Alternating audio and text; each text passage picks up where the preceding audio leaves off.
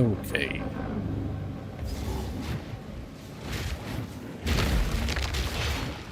Rejoin the Earth!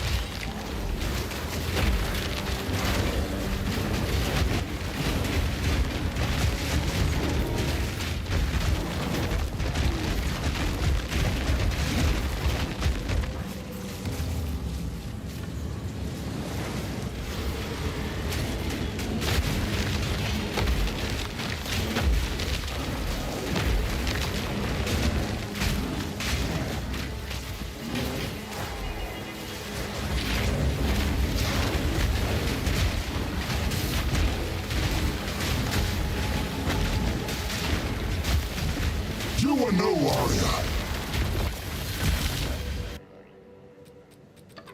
Oh, shield's back. Oof. Am I going to get 5,000 for that? I don't think so.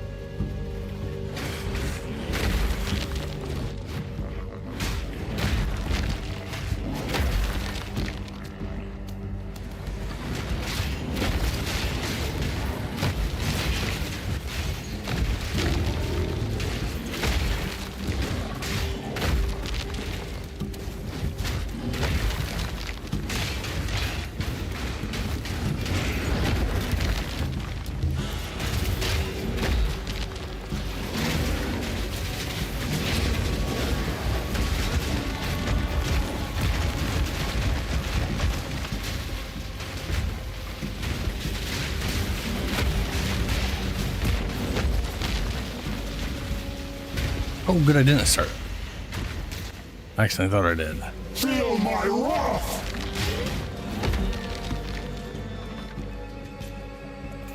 Who cares what it is? Oh, let's do that.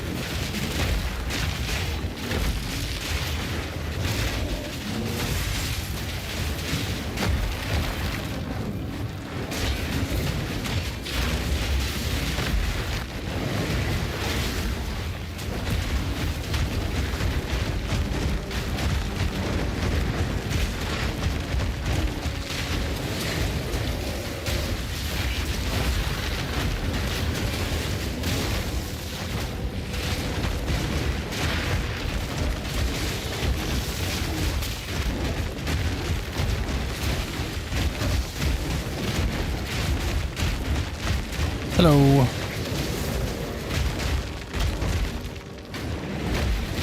No challenge!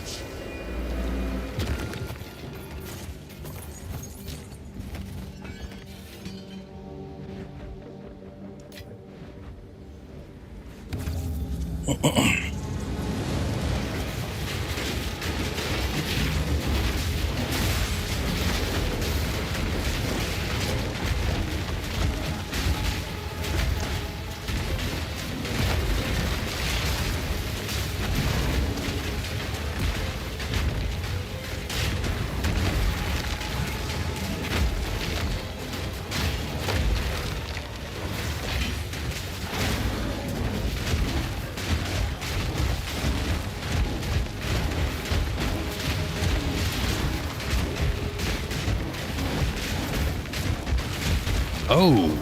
Oh boy.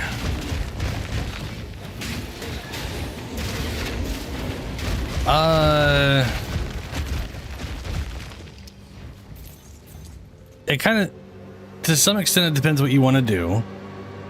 However, one of the easiest things you can do right now is play a Spirit Walker.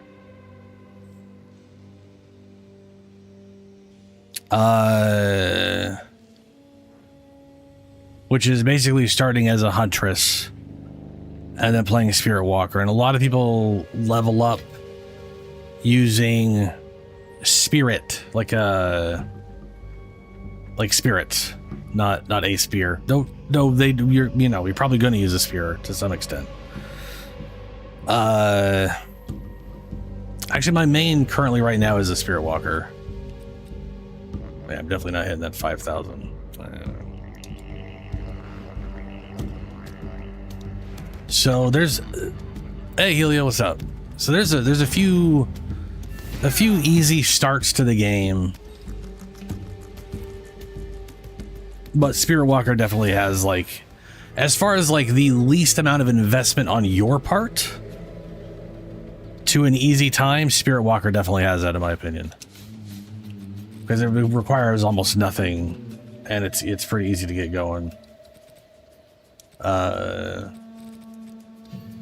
But leveling up, people like to do Whirlwind and Twister.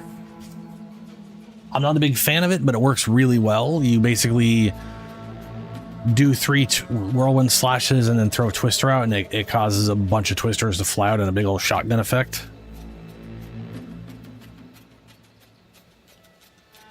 Because the last 2 leagues, everyone played Deadeye Ranger.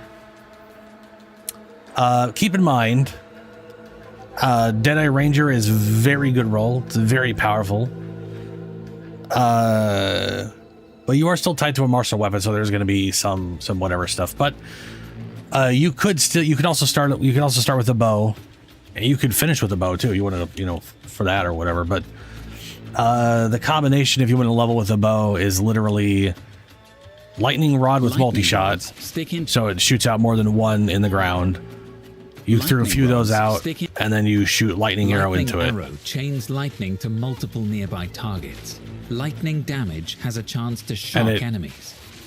Shocked enemies, it'll basically chain to lightning rod and cause lightning rod to explode. Yeah.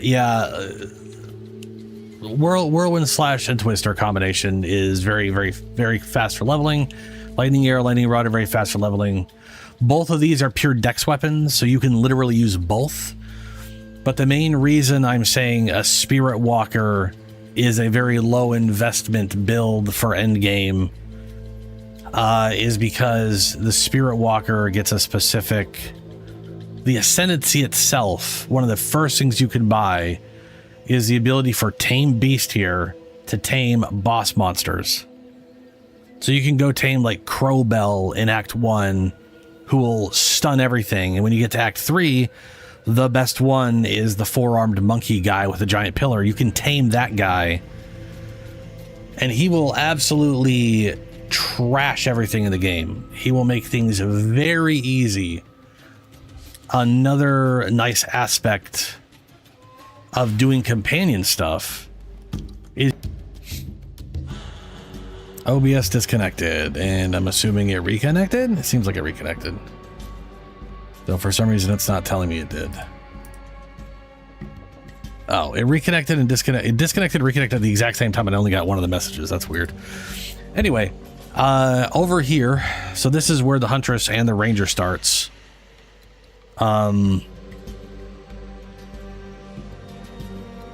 You can, you make your way down here, and these are companion damage nodes. When you get to this guy, all companion damage nodes affect you as well. So all your bow skills, or all your archery, or all your bow or your spear skills, whatever you're going with, all of that will affect the companion and you. If you stick to like just the companion damage stuff, which is nice. You can build your companion for damage, and you can do damage too. It's a nice little Makes it pretty easy to get through this stuff, especially if you're using, like Helio said, twisters is very easy leveling. Steel yourself!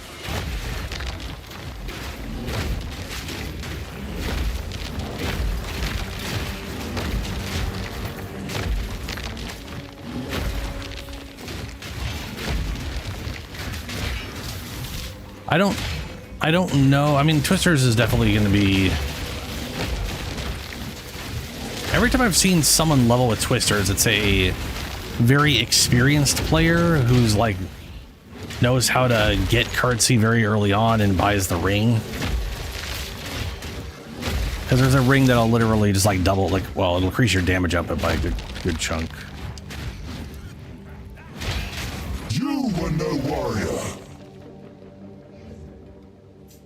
Sure thing.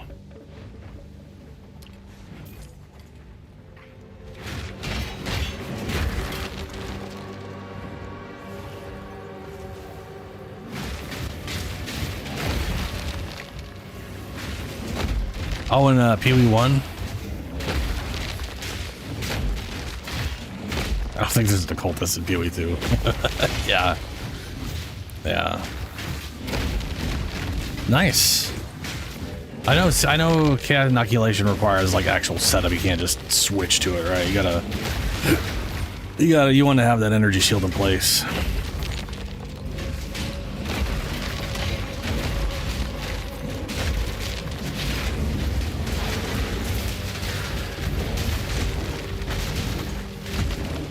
Temple bubble.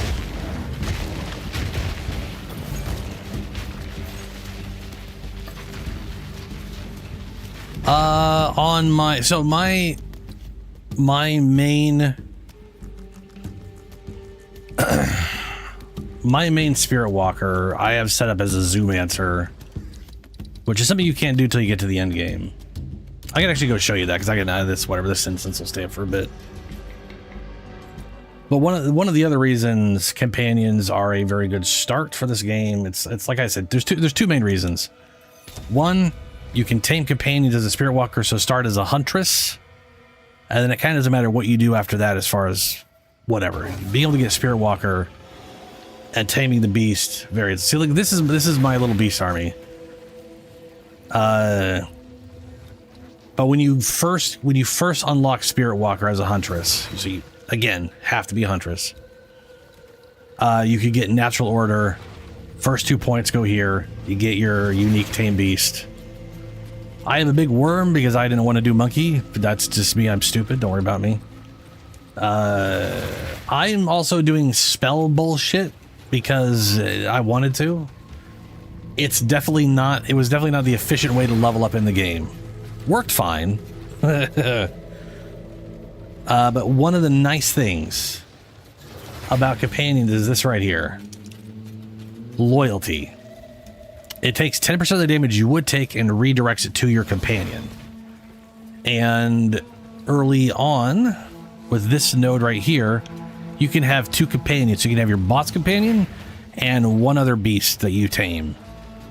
And that's 20% damage redirected to them, which just helps you stay alive. It's just easier to stay alive that way.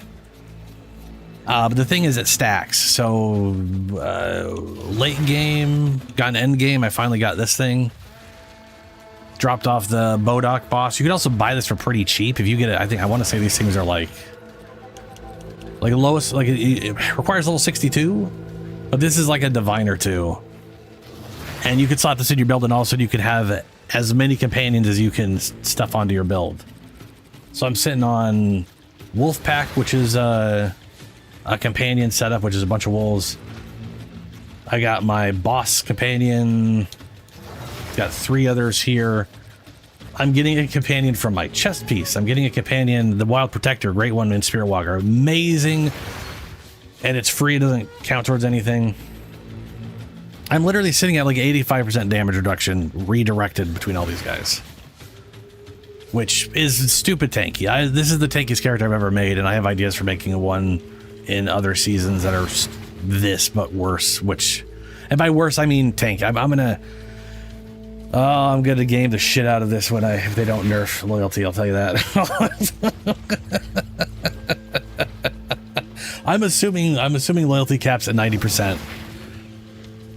It'd be hilarious if it doesn't. But I'm gonna definitely be doing a Reverie companion build at some point where I've just got a ton of companions and I'm regenerating like crazy.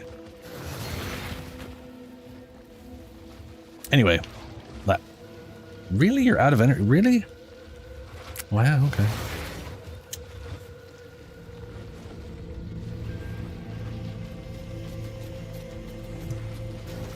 Pretty sure this battery's full.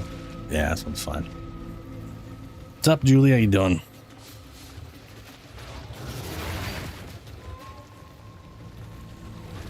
Damn, Helio. That's pretty damn solid. God, I wish they didn't nerf block in this game.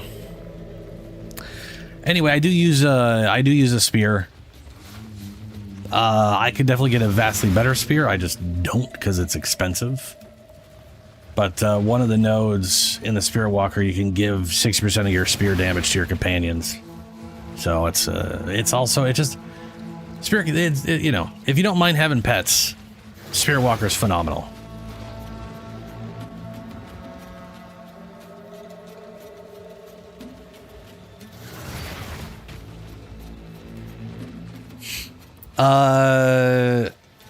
Huntress. If you if you want to go Spirit Walker, you got to go Huntress. You can do some good.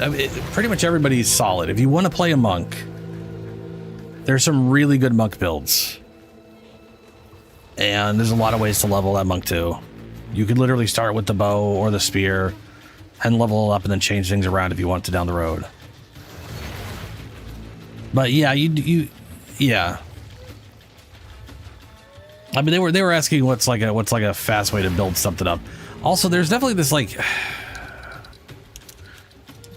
thing with PoE where there's definitely characters that are much harder to like once you hit end game, it's better if you can get gear for them. As having a starter that doesn't have as many issues.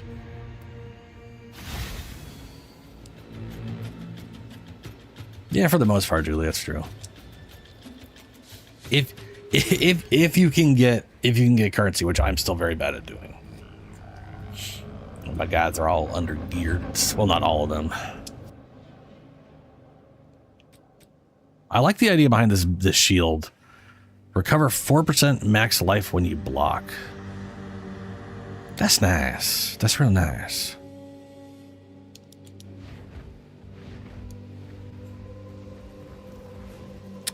I have not heard if Clem is going to be getting on tonight at all. So never called him Clem before in my life. And I just now put those two and two together.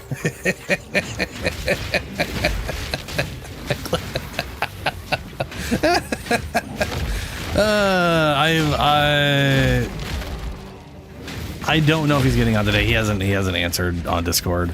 He might just show up, he might not. I don't know. But we'll see, I guess. No is his real no. His name is Clemens. Ooh, I wouldn't go hardcore. If you're your first time playing the game, do not go hardcore. Hardcore is a one death only situation. The servers are not great for that, and if you definitely want to know what you're doing to try to do a hardcore thing. No challenge.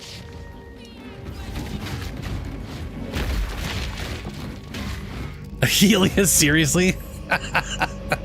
That's ridiculous, Helio. Come on.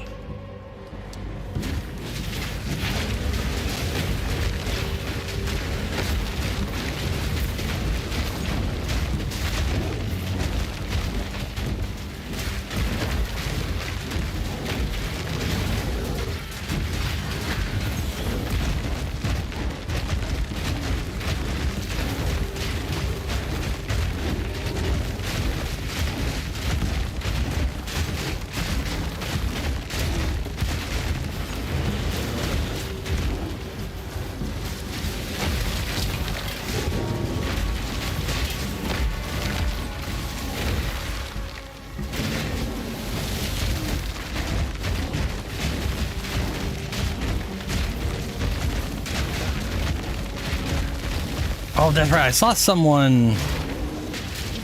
I watched someone. Okay, so I went and got this thing, Julie, the thing you've been using with the whatever thing. The which does the corrupted blood. Funny interaction. If I make Ferocious Roar use a different shout, this thing triggers twice, which means when I use this, it's taking 30% of my max life on use because it's doing 10% and then immediately following up with the 20%. But it is applying both stacks instantly, which is crazy. I did see some guy use this on, obviously not a bear because you wouldn't be able to do it on a bear. I did it on a gemling and it's 37 to the damn skill, which is like at base without any bonuses at all is over four. It's like 4,400. It's literally all fours, 4,444 per stack. So it's like 44,000 damage without any bonuses or whatever.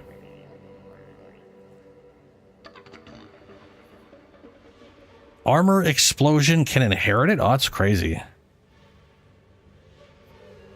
So wait, so a support, okay.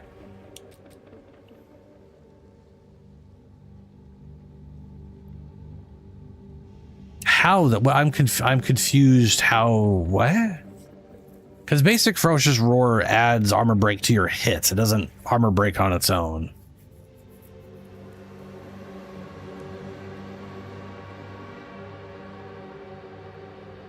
Lightning Warp Pact. Armor Explosion.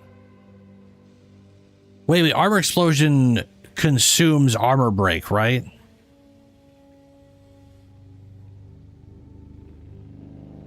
Sorry, Sital. Yeah, Ruins of Alder. Yeah.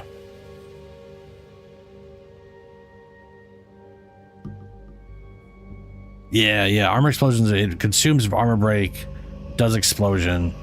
So I guess you could throw that into Ferocious, as long as it affects enemies. Or sorry, it's like not Ferocious. You could use a support shout that as long as it supports it. Yeah, that's wild that would cause a chaining effect.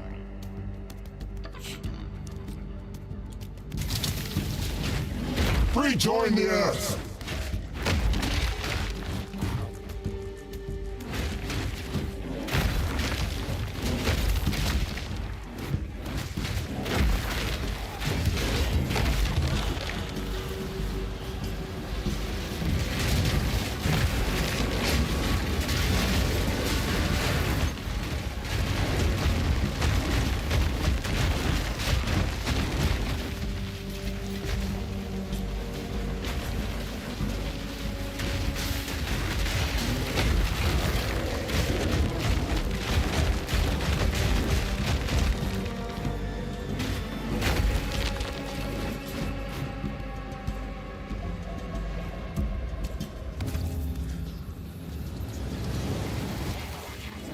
Yeah, Ruins of Alder.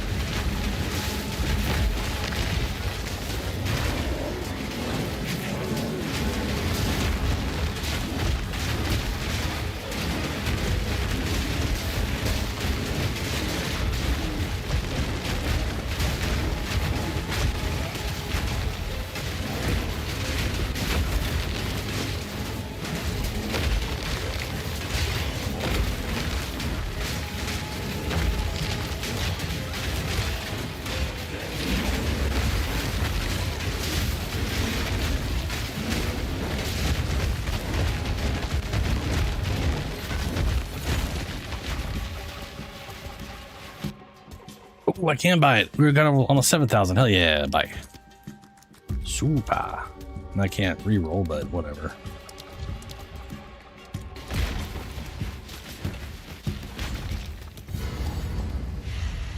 Like Grumpy Bear? Yeah. Like I didn't want to use, so the thing is, I didn't want to use the comments because I was like, I want to be a big bear. I don't want to be Fire Bear throwing down whatever, but His base abilities really suck and are designed around enhancing with his stuff that's also worse than all the other forms.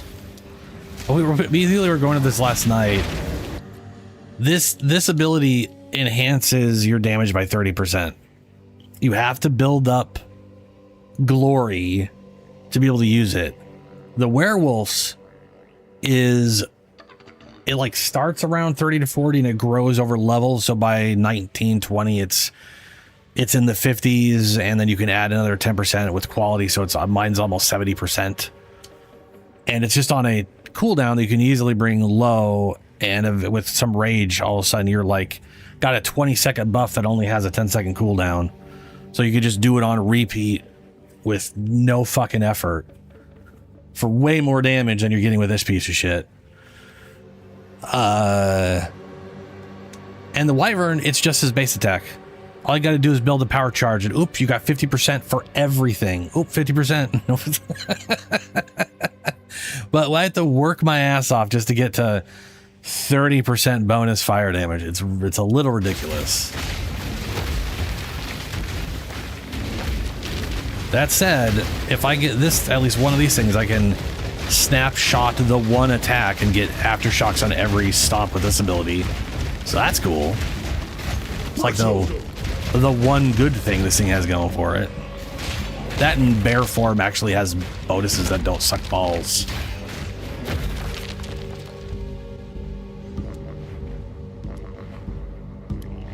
Oh yeah, I remember that. I remember there being one that's just a ton of sockets. I'm pretty sure people use that in 0.1 for like tons of stacking or some shit like that. Like it's really good for health stacking or something. I can't exactly remember. There's also a helmet that comes with 4 sockets and makes it so you can't use armor, but ends up having an insane amount of defenses and stuff on it. So it's designed to sort of be a helmet torso combo somehow.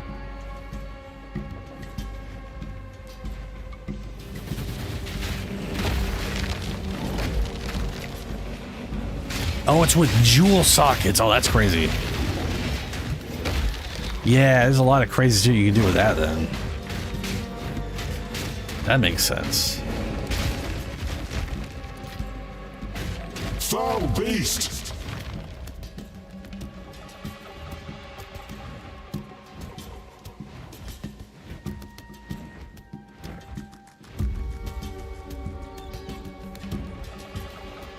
I will say my bear damage by clear isn't too bad. My boss damage is not super great, but my weapon is literally also like half what it could be, less than half what it could be. So whatever I'm doing now, I could definitely double, technically more than double. This weapon is around less than 330 to 580. And I only got 8% crit chance. I don't have the money for it. But let's look up a talisman. And we will make sure it has crit.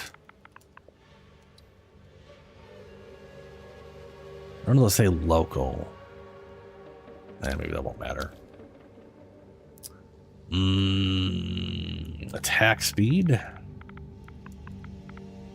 Just say speed. Oh, for son of a bitch! Why was it up there of all things? Or because I did something stupid. Local attack speed. That's not gonna work. Yeah, that's the wrong crit chance. Super.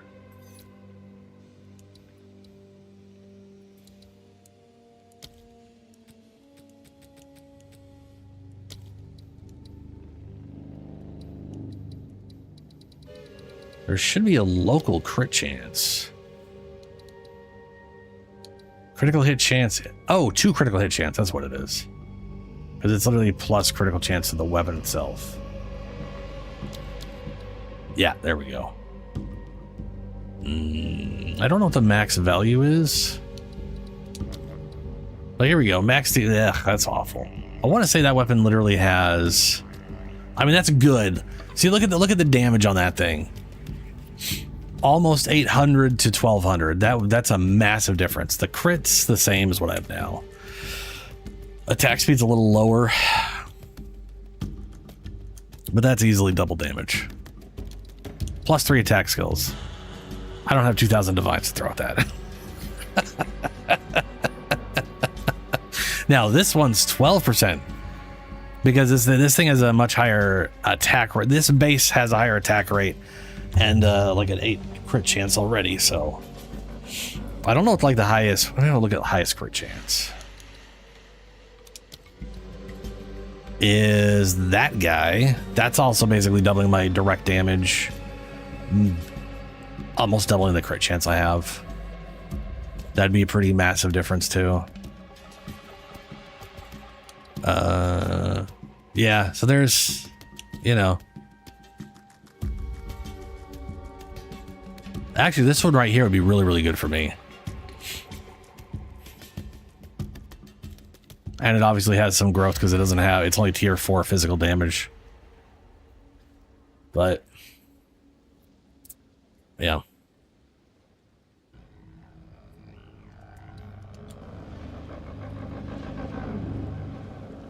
What one's Tabula again?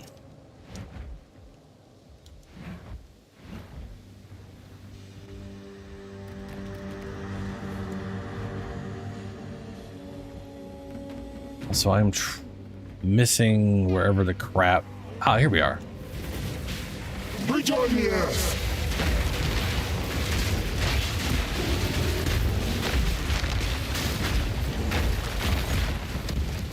Ooh, boss guy.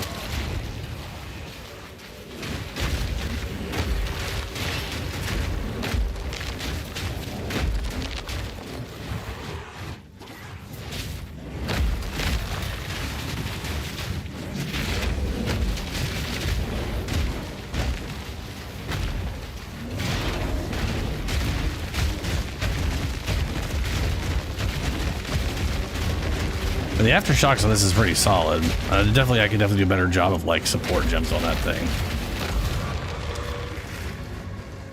You know what I mean? But forced aftershocks, pretty damn solid.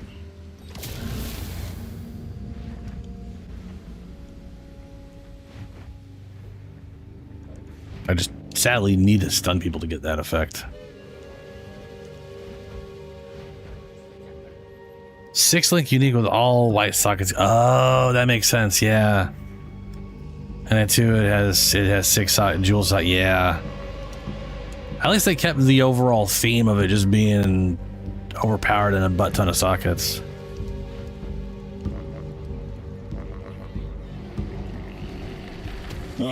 This doesn't look good. There's also like a socket item you can put into stuff to force it to be a jewel socket.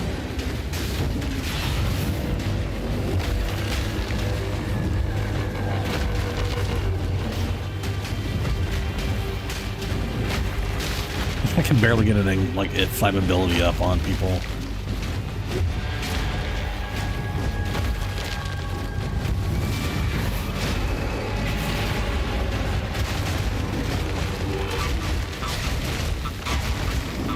Let's get myself wedged in here.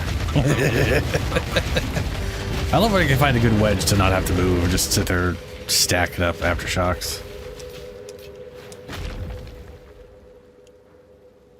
Oh, see, here's the other thing. I would really like to get a good alpha talisman with block chance, but I'm stuck with... That's actually a max block chance roll right there is 18%. But the problem with that is it's just 18%. I could definitely drop the forced bleed aggravation for those dumbass block boots that are stupid. Because that would add a chunk of blocking, and then I'd be at like 30 something, then I could actually get it to 50.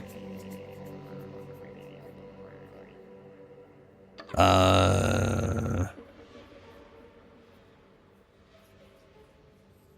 I do think a block chance would be a huge improvement on survivability.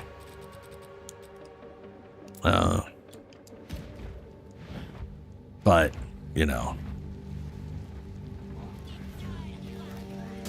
Titan. Stinking vermin. Titan gets literally 2 points here. 4% strength. Carry a chest with an additional 20 inventory slots. And then this overpowered node right here, hulking form. All small passives, not plus attributes, but the small passives have 50% bonus. So, like, the damage node here is 8%, 12% for me.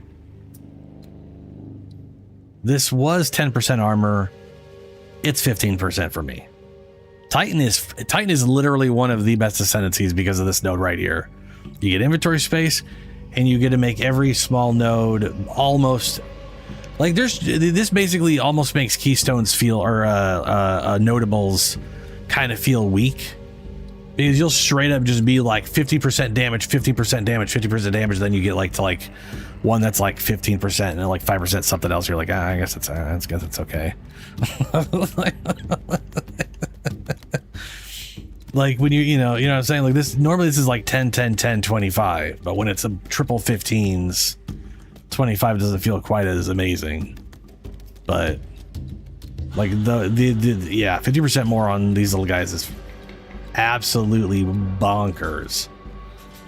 I kind of wanted, it's one of these days I need to do a companion build with him, because these nodes, that's spicy. 12% to 18%. I think I'm literally at like almost 200% on my Huntress. I say as if I don't have like 6 of those. I could probably get to like 300 with just, I mean, come on. I mean, yeah. There's definitely, oh man. Now, see, now I've just started thinking about it. Now I'm like, man, I could totally make a Titan shield tanked up with like a Triceratops from the Chaos Trials. Just smacking people with its tail and shooting laser beams while I'm sitting there tanked up out of my mind. It just seems like a good time, frankly. Yeah. One of these days. Where the crap is that breach? Oh, I see it.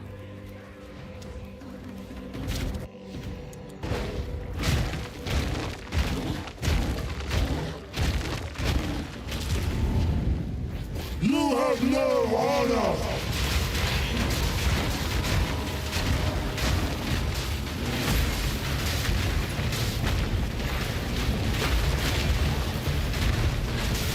I say this stopping ability is very hard to stop once you've started it. Well, it's not hard. You have to let go of both buttons. If you let go of just the attack button, it's still like you're holding the shift one, which is silly.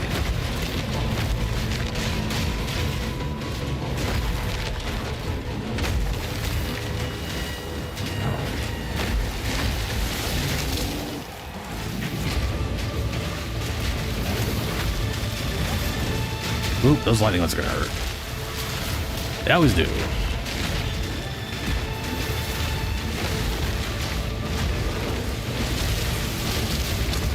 No challenge.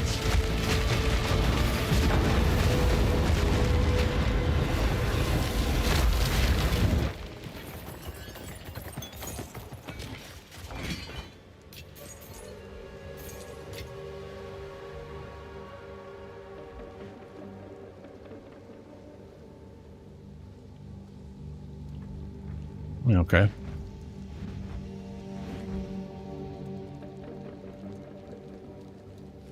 To be honest, one of the druid ideas I have in mind is going to be... I have no Aya? Oh no, he says you... I think he says you have no honor. Unless he's taught them that they can't do Warframe Resurgent stuff, which, I mean, entirely possible, I guess. Look at all these bitches without their Aya. They can't even handle Resurgent stuff, man.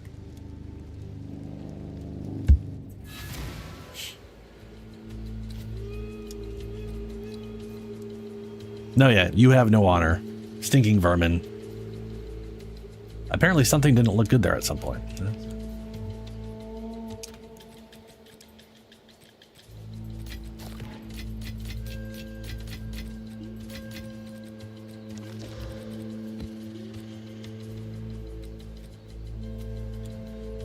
Well, take your time.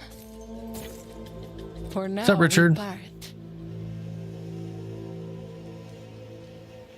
What do we think about Mound Omen of Cthulhu?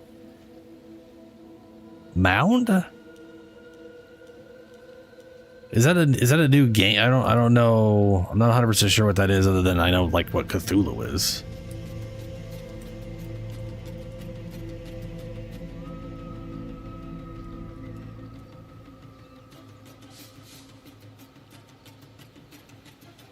Oh, the Mound. It's literally called the Mound, Omen of Cthulhu. Huh. It looks... What even is it? Oh, it's a Lovecraftian it's an extraction shooter. The title here says Mound Omen of Cthulhu Review. Lovecraftian extraction falls short. Now, I've seen people say extraction when they mean a co-op shooter because they're idiots and they don't know what an extraction shooter is. Apparently, just leaving the map instead of it auto-ending becomes an extraction shooter now. People are fucking stupid. If it's an actual proper extraction shooter, then I do not care about it in the slightest. I just do not like extraction shooters. I hate PvP being in my PvE. I don't like them being mixed. It's oil and water as far as I'm concerned.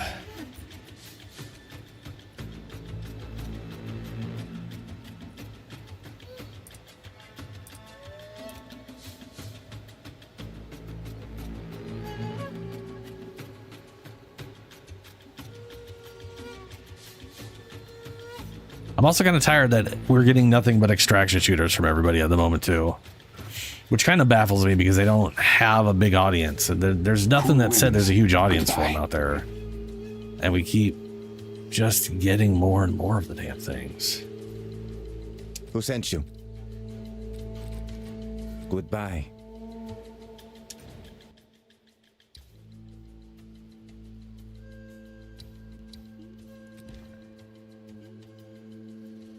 It looks like I'm out of radiation, whatever things. I'll throw that one in there.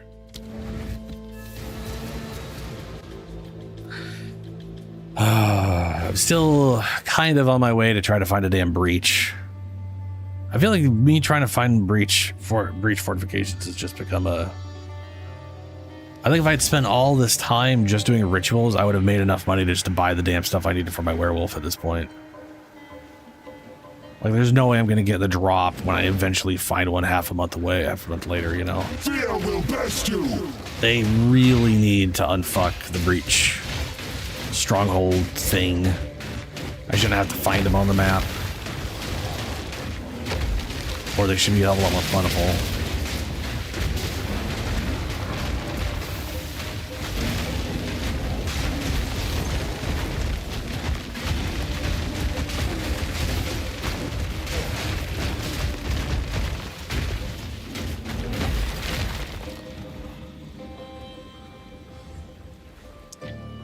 I doubt that J Talisman's any good.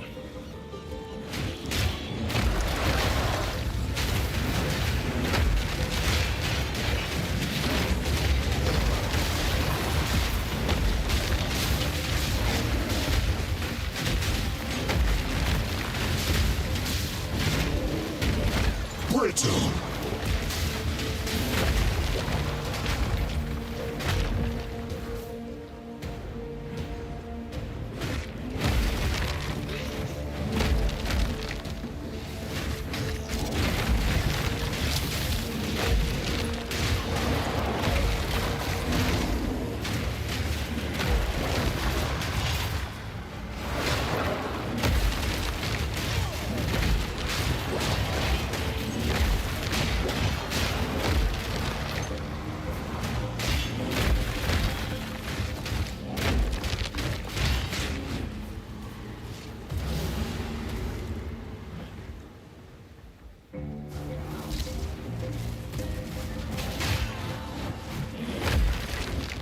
I mean, I definitely could see that idea being interesting, especially if it is pure co-op, you know.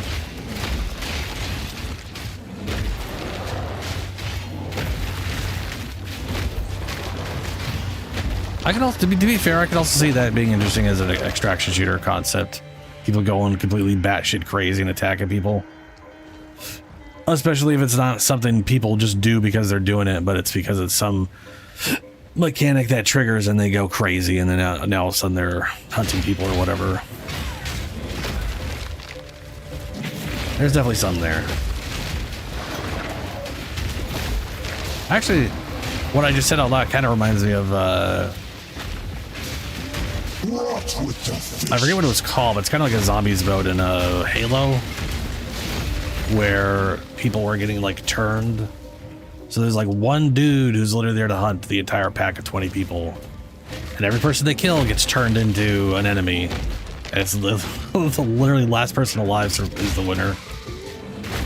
If they, I think even they can survive. I don't even know if, I can't remember if there's like an actual, like, I don't think it ends when there's just one person alive. I think they have to survive long enough to whatever, but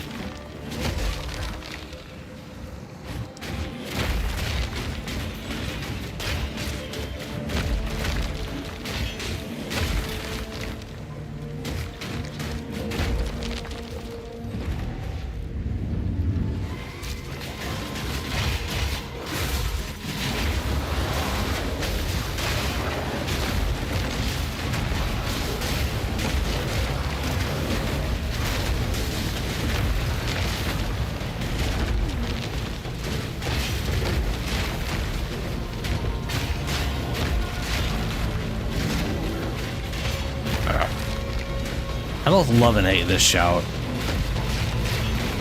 Like, when I can get it triggered just right, it's great. But it takes forever in boss fights to trigger, because nothing the bear does is designed to stun anybody. So it just takes forever to fucking stun shit.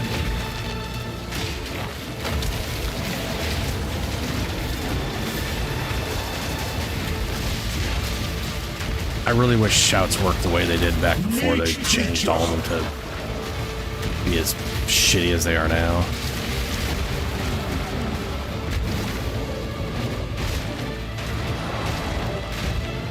Something's preventing my healing, isn't it? Yeah.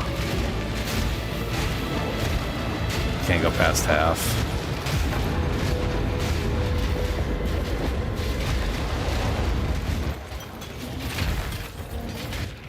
Where the fuck you guys come from? You're not part of the breach.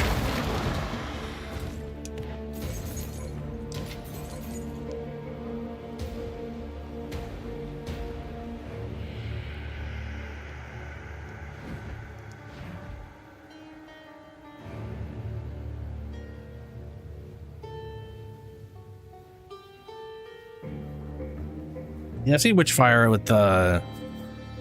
I still don't like roguelikes, but it did look interesting. But then people be like, they'll call something a roguelike, and then it's got really no roguelike things in common at all. They just mean there's random shit. You know what I mean? Like, it's.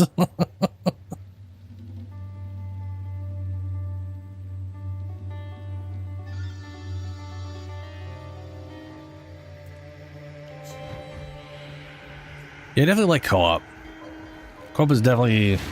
Good co-op stuff is definitely my favorite outside of like a good RPG story or whatever.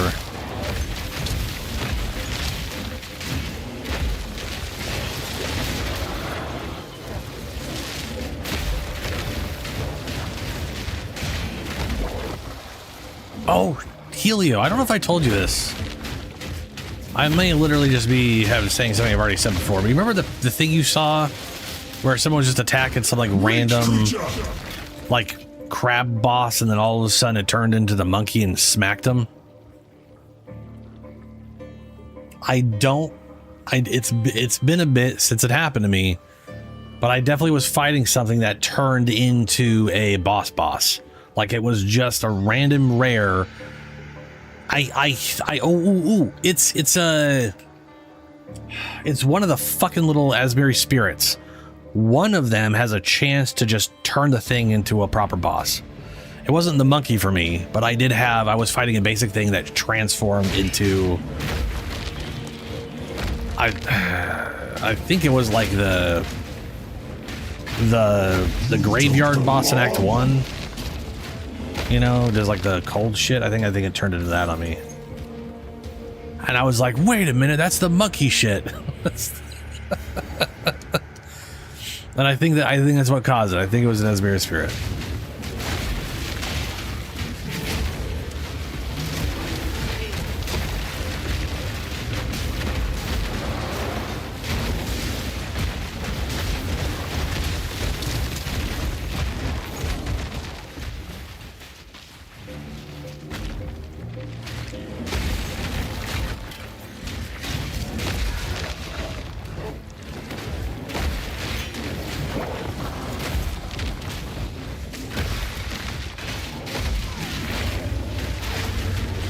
Didn't get anything out of that one.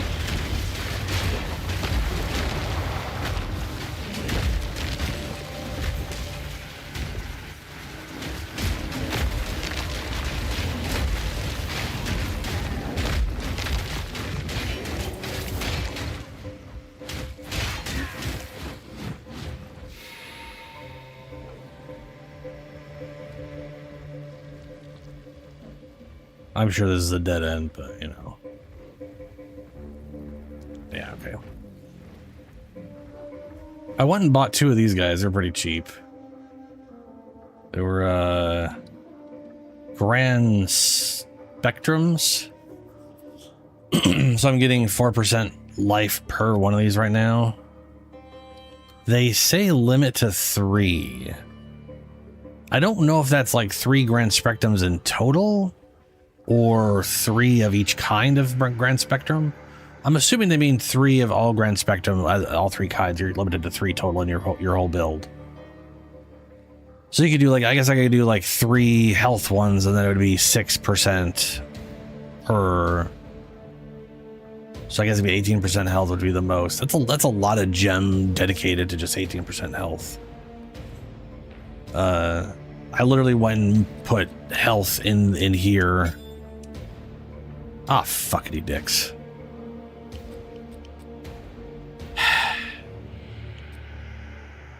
What did I have that? Okay. What am I missing on health? I'm literally missing 1 strength. This is giving me strength, isn't it? Of course it is.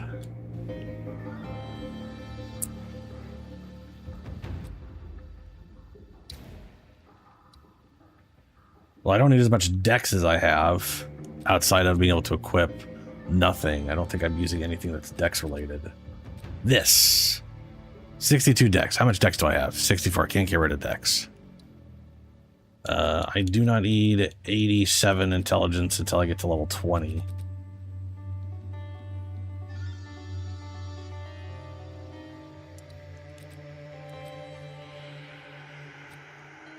Wow. 1 fucking strength off. I wonder what I had that let me.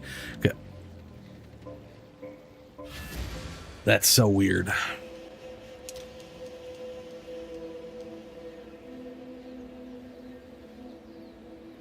That is so weird because I like the shuffling around of things. This is one of the reasons I don't like relying on stats on equipment. It's just. Go on. Back to the forge with this one. Okay, one of these intelligence is just going to get switched over to strength.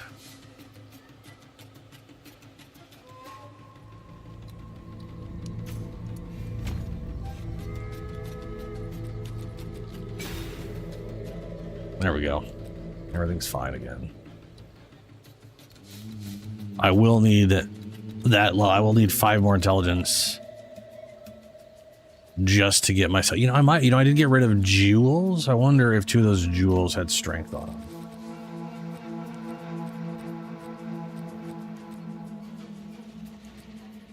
Nope.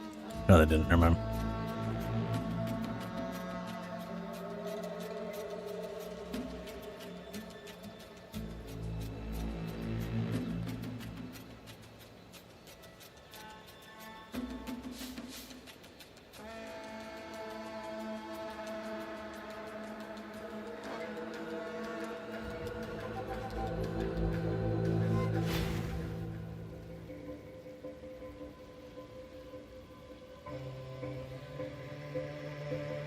Strength means nothing without will.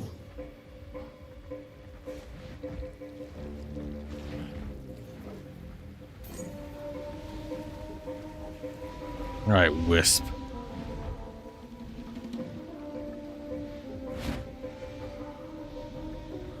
Bloodborne!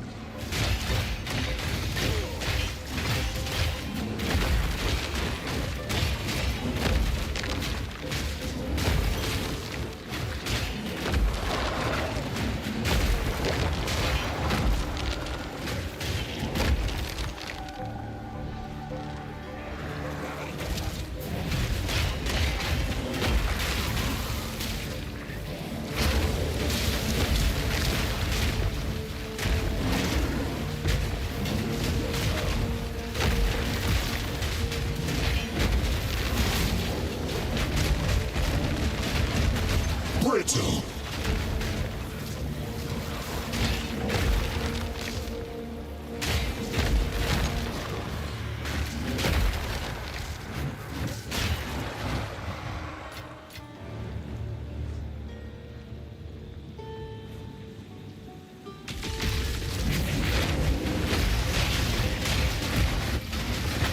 It's kind of funny, this character is seeing like these pillars of red shit and just being like, oh good, those will heal me. Like there's just certain attacks where I'm just like, oh thank god that'll keep me alive, instead of being like, oh no, I need to dodge that. It's not necessarily the best mindset to be in when you play other characters, but you know.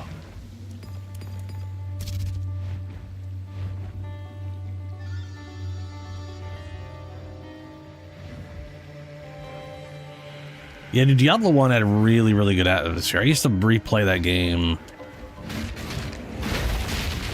just because, like Diablo 2 definitely lost a lot of the atmosphere, in my opinion, back in the day.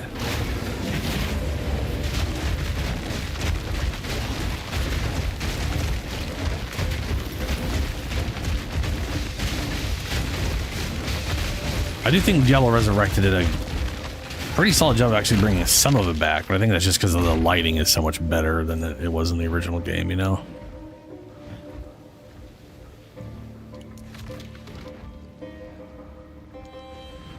Diablo 2 was very much a game where the areas that were closest to being like just actually dark, you were just a giant beacon of light without any plus light radius on yourself, so you were... I think a lot of that was also driven by the fact that they had like a cool shadow system for back in the day, so they liked having you have a big light radius because then it caused shadows everywhere when you were indoors and stuff. Which, to be fair, is cool that they did that. It was really cool. But it also definitely killed the atmosphere just having it being just a fucking giant glow beacon everywhere.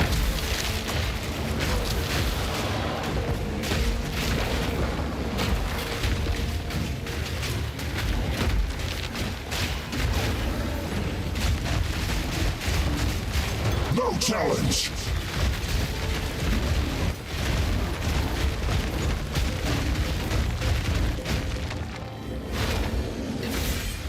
Face me.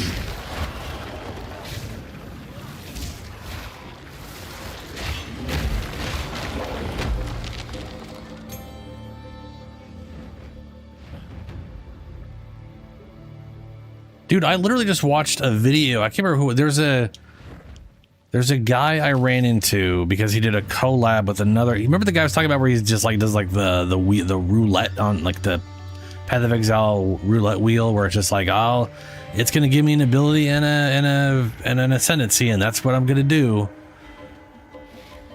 And some of them I'm like, oh, that'll be really powerful, and he's like, oh, this seems horrible, and I'm like, oh, you've never played the ascendancy, okay, you'll learn. This is a motherfucker who probably only ever played Deadeye until he decided to start doing these things.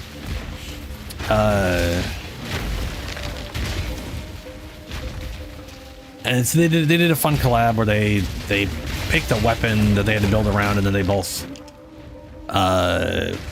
rouletted their ascendancy, and then just went with it. And they went with weird cold hammer. Anyway, so I was like, it popped a video on screen of something he did where he was doing a rabies druid in Diablo 4. And my takeaway from that video was, holy shit, Diablo 4 looks so much worse than I remember it looking. I remember in my head being like, okay, it's not as bad as Diablo 3. It's definitely closer, but it's not where I want it to be.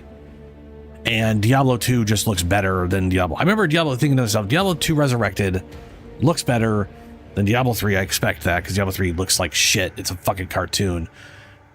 And I still thought I remember thinking it looked better than Diablo 4, but I don't remember being as put off by Diablo 4's graphics. Seeing it now, again, after all these years of me not playing it, that game looks fucking horrendous. It is, oh my god, it is so fucking ugly. I do not like Blizzard's art style. I don't think they can't make stuff look cartoony and bad. Well, to be fair, I mean, I like World of Warcraft. I like Warcraft stuff, but I feel like if they tried to make StarCraft, they would fail miserably and just make it look shitty and cartoony again. What's up, Zoms? What's up? Yeah, it's. I was like, fuck. Part of it was like the werebear. I remember looking at the werebear thinking, hey, that werebear doesn't look too bad back in the day. And then watching the animations and the arms are just flopping back and like they're. I cannot stress how just bad the animations look. Like they're just so. Specifically, the werebear animations just look bad. Like his arm is just flopping around. Like there's no good attack animate. It's, oh my god, it's just. It's so bad. But PoE2 has its render issues, but at least the art style isn't fucking trash.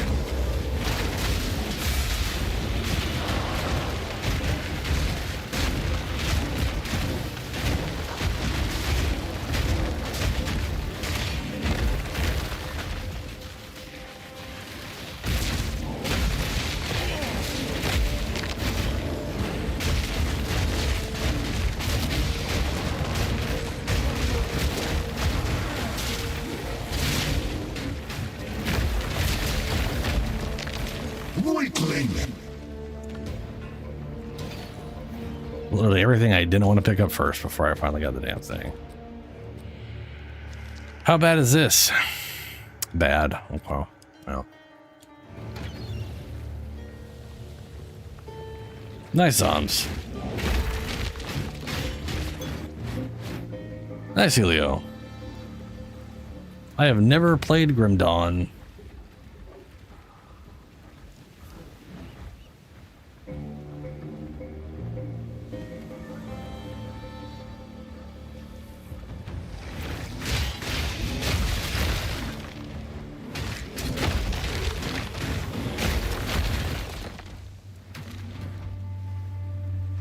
And I constantly got it confused with the Warhammer.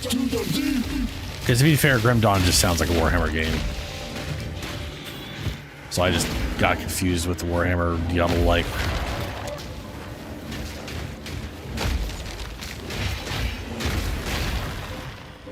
Oh, it's the corruption. I was wondering why I would kill stuff and then all of a sudden there'd be other enemies around. I think it's because I've come on corruption. If I kill you guys on this, do you guys like turn into shit? No, okay.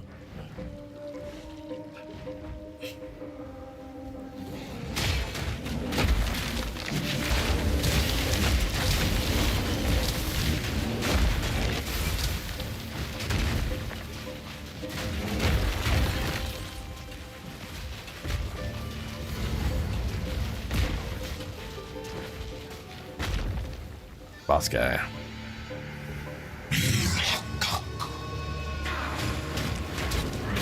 Every time I come in here, I know he's not saying you're a cock, but it really does sound like he's saying that.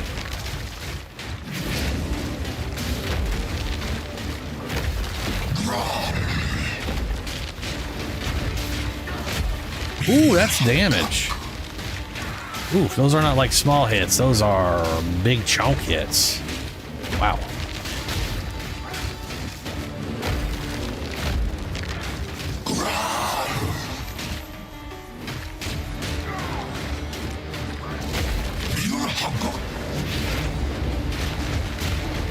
And now we run in circles.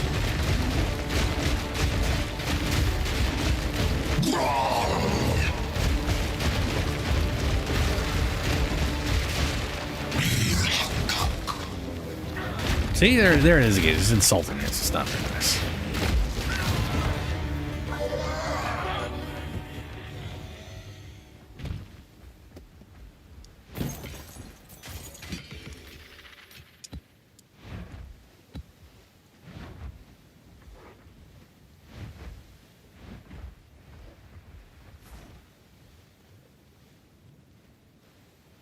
I don't know.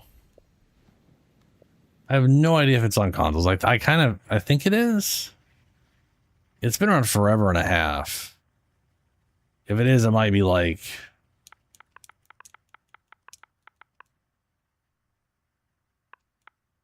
Oh, there's Grim Dawn right there. Yeah. Grim Dawn, the definitive edition. Yeah. I don't know if that involves its recent expansion. There's weird loyalist pack. I don't know what the, I guess that's like, I don't know what the fuck that's about. What is the thing that just came out for it?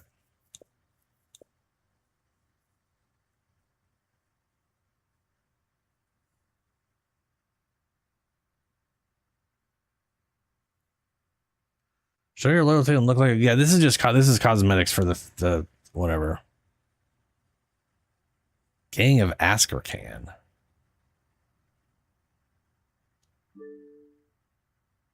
So this right here is not a Series X game, which means this has not been updated for the current console.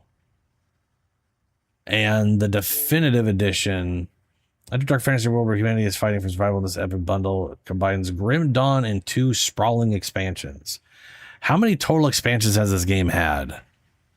Because if it just got a new one, and apparently this was released in 12/02/2021. That's well before. No, that's literally after the Xbox One came out. So this was released after the Xbox. Sorry, this was released after the Series X came out, but did not get a Series. Oh no, it says Xbox Series X. Well, okay.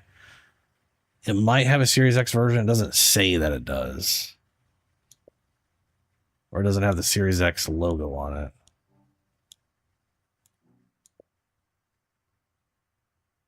So maybe it has that. So now it has 3. So the question is, are they bringing that expansion to the console, or is it PC only at the, for a while? I don't know.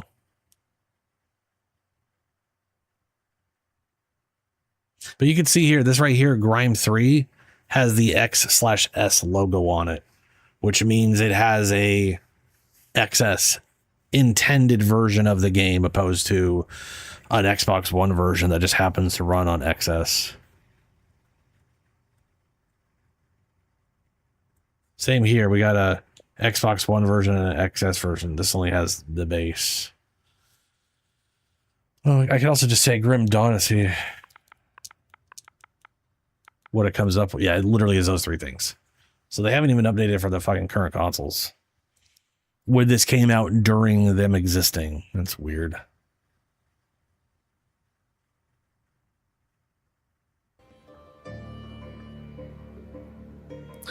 It kind of doesn't make any sense, but also it kind of does. If they, it could easily be a situation where they are an independent studio. I'm making this shit up. I don't know who they are. But if they're an independent studio, there is a good chance their console version was not made by them and was instead made by potentially their publisher they had partnered with at the time. So for example, there's a game I bought where all of its issues that I had with it are fixed on PC, because that indie dev did not make the console version. They paired up with a company to do that, and that one company fixed some stuff, left some stuff in, released it, and that's it. It's never getting updates. It's just on console in its broken ass state, and that's all we're ever going to get on console. They're never going to patch it, because the people responsible for it never made the console version in the first place, and the people who did aren't going to touch it again, which sucks.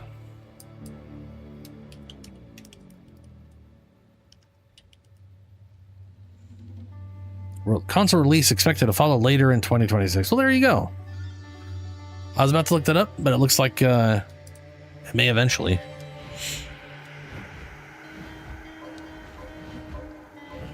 That's fair. I mean, oftentimes you get smaller studios having to like piecemeal their stuff out over time, just because it's, you know, it's a lot of shit to handle all at once for one company.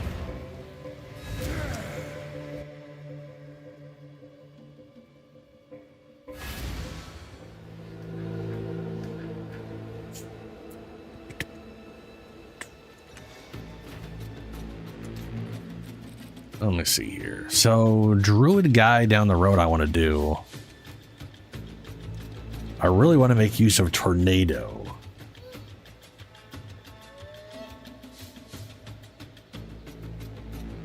And I know at some point I'm going to make another spore druid,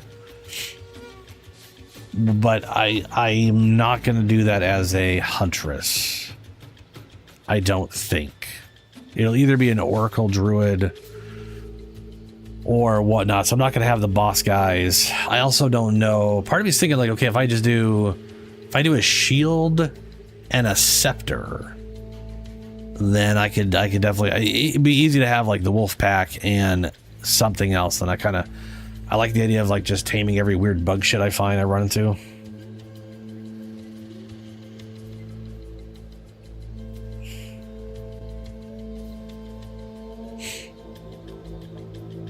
%, the size of the base game plus the other. Jesus Christ. I mean, they could have been working on it for a really long time, you know? Spell totem. Spell totem will cast any spell you socket into. Totem. It requires several power or endurance charges to place, but gets bonuses based on which type of charges you spend to place it. Spell totem will cast any spells you socket into it. It requires several power or endurance charges to place, but gets bonuses based on which type of charges you okay. So it uses either endurance charges or power charges. Endurance charges get more life and duration. Power charges get damage. That's fair. Totems gain element resistance, cast resist, socket skills deal 10% more damage per power charge. I feel like I should incorporate spell totem into my Dracolich down the road. The question is, what spell would I throw in there? Right? Like, I guess I could do essence drain and just make it shit out essence drains, but that's not that interesting. To be fair, there's no good. I guess I could make it blow. I could make it detonate dead and just have it blow everything up all the time. That would be useless on bosses, though. It's probably the biggest issue with the occult tree. There's very little in the way of doing good damage outside of minions in this tree. You know? I mean, Contagion and Essence Drain is okay. I do know you can push this to be pretty crazy. What's up, Shadow? Plague Dragon. Yeah, oh god, I wish more than anything I could. I wish the converts fire spells to chaos, and then we get like the purple fire. I wish that was just fire skills, not fire spells. Because then having purple dragon fire would be badass as fuck. Jonathan, where is Blight? Where's Blight, Jonathan? We do have like Dark Effigy. Dark Effigy raises a totem that launches chaos projectiles at any enemies affected by chaos damage over time. The more sources of chaos damage a monster is affected by, the more projectiles the Dark Effigy will throw at it. Dark Effigy. So like basically, shut up, guy in the video game. He basically they want you to do Contagion, which is 5 seconds. Essence Drain, which is 4 seconds. Don't last very long. I think Profane Ritual might also count, but that requires a corpse, but you can always do Sacrifice on your minions. You can also do chaos damage over time via Curse. Basically, the best you're looking at is like 4 chaos dots. Maybe, sorry, 3 to 4 chaos dots for Dark Effigy. But I remember when I was trying to do a Chaos Witch, I found getting Dark Effigy to not absolutely suck giant balls to be very difficult. It's, yeah, you know. It feels like an excessive amount of setup. And I think at the end of the day, I'd have to build heavily into duration. Because 5 and 4 seconds is just not good. I go as far as say it's pretty bad. Especially considering this thing lasts 8 seconds. I don't know. Elemental spells. give it Ember Fuselage and watch it not shoot anything until it dies. I wonder what would happen. Would it just sit there for 8 seconds spamming Ember Fuselage, never shooting a thing out? And then if it dies, do they all fire? Do they just disappear because it died and it's not there anymore? Blight of Contagion.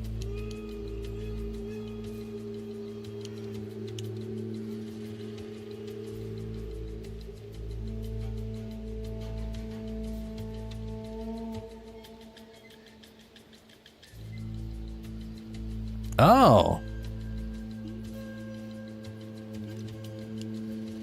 So Blight of Contagion is basically Essence Drain and Contagion comboed or whatever.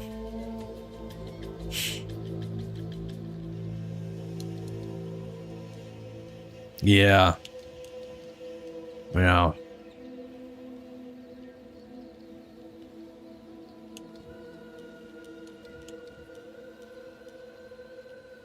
But I do know this combination is pretty solid on its, like, Contagion plus Essence Drain is a pretty good group clear.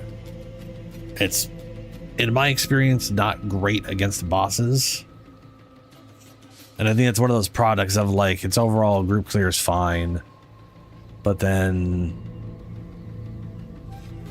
it just doesn't scale well.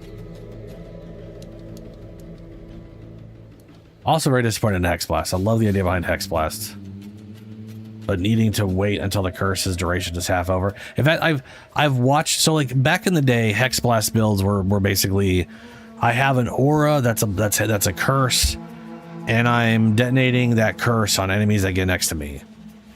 And that kind of feels cool, right? You just zip up to enemies, you detonate it, you zip up to enemies, you detonate it. It's right on board with so many things people do nowadays, and but since it was back in 0.1, they nerfed this so much that it's still good, but the way people are doing it now is so nonsense. They basically have Hex Blast on auto cast, and they have negative duration, so curses barely last any time, and they're just spamming curses nonstop until Hex Blast detonates. So they're just like every third curse causes a Hex Blast to detonate something, because the curse is like there's no way to do that in any kind of timely manner on human reaction. So they've got to. It's so dumb. I wish they'd done fuck Hex Blast. You know.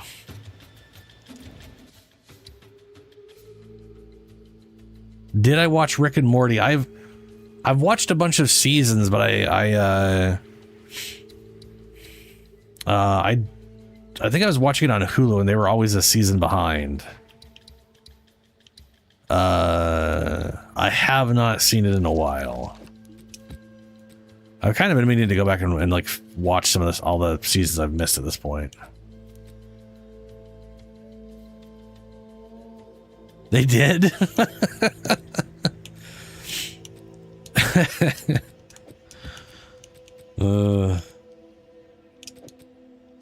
Are these?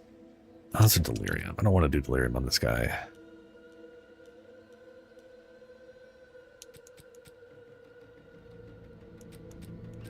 I'll throw that in there. Bear.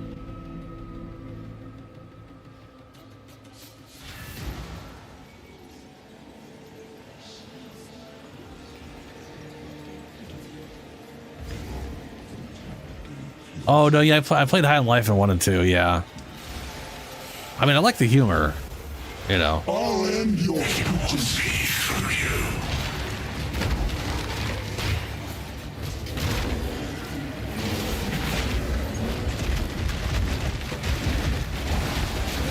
You are truly a glutton for punishment.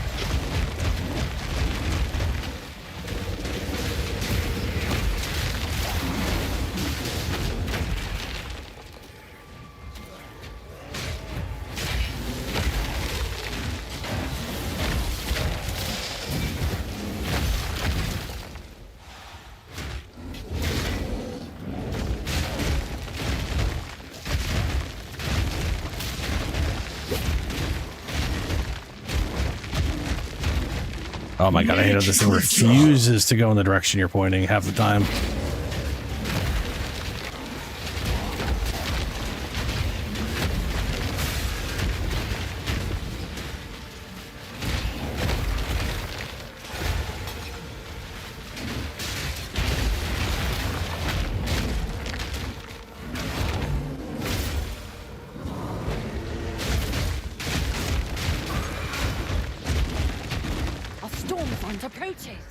A storm front, oh no.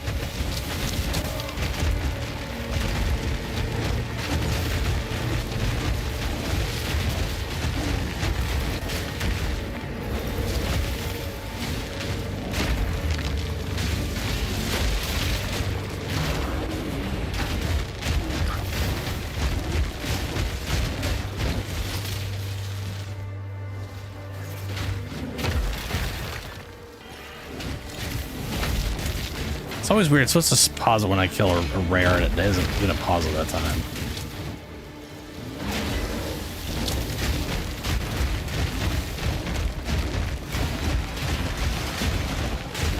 No challenge.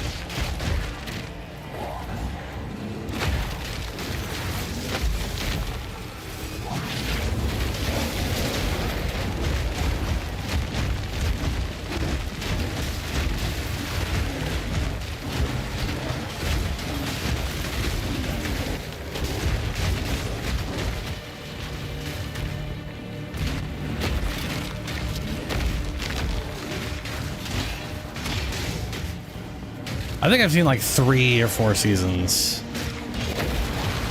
I know it's been a while since I've watched. Maybe I've even watched 4 or 5.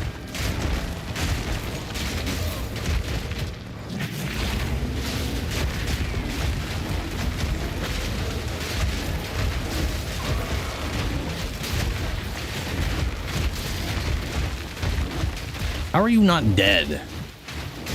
You don't even you're just a normal white mob. What the fuck, man? He's not taking damage.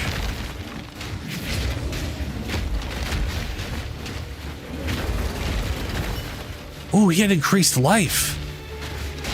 I have not. Oh, no wonder why. Delirium with increased life. Wait, where was the purple thing I missed?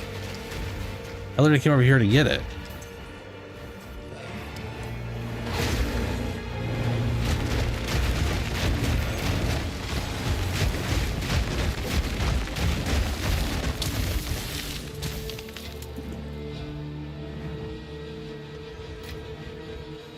It's right here. Where the fuck are they?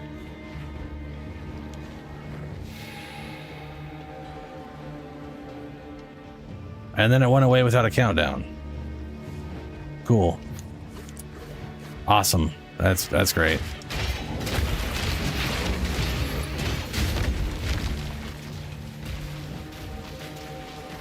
Seriously, they were supposed to be right here.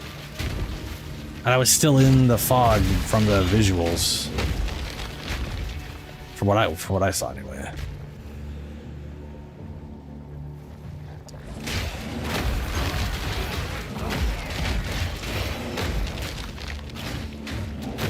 And again, I didn't. No. I was gonna. No. Steel yourself!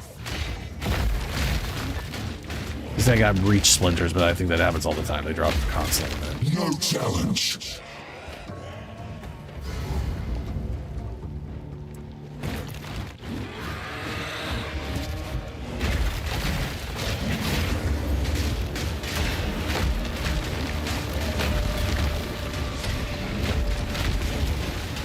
Ooh. The hit's not bad, but the dawdlies behind it is.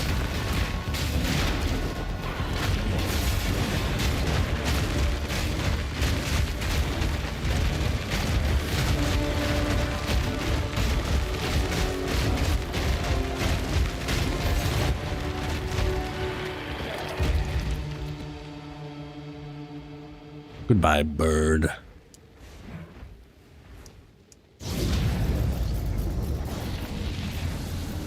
Alright, I need to go find the Vol thing, which I think I ran into. I guess I just didn't, I was running past.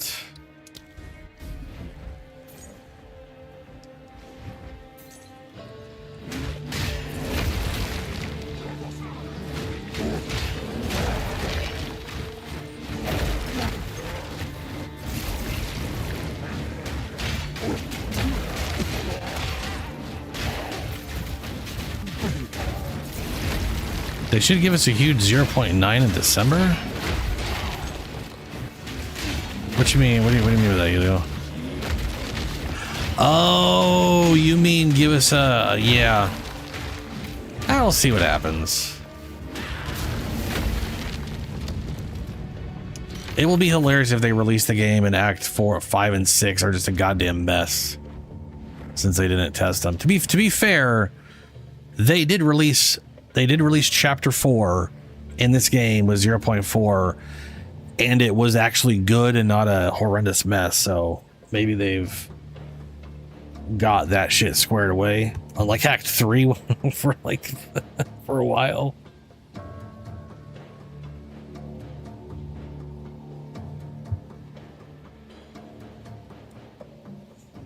What? It's only one? Yeah. Yeah, yeah.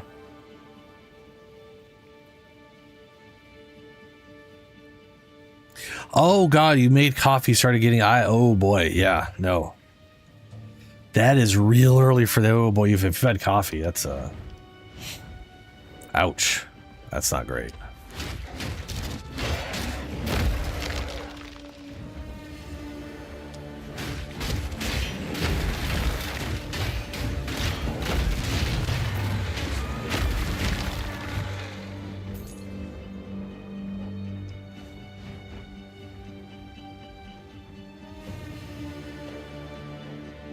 Alright, I did enough here. Let's go see what got revealed.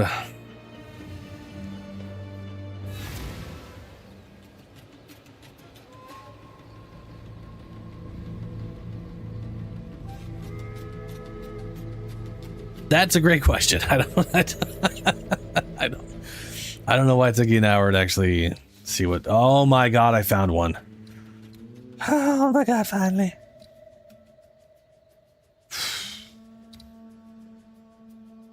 Thank God.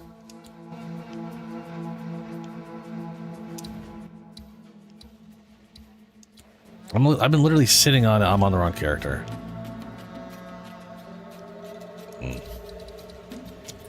I've been sitting on a thing to place there. I've searched so much for this dumb thing. We're gonna kill the boss, and then I'm gonna get nothing for it, and be like, "Yay! I wasted weeks for this." Woo! Well, weeks, yeah, weeks of my time. So that is a breach stronghold, which means it's an area that has been taken over by another dimension, and we can't get in there without having it revealed. And I apparently can't do the thing, even though I have the thing on me. Reaches out from his domain with maddening agony and anger. Have it in my inventory. For some reason, it's not showing up still. Okay. Yeah, okay.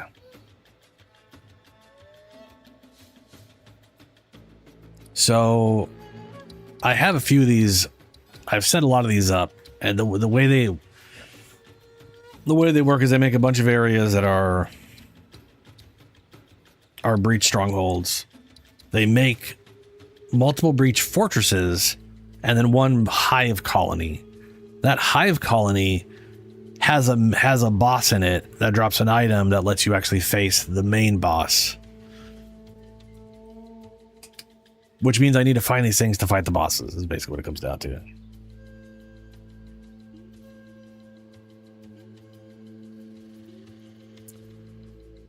I mean, they're not going to do that, Helio. No, they literally have said they do not care about releasing with all classes. They've already stated that. They've said they would like to have all current classes have their ascendancies on launch, since that'd be nice. But they've already stated they're not going to launch the game with all the classes, which I think is stupid. But you know, well, I personally think it's hilarious because it's backwards from PoE1. PoE1 went public with all of its classes, but only like 4 acts or something. They like slowly added in acts after launch, which is weird, but it is what happened. No, like I literally played in the early preview of Path of Exile 1. They didn't have any ascendancies, but they had all 6 base classes. And then they added, I do not remember when they added the Scion in.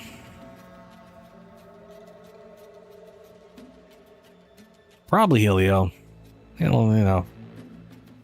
Nature free to play, I guess.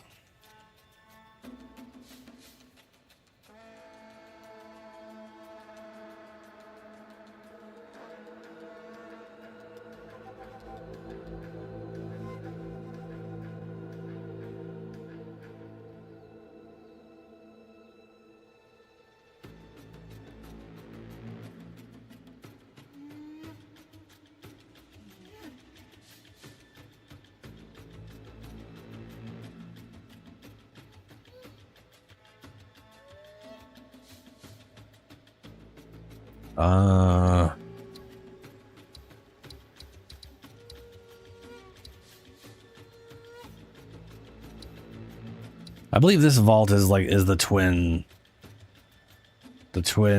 Vol guys, that the twin fight, whatever.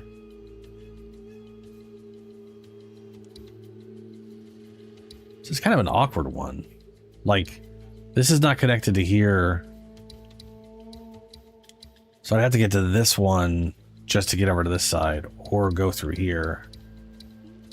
I guess I'll go through here and fight, what's his name? Well, yeah, let's fight him on Bear. Fighting some of these bosses on Bear gives me a better idea of where Bear's at. I am, to be fair, I am doing these like My bear is in a better position than my wolf because he can actually handle tier 15 maps. His damage is just not as good as it could be. And there's definitely some stuff I could do about that. Like I'm in, let's see here. Rampage is definitely one of his better abilities. Shockwave when you take steps, so this is like extra damage just for me moving around. Attack damage of this skill is 50% of default attack damage. Your default attack damage is the expected damage of a default attack and is determined by the damage of your weapon and an attack damage scale. Your default attack will always deal default attack damage unless modifiers are applied. Some attack skills provide... Why the hell is it saying that? Why doesn't it just show... Like, are they talking like Maul? Or are they talking like the base attack damage of this thing? It's so confusing. Anyway. Got momentum, so I can gain some damage while I'm losing rage. Skill deals 20% more damage per second. Spent channeling because of the channel.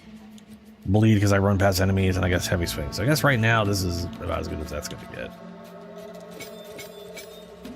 get. Fist of War. Spend 10 rage so I can build up charges faster. Heavy swing.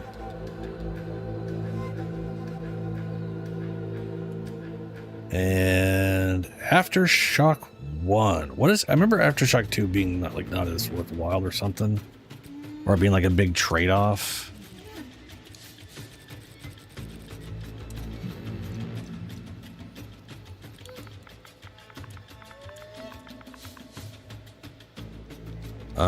Impact Shockwave. Support skills cause an aftershock when they heavy stun. No thanks. This is all... Look at it. Barbs 2. Barbs 2 and Barbs 3 are all in here. Bramble Slam. Sport skills create hazardous bramble on the ground that activate after a duration. Enemies which come in contact with these thorns take damage and are main. The maximum 20 brambles are allowed at one time. Does not modify skills used by minions or totems. Supported slams create 3 brambles.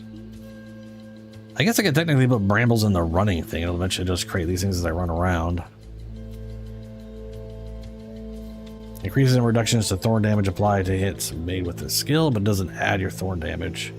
Attacks of the skill deal 35% of default attack damage. It's such a weird thing to say. 80% less damage if destroyed. 50% more damage when overgrown. Sprinter Totem. Skittering Stone. After 5 enemies are killed within 4 meters of objects created by supported skills. The fuck does that mean? They will shatter and trigger skittering stones. Create skittering stone minions from shattered objects. Oh, this is like a shield wall. If you break shield wall, it can make minions. Ooh. Now that's interesting. Creates skittering stone minions from shattered objects. Sport skills which create shatterable earthen objects. After killing enough enemies in range of these objects, they will shatter, releasing skittering stone minions. Okay, so it requires you kill enemies. So it basically means it doesn't work in against bosses. No wonder no one uses this thing. Minions from this skill have 1% increased damage per 1 of your strength. Wow. Okay. So at least 150. Creates 2 skittering stones. The level of minions is based on the level of triggered skill. Minions duration is 20 seconds. Limit 20. Damn.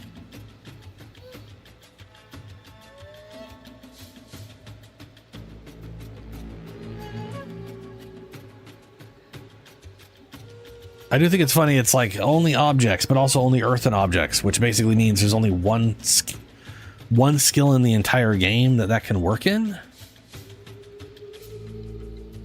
I think. Like, I literally think that there's only one skill that can actually function in.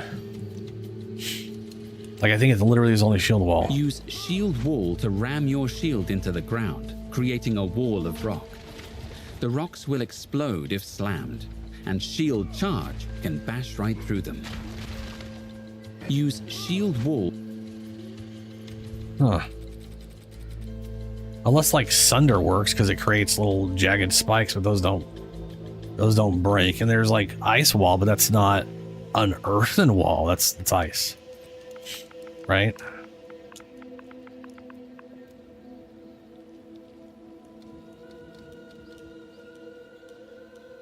After 5 enemies are killed within 4 meters of objects created.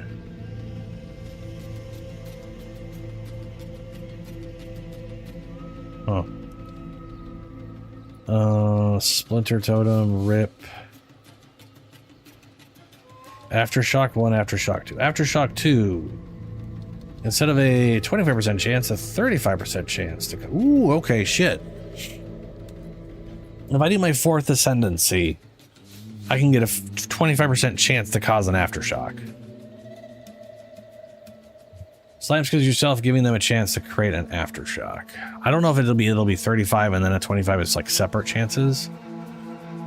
But that should put me at 60% chance for it to happen, which seems pretty solid.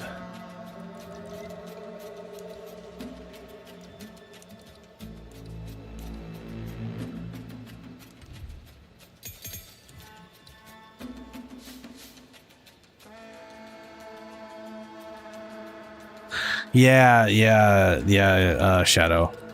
Some of this shit is just super situational.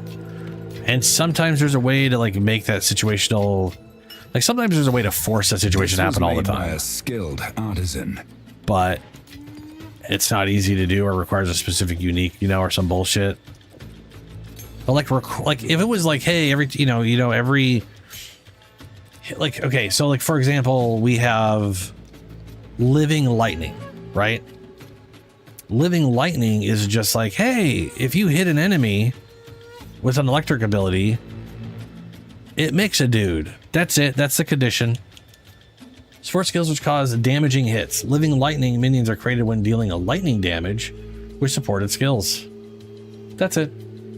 Bundles of living electricity, like that. That's all you got to do. All you have to do is hit an enemy, and that attack, all it has to do is do some lightning damage. 1 point of lightning damage on a hit, and boom, you've got these dudes running around. That's fantastic. The strength version of this one is so specific. It has to be. To be fair, I like the idea of little rock guys, so it makes sense that it's rock abilities. But it makes it sound like it can only happen. I need to look that ability up. I need to like opening move. No, I need to look up that specific support skill. Someone has to have made a build involving it, and I, what I'm saying, like, because there's a good chance there's a whole lot of stuff I just don't know about that make it make more sense, I guess, than what it's specifically saying. Because sometimes the wording is specific in a way that doesn't make sense to me. Aftershock 2.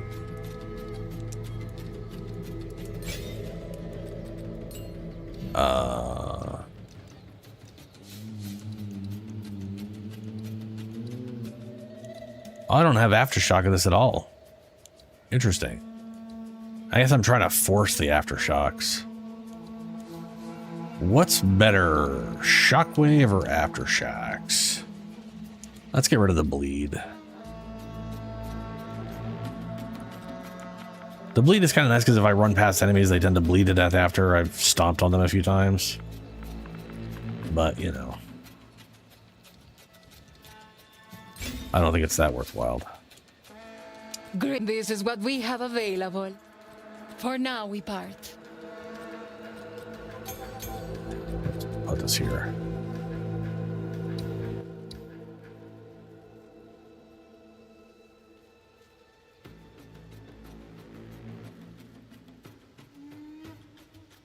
Oh, dude, yeah, I straight up avoid, if you've hit in melee recently, your projectile attack damage is high. I'm like, fuck all that stuff. I don't. Ugh. I don't want to have to make sure I stab a dude just so that I can. It's like, nah, man, I don't know. Or no. None of that is breaking armor. We are okay with it.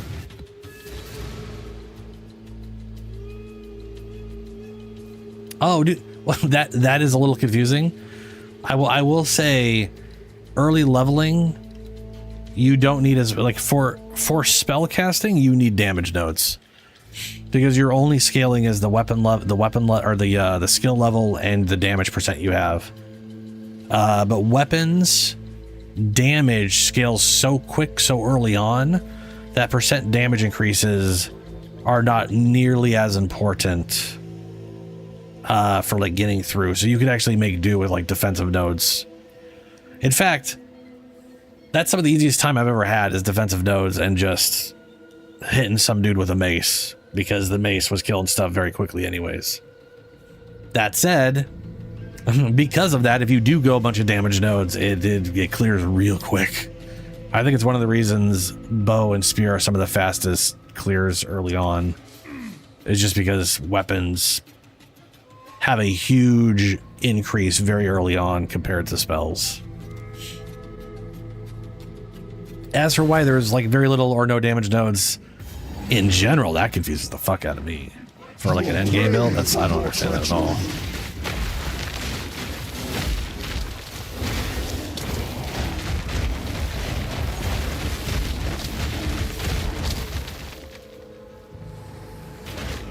I wonder if I could have multiple aftershocks.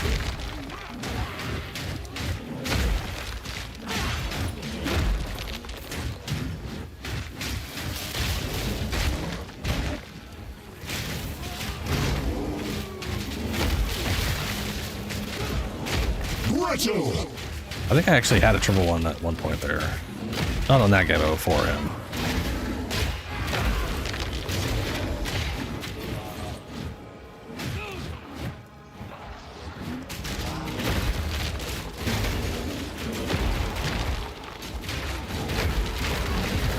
Yeah, that was a triple. So I can get a forced aftershock, and I still have a percent chance to aftershock. So I wonder if that's going to be a 65% chance to aftershock, or a 35, a 5, and a 25. I'm assuming the percent ones all stack up. It might even, they actually might be surpassing, just not say they're surpassing for all I know. Or the shout just forces one, and then there's the percent chance on top. I am unsure. We will find out at some point. Ooh, rare unique.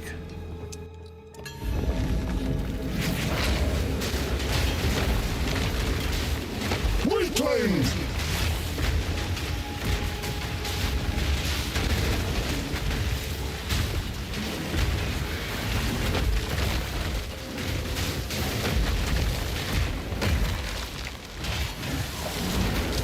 Ah, killed you too fast.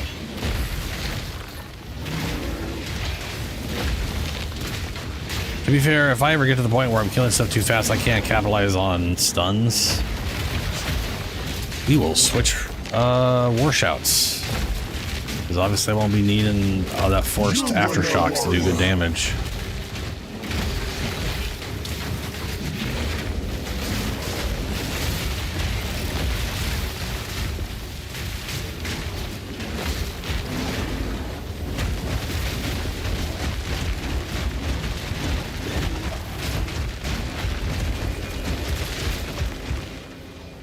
All right, fire, calm down.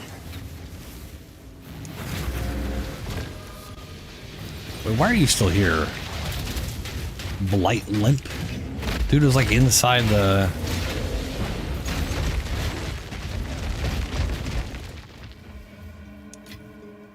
We got a unique radiated tablet.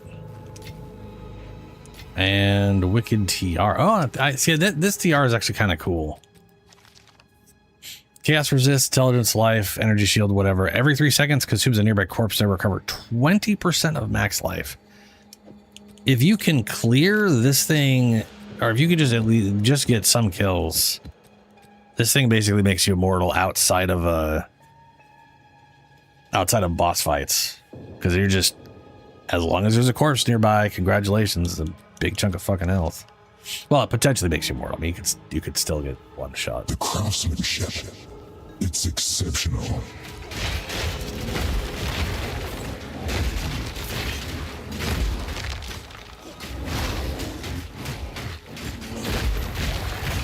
That was a triple. It totally does do triples. That is so cool.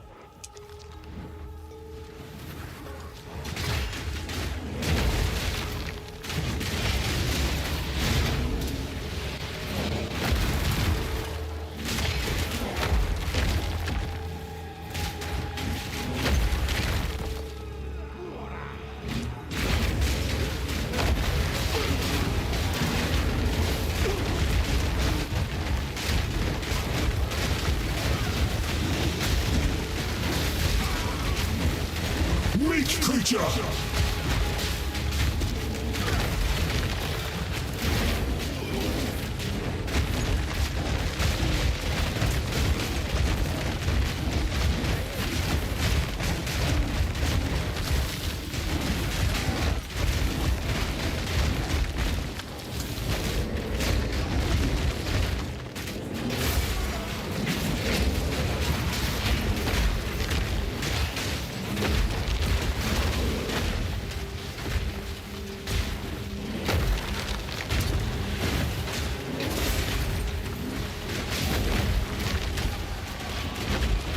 Tower!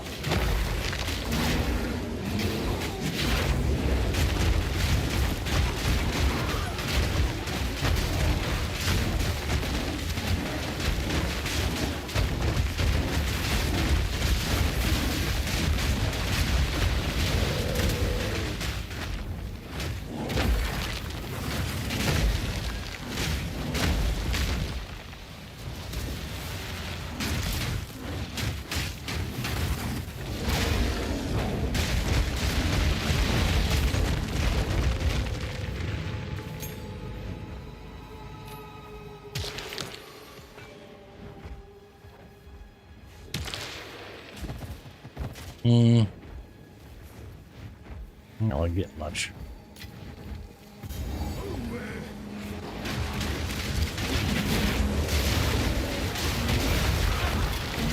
Need mana!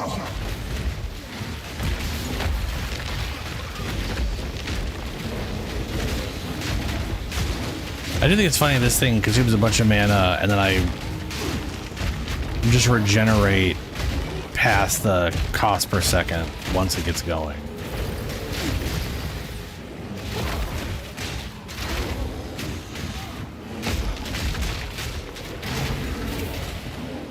Weak creature!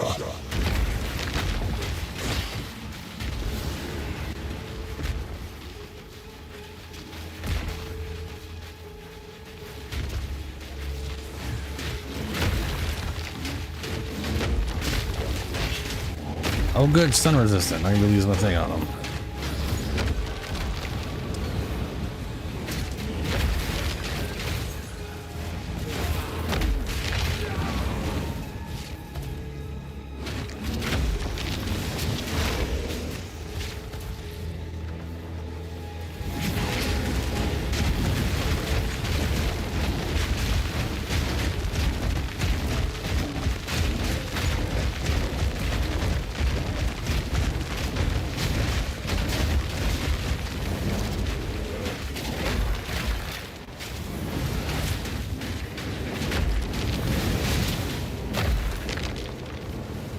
Big old death bullshit that you're supposed to drag enemies out of, but it's a ranged enemy, so it doesn't get dragged out of it.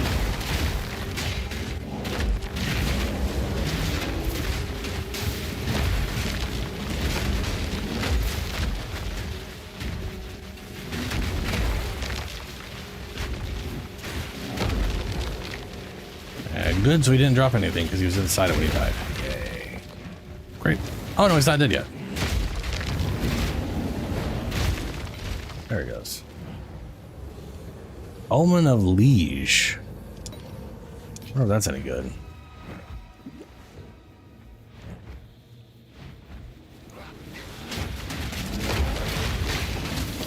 I was just like, that was one of those things where I learned there's a mechanic of like, to get the drop, a specific drop, they have to die outside of their weird smoke they create.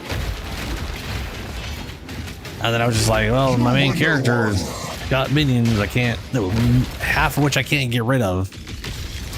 I can't like unsummon, so that's gonna be impossible.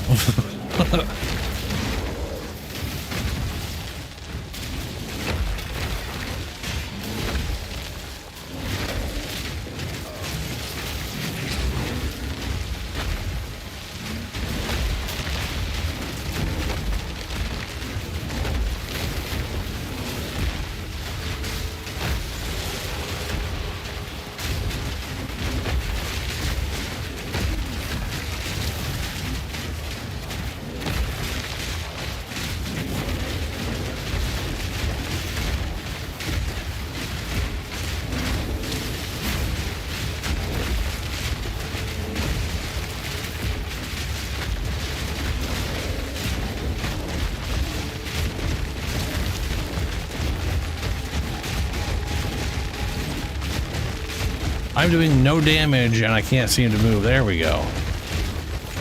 That was weird. That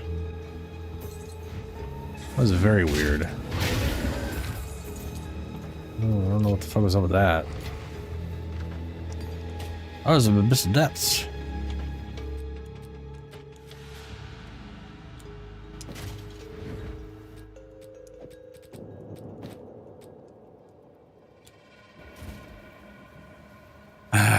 Okay.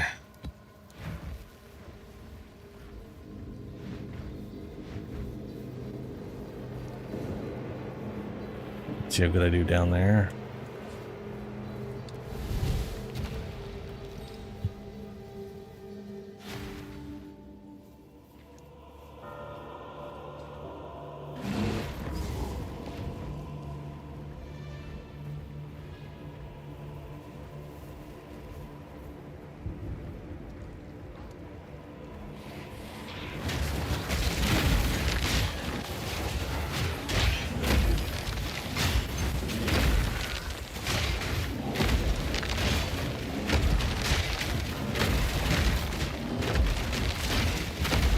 Oh, ouch. Get out. Get out. Get out. Get out. Get out. Ow. Fuck, fuck, fuck. Yeah, some of that stuff is literally like a physical dodge, so you can't. There's nothing you can't like mitigate any of it, and then this guy's preventing me from healing. It's just damage I can't out heal.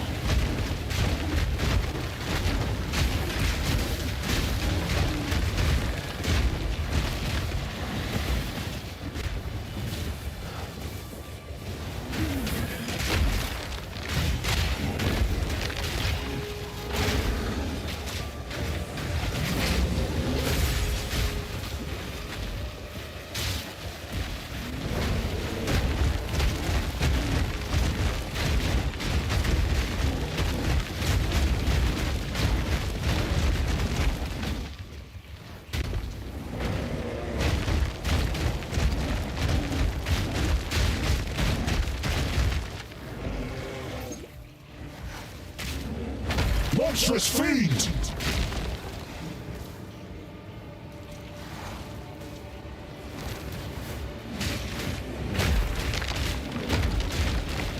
Meek creature! Omen of Abyss Echoes. I think I killed him outside of his smoke bullshit. I might have counted. Might not even be the thing that does it, I don't know.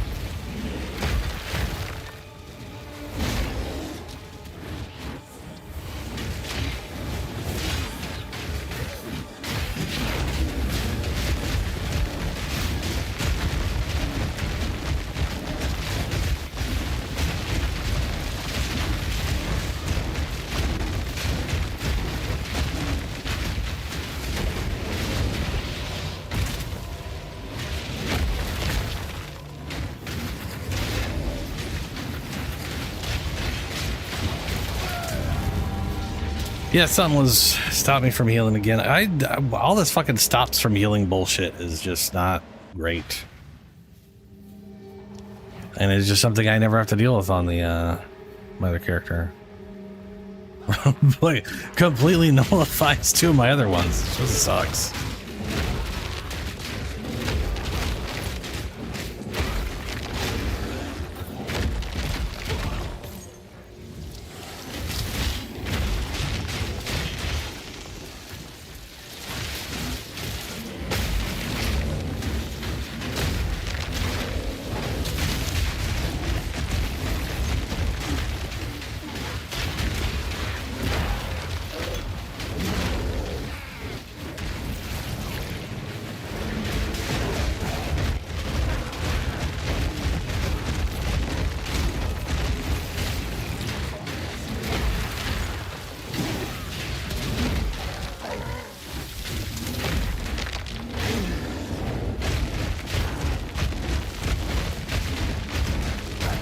No challenge.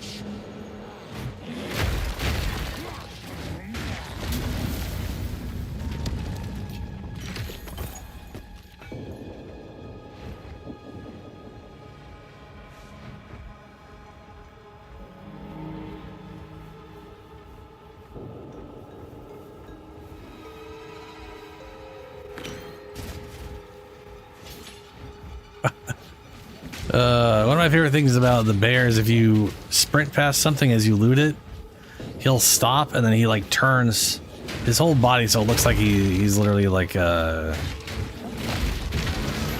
drifting, like he slide drifts over to look at the thing. It's so stupid, but I do like it. That's everything that I can do here outside of the monsters.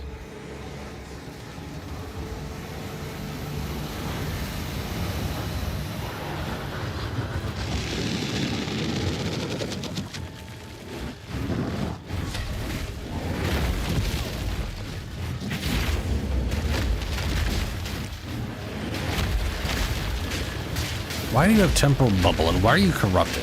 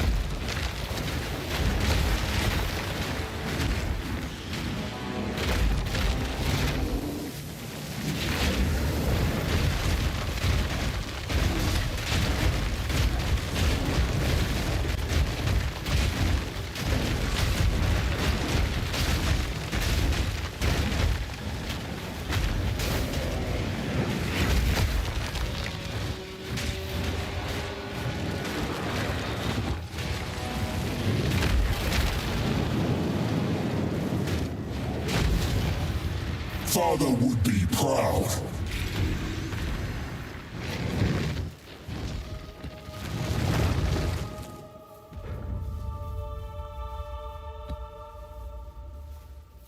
Of all Greaves? Yeah.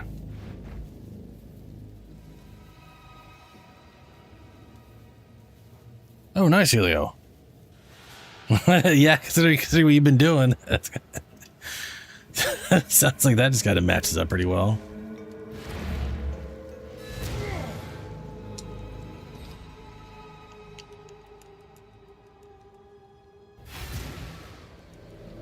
Oh, I didn't mean to. Ah, shit. Your fight. His fight ends here, yeah.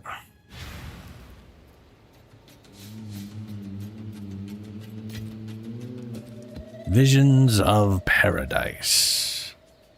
It's not previously irradiated. Completed map adds irradiation instead. What? If map was not previously irradiated, completing map adds irradiation instead. What in the shitballs does that mean?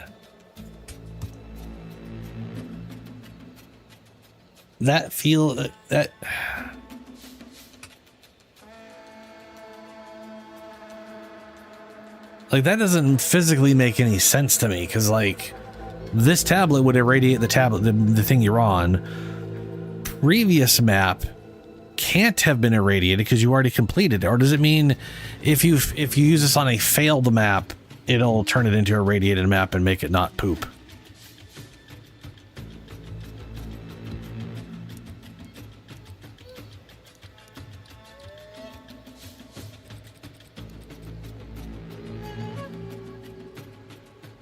Ah. Looks like I got two of them.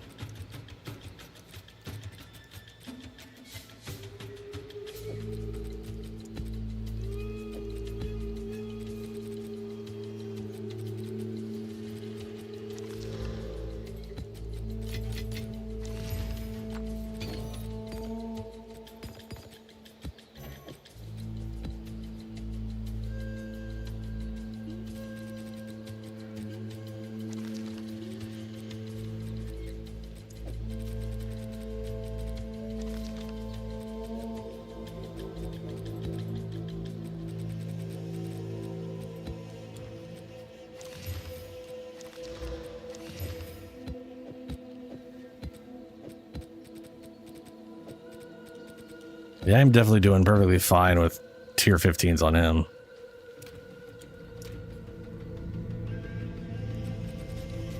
Which is nice.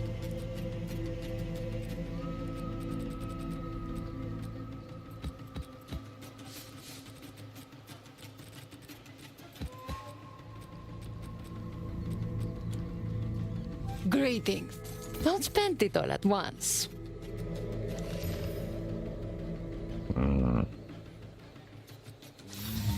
This was made by a skilled artisan. Good fortune.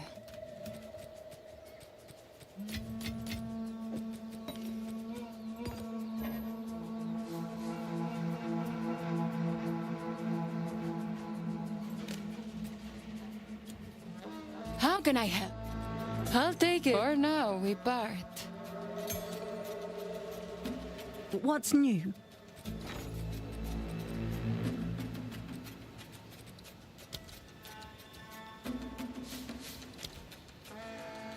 I want 3.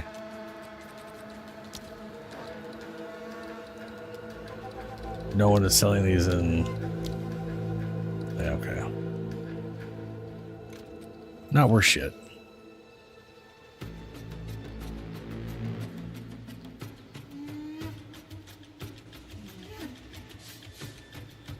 No, that's pretty nice to know, Helio. Okay. Ah, it finally has the thing above it.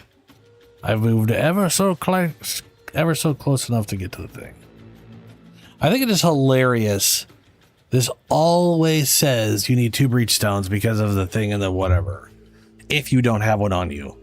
And if you do, then it doesn't say that. And it's like, yeah, you can totally use it right now. It's very misleading. To be fair, this used to not show up at all unless you had a thing in your inventory. So that's, you know. Shot ground attack. Stun buildup. No, thanks. I'm definitely not doing a 0 thing on this guy.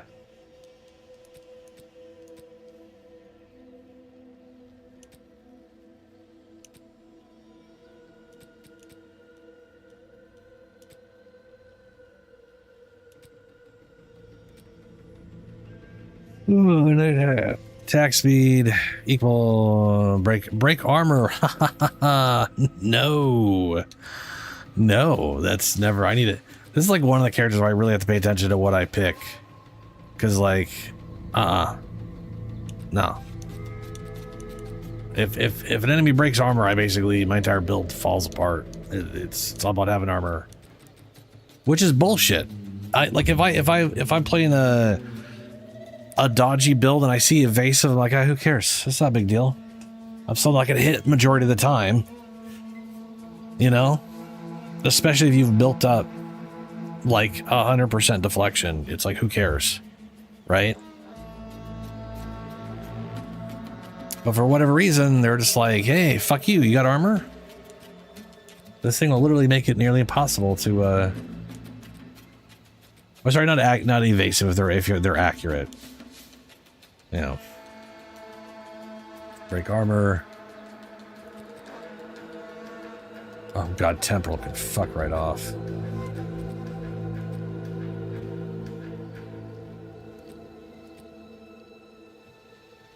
Extra chaos damage. Ugh.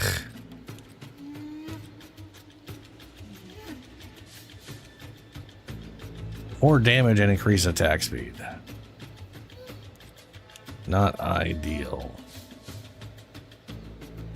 More life, critical chance bonus, flask.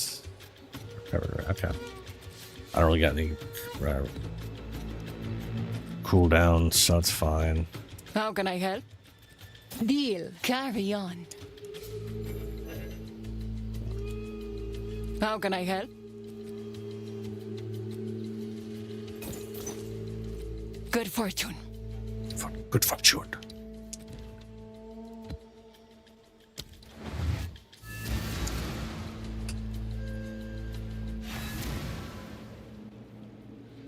Now here's hoping they eventually do refix Oath Rune.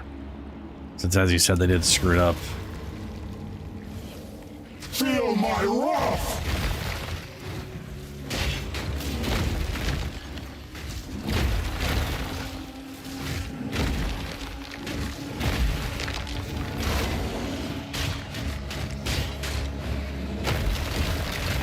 We do get a lot of the same ones for sure. I honestly think they need to change armor break in its entirety. Like, they should not be able to break your entire armor. I think the armor break mechanic is good for players. I think it is horrible from an enemy standpoint. There shouldn't be like one modifier in the game that just nullifies an entire defensive type on players. And it's the only one that gets nullified. You know what I'm saying? Like, something that's more accurate does not nullify your evasion. It just gives them more, and there's a good chance you're still at 90% or something. You know what I'm saying? Like, accurate doesn't mean, oops, you have no evasion now. Haha, everything hits you 24/7. Like, it's just, it's so stupid.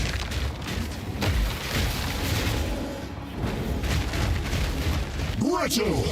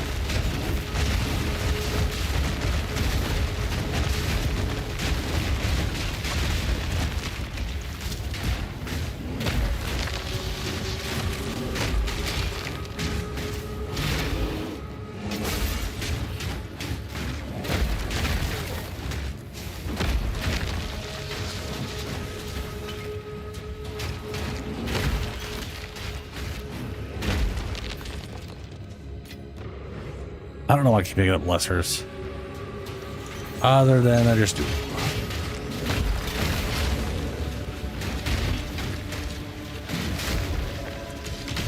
Your prison is shattered. Now prove yourself.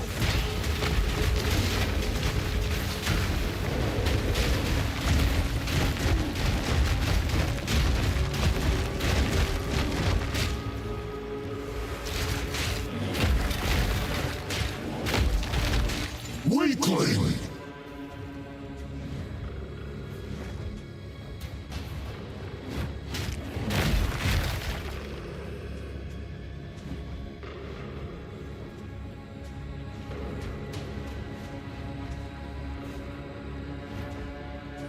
All right, boss time. Or wait, no. The other half of the area. You know what? There is a little bit of area I didn't explore. I should, if on the off chance breach or something is there, I should go check. I don't have to run all the way back here.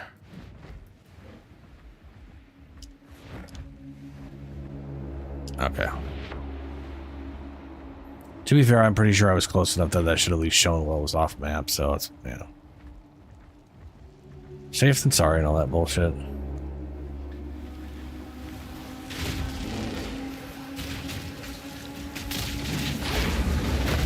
Crumble!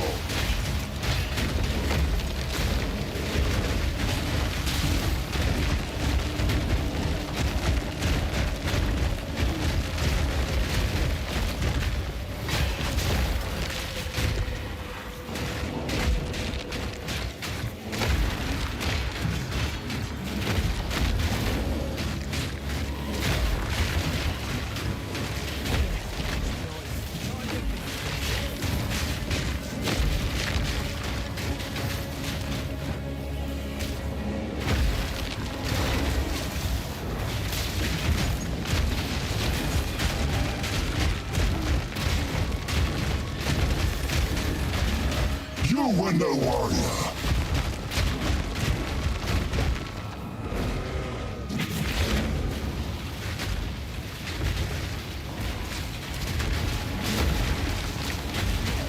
Oh, Jesus, fuck, I'm frozen.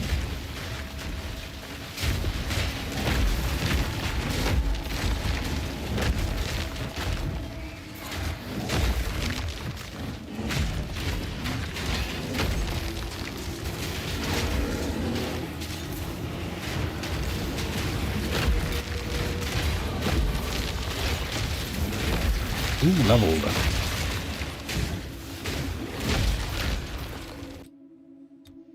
So, I just re-got this guy here for 25 damage and skill speed. There is still some damage nodes I can get, but I think I'm going to spend my time making my way towards this. 9, this will be 90, 91, 92, and I'll have the jewel socket. Oh, right, I needed that one strength node, so I swapped an intelligence for, so we'll go intelligence. Then we'll go double strength.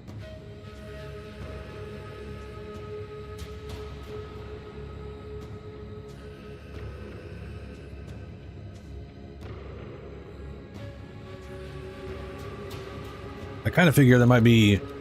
I do got one gem node here. I have just some global physical and armor break. Or melee damage, is whatever.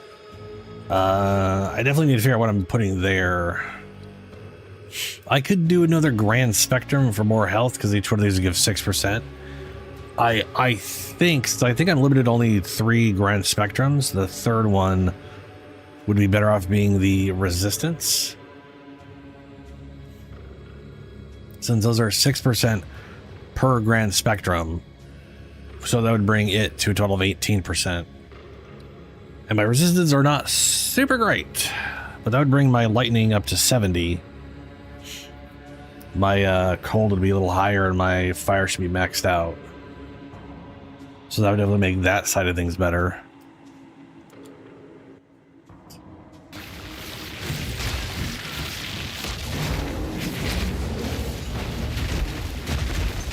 You window warrior!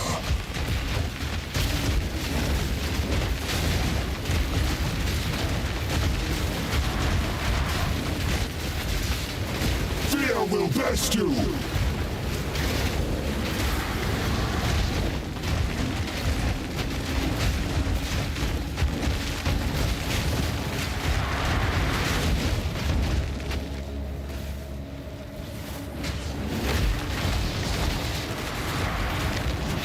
Oh no, no, fucking cloud shit was everywhere. I got so far out of it just to be into another fucking cloud of it, man.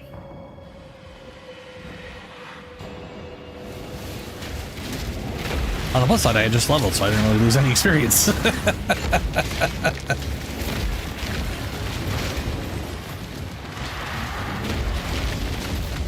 Yeah, if I get in this cloud stuff again, I'll read what it does. I'm pretty sure it's a physical dot that prevents you from healing. But I might have killed the thing that was creating it.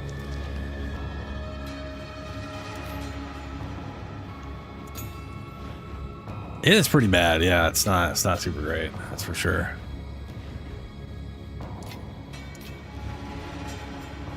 It definitely feels like a mechanic where they expect you to kill the things instantly so you don't have to deal with it. Opposed to creating a mechanic you're designed to play around. Which, in my opinion, is definitely the wrong way to go. There should always be counterplay besides, oops, I killed everything.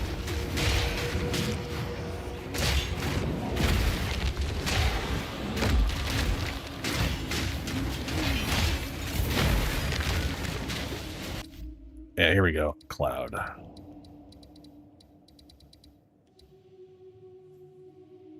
Damage can only be dealt to targets inside the void. Oh, this one's different.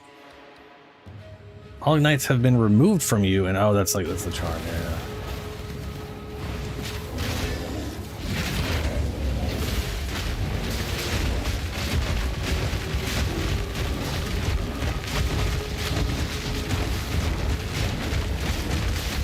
Oh, there it was. Oh, now it's gone. It was there, and then it was gone. There. Will you pause the game when I tell you to pause the game, you piece of shit? Jesus, fuck. The fact that pausing the game, you're taking fire damage while inside flame wall. Oh, okay. Debuff inflicts fire damage. Those are all fire? Oh, okay. I guess it is a firewall. I can tell you that green thing does not look like...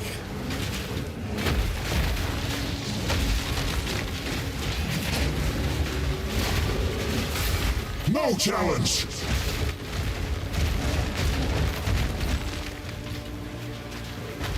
Well, those ones were not remotely bad. Was it something about necromancy? Oh, looks like I got another thing to go into. It might, you know, the thing is there's like three different types of necromantic bullshit in this game. I definitely know I was standing on a chaos dot or a physical dot that prevented healing before.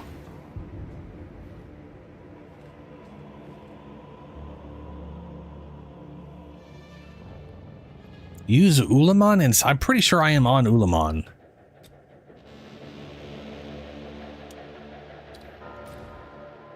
As far as like whatever the mechanic thing allows me to be on. I got lineage supports because that's what I give a fuck about more than anything for the most part.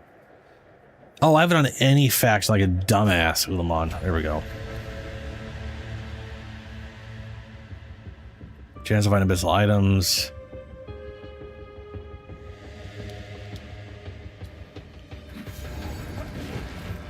I don't know if I actually, well, whatever.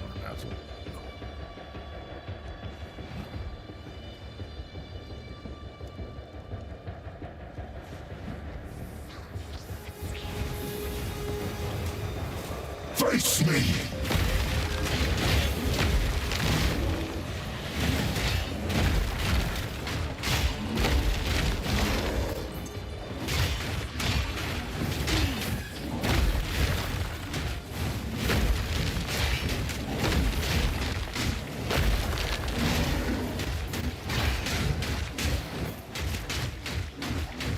Brittle!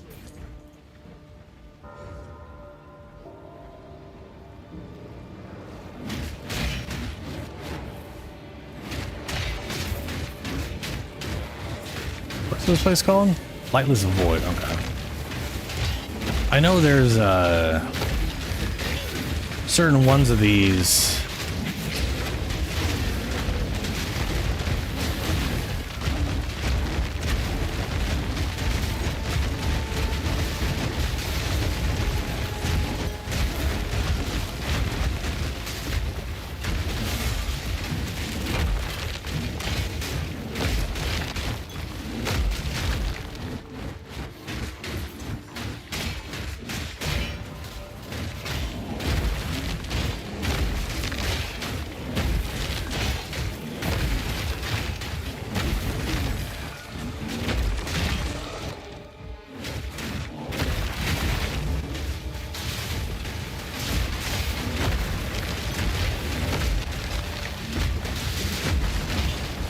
wretched serpents!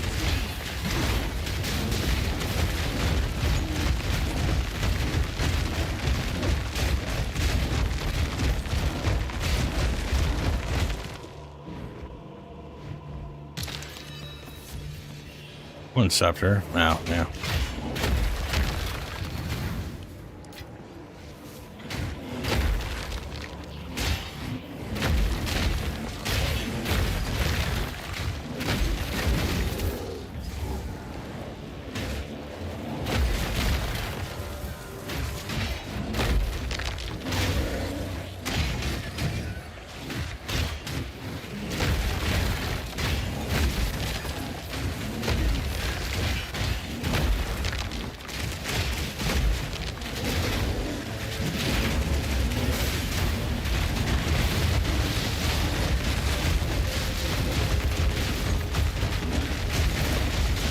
Meat creature!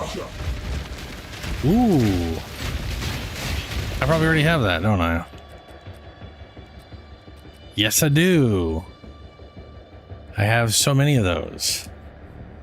Fully broken armor with supported skills cause affected target to permanently take 5% increased physical damage up to 20%. Supported skills break armor 70% more, break 70% more armor.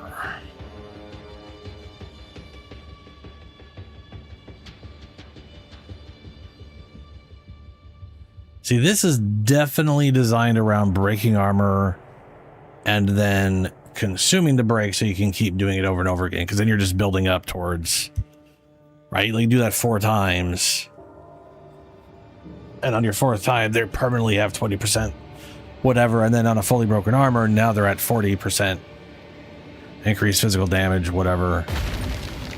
I gotta say, though, the breaking armor into consuming it does not feel super great.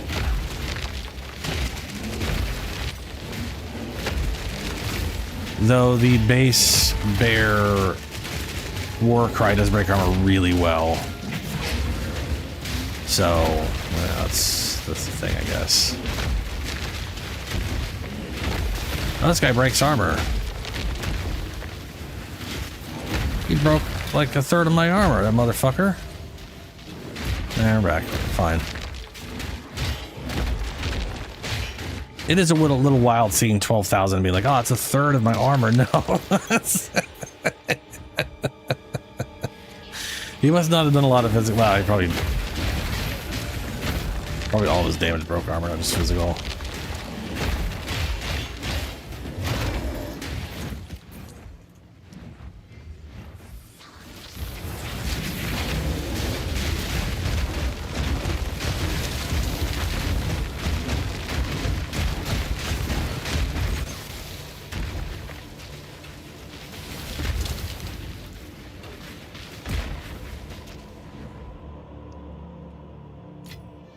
Wildwood Talisman. Poop.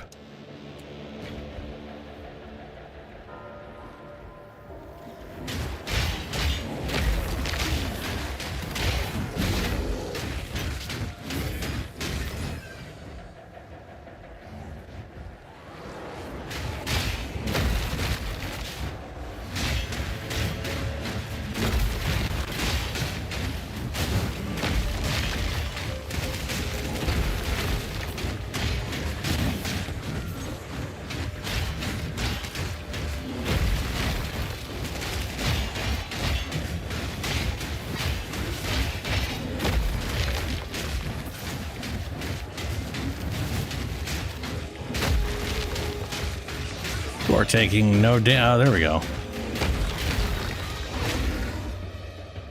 That was like, I know he had an energy shield. I didn't see the energy shield going down, but it definitely did, I guess. Wretch!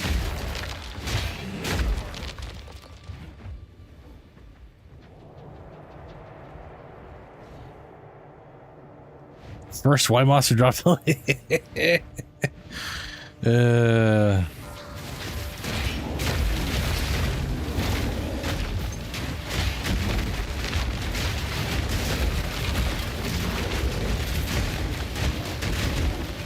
Oh yeah, we got boss guys here.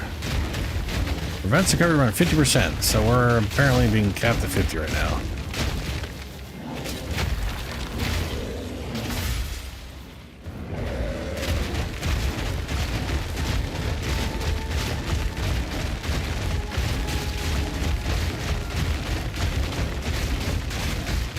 You are no warrior.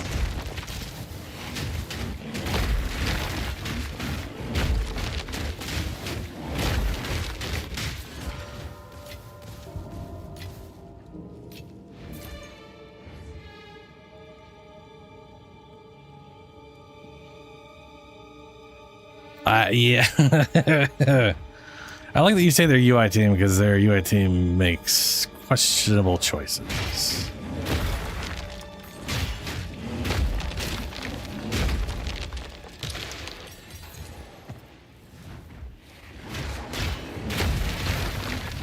I mean, they've definitely done better with PoE2, but man, there are still just some awkward what the fuck moments.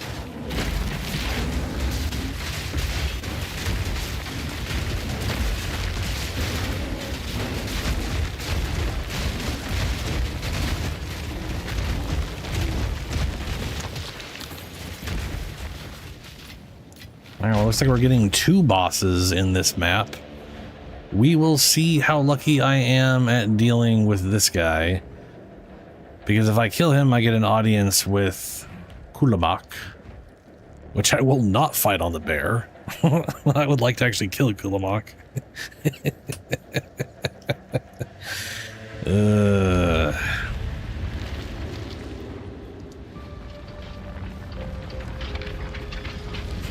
I do not know if I'm going to be able to kill this on bear.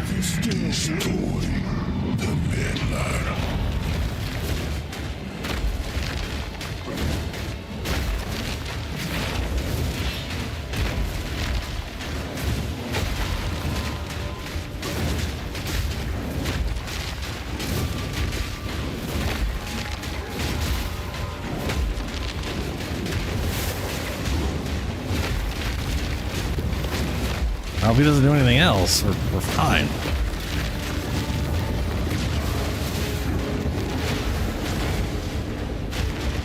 No, do that now. Dumbass piece of shit. Do this thing, then this.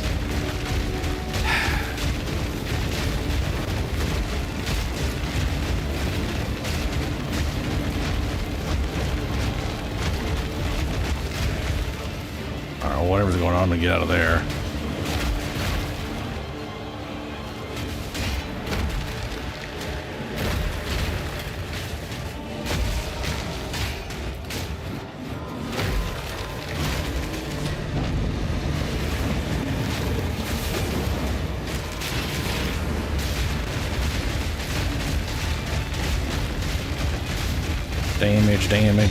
Damage. I should speak to be devoured by darkness. Kulamak invitation. Crystal focus. Gruesome Get out of creature. here. Get out of here. Rattle scepter, ancient cuffs.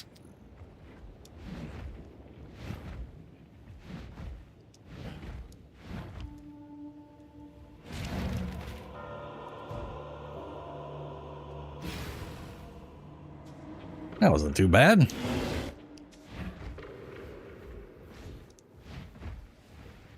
I do like that every few of those does result in a boss and it results in a Kulabak attempt.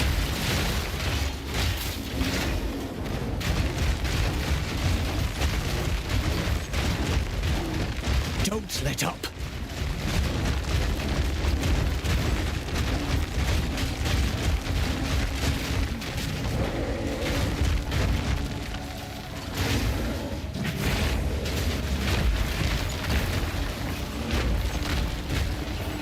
Got to pick up the pace. Spirit, guide us.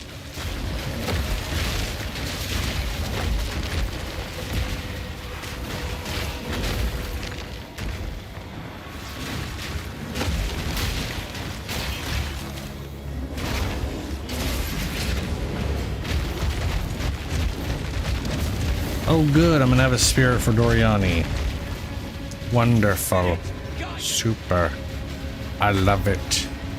We're gonna go find the rift first, since this could get problematic.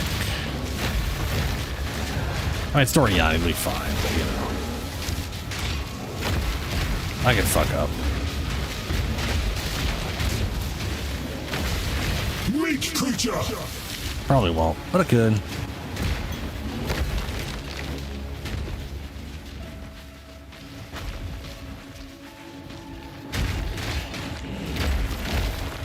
Don't need a buff who to get ancient currency, was it?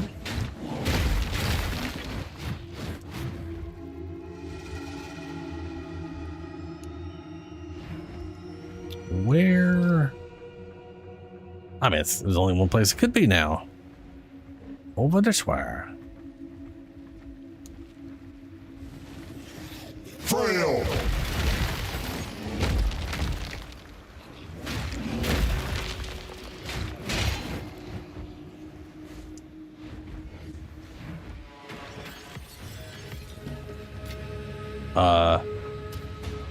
It turns out. Oh, wow. It's okay. It's literally where I was just at. I didn't realize there was a room off that way. Oh, do the strong box.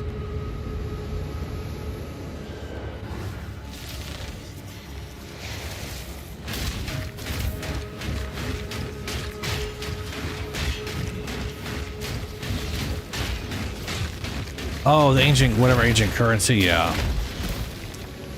I have no idea what the ancient currency is that you're, for whatever. I don't know the benefit of powering him up all the way. What I do know is that I can power him up all the way on my main character, and it's literally not it's no longer a thing. The pillars that insta-killed me before are chaos damage, and they're nothing now. Like I not it's yeah, I've literally I did it 2 times in a row. It is the easiest thing in the world at the moment.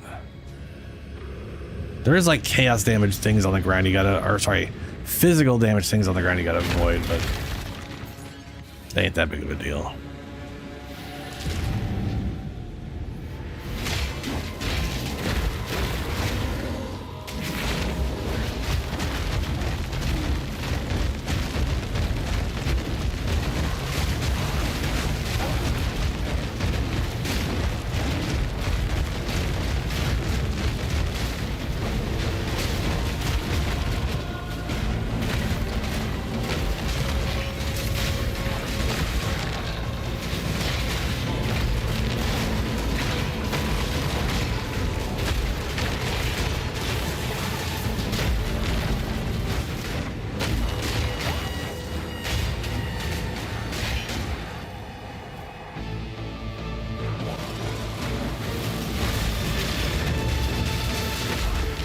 Okay, ouch. Oh, I'm being prevented above 50 again. Okay. Every time I get prevented above 50, I think I'm like super dead, and it's like, oh no, it just won't go higher than that.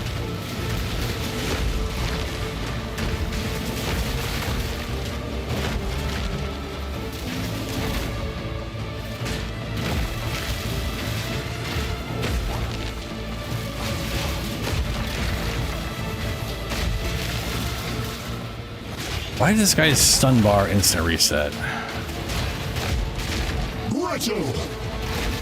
Because it was a different enemy, that's why.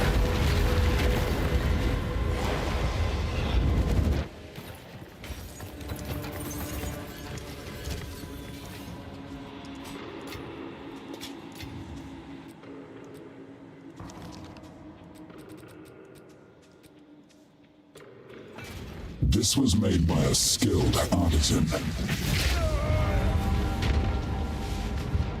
What? What? I'm sorry. What? What the fuck killed me?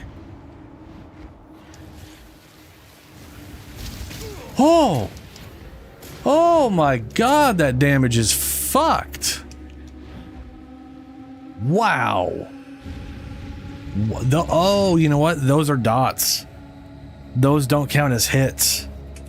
If those were hits, I'd be fine, but those are not hits. Those are dots. Wow, that's oof. All right, Dorian, what's up? So, At the eve of the end, the demon of Hatzoatl Because they're not hits, my armor ignores them. come for So it's pure resistance, and my resistance is like half instead of 75.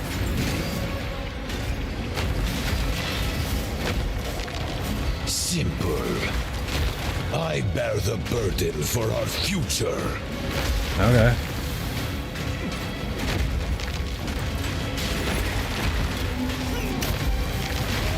A hunter's death. Fuck. I think that's over because I died earlier. Yeah. God fuck. God damn it. Jal, because of that dumbass shit I read, everything was fine, and then I fucking one attack that should be hits is not hits. Counts as a dot. The amount of things that count as hits that I don't think it will, and then it is like a flamethrower thing. That's apparently not a dot because it has to count as hits for ignite to properly build up or whatever. But then the shock shit also, that's fuck, man. That fucking sucks balls.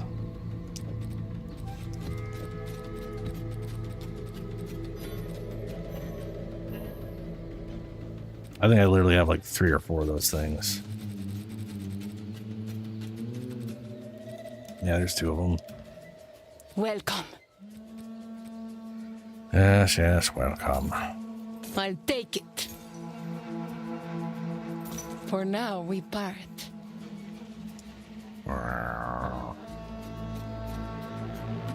Okay. That shit.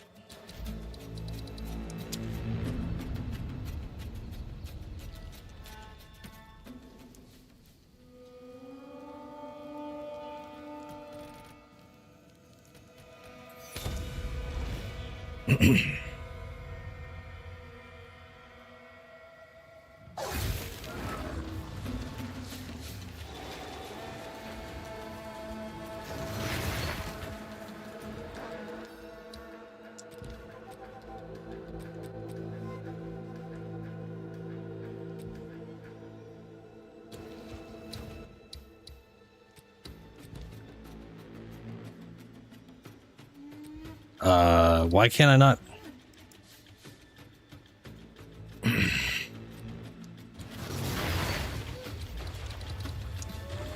It's a failed instance.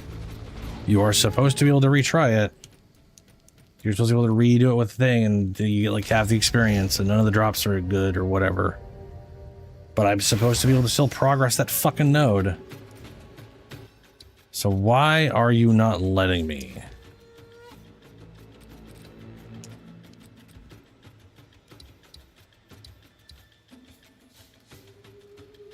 Fuck, man.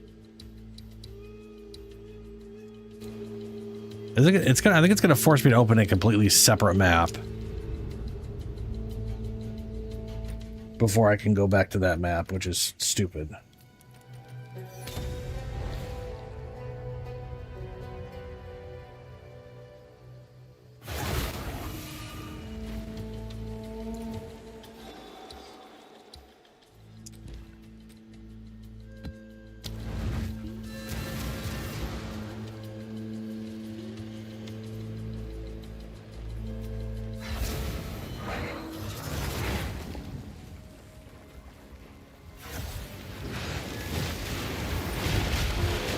The hunt is on!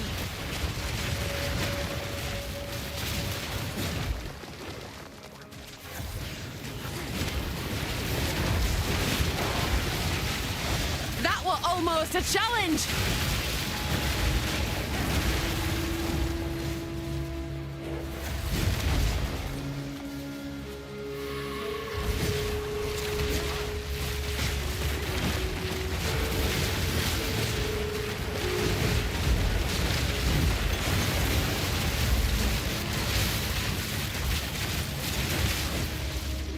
Have no mana.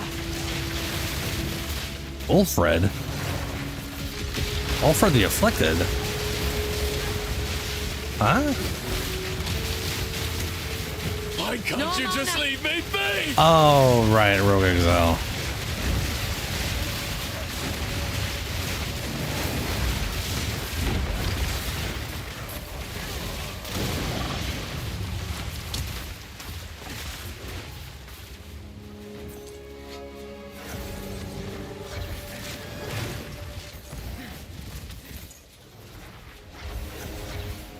Honestly, kind of wish there was a delirium just so it would point me. Like, one thing I like about delirium is it points me to the boss. You know what I mean? Like, the one benefit is there's a little wispy thing constantly showing me where the boss is at. You know exactly what I was thinking when I saw that too. I was like, hey, whoa, wait, hold on a second. And then it's just some fucking exile named that. Elements rise against You and me both. I don't know why mercenary is named Ulfred. That just threw me off. His name's also the Afflicted. Ulfred the Afflicted. I mean, come on. That's just poor naming right there.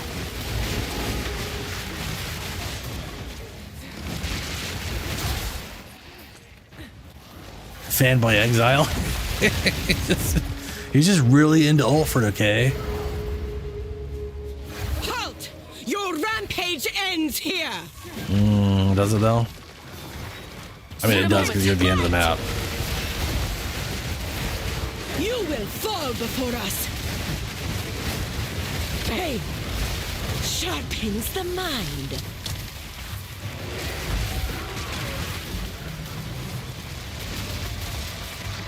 Oh, look, another one of those rings.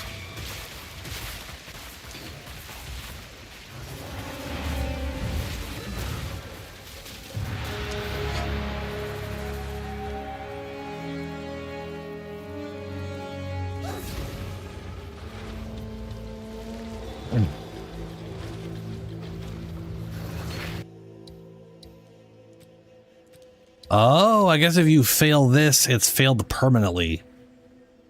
That sucks. I literally have no way to I do have a way to progress over here. It's just the worst possible way. Since that was the only easy transfer down. Oh my god, that fucking sucks balls.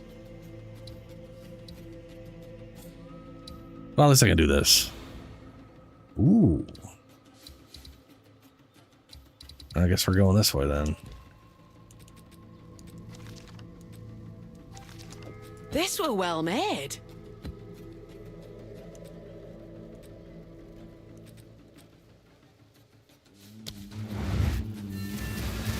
Yeah, I'm not a fan of that thing specifically. I think it's because that is a challenge boss to get a specific thing to go challenge the Arbiter of Ash. I just took honor damage from my health getting boosted and reduced by switching weapons in a trial. I don't know if you actually. I don't know if you actually took honor damage, but your max, if you're at 80% honor and you switch equipment where one thing gives you health and the other one doesn't, your max honor will change, but the percentage of the bar won't change. So it can fuck with you a little bit if you're if one of your weapons is like a shield that's got bonuses on it or whatever like that. But the percentage you're at should, you know what I'm saying? Like the percentage on the bar should stay the same, but like you'll definitely lose some. You'll lose and gain honor back and forth.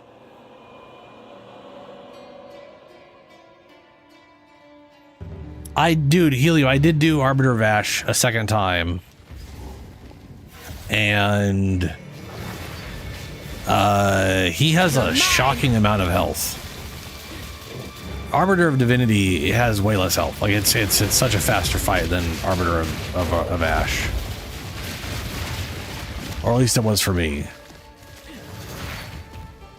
Arbiter of Divinity is. I mean, they were both very easy, but he definitely seems like he has more health than Ash, or than Divinity. I mean. The hunt is on.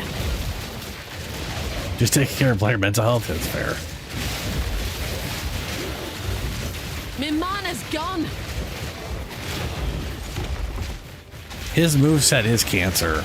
The whole you gotta get in this circle or you're gonna die. Ooh, but I'm making it impossible to get into the circle. Wait till I stop my giant laser beam and you better dodge at the exact frame, otherwise you're dead.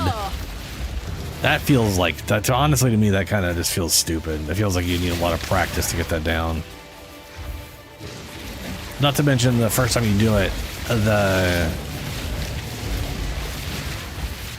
lenience on that is way more lenient than after.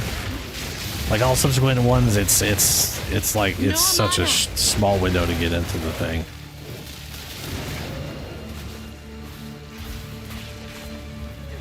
And then you got to get out immediately because then he hits it or whatever. It's just a, you know. One of the leads really likes that mechanic for some reason. He was talking about that on the interview where he likes the in and out mechanic, and I'm like, okay. You can be wrong. It's okay. Not everyone's right about things. Need mana. I mean, it's not horrible. I mean, I don't think it's a horrible mechanic. But it does baffle me that they literally had that guy and they were like, you only get one, like when the game came out, you get one attempt to figure this out. No practice for you. Now go spend the next few hours running around trying to find more to do one more attempt. That launch concept was just, I don't know. It's way less stupid now because you get, because you're following 6 attempts always, all the time. Unless you pick Doriani's only one attempt situation. Which I guess you can stack with 1 extra life, right? Because, those aren't mutually exclusive or anything. A worthy foe. My mana's gone. Yeah, 0.3 is the one where they kind of unfucked everything on that front. Darkness descends, and with it your end.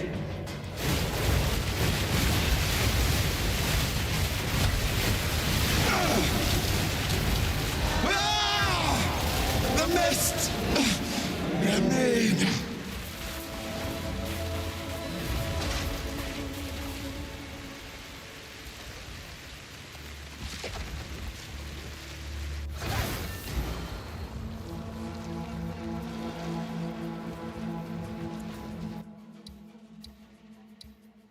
How many do I gotta go? 1, 2, 3, 4.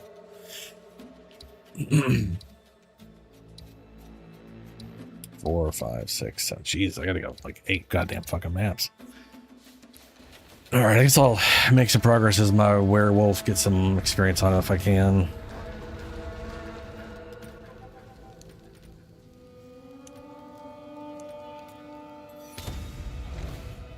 Still do not have this rabies wolf in a good place from a defensive standpoint.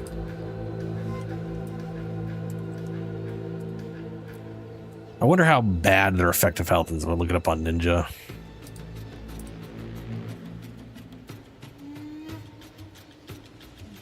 It's also funny that I only see like 3 of my characters. I guess because it's only 3 that are high enough level for them to care about. Anyway, rabies.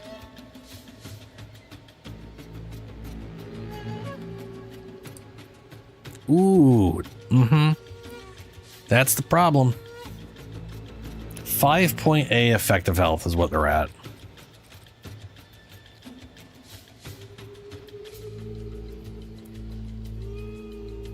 I want to put this on for low life. I cannot for the life of me remember why I did that.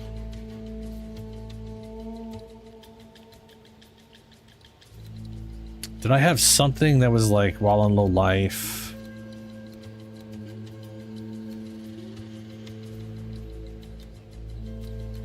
Like, I don't think I have anything low life that I'm spent into.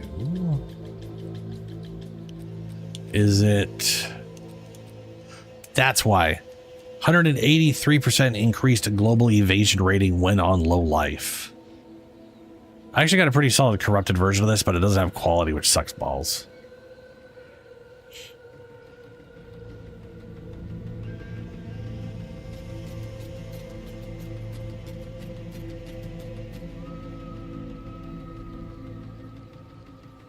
Ah, nice, Helio. So this thing gives me a ton of evasion when my health gets lower. But I don't think I have a lot of evasion to begin. I've got like 20% evasion. So I will say this though. I do think my wolf would have an easier time, because like, look at this. I have a worse weapon on him than I have on my bear. And I can promise you I do way more damage on this guy than I do on my bear. If I could survive in a similar manner, it would just be stupidly easy. Now that said, my resistances still fucking suck balls.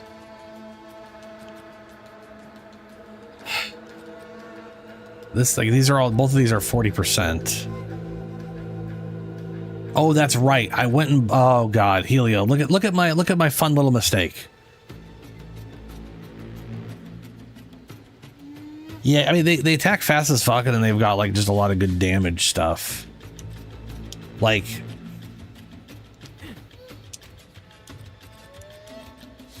Bear Slam at 18, if enraged, is 351. Pretty solid. Cross Slash is 207 and 414. So I'm doing 600% of my damage, but it is on a cooldown. It does have a 2-second cooldown, which, to be fair, that's not much of a cooldown, right? You could easily just circumvent that, but the amount of damage difference, like I have to have the rate. So this thing is either 220. This thing is either half damage or 2/3 of the damage. No. Sorry, this is either 1/3 the damage or a little over half the damage of Cross Slash. Like, Furious Slam should be way more for what it is compared to this thing just being a massive AoE for really fucking good damage. Pounce literally does almost the same damage as fucking Slam. It's in between the it's more damage than the non-rage version. Lunar Assault is definitely way lower damage. That's designed for build up or whatever. But then we got Lunar Blessing. Lunar Blessing, I hit a target, I do 207 additional damage to it, and then it craps out. Calls down meteors on targets, hit. Calls down a moonbeam on the target, hit, and then up to 5 other moonbeams around me within 6 meters. They all have AoE. That's 207 damage to target plus everything around me. Potentially multiple times. Right at level 18, this would be 67% gained cold damage. Walking Calamity, on the other hand. This is so stupid. 211 small meteors, which may or may not hit enemies, and 525 large meteors. This thing is actually pretty okay at like group clear. We get a meteor every 0.15 seconds, which is like roughly 6.6 times a second. We gain one large one every 15. So every 2.5 seconds, we get a large one. Hey, Shadow, congrats. You got Spearwalker. Oh, yeah, Helio. Cross Slash dodges you backwards, and it's really fast.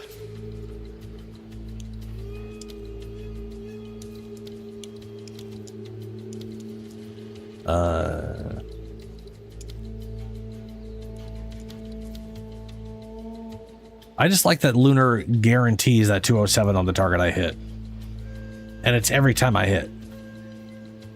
There's no... Oh, no, it has a one... Every second, I can do 207 to the target I'm hitting. Calamity every 2.5 seconds, I get like 2.5 times that eventually. That kind of comes out to roughly the same. They're not too bad on that front. I just wish that I feel like the extra fire damage should be 50 though. Yes, Spirit Walker is the correct one for bosses. That reminds me, I was gonna go test something out because Julie was saying nowadays we could just swap ascendancy here, I think. Just talk to blah blah blah blah blah blah. Blessings. I'm on the wrong character. You probably can only do that if it's a max. Okay, maybe it's only if it's maxed out. Because you definitely can't unless it's.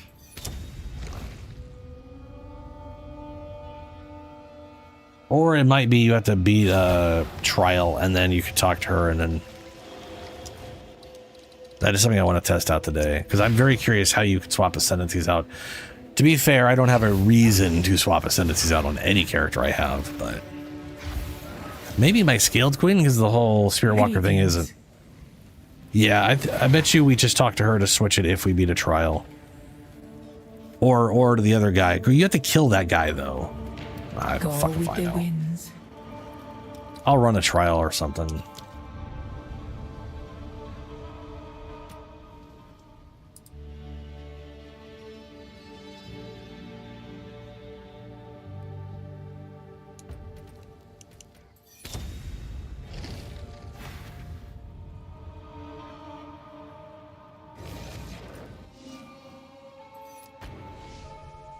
Oh, okay, Shadow.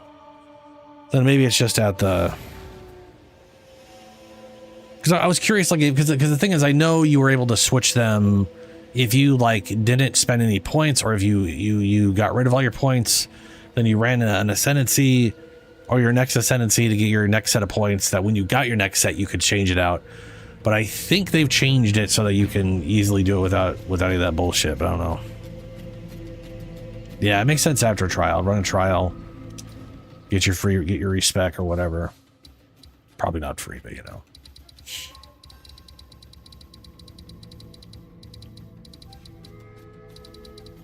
Here we are. Okie ducks. We will try a level 10 map.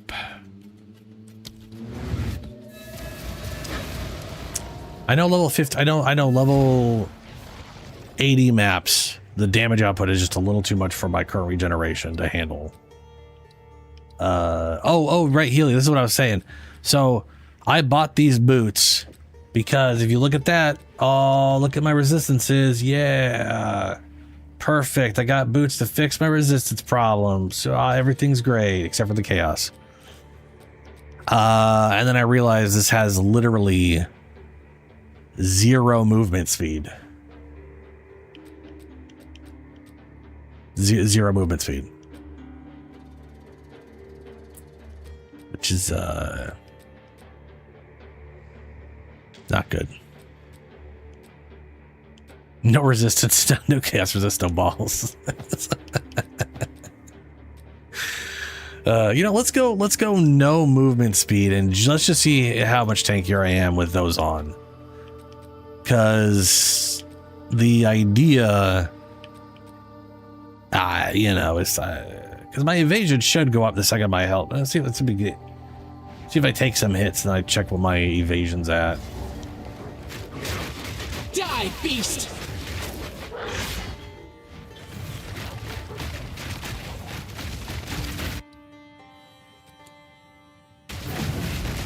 Oh, well, that wasn't fast enough. Looks like my health is still... I feel like the visual of my health is not helping. Because I should... what this thing should be... Increase global evasion rating. So this should be the same as all the other increases. I just don't have any increased evasion rating right now. Or I have very little increased evasion rating. This should... Like... 1439 3335.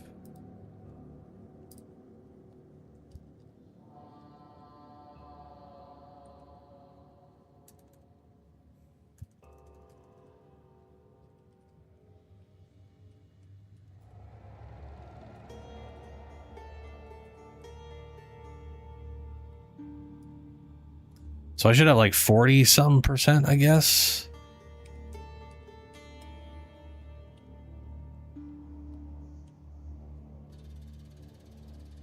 No, I don't know why I thought that. 2.3. Yeah, I have a 2.3 something.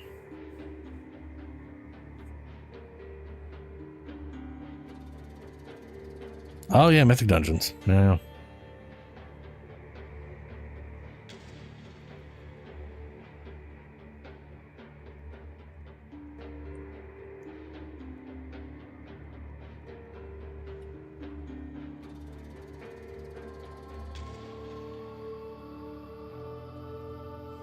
So I should go up to about 6,000 evasion.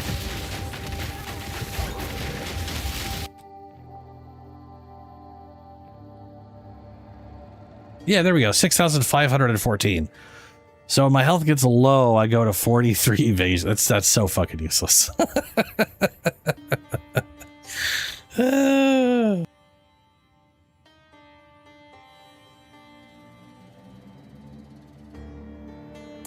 I mean, it doesn't help that I only have 2 evasion items, and then this thing is like a low level evasion. This is armor, not evasion. Don't have any evasion on rings. So, yeah. I do think the one that regenerates... I mean, obviously, I think the best choice is just another Mage Blood, which is sad. Part of me is thinking... The thing is, like, I have this for the damage redirection, right? So I redirect, but right now I only redirect 10 plus 18. And if I get this, it'll be 33% total. Which isn't horrible. But I feel like if I'm doing that, I'd be better off just...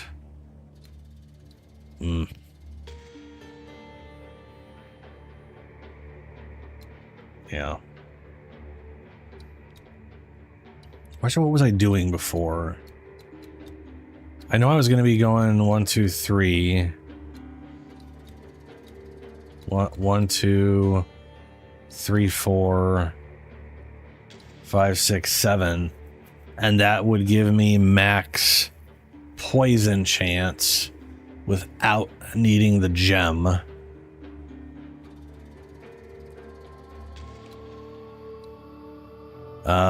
Which frees up a support gem slot.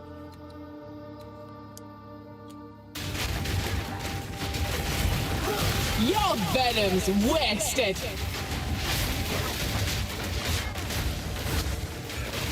Oh, right. There was rage. It was rage. I was putting points in rage over here. That's it. Next level, we're going in there, so I get my 12 bonus rage. Yeah. And then when I use Lunar at max rage, it'll consume it all, and I'll get a duration that's long enough that I can maintain that forever.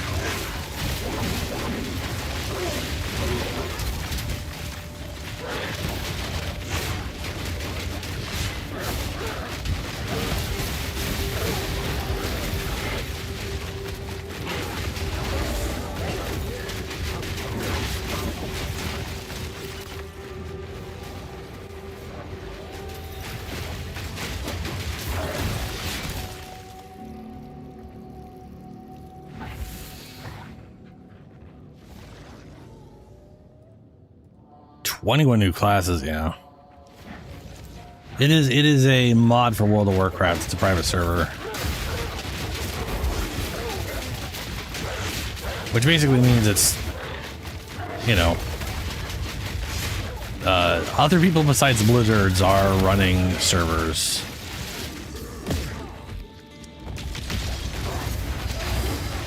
Which always makes you wonder how Blizzard hasn't gone after something like that. Because they've gone after stuff like that before.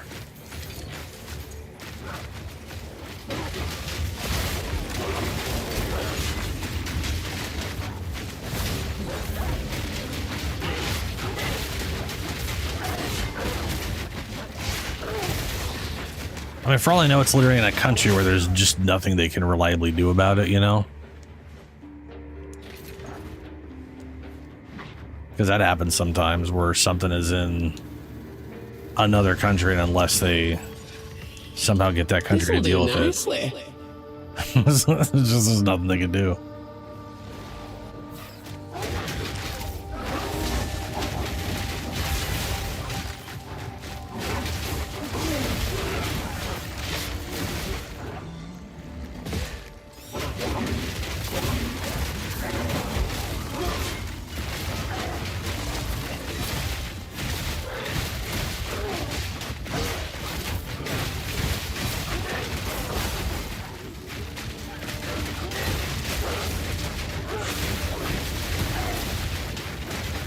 Proof of my prowess! Ooh, another perfect jeweler's orb. It's like the second one I found today.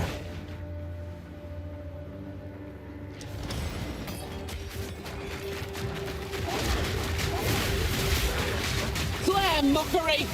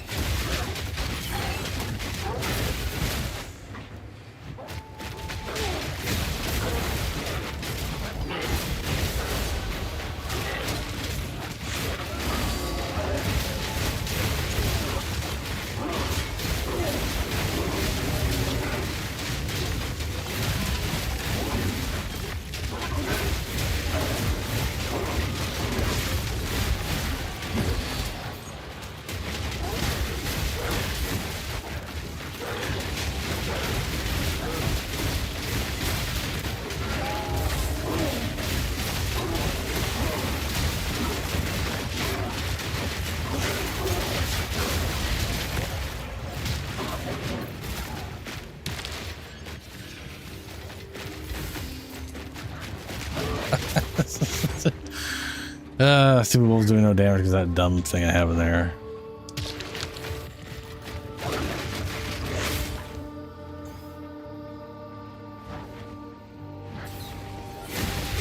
I definitely would like to get to a point where I don't need to have it in there, you know? I mean, enough minion skills and it won't matter as much.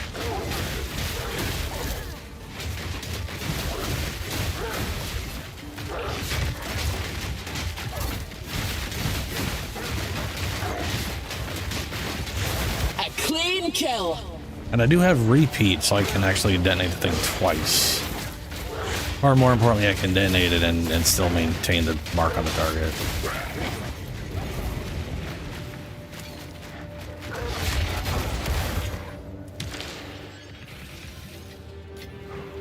Which is important, because cross/slash detonates the damn thing.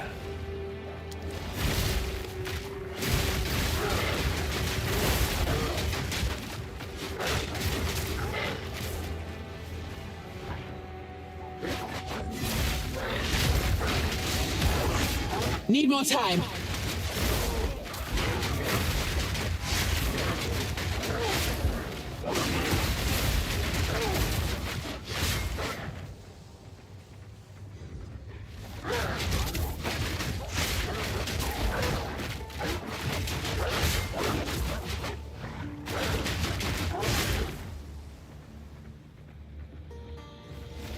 Ugh, this movement speed is bad. No rest for the wicked, eh?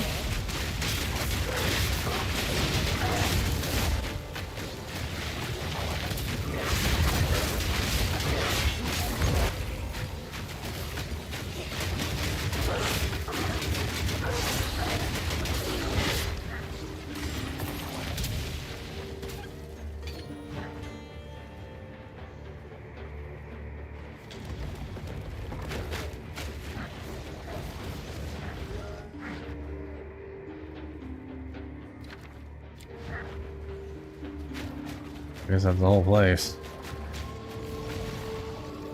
Ugh.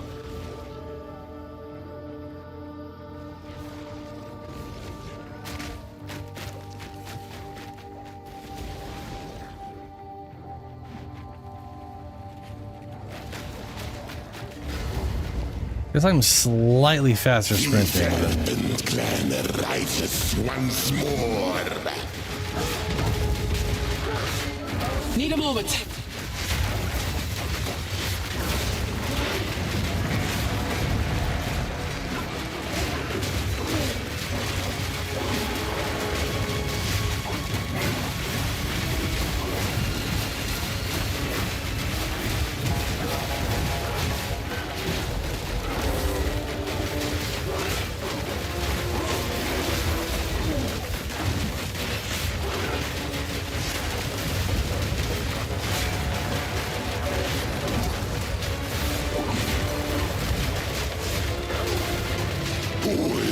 And strike!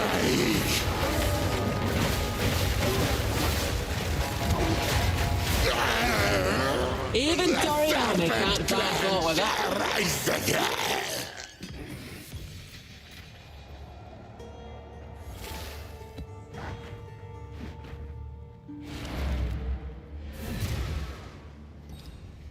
Did he say even Doriani won't rise again? What the fuck's this guy talking about Doriani about?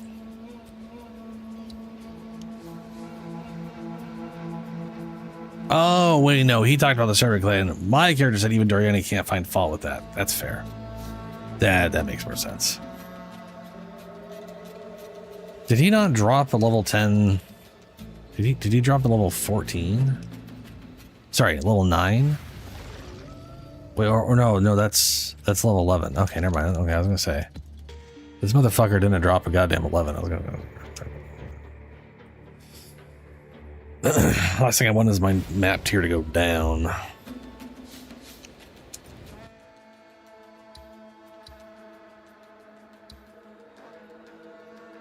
We're heading this way.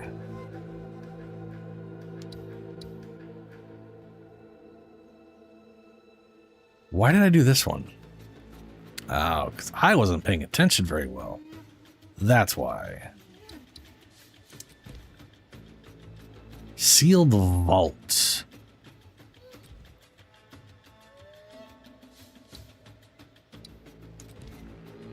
The Vol who survived the cataclysm must now survive each other. I'm gonna go run another 10.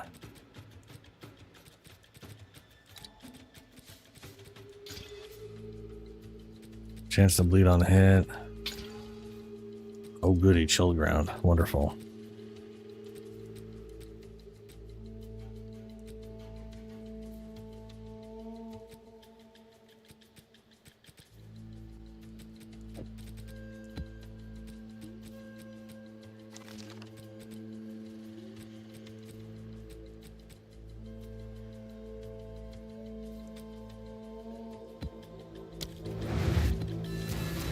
That may have been a bad idea.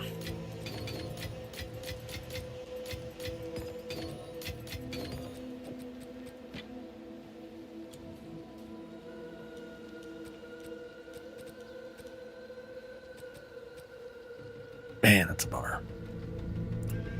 I should find more boots. See if I can't find... I mean, that... Okay.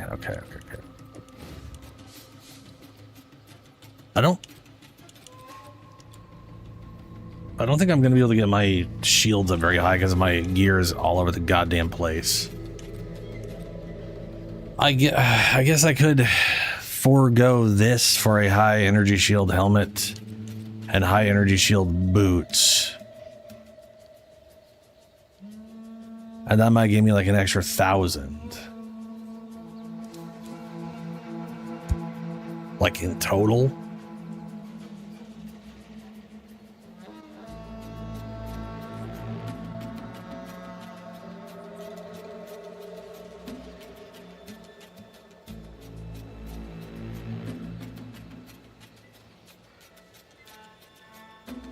And then, I mean, then I'd be near 3,000 total, and I could regenerate both at roughly the same time.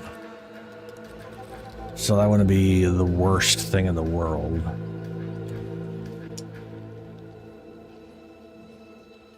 Not so hot, yeah. I mean, the thing is, like, I basically need these gloves.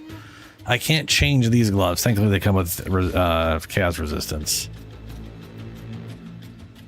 I feel like I'd rather just health stack more than get ES. However, Chevron's belt does let you do... Again, like I said, at the end of the day, I think a mage blood, you're just going like, oh, all I need is a mage blood again.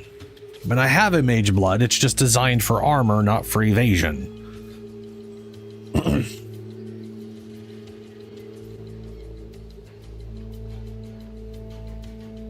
Okay, Shadow. So, okay.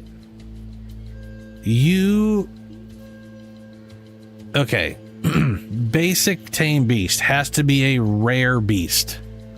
So it has to be a yellow named beast for you to tame it in the first place. And it'll maintain up to 4 of its stats, depending on if it has more than 4, it'll pick 4. I don't know how it determines which 4 it's going to take, but whatever. As far as bosses, you have to have obviously the node in Spirit Walker to be able to allow tame beasts to affect bosses themselves. So you can't tame a boss unless you're a Spirit Walker with those nodes. But you do still use just normal tame beast for it. So were you like running the trial a second time? Because the thing is, there's not a lot of... I want to say there's not a lot of beasts in the trial for you to go tame. If you're like level 22 or 22-ish, and you just got the Spirit Walker, like it seems like you did, then you're basically, your best bet is one of two things. You remember the hyena in Act 2 at the beginning of Act 2? You could go back there and tame that guy, or go back to Act 1 and tame I think your only 2 options in Act 1 are Crowbell or the Devourer.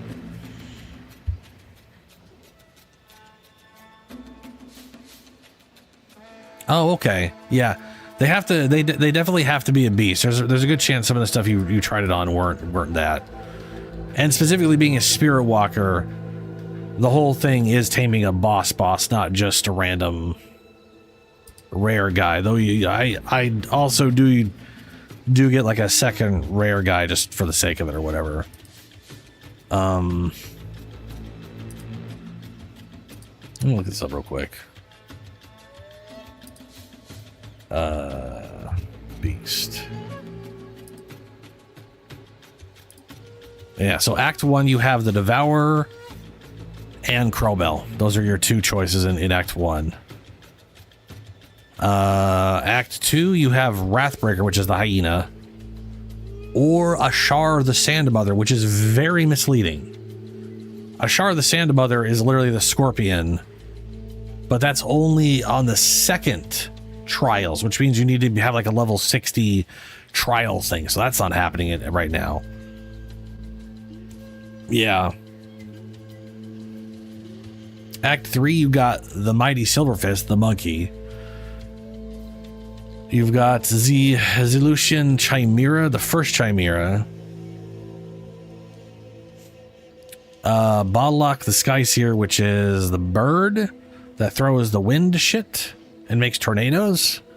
That's in Chaos Trials. You have the other crazy giant bird in Chaos Trials, and then you also have the other Chimera in Chaos Trials as options in Act 3.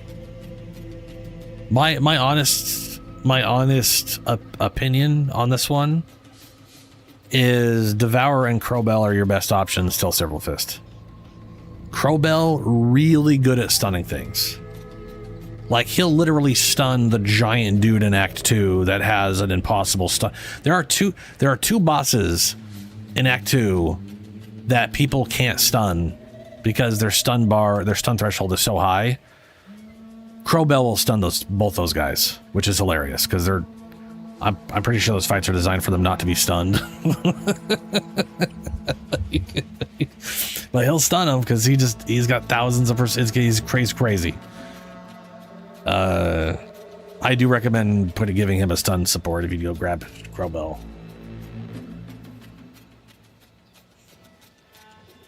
But Crowbell is, in case you're wondering where he's at in Act 1, he is, I believe he's in Hunting Grounds. Yeah, the Crowbell. He's the bird. I mean, he's obviously the bird that has the giant bell. Yeah.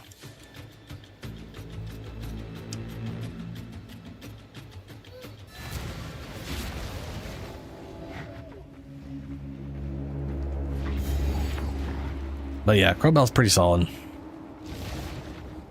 I mean, literally, Devourer and Crowbell are both solid picks for early progression.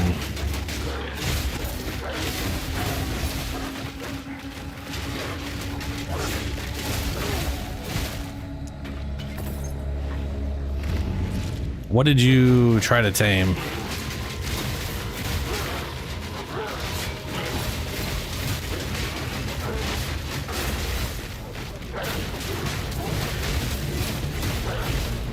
What if you don't care about the one you just tamed, you can disenchant it to get the tame beast back.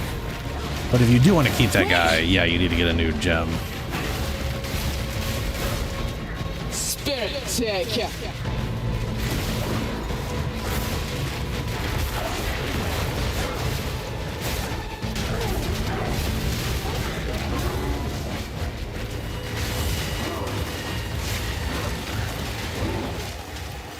Yeah, just take it to, you know, the people who sell like health pots and mana pots.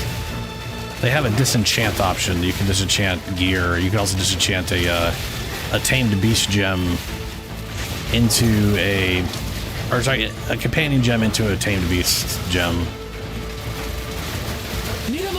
Oh shit! I don't know what it is about werewolves, but they just do not handle these rifts worth shit. Or sorry, my werewolf setup right now. We just will not handle them at all. I don't know what it is. I got max resistance on this version, so it's not that. They're just really bad at it. It might be the physical damage output for these guys is just so high. A worthy foe.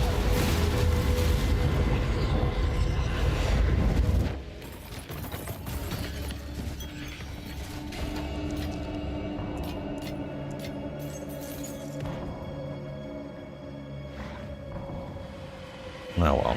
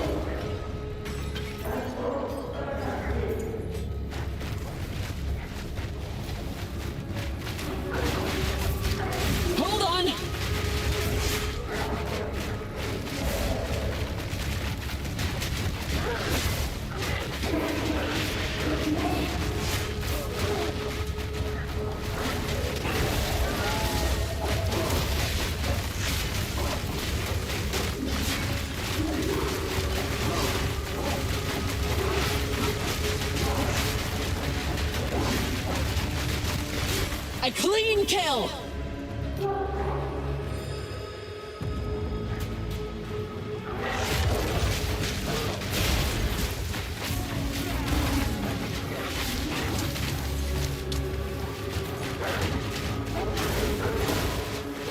Yeah, so the flaming hand. Beast!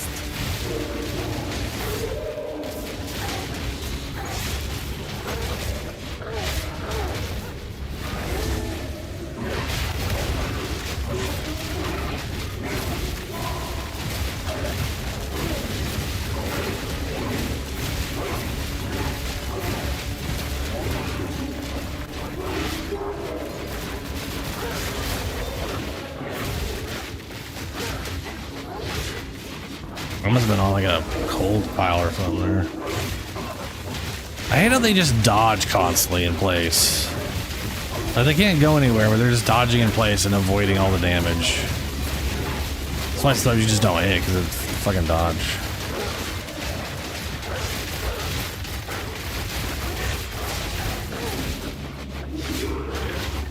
Don't know how she dodged out of that all of a sudden. But at least she is dead.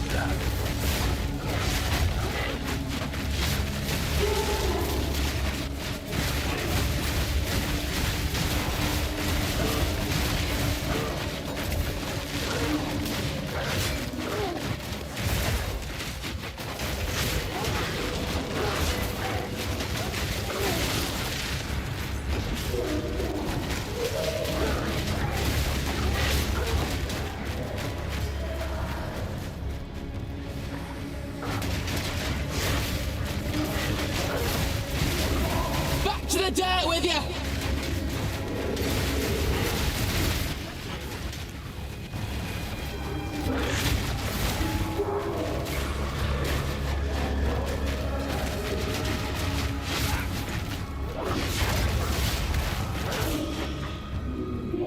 No, that's a dead end.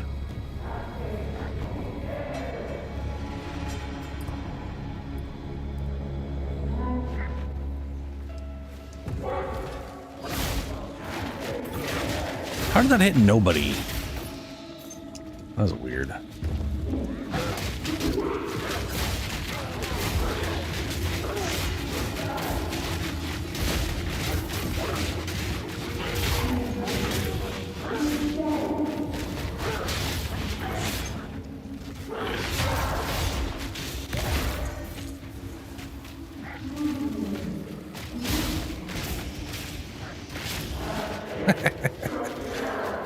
I do love the plague.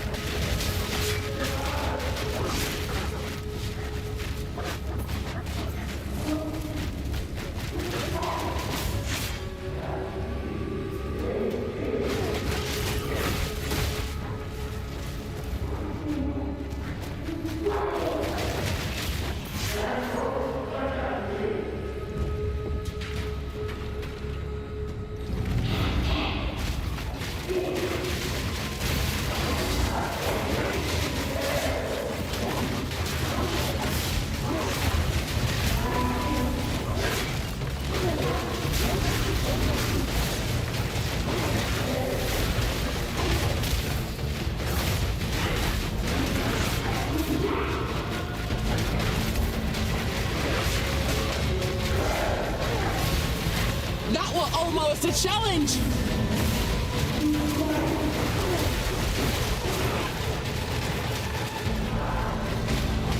Wait!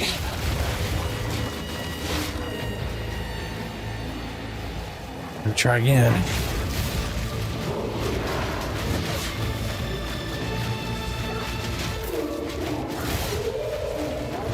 Need more time!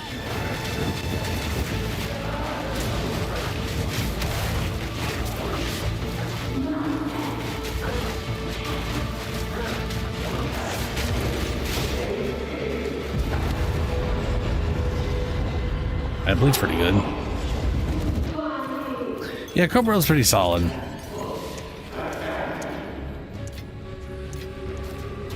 I highly recommend throwing a like 50. Like I think at early levels you have access to a 50% stun boost support or whatever.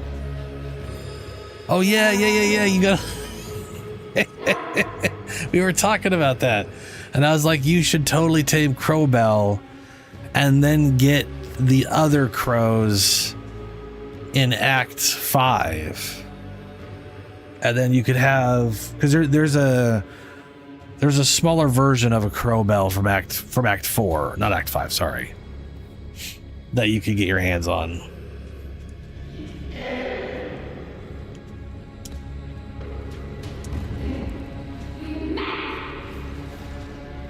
In fact, if you grab this trusted kinship, you could have 2 companions.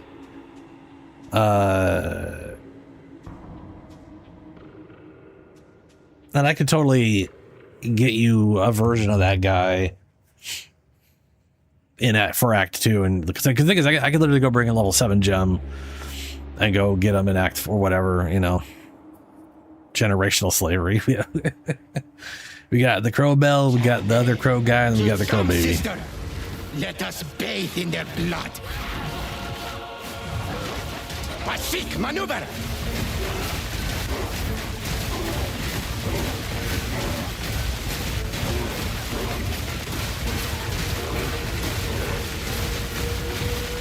You are too slow.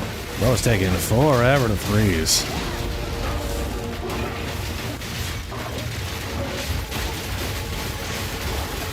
Wait! Our sacrifice is long remembered. And she just healed the full. Cool. I'm gonna kill this guy now.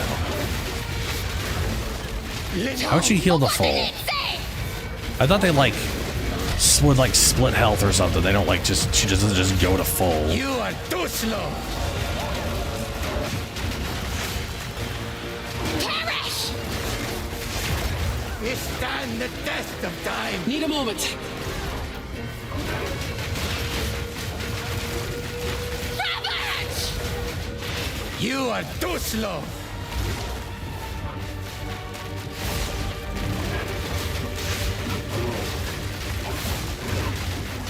Chaos unleashed. Not the jackal!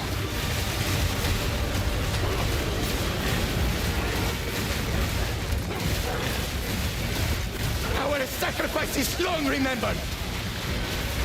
Hold on. You are too slow.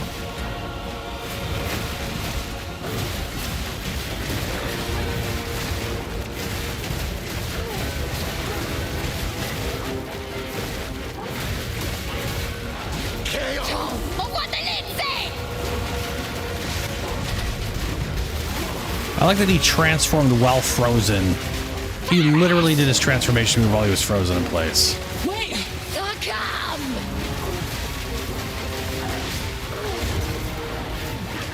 We stand the test of time.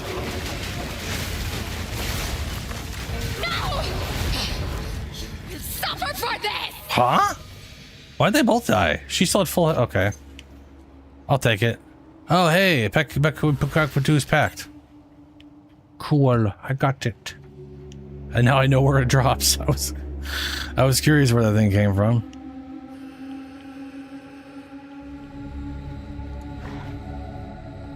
All right, Chad, I'll catch you later, man.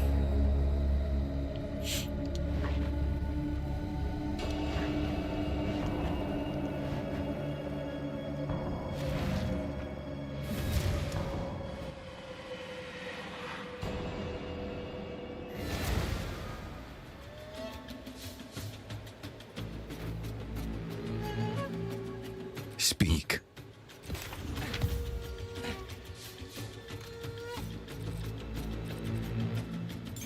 I don't know why I've got a level 18 wolf pack sitting there. Feels like a waste.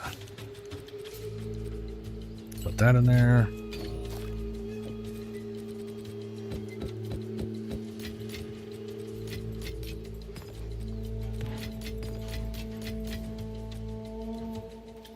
Welkuachik treasure.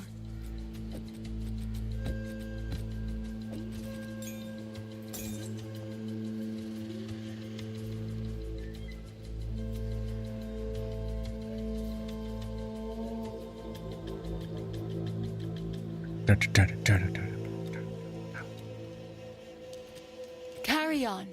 Alrighty, map device. Let's see here.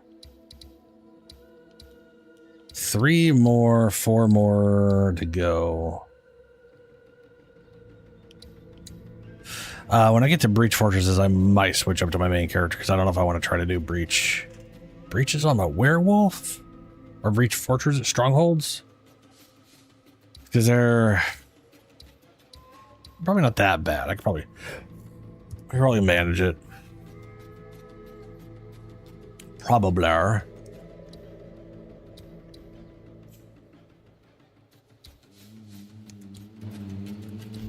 However, we're going to take a quick break. I will be right back. I don't know if there's... Oh, haha, that's the one I was thinking of right there. I think I need to get on this one. Oh, well, okay.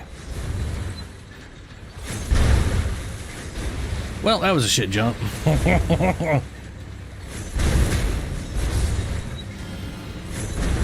No, oh, motherfucker. Oh, come on. Oh my god. Oh my god. Just stay on. Just stay on. That wasn't roll. Oh, that's because it started going down. That's wow. Hey, whatever, that worked. Ah, shit.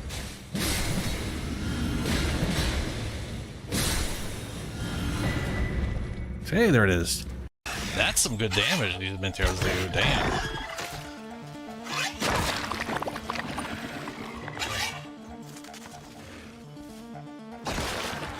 Oh, okay, now, yeah, this is...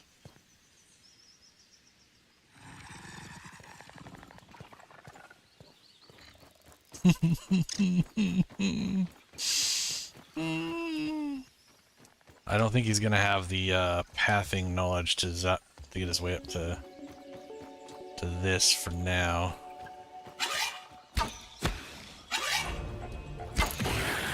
Or he could just jump across. And we'll go with my other tactic. Yes. I was like, he'll have to walk here, and he's just like, nah, I'll just jump. Walking's for stupid people. I'm gonna jump that. Oh, that's weird. What the hell is that? Oh, Jesus. Fucking monsters. Yeah. No, yeah. I agree. Oh, shit.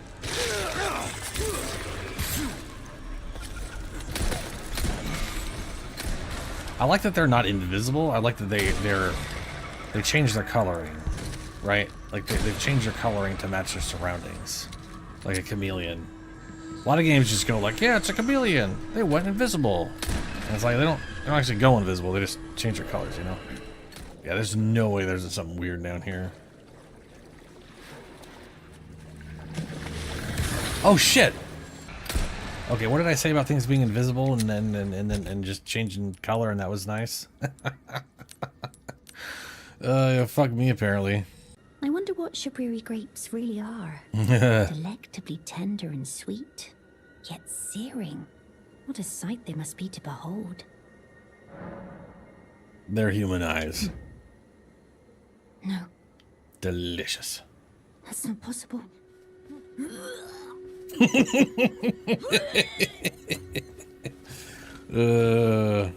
It's pretty disgusting. Is that you over there? You betcha. Have you ever heard of fingerprint grapes? They're special grapes which only grow on those who've been clasped by the burnt fingers. I would truly love to try one. I feel like I might go mad. Kind of feel like you might go mad if you have them. They're special grapes which only grow. They're special grapes by people who are touched by madness. And by grapes, she means eyeballs. She's like, I want to try the crazy eyeballs now. Something didn't like that.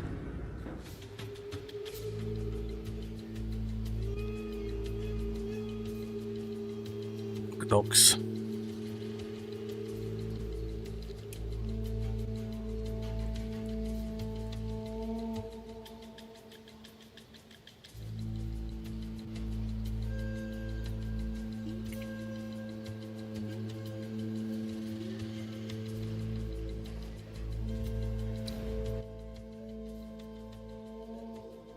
So, let's see here. What was the ring I was going to use again? Sin. Where is Sin?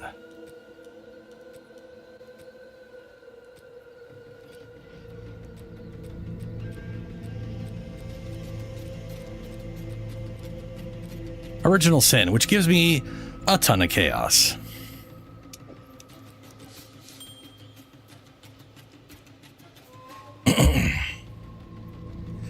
The only reason I've been avoiding this is because I don't have the money. Weaponless Druid has reached Act 3. Which ascendancy are you going to go with, or have you gone with the Druid? I'm assuming Oracle, but I don't know. You may have crazy ideas with Shaman. See here. If I get really lucky, this drops off the guy. Because it costs 90. That's actually not bad. This was like 150 earlier.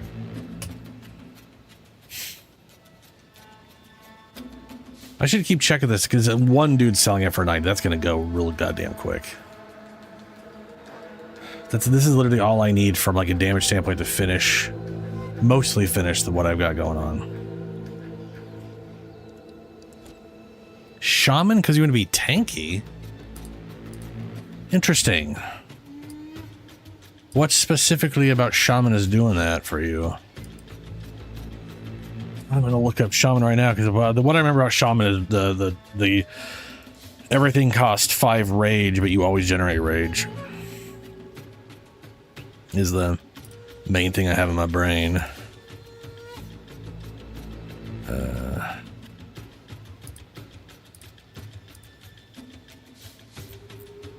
Adaption. Oh.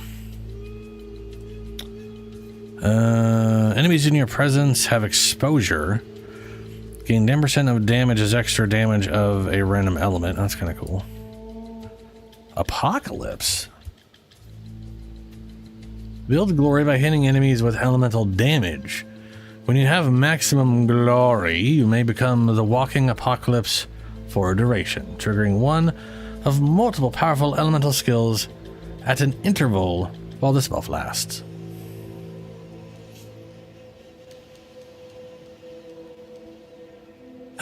Hailstorm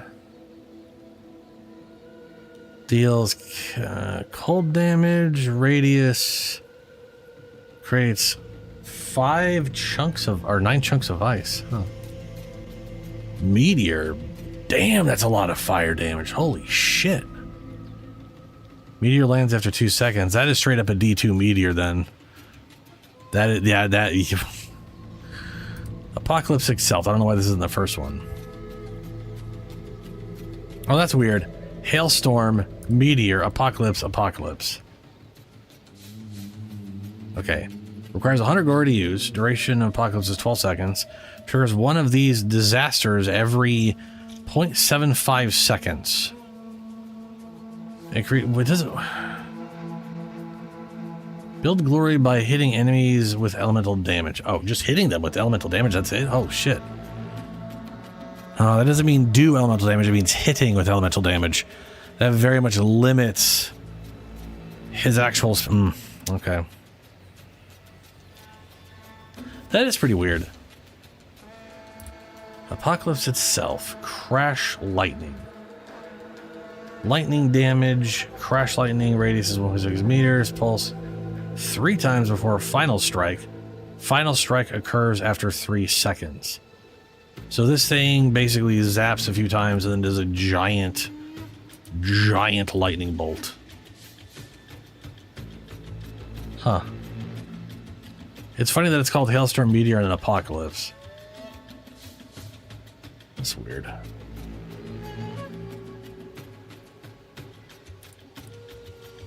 Wonder how good that is. 40 spear for each of your current empty charm slots. That is a lot of spirit if you don't care about charms. Gain the benefit of bonded modifiers on runes. That one's actually pretty on runes and idols. So this has got to be it. 10% less elemental damage taken. Adapt to the highest elemental damage type of each hit you take. 10% less damage taken of each element type per matching adaptation. Adapt to the highest elemental damage. Adaptations are gained by taking elemental damage from hits and cause you to... To be fair, most enemies only do one type of damage, unlike Warframe, where it's split up to like 3 or more damage types. So that's good. Outside of the extra damage from whatever, but that'll always be like a smaller extra thing, so you'll always take like, yeah, okay. Cause you to take less damage of that type from subsequent hits, unless otherwise specified. You can have three adaptions at a time, and adaptions do not have a duration. So I guess if you're taking a lot of fire damage, you quickly build up to 30%. On top of the base 10% all the time. Which basically means you're working up to 40% less of one type while you have 10% less of everything else.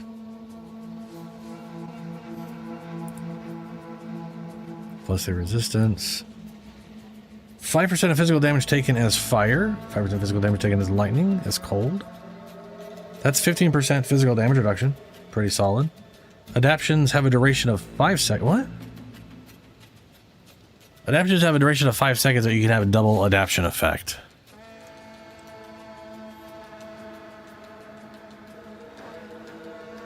I'm trying to think if that's like good or bad. I mean, the thing is, like, most hits in this game is like from like the flamethrower effect of like the Bog Witch or the giant skeleton guy. Those are multiple hits a second. So for that, the 5 second duration would be great, because you could build up 70% reduction against an element, which is not resistance, it's less damage, which is its own separate modifier. So for against that, that'd be phenomenal, right? You would just take like nothing against that fire damage after a few ticks. But I feel like in general stuff that could be a problem. But maybe not, who knows?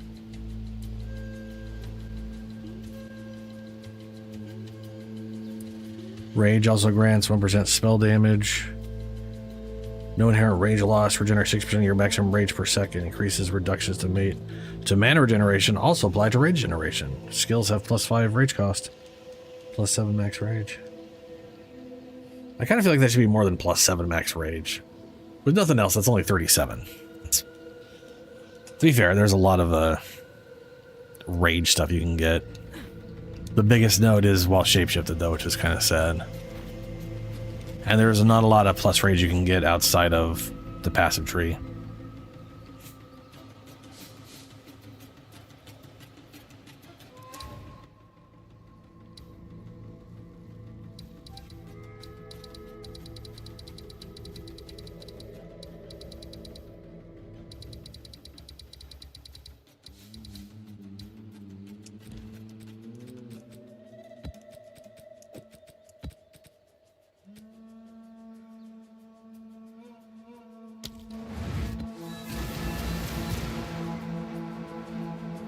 One glove, one amulet. What weapon are you using? Because I know you said no weapon. So I guess I guess what spell are you? Oh, is this the teleport orb one? No, you're doing that, or were you? I know you're doing that with Gemling. Blithering idiot! Wait a minute, are you using face breakers?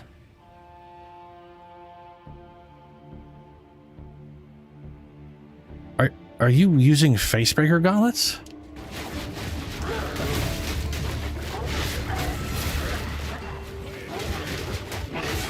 Hell yes. Fuck yeah, dude. So you basically rocking mace skills with punchies. Tell me you're using Bone Shatter, because that skill is great.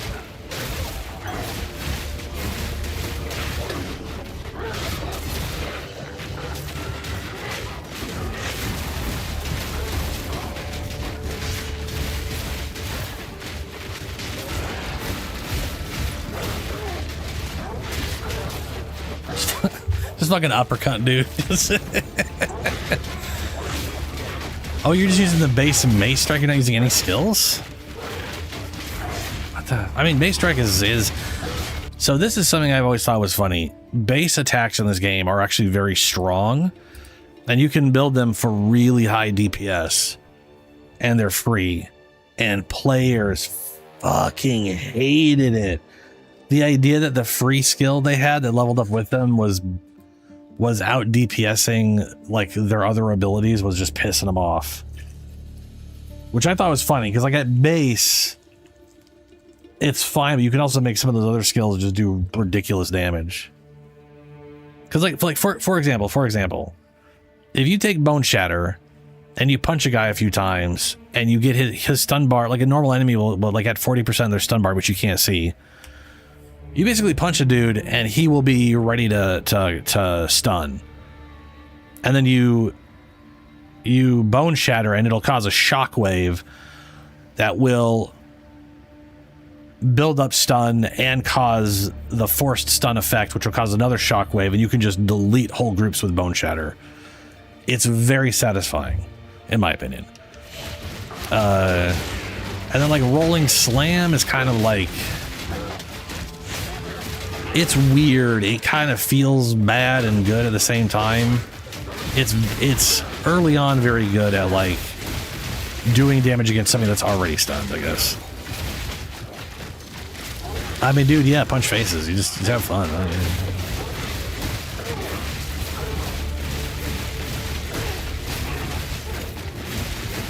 I love that they put those gauntlets in the game. That's pretty ridiculous.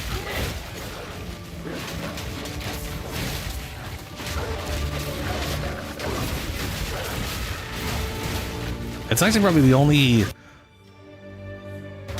Not the only weapon in the game I could think of, but it's like the item in the game that fully scales by itself as you progress through, right? Like everything else, like there's like a level 1 staff that people scale because it scales with attributes, and they've scaled that to be like stupid powerful endgame. But it sucks absolute dick going through the game with it because it requires such heavy scaling that you can't achieve that until you've just gotten like super high-end equipment. So it's like an example of something really low level that's useless until you're high-end. I'd say the Poison Spear is easier to level up with, just because, you know, plus damage on gloves and rings you can kind of upgrade as you go along like that.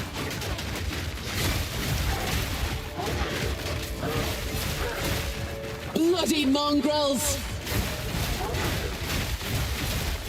How about boss's health? Holy shit. That is bonkers. Yeah, Mace Strike is, like I said, Mace Strike is good, man. My literal mace builds have always been, to be fair, I'm using a shield, but they've always been, I just smack the fuck out of people with basic Mace Strike until I get a Bone Shatter in. Which is usually one hit on an enemy and then a Bone Shatter. But if you're... It sounds like the damage you're doing is so high, you would have to switch to an actual mace so that you could Bone Shatter with your fists. You know what I'm saying? Like, I feel like you would have to have a separate attack that is weak. That's actually... I gotta throw this sides on the side. That's one of my favorite things about... the build I was talking about, like the bone, you know, making good use of Bone Shatter to clear areas. You can't do too much damage, because if you do too much damage, you just instantly kill the thing. And if you've ever watched anybody try to use a mace, especially when this game launched, they were all unga bungy two-handed maces hitting an enemy and basically auto-stunning it or killing it outright, and then getting pissed off they couldn't do anything, and then getting swarmed by enemies. And here I am just being like, I just hit him with my basic mace and they get stunnable and I Bone Shatter and the whole everything gets cleared, and it's I'm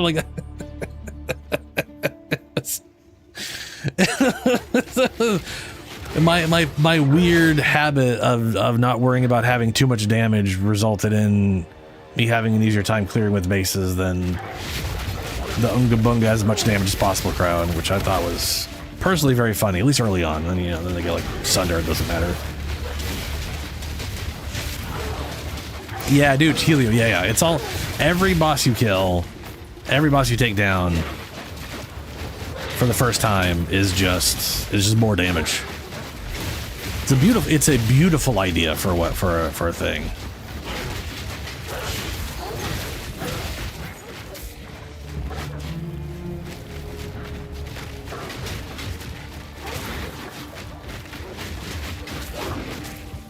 I mean, with how much damage you're doing, I kind of want to see what would happen if you used Perfect Strike. Because that Perfect Strike is also a low-level gem. And it's basically, I mean, it's like Snipe. Snipe's kind of low-level skill on the bow, and it does a butt ton of damage. Perfect Strike's the same thing, but it almost always causes an ignite on target because of how much damage it does if you Perfect Strike it. And I bet you anything that could go from 5, well, I mean, whatever, 5 shots with basic strike is Bloody mongrels! Crazy.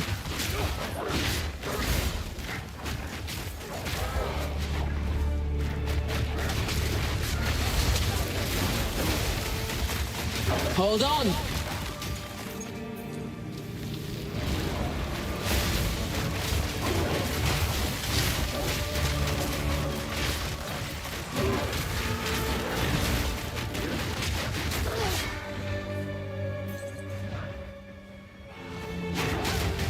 Honestly, when I first saw Face Breakers, my immediate thought was, with what I did on my plant druid. That was almost a challenge! So, back the first plant druid I ever made, I basically ended up using a two-handed mace because I needed a weapon for the poison burst things to work. And before that, I needed attack damage to build up Bramble Slam, not Bramble Slam, to build up Bramble, whatever the fuck it's called, for spells. Like it's a spirit thing. And so I ended up going like, well, to make this happen, I have to use a mace skill. So I had a mace, and I had no reason to use anything else because I didn't need spirit, so I just was using a two-handed mace. And I would basically just use the Earth Shatter ability, the Earth Spike thing, the single target, whatever, until I got Sunder, and then I was just sundering. And to be fair, Sunder was doing so much damage. I was just like, I can't believe I'm using this just so I can make plants somewhere that does way less damage. Melee is fun. Melee is good. You just gotta, you know. Damned I don't. fiend!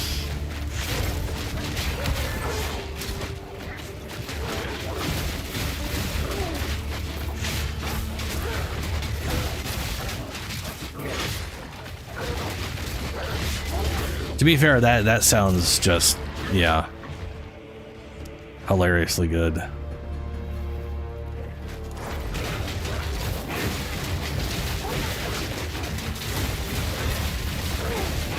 I kind of wish I didn't need a shield to make the rock wall.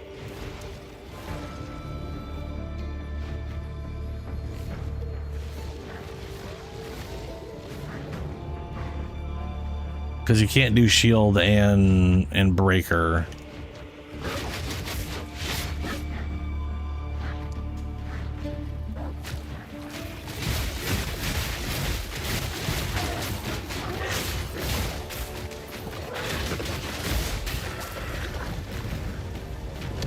Oh, boss guy.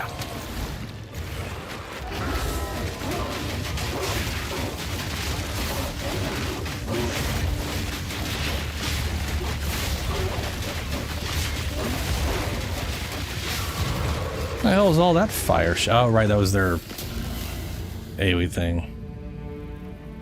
All right, I guess he is the chest. That's fair.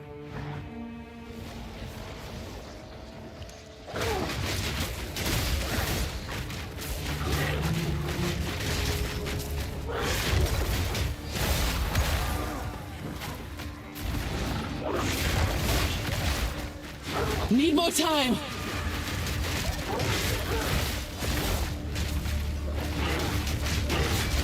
That was almost a challenge.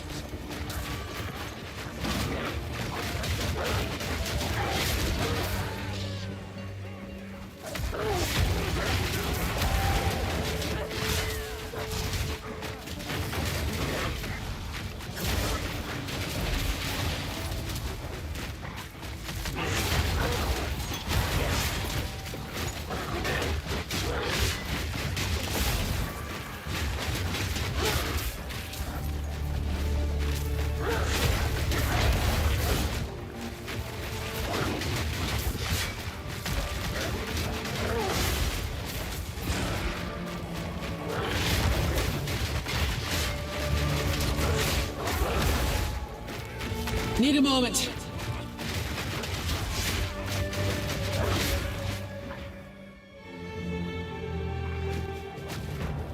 Yeah, which one of you is a bad blood? And then she's all, oh, I got this. Don't worry about it. Hold on. just fucking sucker punched. Falls like a sack of potatoes.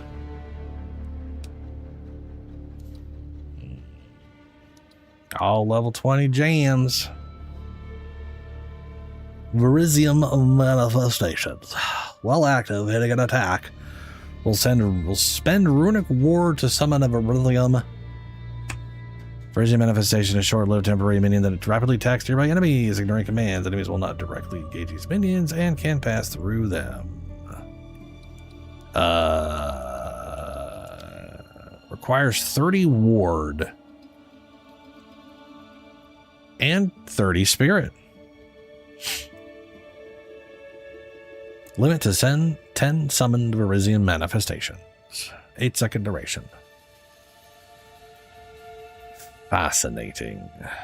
Has a 0.5 second cooldown, has 5 uses before you have to deal with that actual cooldown. Huh.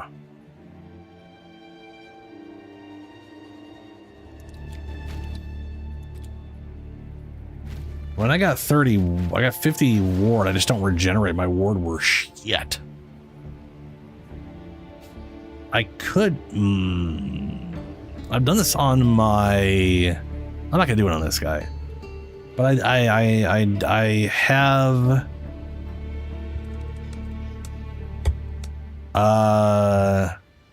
there's a belt. There's also a rune, I believe, but there's a belt that allows your life flask to also affect your ward regeneration, which is what I use on my demon lady. I still need to figure out what the fuck I'm doing with her, because I just don't know. Like, yeah, spell wise, I am all over the place on her. I just haven't found anything that I just enjoy using. I think that is an issue I have with both the fact that she's a fire demon doing fire shit, so I feel like using fire spells, and all the fire spells in this game suck. Or I don't find enjoyable to use all that much. Like Flame Wall is just bad damage for horrible frame rate. Fireball, boring. Living Bomb's kind of stupid. Plant the seed of fire inside an enemy, dealing enough damage to the enemy or killing it outright causes the seed to explode, dealing damage in an area and leaving behind a fire remnant. Exploding after enemy is dealt damage equal to 200% of ailment threshold. The fuck does that mean? So they have to deal enough damage to twice over their ailment threshold in just any damage, or does that have to be fire damage? I hate fireball. So here's my thing. I want a proper fireball. Fireball is supposed to be big ass fucking explosion. That is literally what the quintessential fireball is. Little tiny ball goes out, explodes, 40-meter radius, giant explosion, everything gets fucked up. That's what a fucking fireball is. This game, it's a slightly larger firebolt.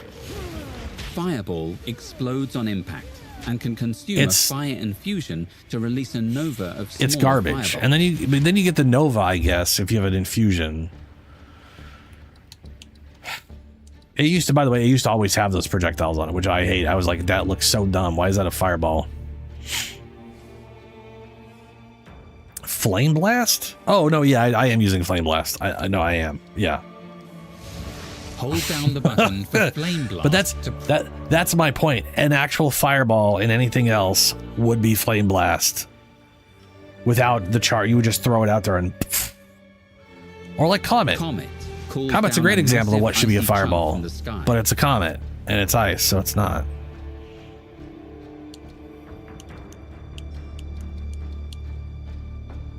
I know. I'm not saying it's a bad skill. I'm just saying I don't want to use it on what's her name. I also do not like that. Here's my other issue.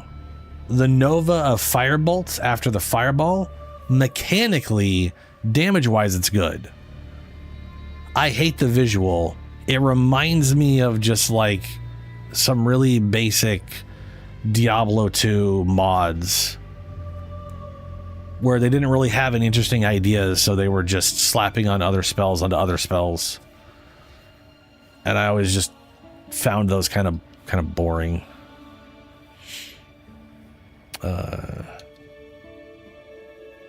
Remember Fusillade? I've always wanted to make this thing work well, but this doesn't work well with the demon. Cast too fast. You have to not cast that fast. Really good on Gemling, hilariously enough, like everything. Snap can be used to detonate any frozen, shocked, or ignited enemy. Also love this skill. It's got a long cooldown though. I actually had the idea of like, I like the idea of like this thing, and you have like the fire dog, so the fire dog lights everything on fire, and then you detonate it. But the fire damage is absolute ass. Like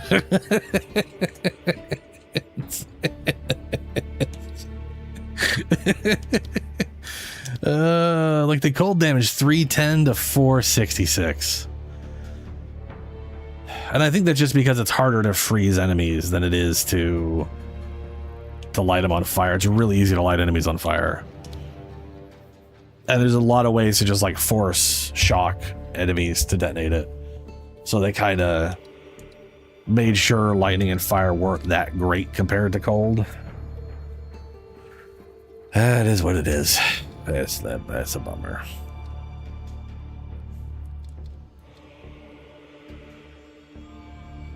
I miss old Firestorm. I miss old Incinerate. This whole fuel mechanic's stupid. Well, I need to figure out I need to just figure out a way to get like Detonate Dead back in there or something. Currently, I'm literally using Volcano just as a method to spawn fire skulls.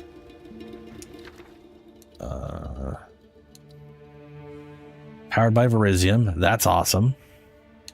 Remnant of Kalgur. 50% chance to spawn a remnant on stunning. 50% chance to spawn a remnant on killing an enemy. Each remnant grants Runic Ward, and that overflows your Runic Ward as well. Rim Pillars. Spend Runic Ward to cause damaging ice crystal spears to erupt from the ground around you. These spears can be destroyed. These have been very, very amazing.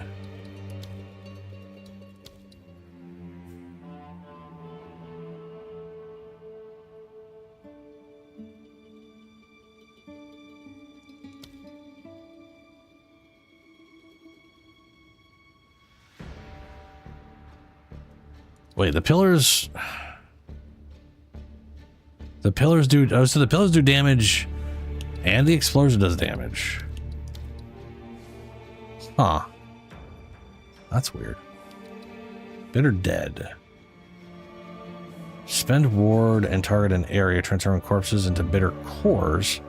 Seek out enemies and chill enemies near them. The cores explode at the end of their duration, creating ruins which deal additional cold damage.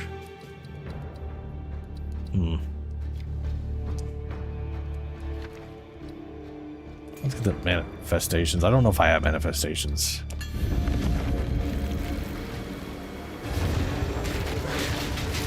Yeah, there's a... Come on! The Grim Pills are pretty great.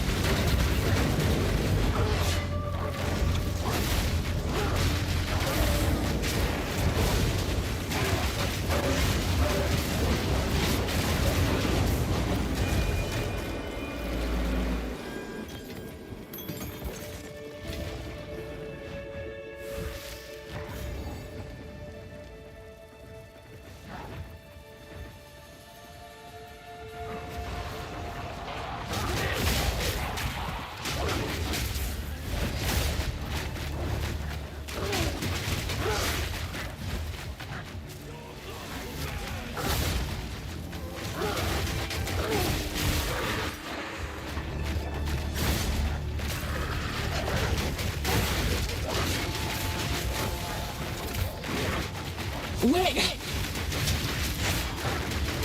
Proof of my prowess!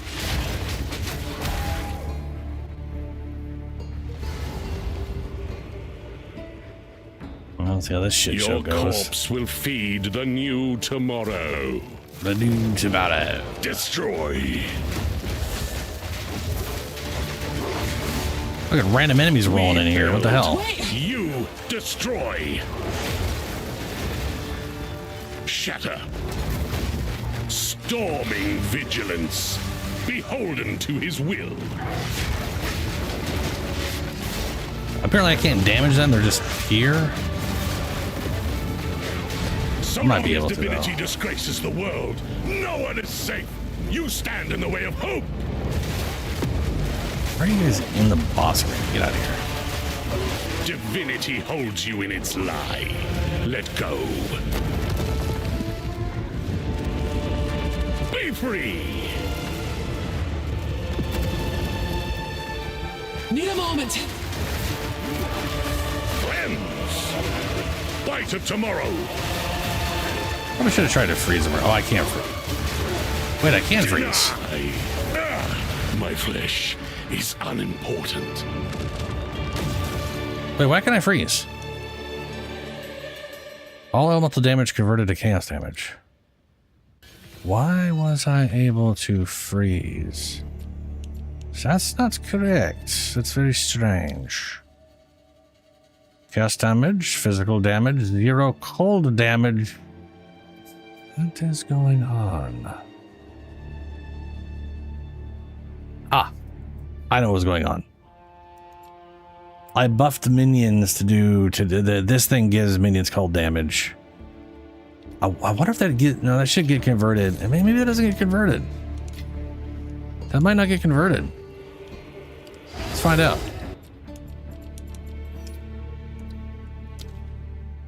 It doesn't get converted. So I'm okay. So the extra cold damage I give myself, I'm still doing as cold damage on this attack. And that gives cold damage to everything, even though I'm still doing all chaos. And this is literally still doing chaos damage per moonbeam, but also doing cold damage per moonbeam. Wow, this worked out better than I was expecting. I'm gonna be honest with you. I mean, it would be better for like poisons if it wasn't like this, but I mean, it's still pretty damn solid, all things considered. I thought I wasn't gonna be able to do any freeze buildup whatsoever. Whenever I get that one support gem, it's gonna be crazy then. The hunt is on! Since I'll be able to freeze with the chaos damage, and I might even get the 40% boost. In fact, I'm pretty sure I will.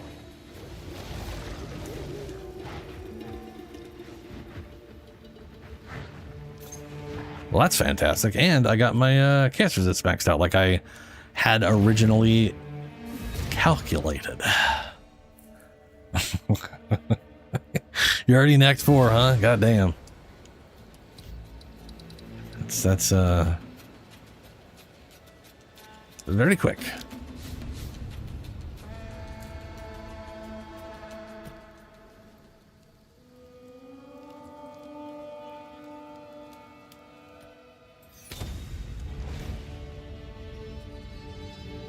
All right, breach time.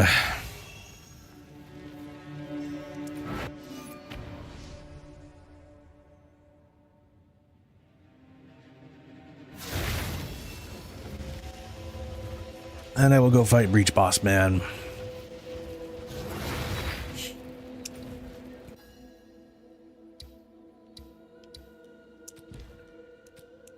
We're just gonna go relatively quick. Get ready to tablets. We're not gonna do breach tablets because those are useless doing breach.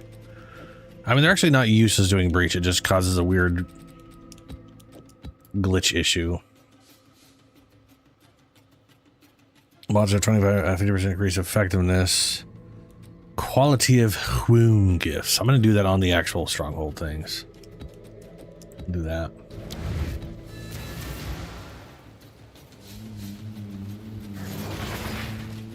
Oh, you want to start? Yeah, all right. I'll wait here if you want to come join.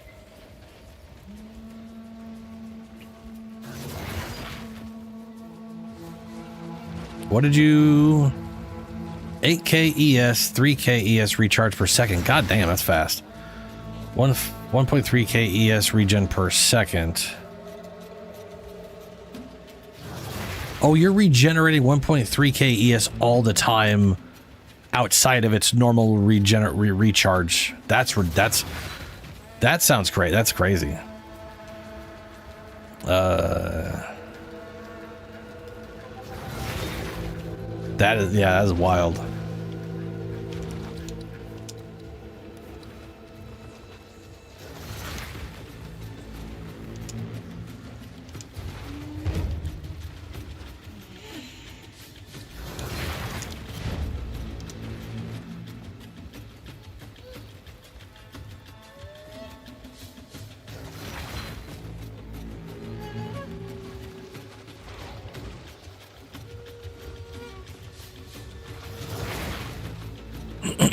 Evolve discipline is coalescence from PoE2.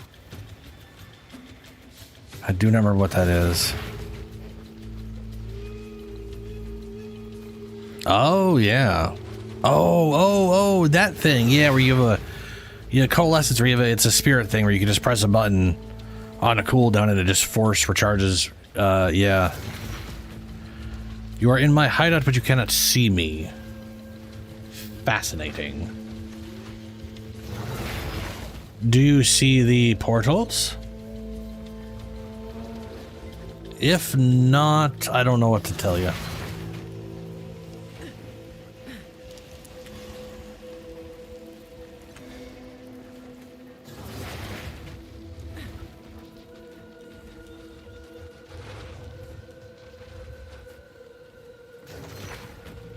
Okay. In the 4 to go. Be hilarious if we're in split instances. Nah, I see ya. Oh, look, it's right here.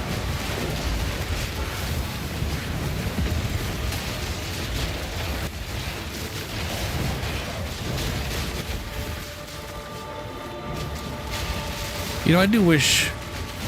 Part of me wishes GG would talk about stuff before they're about to release it, you know? But it also, to be fair, it also kind of feels like they're kind of seat of their pants. They don't really know what's going to happen until they do it or whatever. Oh, we're going to need to turn this on for this shit. This is like the one thing in the game where I was like, oh yeah, I do need a loot filter for this. Everything else I've been fine with, but the breaches, the actual stronghold mechanic itself is just too much shit in one tiny area. Oh, there's a ritual. Depraved cultist! No mana. I shall slay every last one of you!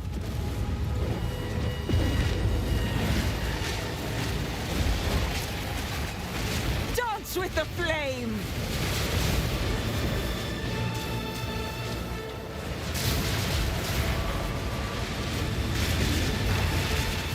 Oh, I refuse to die!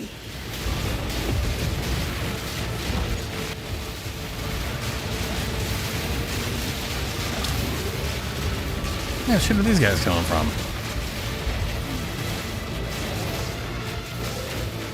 Look at how slow they've been moving. It's like they were aggroed like 5 minutes ago and just finally showed up. Got it!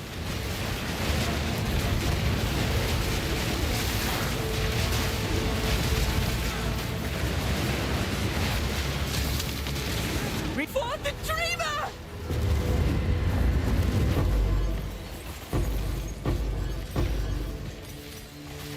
Nothing but lavish.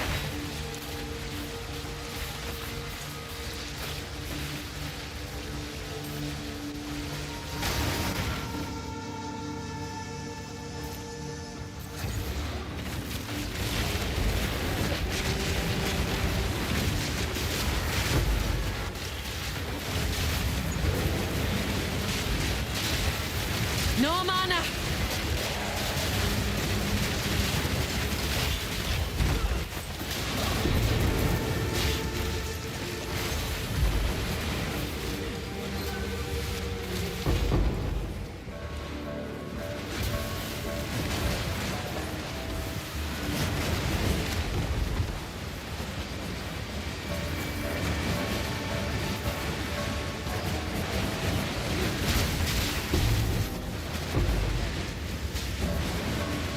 Ah, bleeding charm.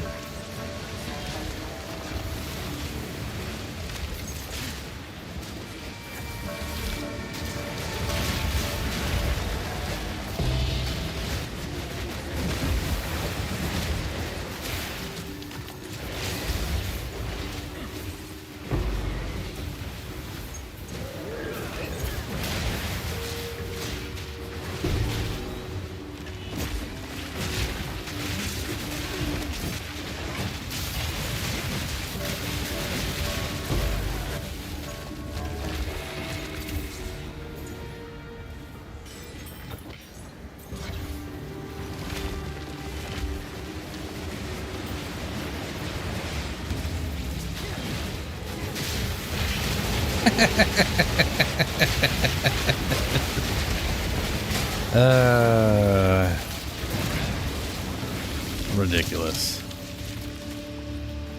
No. No. Chance for spell damage, critical hit would be lucky. A chance for I hate that so much. Physical damage taken, I'm meaning death. Whatever, I have all those. Yeah. Tribute. Okay.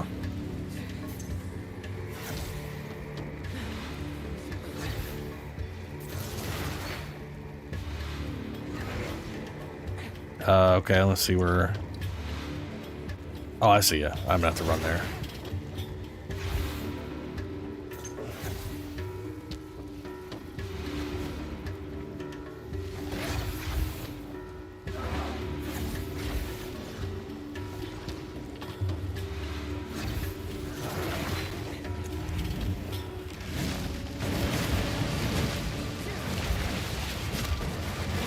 Deck! Face me!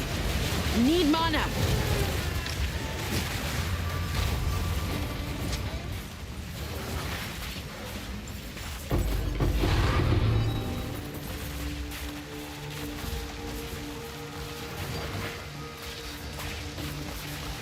Yeah.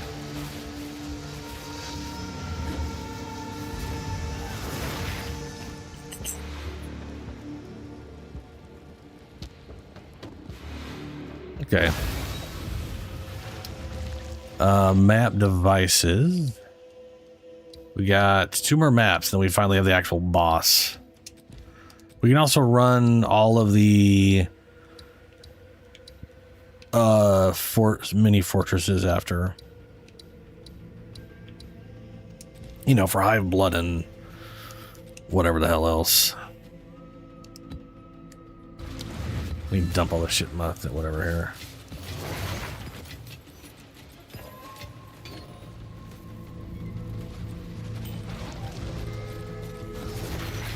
Why do I have that? Who knows? Okay, let's roll this. How lucky are we gonna get? Oh, it's gone. What about you? Oh, what?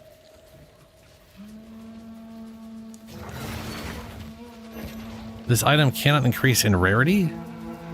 There's nothing attached to that base item? Wow, okay, cool. Now I know, that's What interesting. do you think? Bring any tomes you find.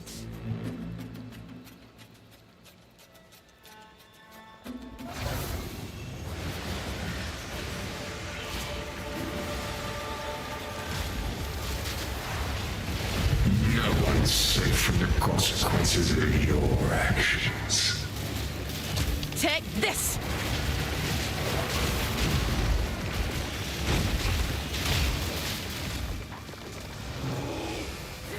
Shake off the dust and let's fight. Must be out of your mind. You are not the purple thing. Oh, you got the purple thing, good.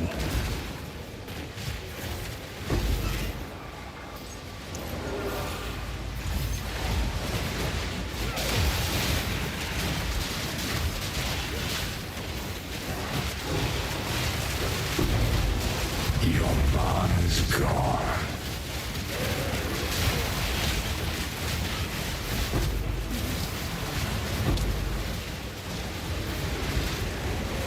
Oh good, I just gave the Endure Shrine to the boss. That'll be fun and probably not noticeable in the slightest. Come on then. What are you hiding? He's gonna have like 50% more health or something like that.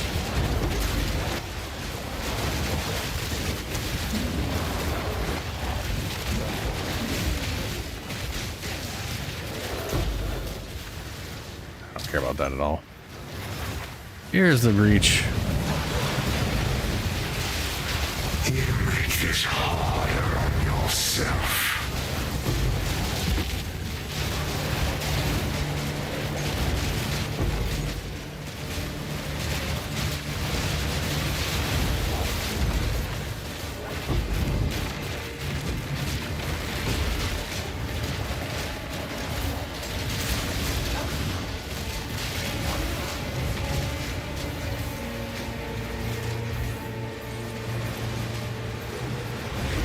Retreat, Highborn!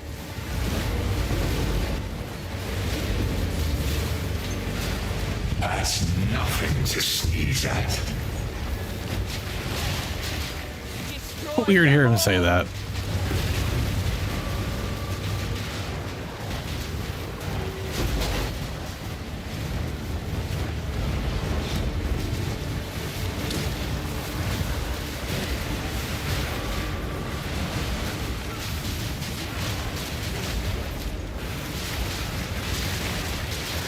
Almost there.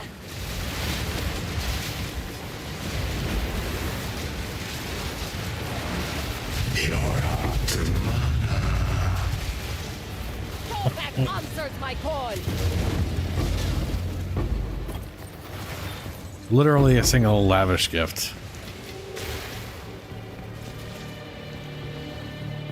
I mean, one per person, obviously.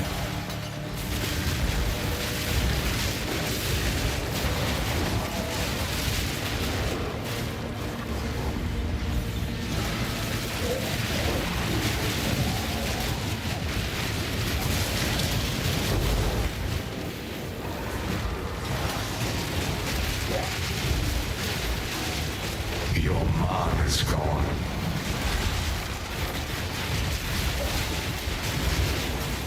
Pick up.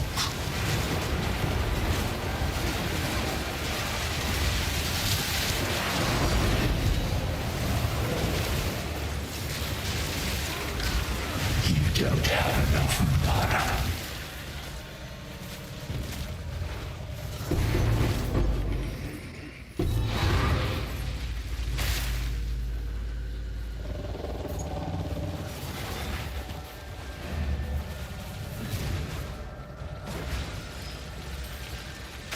Tempest to grasp.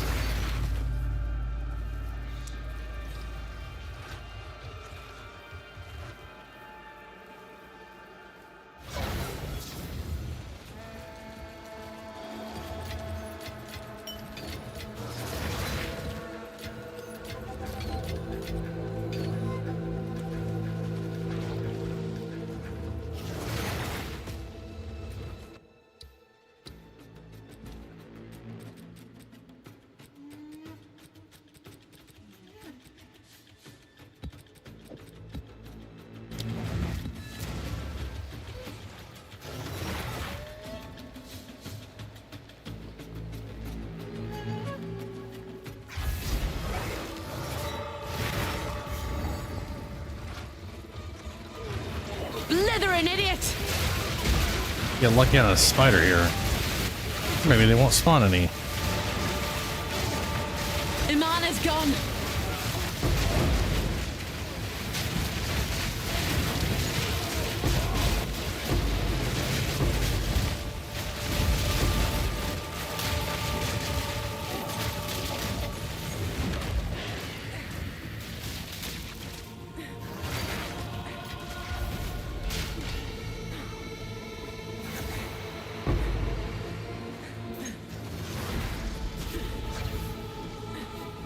Oh, wait.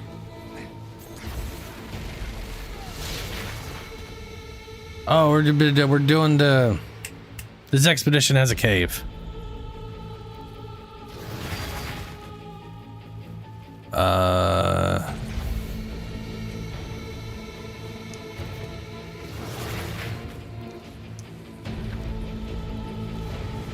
those are all awful.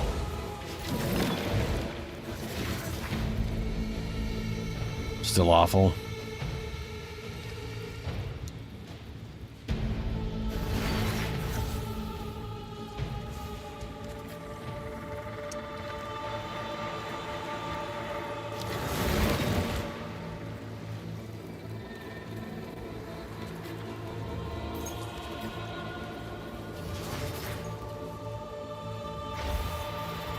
Okay.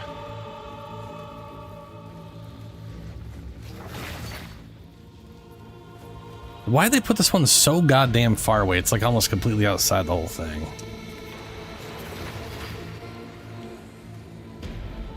Oh, you know what? I don't care about it at all. I just don't care. I want the cave. Everything else can just fuck itself. I detonated it. I don't fuck all those things. Just give me the goddamn cave. Yeah, enemy, it's cool. Cave, and I go. I am in the cave.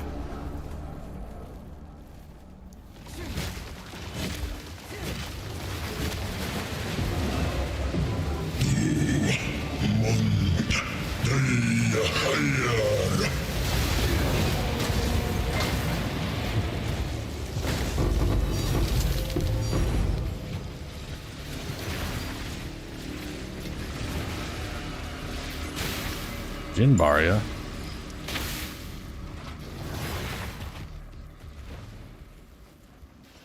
Cool.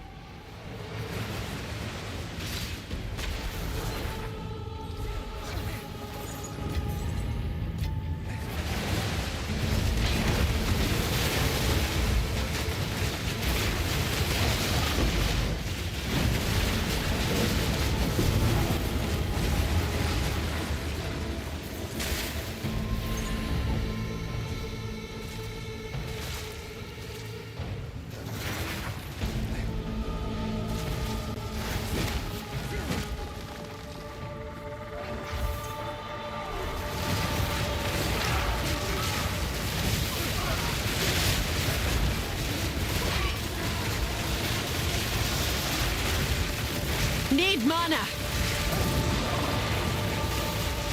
Come here.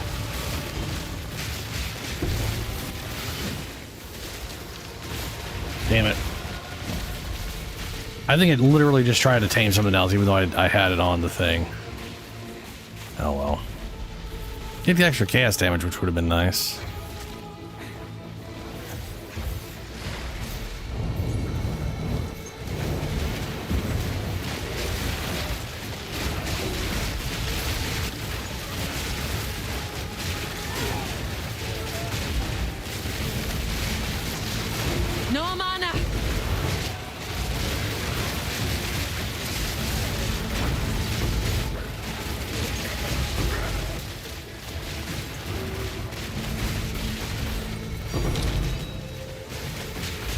There's an inscribed ultimatum there.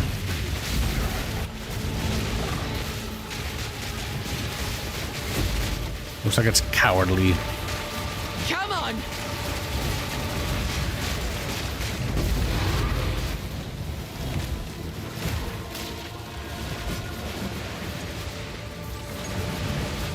Ooh, we also got an Abyssal Depths. Hell yeah.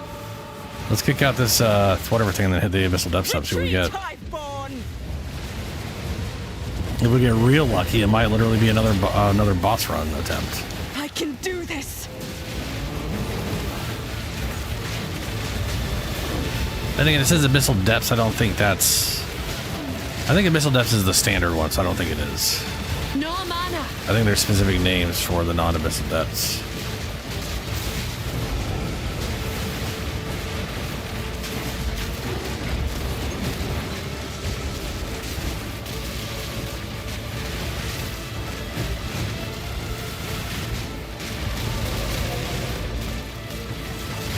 My mana's gone!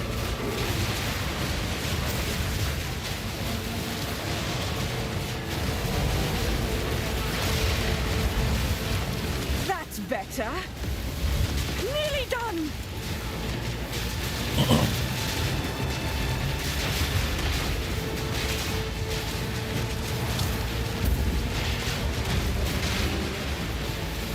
For the dreamer! For the dreamer!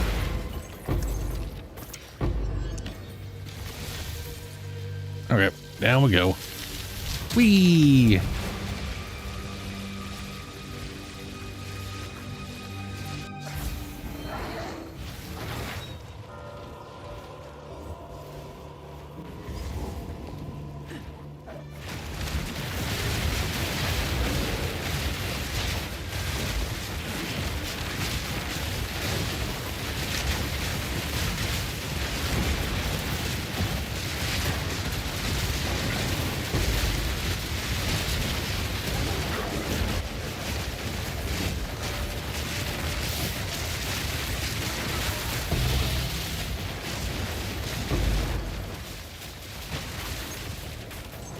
Perfect orb of augmentation. Fancy.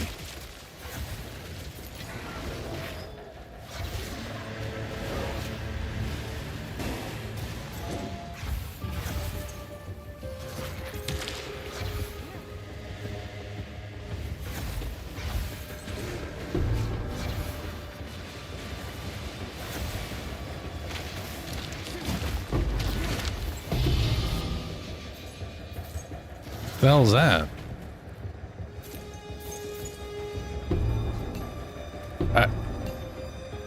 Kurgal's Leash. Gain Holy Might for 15 seconds on commanding minions. Oh, you're never going to use that. Not until you eventually try minions and go, oh, I like minions. Which I don't think that's going to happen anytime soon. Gain Unholy Might for 15 seconds on commanding minion from supported skills. Minions from supported skills gain Unholy Might for 15 seconds. So, minions from support. Oh, okay. So it's 50. I know it's 30% extra damage is chaos, but it's only for the minion and you. So that makes sense with like, if you have like an army of like archers and you tell them, hey, poison cloud, and then they all get 30% bonus damage. Or reavers, I guess.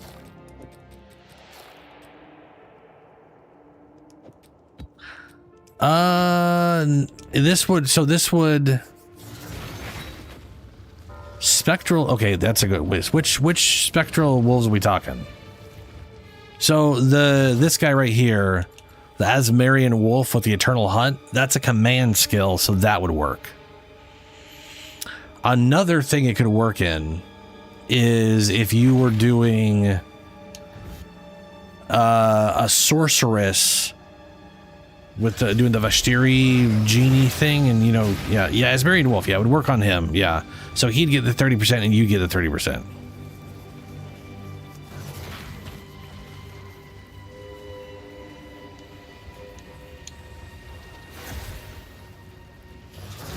Oh, you already killed the boss, huh? Cool. That's great.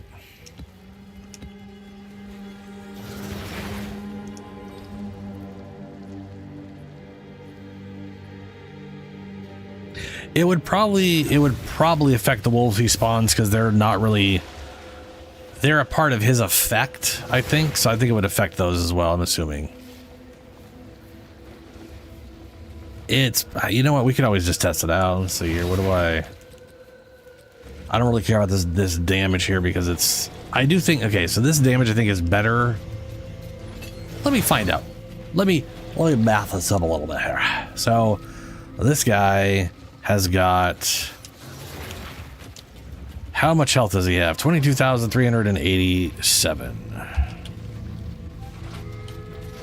So we're getting 2,238.7. Things are being burned as if that damage, 2,238. My Rasp Scavenger always ignites, period. And his mortar attack does 17,000 damage on average, which is a shitballs more than 2,238. All right, Julie. So we will go and slap this in our wolf guy and see how that works out.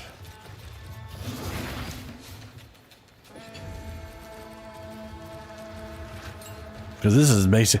This is fun, but this is useless in my current setup. Just because my Rasp guy is doing so much damage and is force igniting literally everything he hits. So, you know.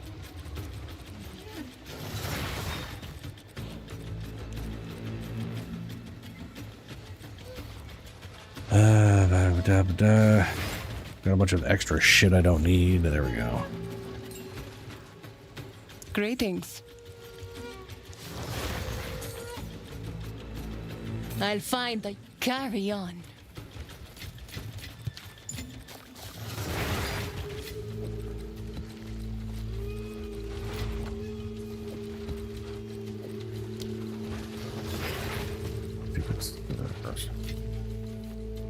There we go. Too much crap in my inventory still.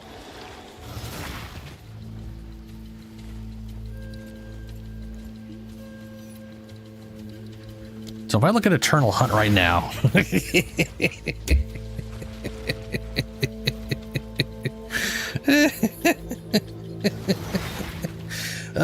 every time I see the damage on this thing, it's fucking stupid. Main hand total damage, average 108,000. It says it does physical, cold, lightning, and chaos. I'm assuming the cold and chaos is because of the passives I have. Let me go ahead and pop it. So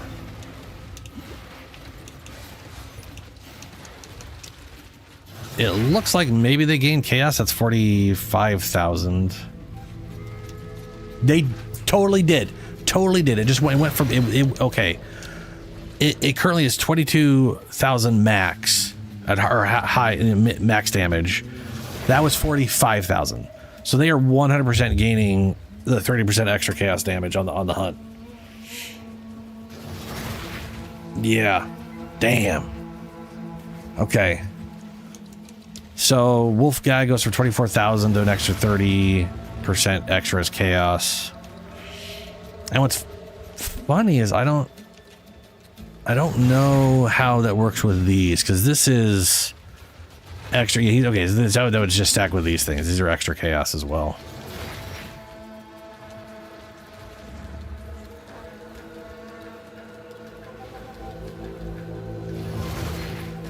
That is definitely way more damage on him.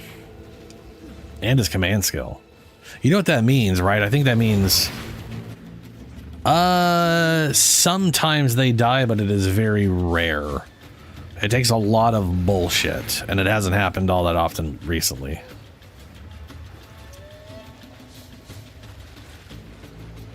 Usually when it does, it's because of like some environmental giant whatever thing.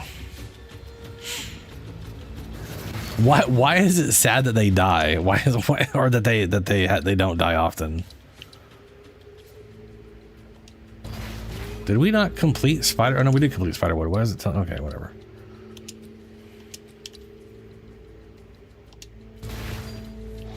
It says map in progress. What the fuck do we have to do?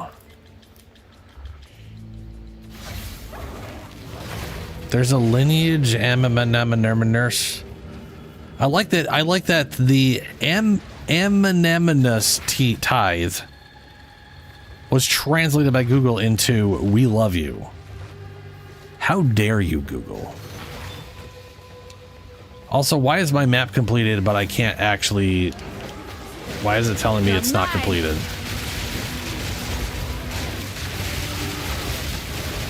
I've no mana. Is there something I still have to do? It says map completed. I bet you anything it's because someone killed the boss while I wasn't there. And it's probably not counting for me. Because someone's a little spastic and can't be bothered to fucking wait. Champion. Actually, you probably... Well, no, the thing doesn't spawn until you go in there. You definitely can go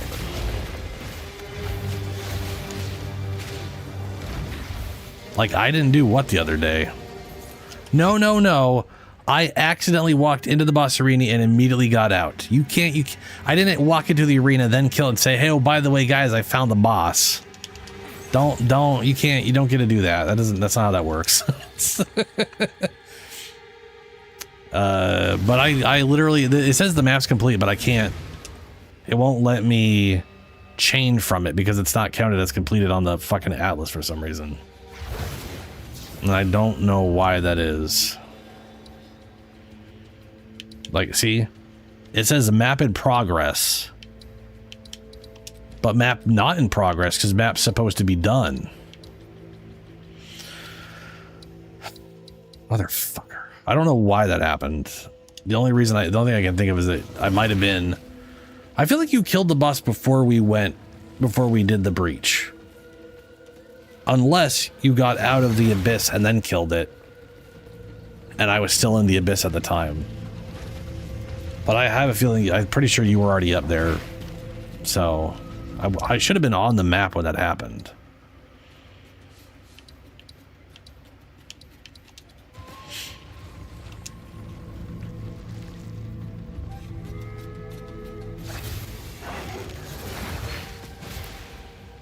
Oh, so I was in the abyss. You left the abyss and then went and killed the boss. So I physically wasn't even on the goddamn map when it happened. God damn it.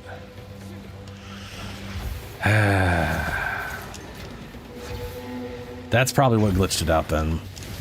Because I wasn't technically on the map at the time.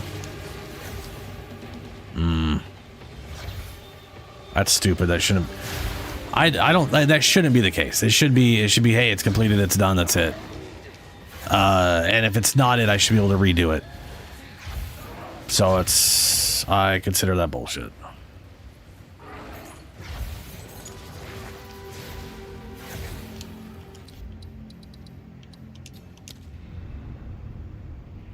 I can't redo the map. Oops, that's not what wow, I didn't mean to do that at all. I meant to go to back to the fucking base. I was like back to base and somehow I fucking brain farted my way to the goddamn main menu. Whoopsie-doo. Okay, let's see here. So I can't interact with this map. Can I interact with this one? I can. Okay, I can. Let's see if I can throw something in there. Just okay, we can redo it. There we go. Super basic blue map. We'll just try and go to the boss. Come on!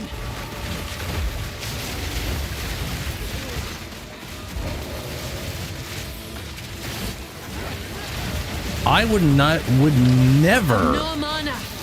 run a map that has been quote unquote completed, because this is counted, just so we're clear, this map counts as failed for me, which means we're getting no loot. We're getting like shit ass loot. We are getting half the experience.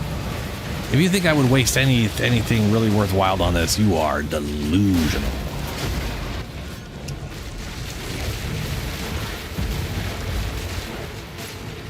That's just a bad idea is what that is. This world is not yours! Need mana. Be gone, fiends! Yep. Any map that you fail and have to redo, it nerfs the shit out of everything in it. You're like, nope, you failed. No mana. I don't know why that is, if I'm honest with you. It doesn't really make any sense to me. Like, you already, I guess because you technically could have gotten a bunch of loot out of it and then failed, and then, I don't know, there's probably some stupid reason they have, other than they're got giant hard-ons for penalizing players.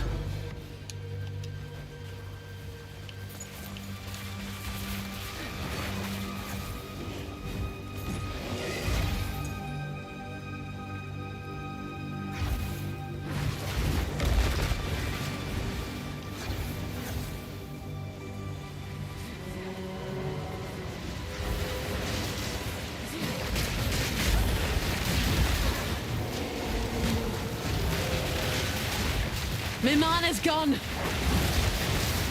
I mean, as far as I'm concerned, they shouldn't let people solo boss in a group in the first place, you know? Like, it should be one of those things where everybody gets teleported to the damn boss. Like, I don't know why they don't have precautions in place to avoid what just happened.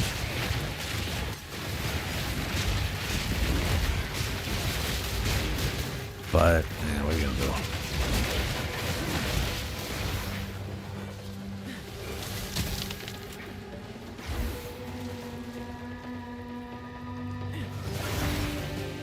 Oh, sure. Boss is here. We can pretend it's because I wasn't fast, yeah.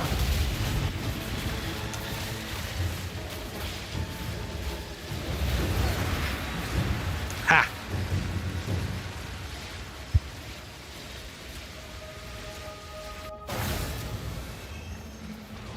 I love that it only allows one stupid portal. It's so dumb. Okay. Hive colony.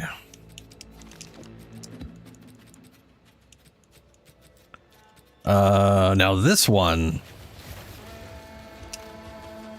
we'll get a little crazy with.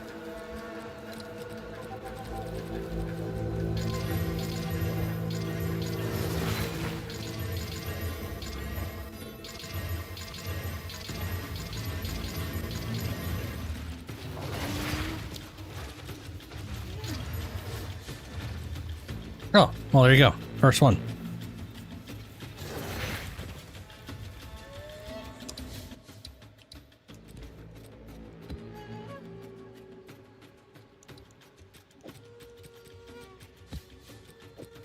Apparently I can't use those in there. Fine. That's fine.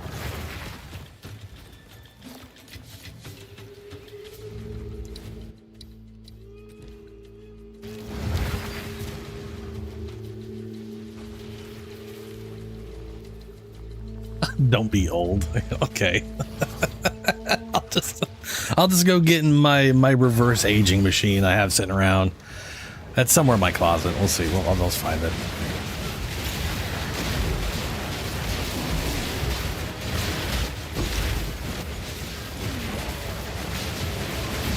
Need mana. Need mana.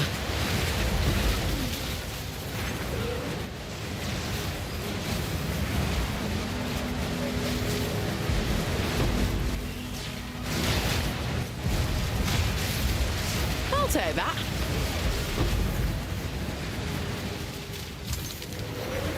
All ass exalted orb. Wow. Climb up.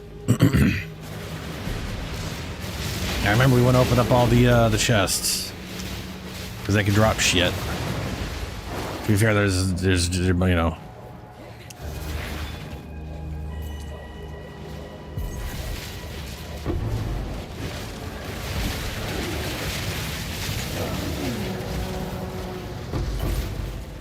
Lavish womb gift.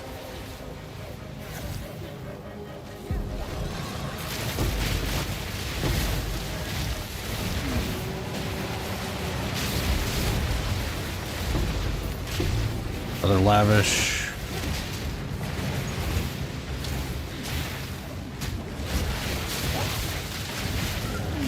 Yeah, that's pretty much it.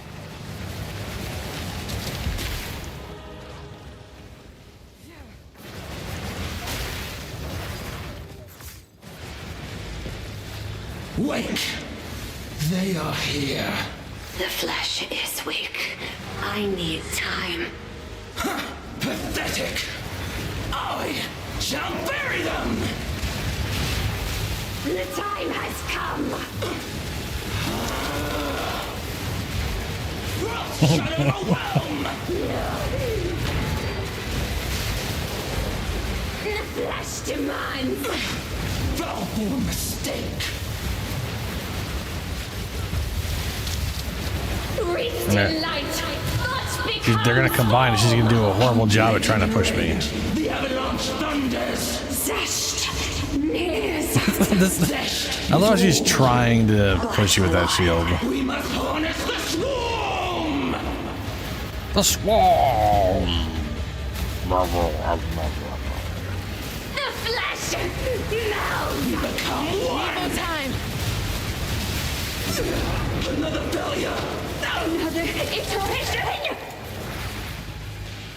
Alright, that's the boss. Well, I mean, that is a boss, but also we got the thing to fight the boss.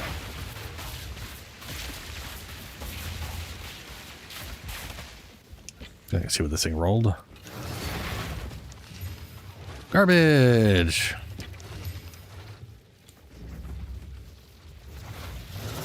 Yeah, you just slow walk and they're all slow. It's pretty sad on their part.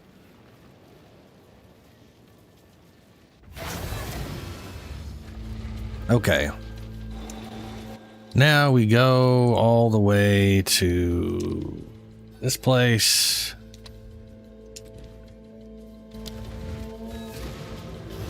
And we go fight boss guy, and hopefully the lineage gem I want drops.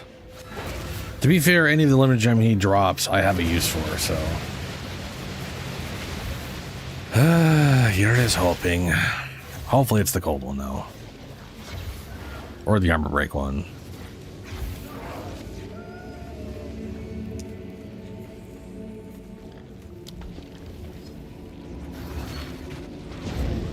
Which I'm assuming he's the guy that drops it. For all I know, they're the ones who drop it.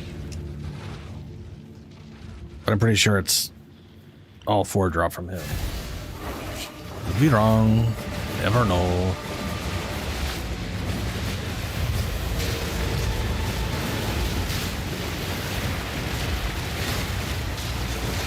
Oh, congratulations, Helio. Need mana. Your build is I mean, from what you said, it seems like you're stupid tanky and your build's working out real well. which is pretty good. +1 to all casts, +1 to all spells. Ooh, that's basically a +2 for you.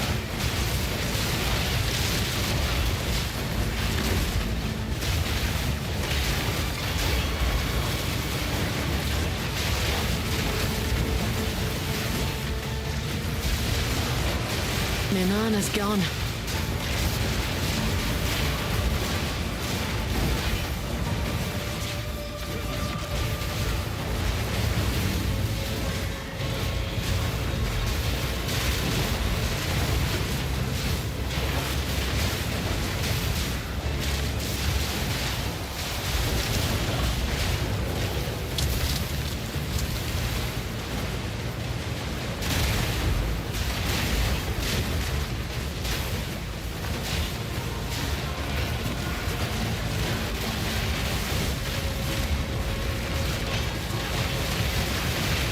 My mana's gone.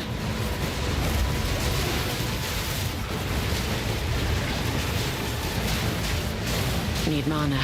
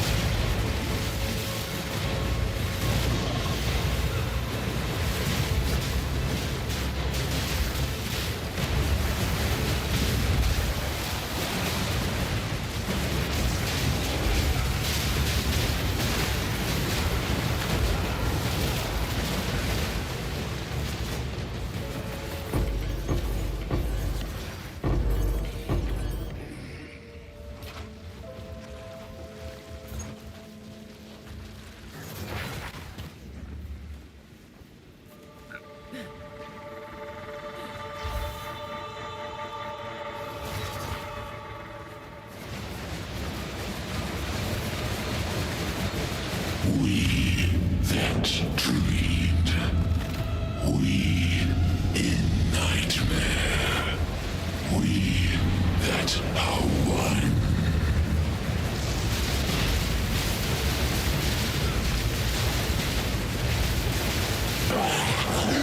We that fail.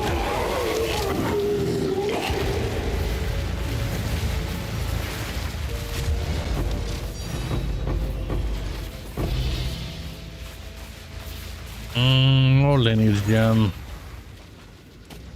There's those gloves. I think we got these gloves last time. 1 to 10 lightning damage to attacks per 20 intelligence, 1% attack speed per 20 dexterity.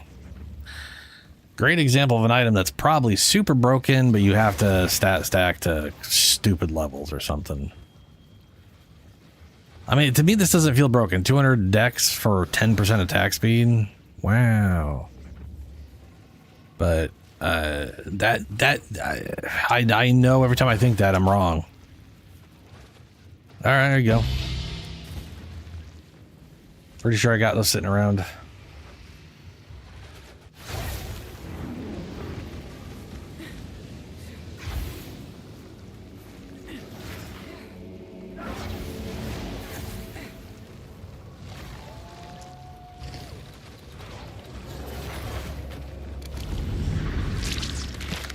Oh good, none of them are showing up, so they're not high enough level.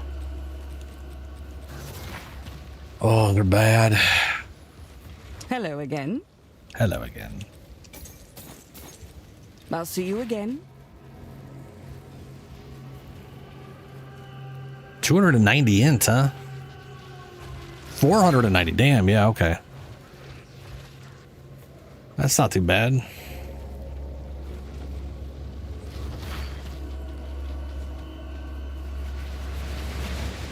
I mean, that's what, 10 to... Is that 10 to 100 or 10 to 200? For 200 each.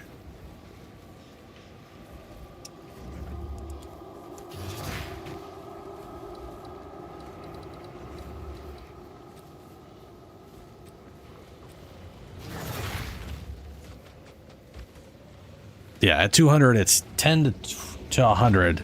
So you're 10 points away from 20 to 200. So I guess you'll be at 19 to 190. That's a pretty good damn chunk of damage. Maybe at 19% on the attack speed.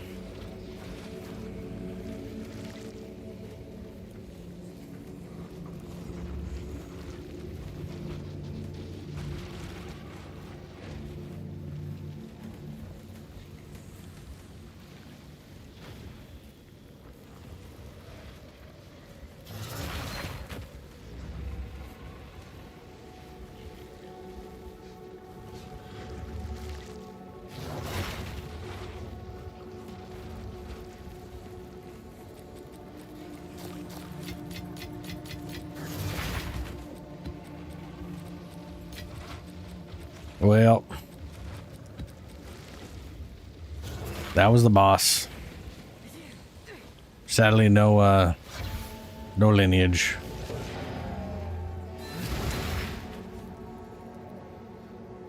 Look belt? Oh, sorry. I'll come back.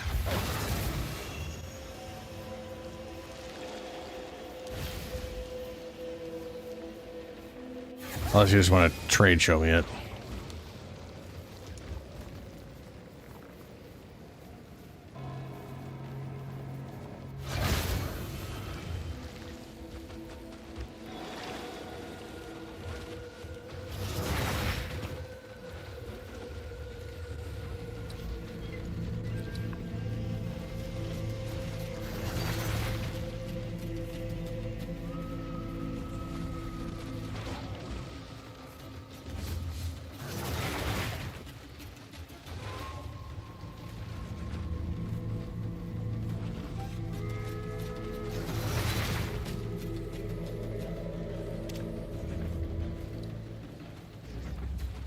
Increased life, movement speed, area effect, increased duration. It's not too bad. I've got like the one I have is pretty good for not having plus skills. Though the offering duration is useless. But I do have damage with command skills, which is pretty nice. Area effect and life. It's pretty solid. I basically have a good belt. Perfect world at 40% would be +2 skills or the area effect. Perfectly offering because there's also they can also drop you can also get there's a support gem that gives all the minion strikes like an AoE to them, which I think I have on my wolves just for fun. Yeah, minion splash. Minions have 20% increased area effect. Minion strikes have melee splash. Melee splash. Strike skills can be made to deal splash damage when hitting an enemy, causing an additional hit to other enemies around the one hit by the strike. So literally, if they hit an enemy, they also hit every enemy around it 1.5 meters. Just makes the skill an AoE, or their attacks AoE, which is nice. Helps with clear, AoE clear, since that's one of the most minions problems. But like visually, it looks stupid as shit and just causes a giant warping effect. Okadokers.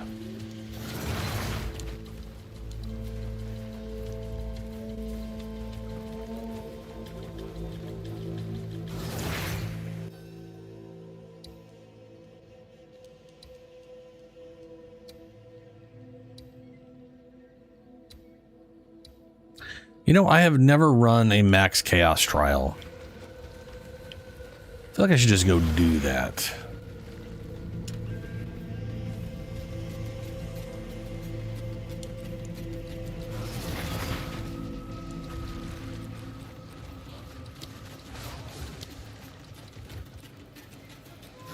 So the cowardly and all those kind of things, what the hell are those, like? What, the chaos trials? Probably. Is the cowardly and the whatever stuff, is that based off of like, is that the like the type of gem that can drop or something? Yeah, because there's 3 types.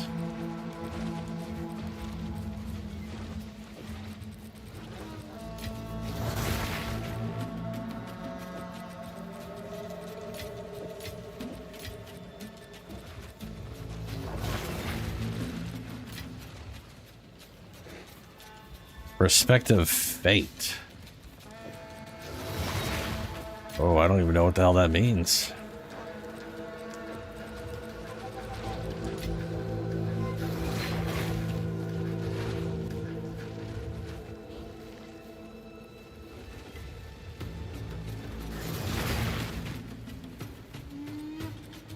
I thought you always had to fight the Trial Master at the end.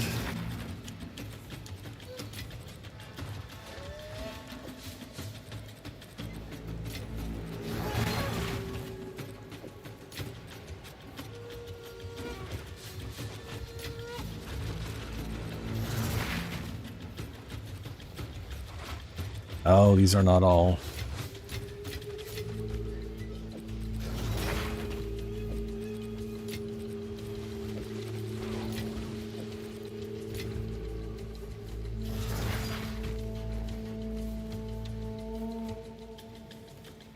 Huh. Interesting. I thought I was under the impression, but probably because someone told me you had to. I'm victorious. That like you always had to like you to get your last ascendancy, you fight the Trial Master. But maybe fighting the Trial Master is just an extra bonus thing, and you always get your ascendancy regardless. You know, maybe, I don't know.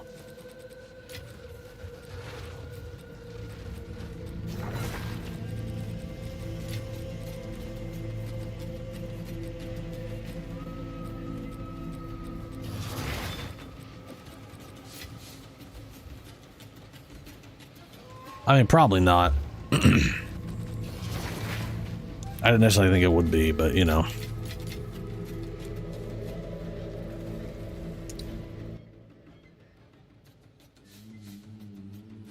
Ah, gotcha.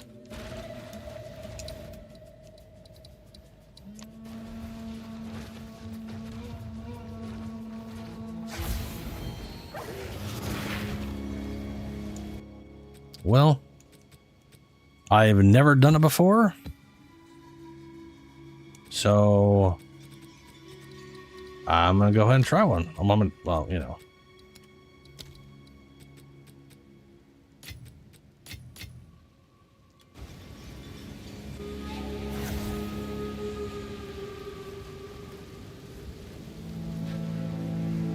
Yeah, yeah.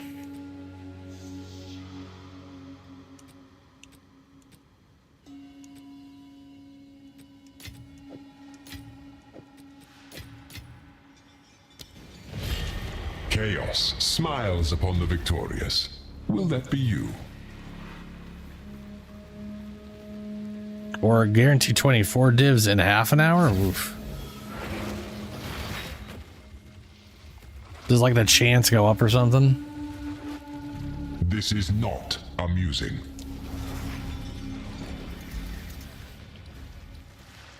I barely have any evasion or energy shields anyway. Well, I don't want to get rid of my energy shields necessarily. Bosses deal more damage and take less damage. They strike for the heart. Ah, sell the fates, Are you fair. ready, challenger? I also don't know what that means. Vile scum! A worthy foe!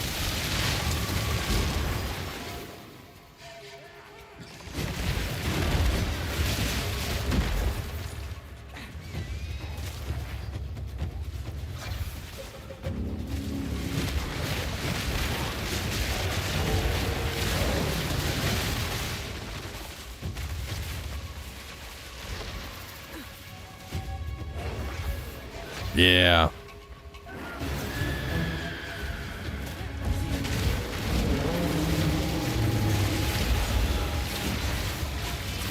Need mana!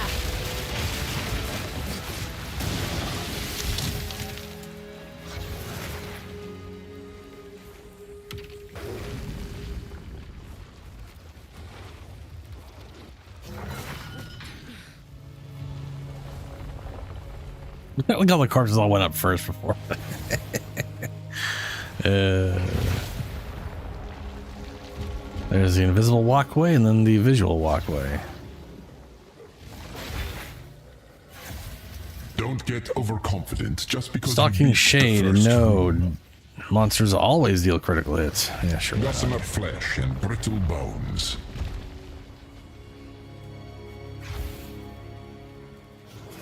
Yeah. I don't want the Stalking Shade because that's like an insta-fail condition. Your ground. And Corrupted Blood seems like a good idea to avoid since it's physical damage dot.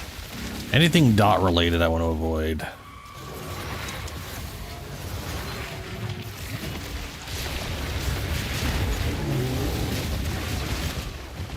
I also took crit because I don't care if the little guys crit, and boss is all mark, which makes it so they can't crit. So it's one of them things. I'm assuming I'll barely even notice it's a thing.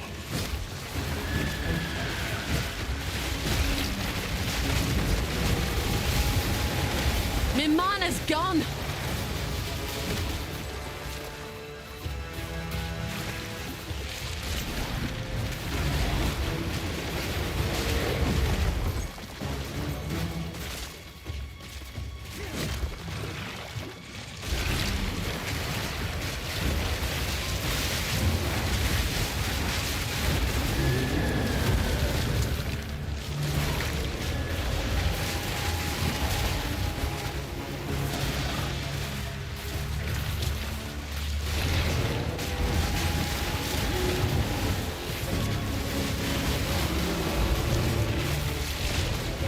I think Time of Need only cures curses.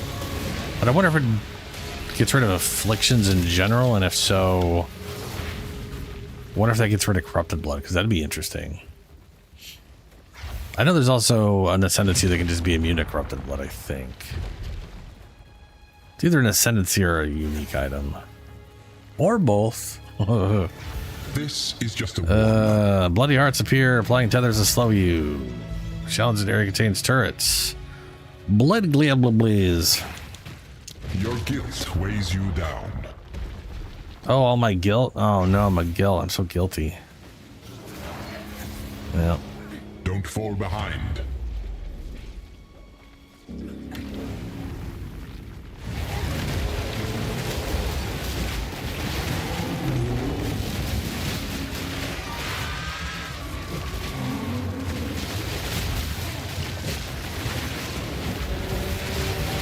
Mimana's gone.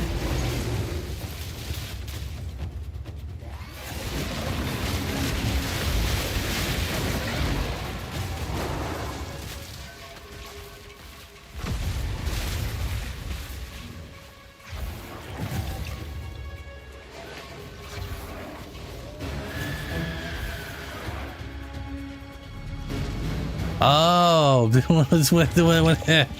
Yeah, okay. I forgot. Totally didn't notice that.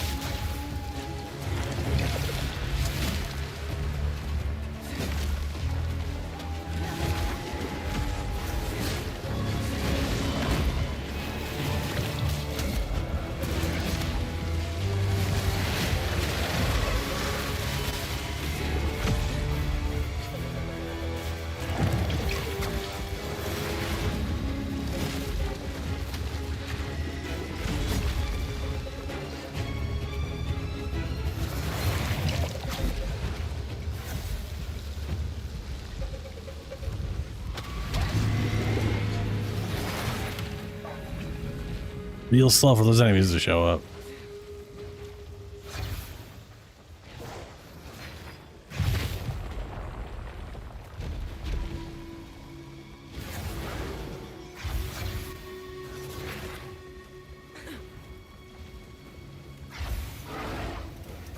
This is just a warm-up.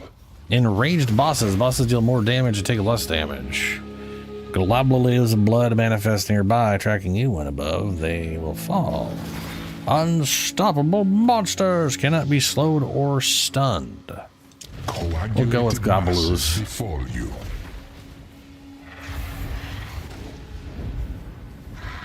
I've yet to meet Prove a your beast I might can bring down. against this magnificent beast. The bigger they are, the better the story. Well, the better the story. Yeah, fair.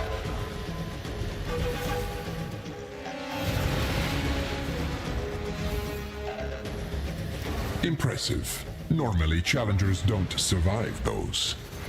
What are you gonna do? Bloody hearts appear that apply tethers, slowing you. Breaking the tether will stun you and cause you to become vulnerable to damage for a duration. Oh no. Escalating damage taken. Each encounter in the room increases damage slowly increased by 1% up to 50%. Laser beams. Challenge area contains turrets that will periodically fire lightning projectiles. It says projectiles. I'm assuming that's gonna cause a hit. And that probably means it won't do shit to me. Wouldn't have picked that one. Really? Wouldn't have? What did I say? Well, fascinating. Well, you don't have an army of minions soaking up all your damage for you. Naught but corpses.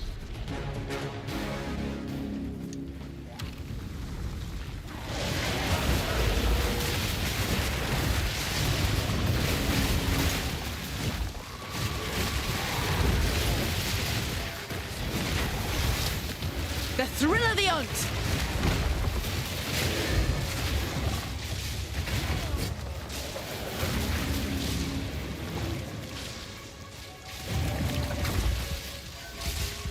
Okay, well, it shot him instead of me.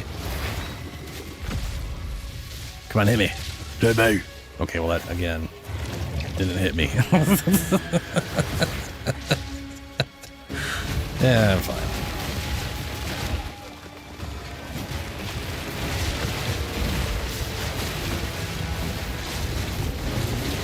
I've no mana.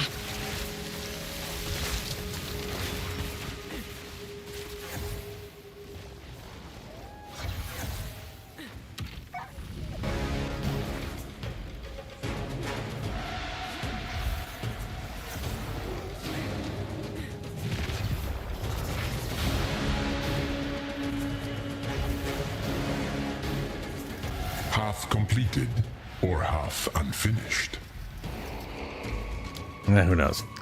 Blood Goblins 2. Above you, the Try of the Fall. Deal physical damage and create damaging blood ground.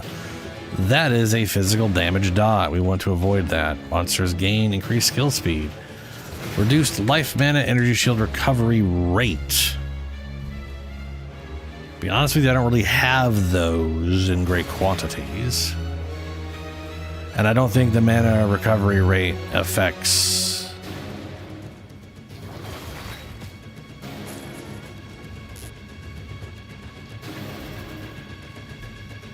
Huh, I don't know if that would affect like the region or is that, does that mean from like potions and shit?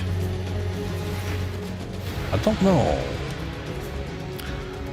We'll go with that one. Let's see how that works out. Slowing of your own heart.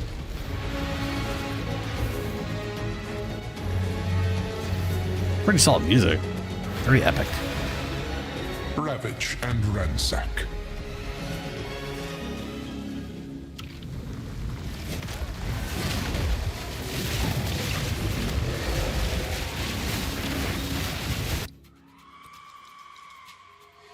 Mana per second is 24 from flask. Yeah, that's what it affected. It affected my flask. Okay. I was curious if that's what I was going to do. Or at least it says it did. And it's definitely going. Maybe that's going slower. It's hard to say.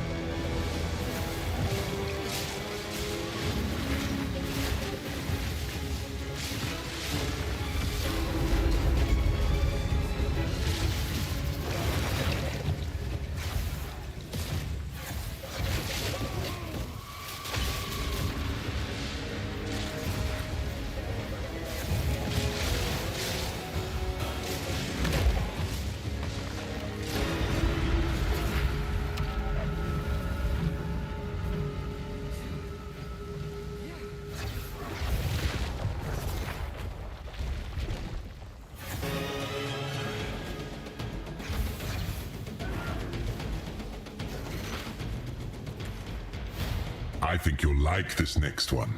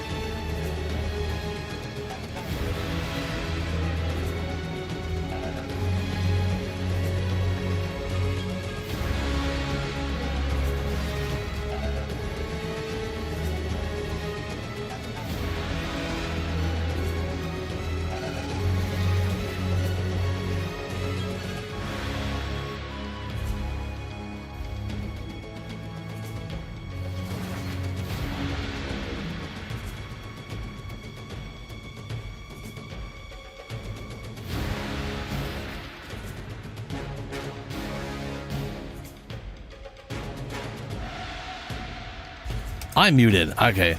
I was gonna say like, the poison and bleed thing could be really bad or just not a big deal at all. I don't have poison immunity, but I do have like, I mean, I have the charm for it, but that's whatever. I don't have immunity for either of those things. So I'm gonna try volatile death because I don't know how bad. I know it's bad normally, but I don't know how bad it's gonna be. It was so peaceful. Wow. Okay. That's okay. All right. The Val engineered some of the fiercest creatures to ever exist.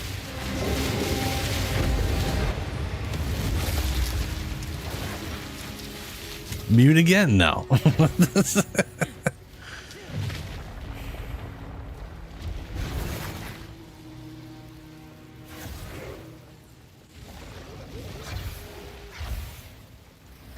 Understandable if you're Okay, heart tired. tethers. trial Slow you. yet Breaking the tether will continues. stun you because you're more vulnerable. Monsters have resistances. 40% all resist. I do almost exclusively physical and chaos. So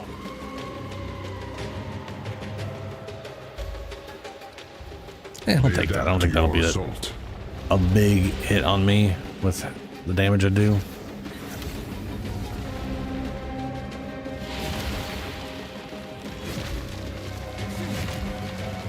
Survive.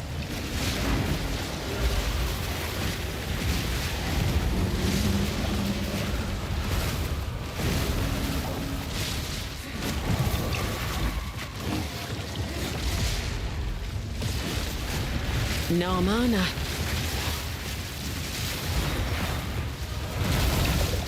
Oh yeah, look at the damage they're doing to me, and that is like being redirected to companions. The damage on those balls is ridiculous, considering you can barely avoid them.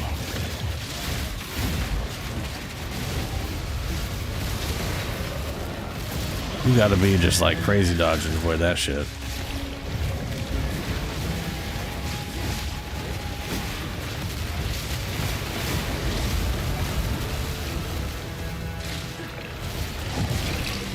Yeah, the volatiles on death, it's the amount of damage it's doing is pretty bonkers.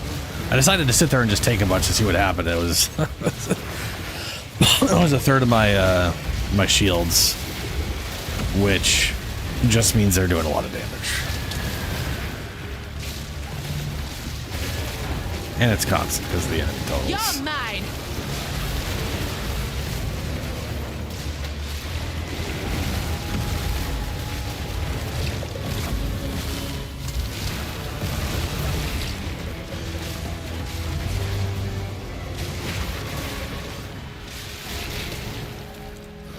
Not that big of a deal, but still. Volatile, corrupted blood, and the pervert.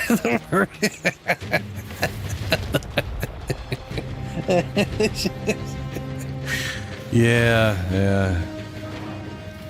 Took you long enough. It's a timed trial, you piece of shit. You can't be like, the trial's 2 minutes and then complain that it took 2 minutes. Impending doom. Escalating damage taken. Rings of doom appear on the ground, which grow over time, exploding for physical damage once they reach maximum area. We'll go with this. Straight to the heart of the matter. Same as it was before, but now I'd have a little vulnerability thing when I dodge out, if I dodge out. Rituals require blood. Not bled.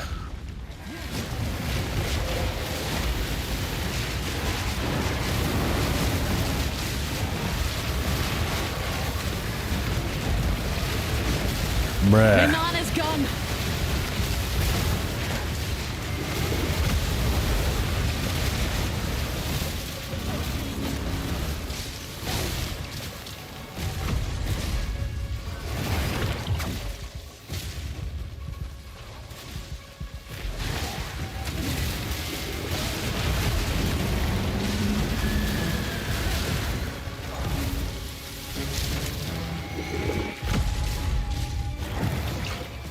Okay, that blood circle's gone. Now this blood circle.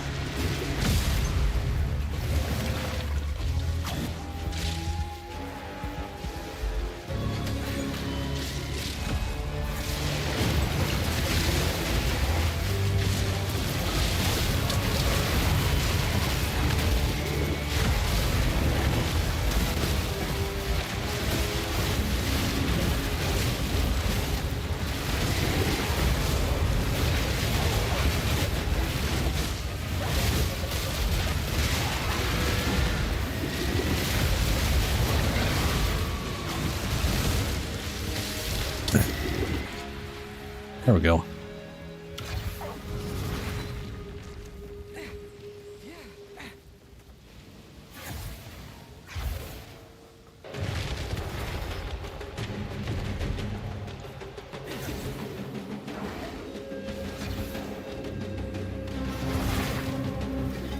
Not many make it this far. Buff expires slower, debuffs expire 3 times slower. Sorry, buffs faster, debuffs slower. Less armor evasion, area effect, and projectile. This thing is potentially a buff, depending on your build. I know I had some moments where I took that, and one of the things I was using moved so slow it just murdered it. It just sat there killing everything instead of zipping past them and only getting like 2 ticks of damage on or whatever. This is gonna affect this. And perception. Nope, doesn't. These aren't projectiles. Does affect my AoE though, which, to be fair, I don't do a ton of.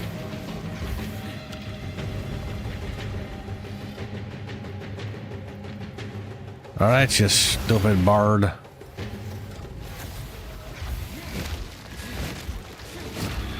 Spirit, Will give you me prove to strength. be food or fatal? Chaos dictates you will I've not lose. seen the likes of that beast before. Eventually. And I hope I never do again. Victorious fate.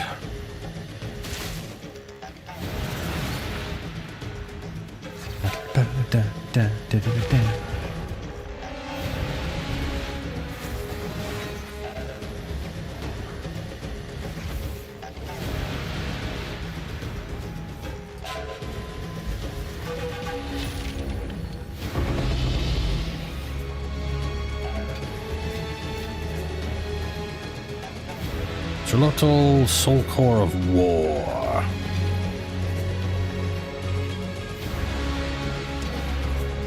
Speak. Refund passives, change ascendancy. Oh yeah. So you run a trial, you just go to him and just change it. That is beautiful. Or run whatever. That's not bad. And then Trial Master. Insert 3 fates to unlock the door to the Trial Master. Okay.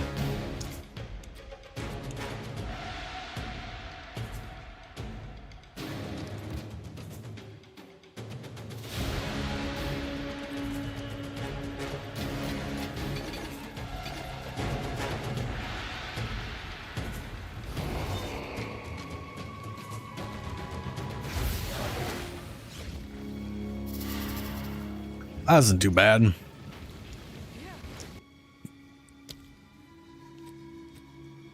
Deadly. Chaos smiles upon the victorious. Yep.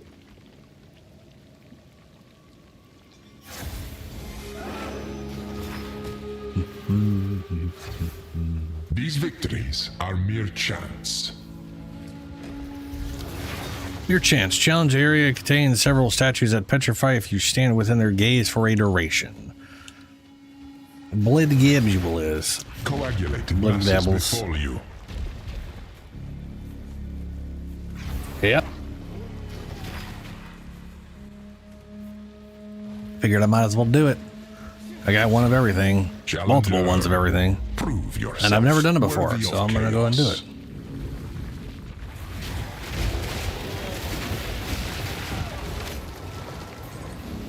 Like, I've only ever run this in Act 3. You know what I mean? Like, this is, I'm not sure what character I would build where I would choose to do this trial over Sekima's.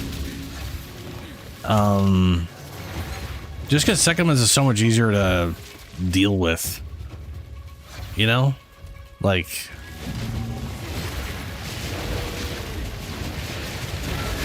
Proof of my prowess!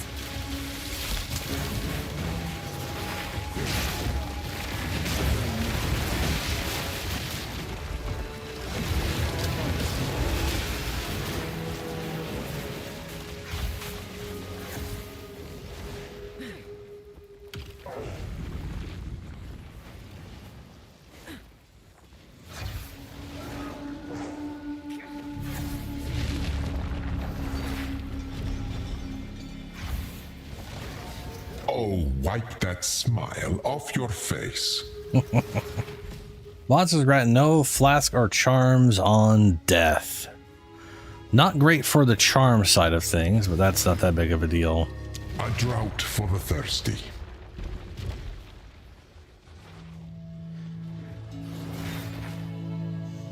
I regenerate health flasks, and I don't use mana charges, so it's also very rare that I actually use a health flask because I don't die very often or take much damage anymore.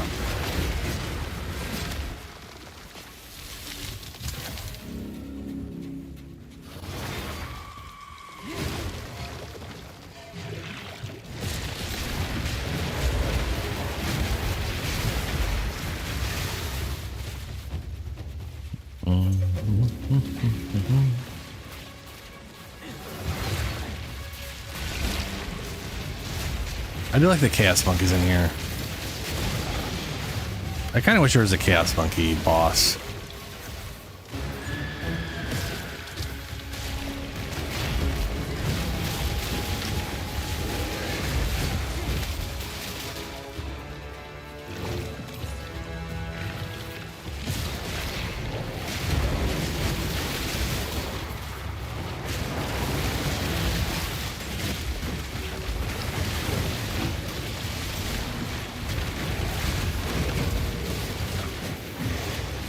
A worthy foe.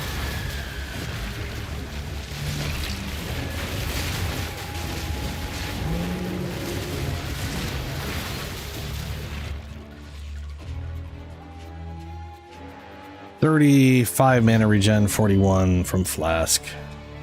I got nerfed down to 24 each last time. That's interesting. That doesn't make any sense.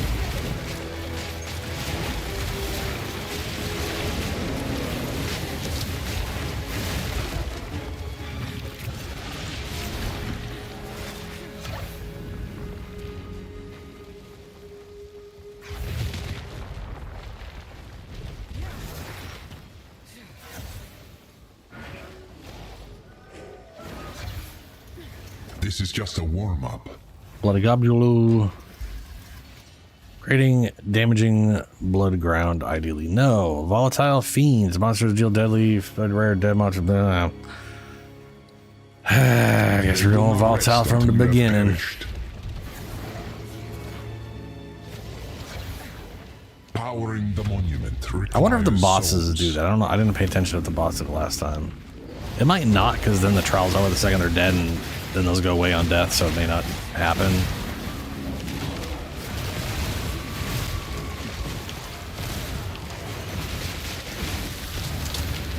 Vile cur.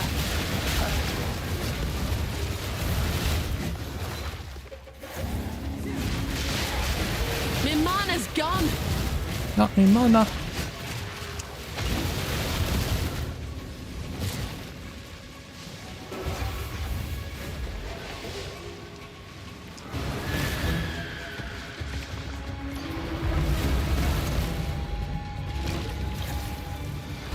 I wonder how those volatile things upgrade. Because everything's got like a double variant, right? There's the this sucks and then this is way worse.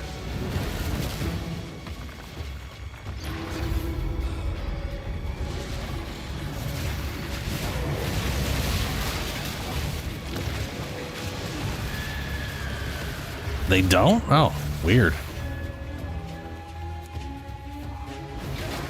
I just assumed everything had a double variant.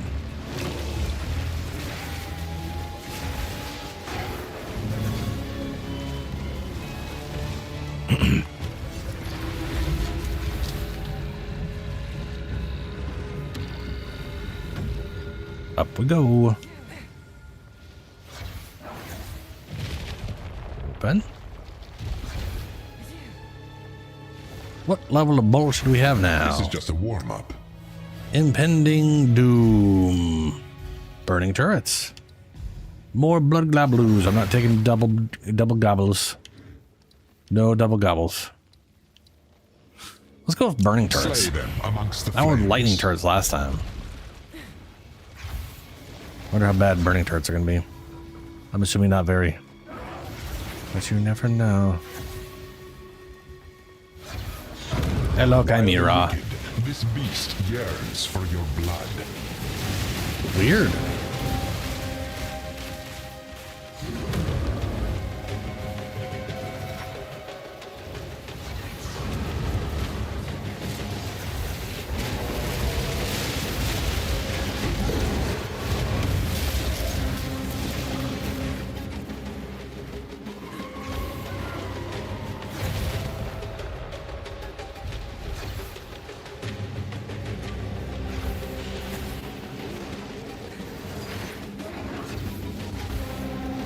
Impressive. Normally challengers don't survive those. So that is 40% less armor rate evasion, not reduced. So that is a multiplier. That's just almost having every my shields, which frankly wouldn't be that big of a deal. And I know the upgrade of that one is just you don't have them. Ancient Vol Mechanation will deploy attacks against nearby intruders. Vol Omnitech, is that's not the Chaos Blood one, is it? Challenge modifiers accumulate with each round. Blood Gobble I'm not doing that. Yeah, let's find out. Atsuata sends its regards. It might be the Chaos, the Corrupted Blood one.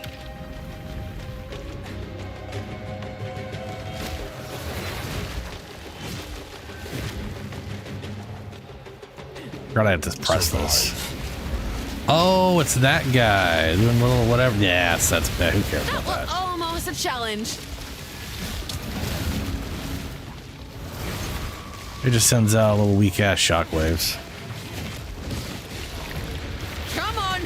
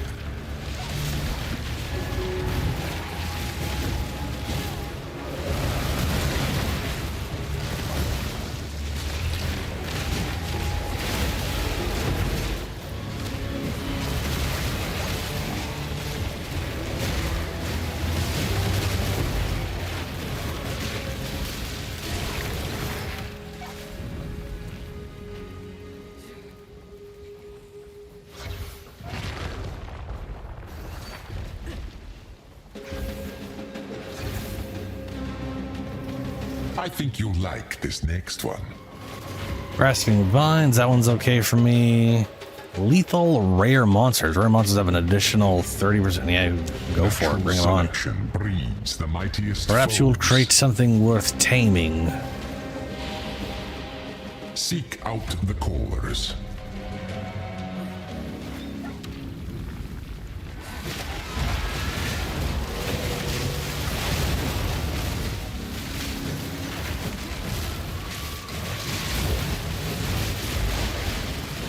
When the first character I ever used Tame Beast on, I think I ran through this once or twice after Ascendancy to get a Chaos Monkey. Because I wasn't guaranteed to get a Chaos Monkey that was rare ever, you know, like it's not.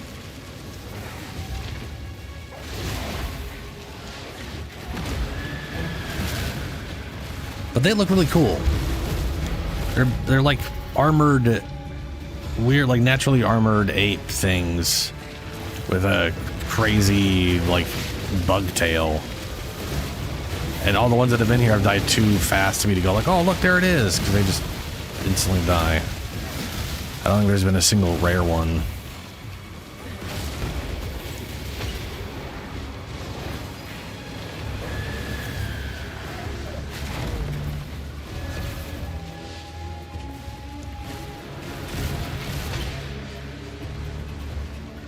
No. Put it in the thing.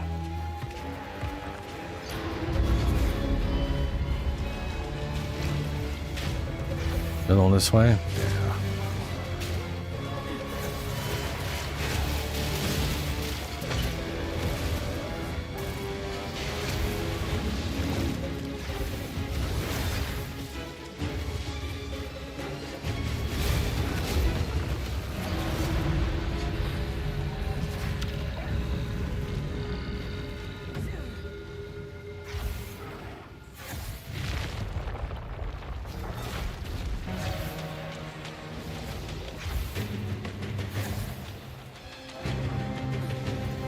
Half completed or half unfinished? All right, what do we got here? We're gonna fight a boss now, I think. Bloody tethers, escalating damage taken, cannot be slow. We're gonna go with the bloody tethers. Guilt weighs you down. Yep, it's all that guilt I got. Probably from all the murder.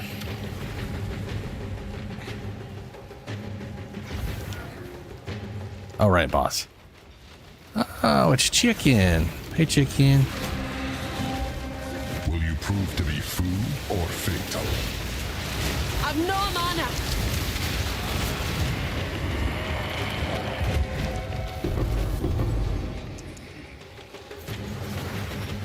Prismatic ring.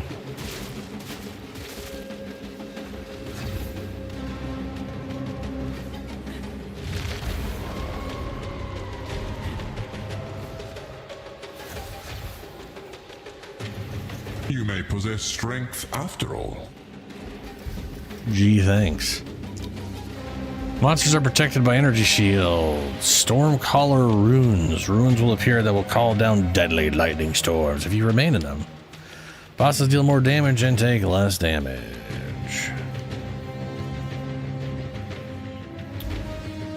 I guess energy shields. Indomitable spirit protects I can all them. survive a tiny bit longer. Slay everything. Will do.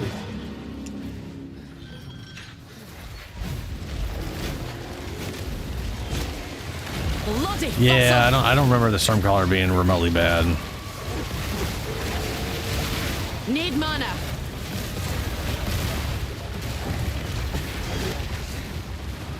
But I also don't think anything is going to get enough energy shields to matter.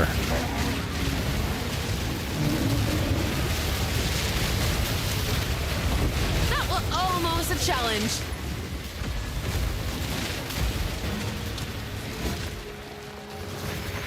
What dropped? Artificer.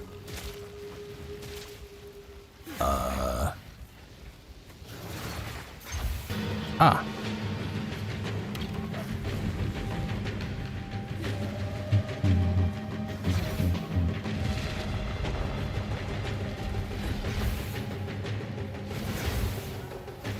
Don't expect the next round to be that Reduced resistances, negative 15 elemental resistance, and 10 maximum elemental resistance. Okay. Weather the elements at your own risk. I am now at 65, all resistance, I'm assuming.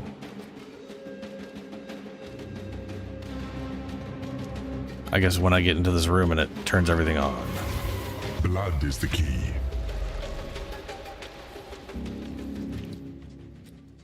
Yep, 65. Oh no. I mean, that is a loss in. It's a little 3 times versus 4 times health, but you know, whatever. Most of this damage is chaos physical. So yeah, that's fine.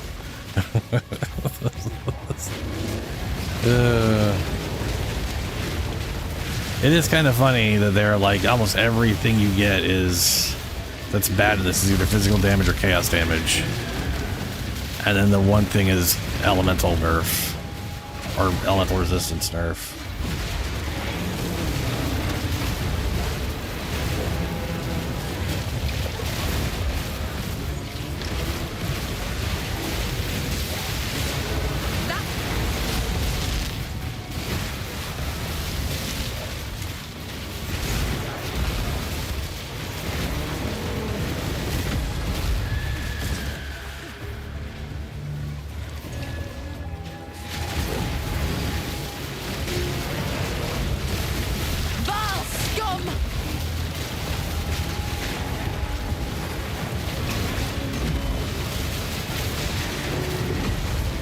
Bark for mage blood. Bark, bark, motherfucker. I was gonna say this, yeah. I'd be saying bark, not woof. He said bark.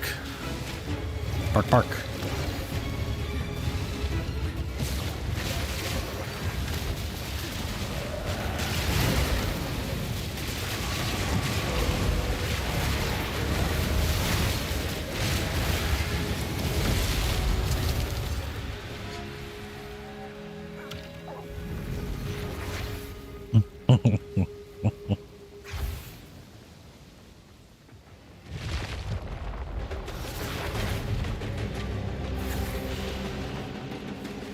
Hey, a second mage blood and go on my werewolf.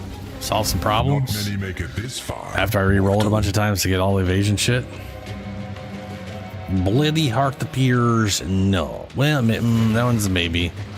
Oh no, 55 resist all. That'd still probably be perfectly fine considering all my stuff is damage redirection.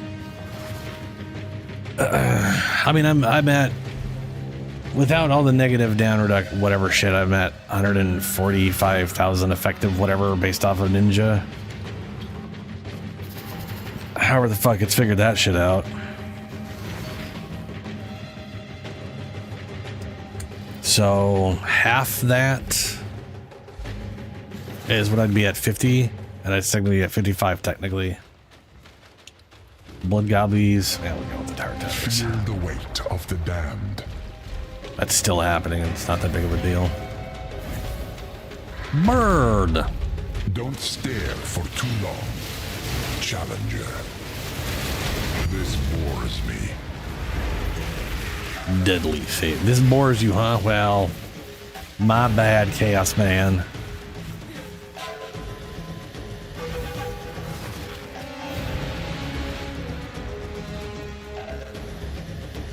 Yeah, that's right.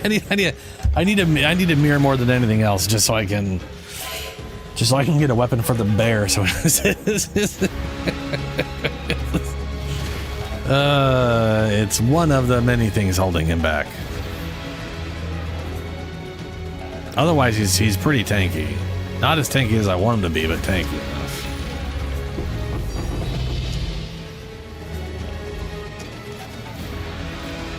Ventor's Gamble Gold Ring. I think I have that. And that one's corrupted. Yay.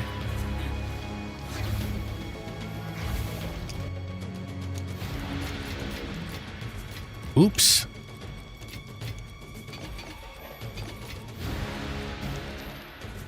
Did not mean to put that thing away.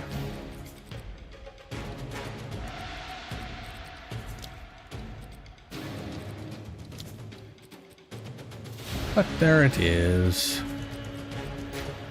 At least I went in a specific order.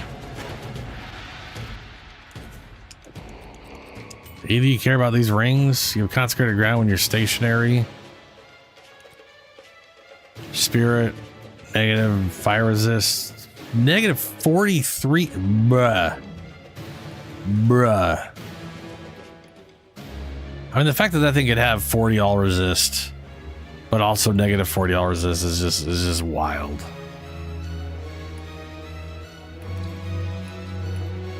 Wow, that's wild. Doriani's prototype. Oh, you're right. You are correct. Yeah, no, you're right. That is like great for that build.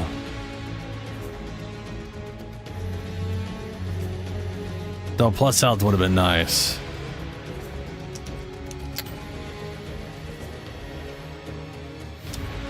Put it right here. But you, I'm throwing you on the ground out of dead. I keep finding you. Don't want to put it in my stash or sell it. Close it. Open. Here we go. I will never tire of your struggles. Oh, now he doesn't tire of my struggles. Before he was bored. Now he's all like, "Yeah, this is my favorite thing." These victories are mere chance. They're not mere chance. They're because my character is stupidly tanky and has a lot of pets. Monsters are protected by energy shields. Sure, that was useless before. I didn't even notice that was on last time. Your challenge awaits. Prove yourself. There's the monkey. Look at that armored monkey. He's like so cool. Hey, he's dead instantly.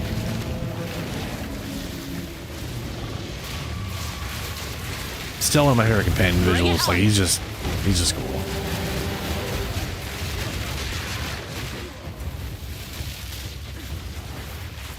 And it is sadly like the only place you're gonna run into these guys unless they add them into like part of like later chapters or whatever, which I imagine would, if they were to do that, would have to be chapter 6. Because I chapter act whatever 5 is us going back to whatever city that was in PoE2 that I don't remember exactly which one that one was, but you know,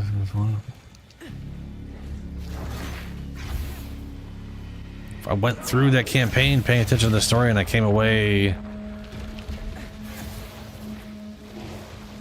kind of unsure about everything still. Wipe that smile off your face. Area and projectile speed. I don't think that affects minions either. I think it's just me and I don't do projectile. And my AoE doesn't really matter. Challenge area contains several statues that petrify. Volatile fiends. Yeah, we'll just go and do the slow thing that doesn't change anything. Your grasp.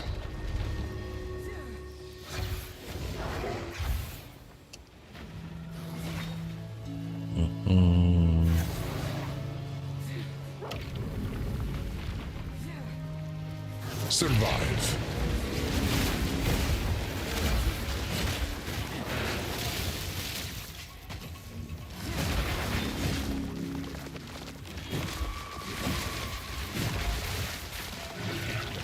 Hello? Monsters?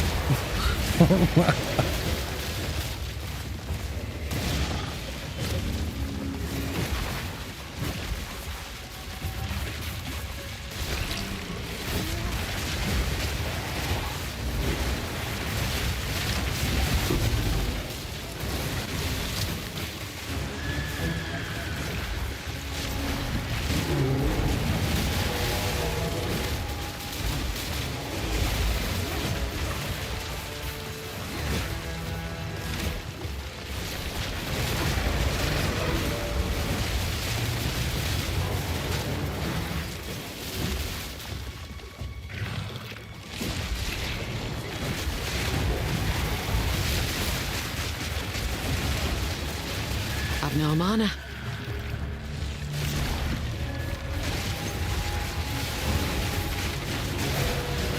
Proof of my prowess!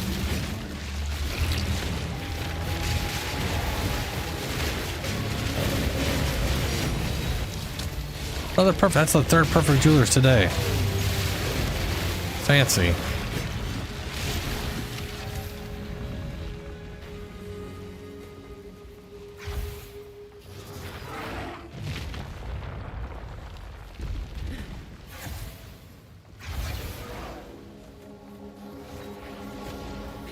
This is just the beginning. Pyramid, there it is. Corrupted blood. We're gonna ignore that one. Heart tethers. Vol Omnitech. Atsuatl sends its regards. Hey, I'm Atsuatl, right? Or am I the demon of Atsuatl? I don't know. Powering the monument requires souls. Or I'm neither, and Doriana's just confused.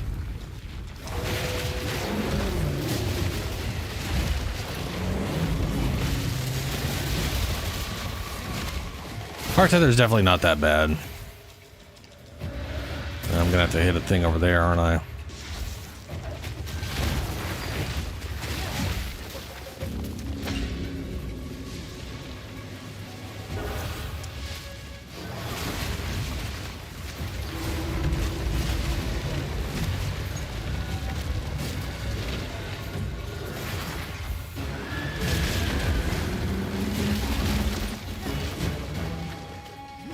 No, wait, I know. No, that's gonna.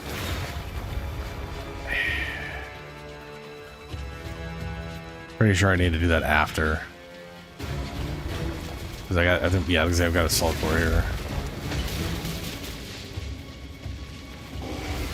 Also, that's not the one I have to hit. I have to hit it.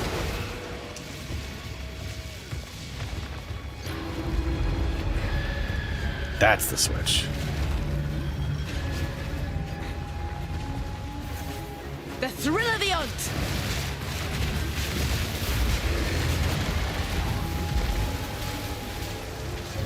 Almost hit that switch.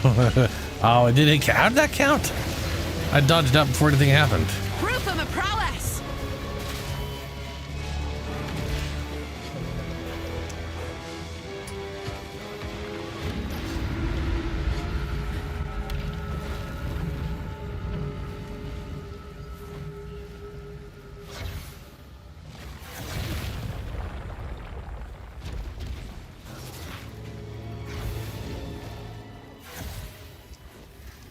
Don't give up so early. Skill speed, Stormcaller, no flasks. Both of these are good. This does nothing to me, so I'm gonna take that first. For the thirsty. Stormcaller claws up, I'll take that. Ah, it is Windbird. Hello, Windbird. I suggest you aim for the head. Heads. Hey, he does have 3 heads.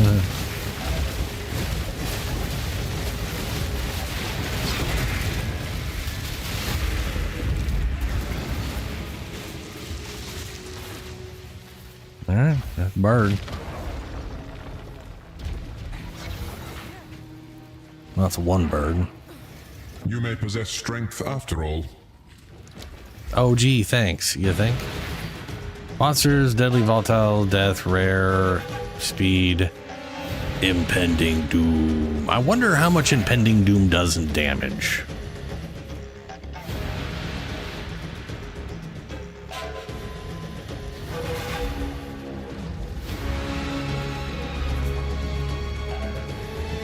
Helio, yeah.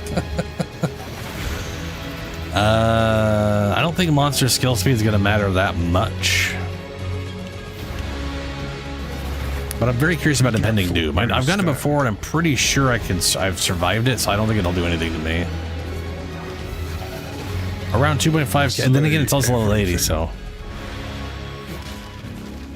No, I can survive. What was it? 100 and. So,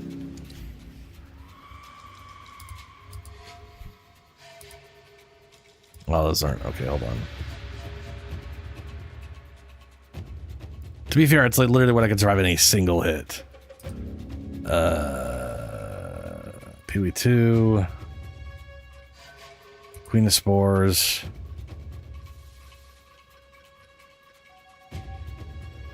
Oh, for fuck's sake. 149,000 effective health. I could survive 35,000 damage in a single physical attack. 126,000 fire, 131,000 cold. That's a...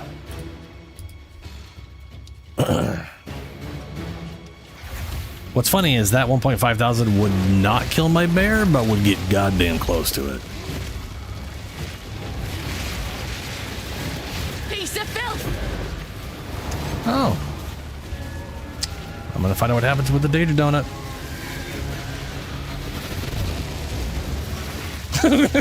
Oh no.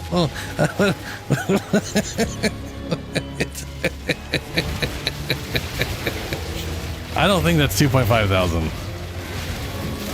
No, there's a PoE Ninja that Helio kept mentioning. You can link your account to it and it'll look at your characters and show you all like the effective health your characters have and stuff like that.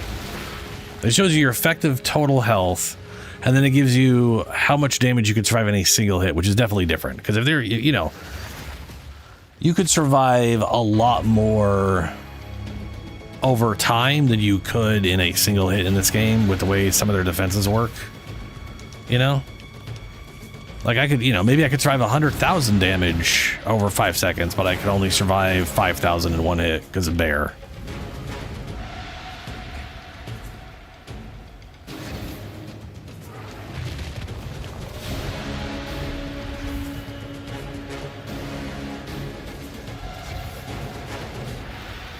I have no, I'm going to be honest with you, I have no idea how it calculates effective health.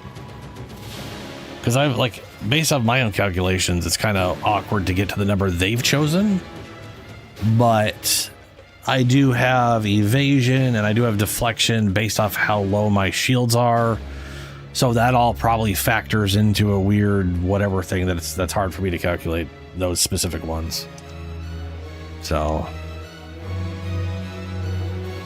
Also, having a universal effective health when elementals and everything else, like, so I have a feeling it's like a general number, not a definitive, considering any number of elemental or chaos could change what your effective health is, right? Rings of simple deer appear on the ground, which grow over time, exploding physical damage once they reach maximum. Oh yeah, give everybody elemental resistance because we don't really do. We are a lot of physical and chaos. Oh yeah, path to building, that's the, yeah. Oh, another one of these. And that is a dead end.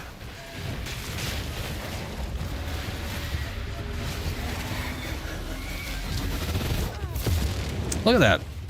Yeah. Good chunk of damage. That would hurt if I wasn't me.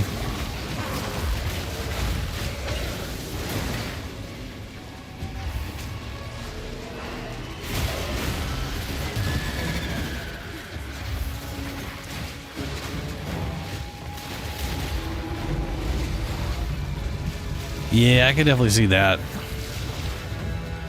Because I want to say those things, like I can look at, I've pretty much killed every boss in the game outside of, like, what's his name. I'm sure this chaos guy will count as a break or something.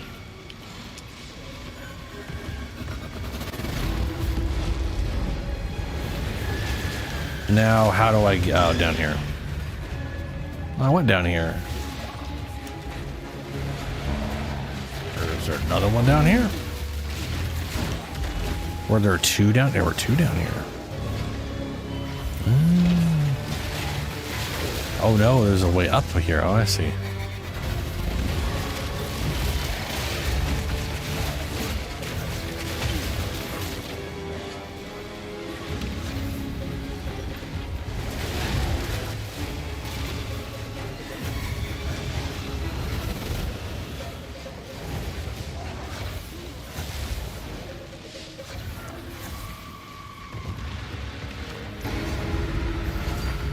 That's not my fault.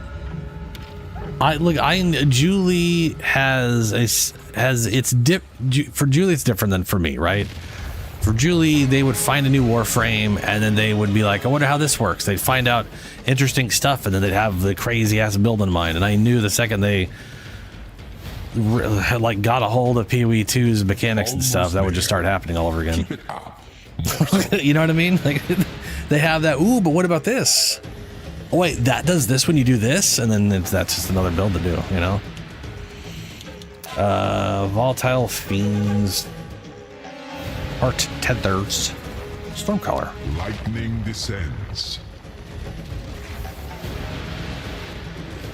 It also doesn't help that they've managed to rip their way through the entire campaign in under 5 hours. That's basically just, that's that reminds me of like Resident Evil, where the first time is like This one 5 to 10, and then after that it's just 2 hours or whatever. Prey's in sight.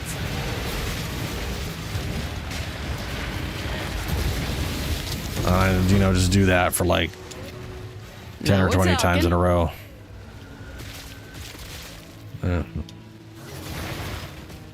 Guess I could check what that ring does. Yeah.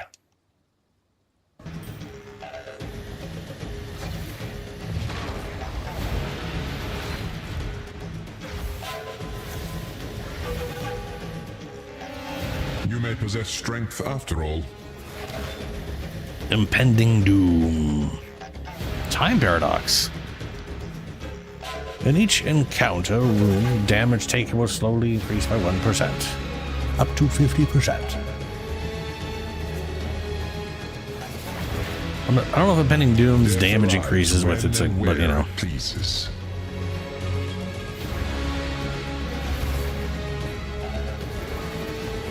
Leave naught but corpses.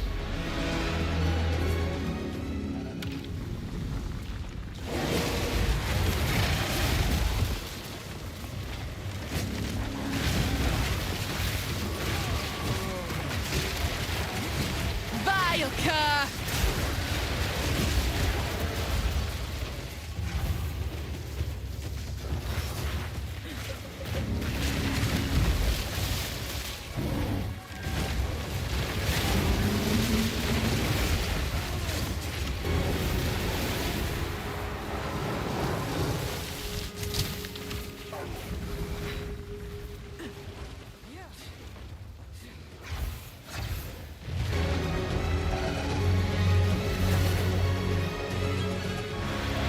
Took you long enough.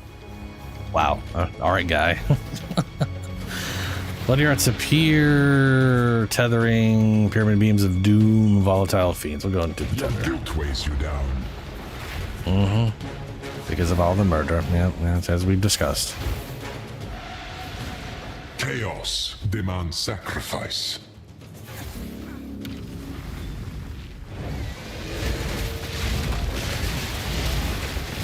A clean kill.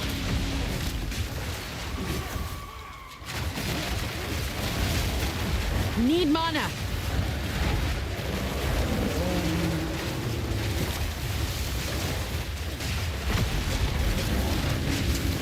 Where's the circle? I'm having ah, here it is.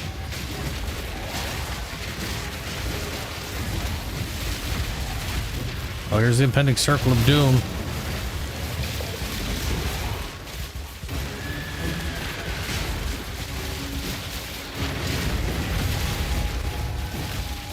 All right, that's gone.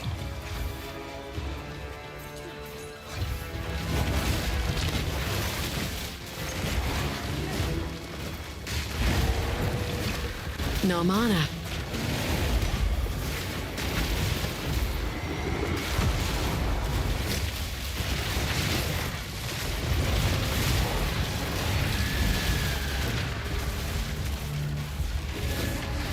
You get that one?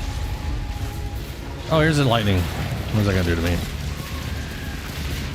That's not. If I sit there in it, it's not that bad, but it's also just easy to get out of.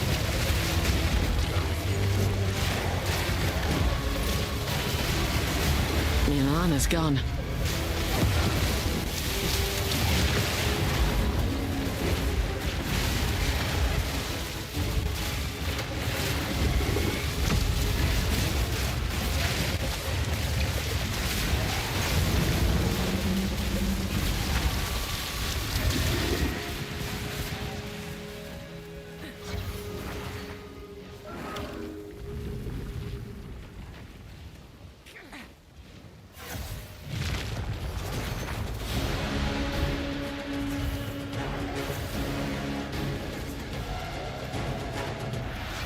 took you long enough.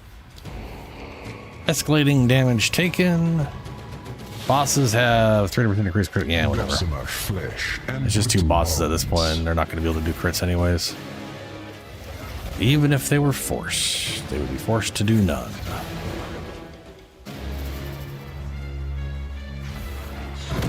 A testament to Val engineering, the Chimera.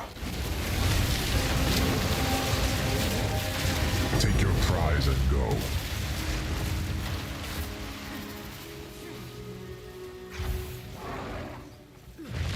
You sound so disappointed when you don't die. Probably because the entertainment's over for him.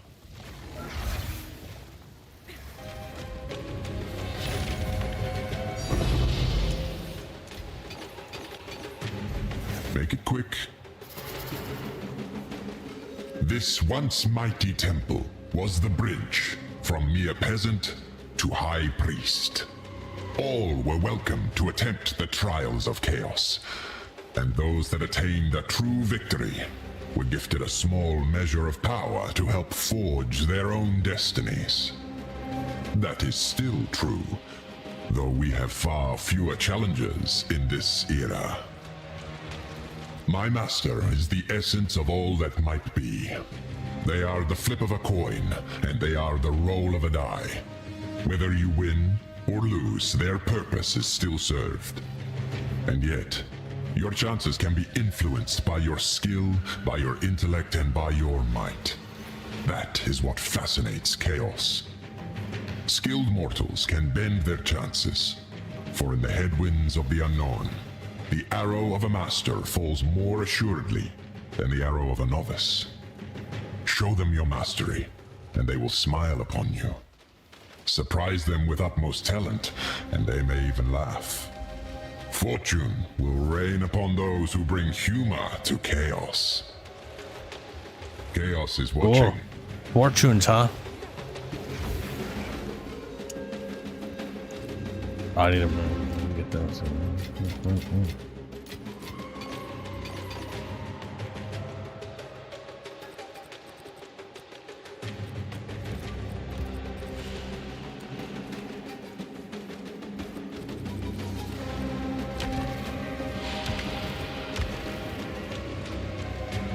I'm going to enjoy this.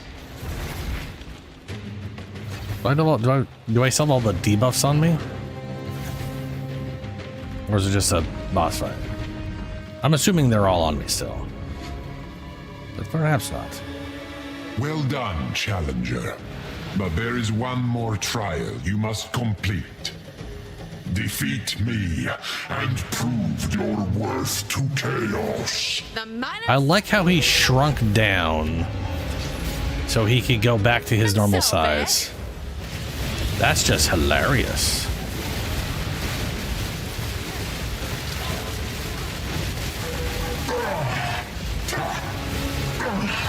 My service is finally over. All that, and I'm still standing. And my service continues.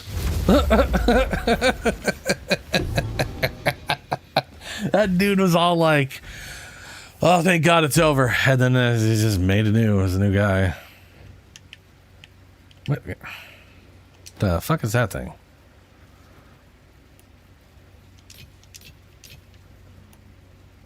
Oh, that shield. Yeah, okay, that's fair. Make it quick. Look at the quick. We will meet again. Okay. Zephy's Genesis.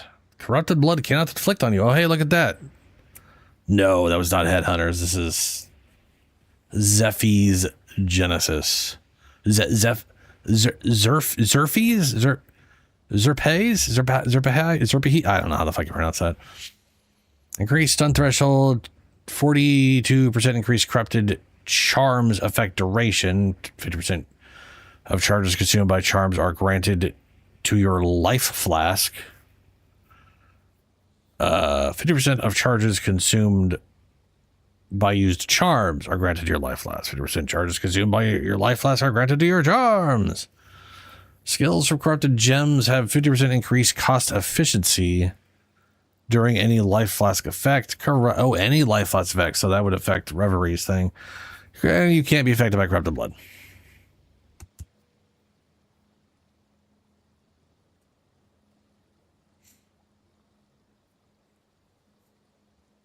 I wonder what the rolls on those things could be. 25 to 50, so 42% is not bad. 10 to 30 strength, that's our low ass roll. 15 to 25% increased. Skills for corrupted gems have increased cost efficiency during any flash effect. So that 15 is a low roll. Yeah, okay. No, it just makes you immune to corruption, that's all.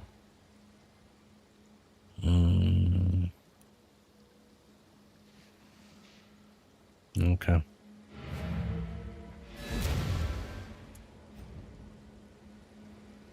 Well, did that finally. First time ever. Yay. Did not expect it to be.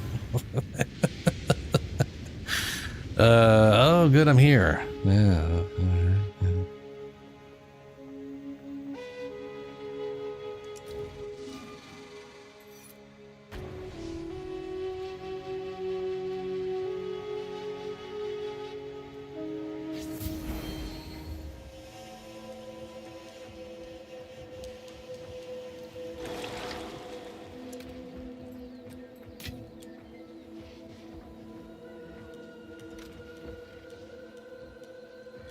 82. I need more divines.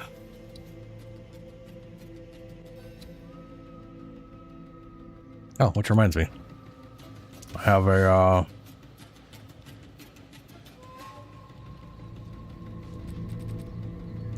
oh, I thought I had. Ooh, I got a Kulmak. Ugh, and I got another one of these. Not that I'm gonna be able to freaking find another one for the next fucking 5 weeks or whatever. All right, Kulamak.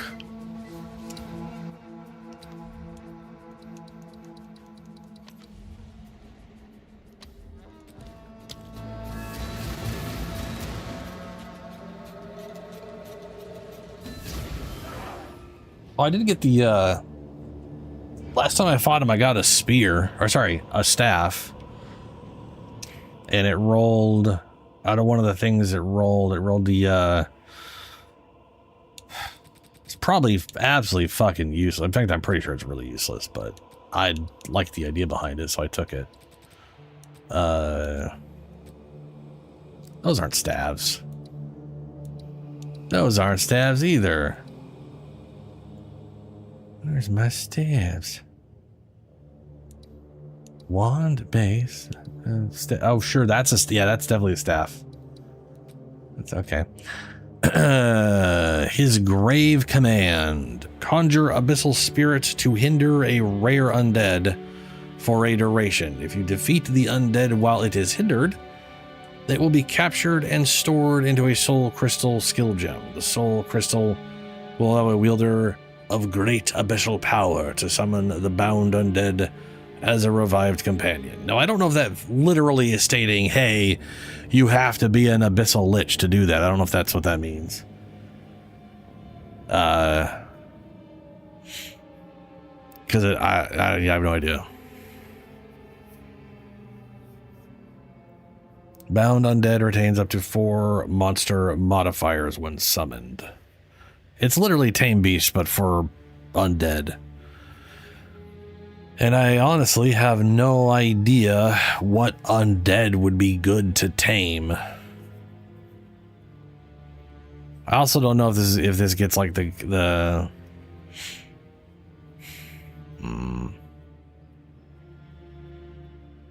one of the nice like Tame Beast things is they get like a good movement bonus, so they're not slow as dicks.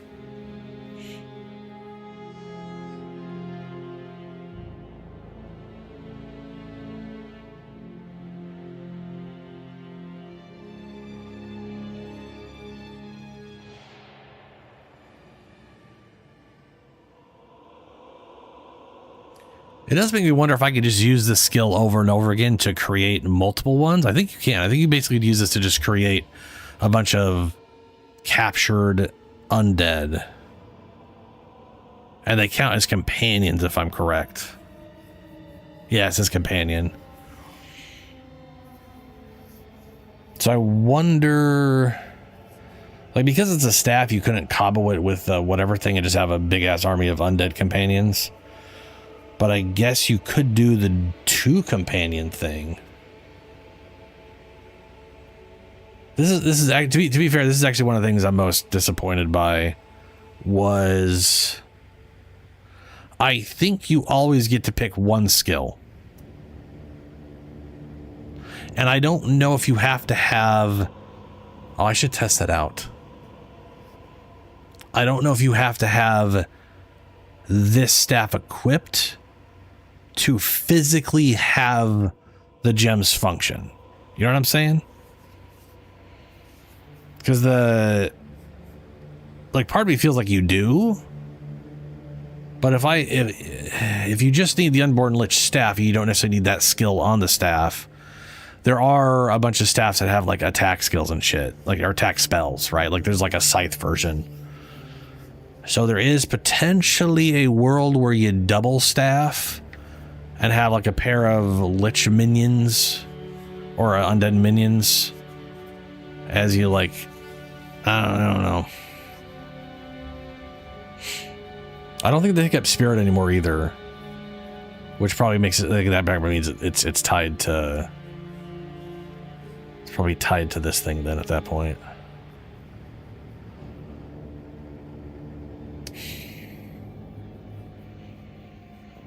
Well, I should test that out on someone at some point, see how it works.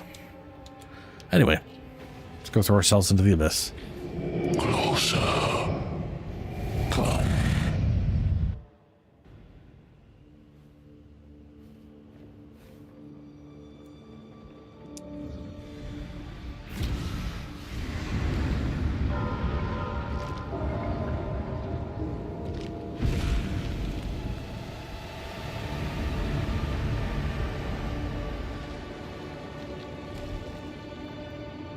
Yeah, mana remnants.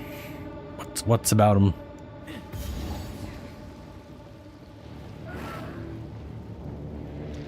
Oh, I need to go to the bathroom. I'll be right back before I start this fight. Is there one? Yes, for runic ward. Yes, and I think I picked the level 20 version of that up. But there is it costs 30 spirit, and there's a chance on death and stuff like that you'll pick up 100-200% ward, and it can overflow your ward by like, I think overflowed stuff is capped at 50% of the resource. At least I know it is for health. So yeah, you can, yeah, it's actually people that are doing like the Infernalist and going cast inoculation so they only have 1 health. And they go no energy shield, so they take like 1 damage anytime they max out their mana orb with heat bullshit. They're using Brass Dome, converting that over into Runic Ward, so they have like a base of like 3,000. And then they're using that spirit skill that creates Runic Ward remnants, so they can overflow their runic health into like the 5,000s or whatever.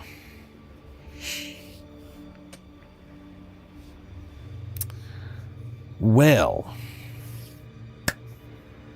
basically what it comes down to is there's an ability for Witch's Infernalist Ascendancy that gives you infinite mana, but instead of you using mana, it replaces it with a different resource that builds up when you cast spells instead of going down. So it never stops you from casting a spell, basically. It just becomes a thing. When it hits 100%, you take 100% of your health and energy shields as fire damage. So this league, they're getting around that mechanic by doing cast inoculation and just having a shit ton of runic ward via Brass Dome. So they're only taking 1 fire damage, and then you got fire resist, whatever. Basically, you don't take any damage. So you can just spam spells like a fucking maniac. Yeah. Exactly. Zero. Yep. And then Brass Dome itself is just pure armor, but it's one of the unique recipes for the runic shit where you can convert all that armor into pure ES, or sorry, into pure runic ward. So it's like 2,500 something, whatever, blah, blah, blah, blah, blah, whatever. It's a pretty cool idea. Anyway, be right back.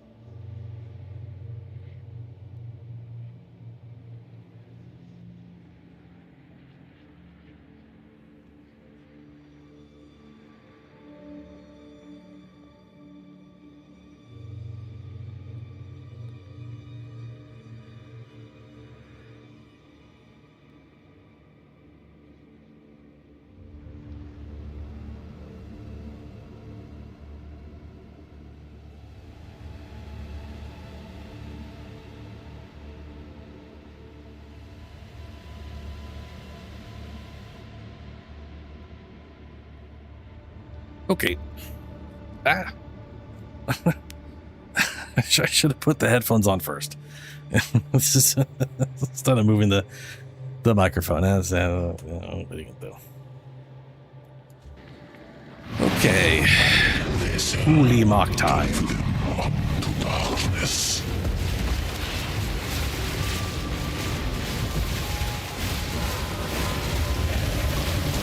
Death is never the end. So I wonder if there's a good reason to just go with the finger right off the bat. You know what I'm saying?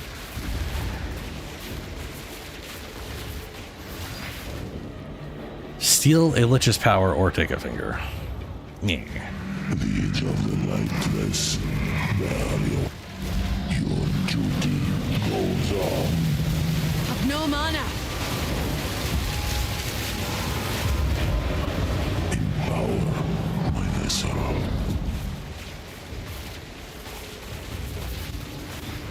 Awaken, soul of Kurgal. Do not fail again.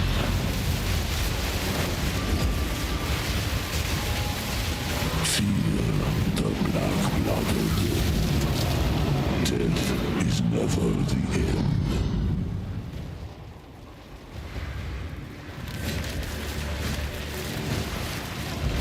Once more.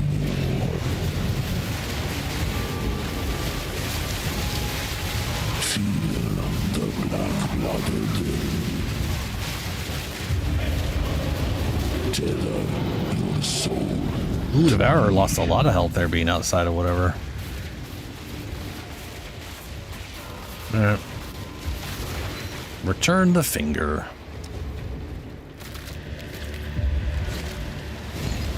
By the power of darkness. The power of darkness. Your mana's gone. Okay. Darkness shall find you. No mana.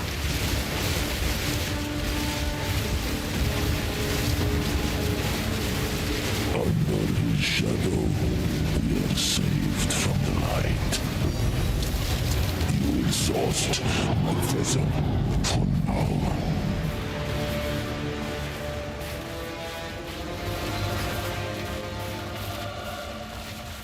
Grip of Kulamak Abyssal Signet. So I guess this thing auto rolls for you. I wonder if it always auto rolls for you, or you get to like roll them individually. If you take it out after the 3 liches, I don't know. Revenous Staff. Hey, another one of the level 20 Feast of Flesh. Wow, shit. Okay. Was not expecting level 20. Well, only tier 2, huh? Too bad it's not like a tier 5. I mean, there's no good stats on it. I'll not make the journey home like that. My shitty ass inventory. Can always carry too much garbage.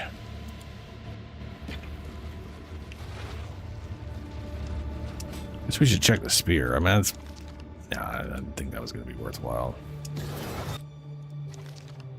Oh, it's got a green modifier on it. Fancy. But, oh, it's a quarter staff. No wonder it's taking up double slots. Life per enemy hit. Life per enemy killed. Life leech. Goddamn. Fire damage. And also a lot of lightning damage. It's a bolting staff. It's a bolting quarter staff. Yeah, fair enough. Okay.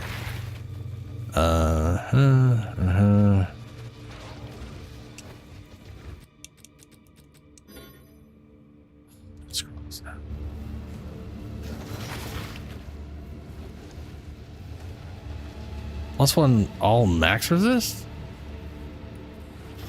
I guess it always has that, huh? Implicit. Fair.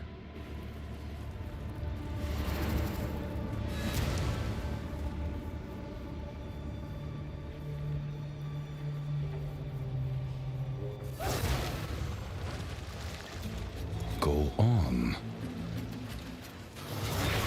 Time is of the essence. Ooh, gain 5 life per enemy hit with attacks.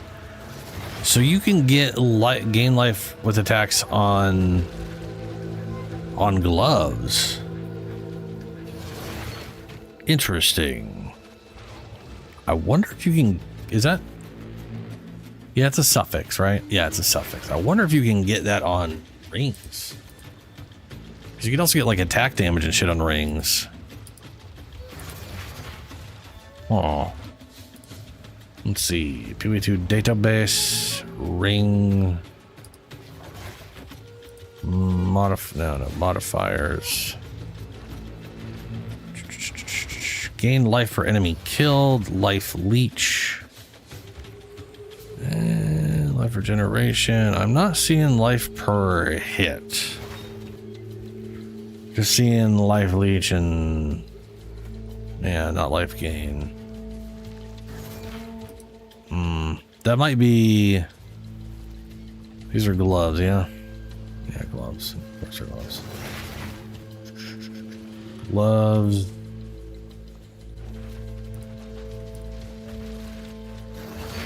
Fist of Stone. Oh, wow. Oh, this is a list of all the Fist of Stone uniques. Interesting. Enemies ignited or chilled. Have elemental resist, negative elemental resist. Sacrifice 10 to 30% of max of life to gain half that much runic ward when you attack. That sounds awfulish. I mean, to be fair, that's good. You know, outside of, I mean, almost any other build that's not Dome is going to result in that being maxed out ward, so.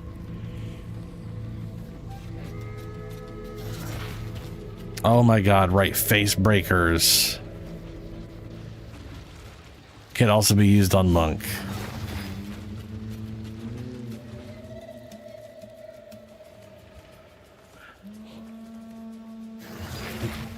Oh, Smash to Smithereens is the unique base attack it has. It's not the mace one, so it literally is 130% to 531. God damn.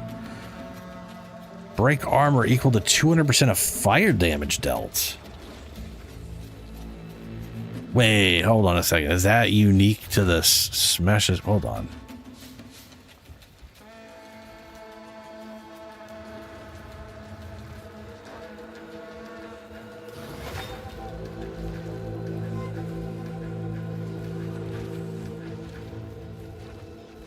That, oh, okay.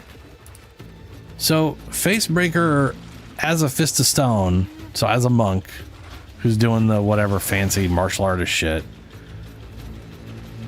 it gets a fire version of Facebreaker that has a unique attack skill. And it breaks armor equal to 200% of fire damage dealt. Converts 100% of physical damage to fire damage, triggered when you heavy stun and... Triggers when you heavy stun an enemy?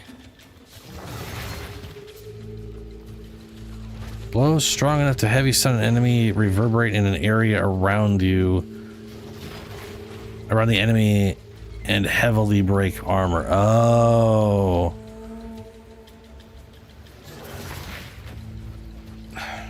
That's confusing. Also, it's hilarious that a skill says it has no sockets. So you literally can't put shit into this thing.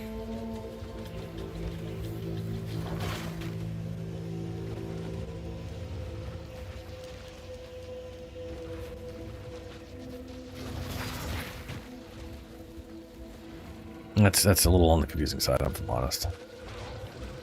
Anyway. Modifiers. What the fuck? Why is it represented like that?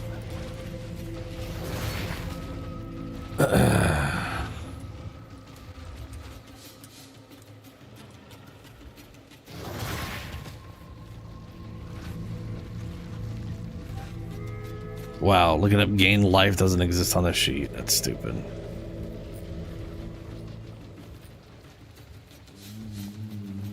Life leech. Whatever. Hello. That's interesting that you can get that on gloves, though.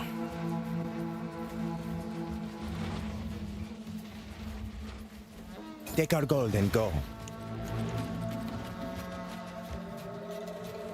Out of curiosity, I'm going to throw this in here just to see what it does. Goodbye. Let's go to... By my oath, Harry. Not you. No, not that. Oh, son of a bitch. Leopold's.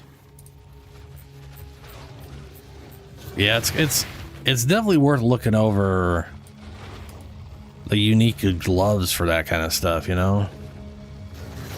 I mean, anything else is going to be a crapshoot.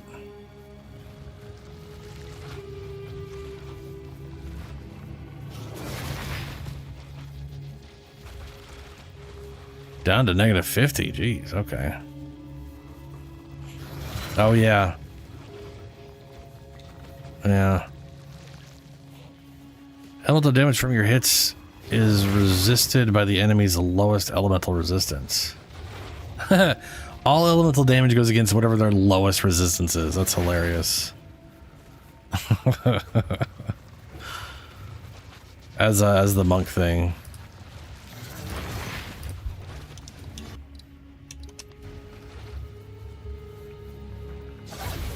I mean, that's pretty good considering most enemies in this game have like one element that is literally in the negatives.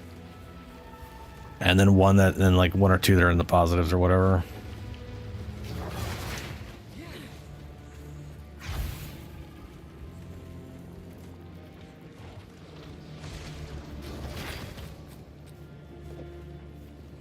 Let's do this. No, I don't want to put it there. Stop it. Attacks with this weapon penetrate cold, add physical, increase elemental damage with attacks. Ooh, boy, my first thought with this one is increase elemental damage with attacks.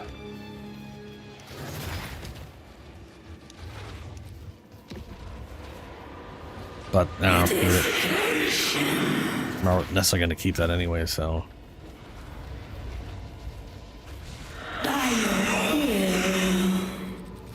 Okay, So I think the first thing the first thing you reveal is always, oh no, they're his grave command.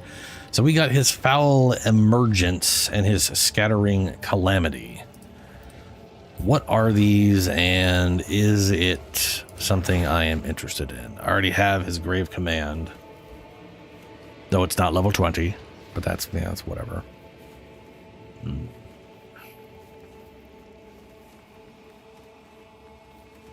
This is called the Unborn. Okay. So we have the modifiers. We have the foul emergence. Conjures a horrific skull rising from the lightless depths to bite your enemies, dealing high damage at the target location and leaving withering ground in its wake. Targeting close to you will cause you to jump back as you cast. What's up, Shadow? How you doing?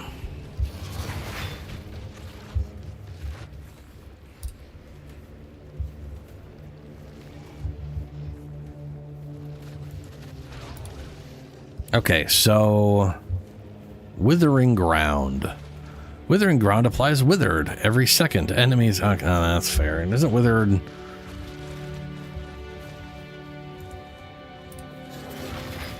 Withered is a negative 5% chaos damage, can be stacked up to 10 times. And it applies it every second. It lasts 8 seconds. And this thing does physical and chaos damage.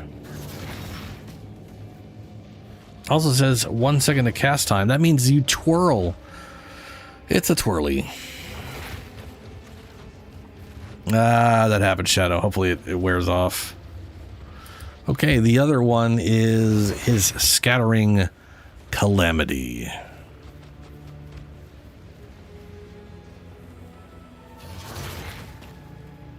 There's one called his winnowing flame. Conjure abyssal scythe that sweeps across the target area, dealing fire damage to enemies and consuming ignite to create pillars of flame. Cannot be triggered.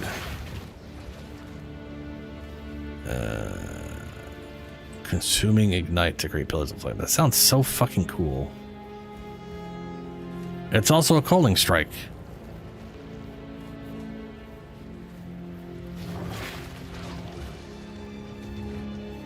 I don't know if it's range or if it functions kind of like Reap.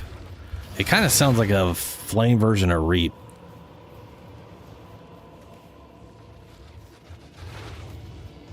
I literally, yeah, I've seen Ghost in the like an old ass version of Ghost in the Shell. Yeah, and it looks old, like it looks like a really old version. And it looks like an old TV version. That's not the movie. I don't think. Yeah.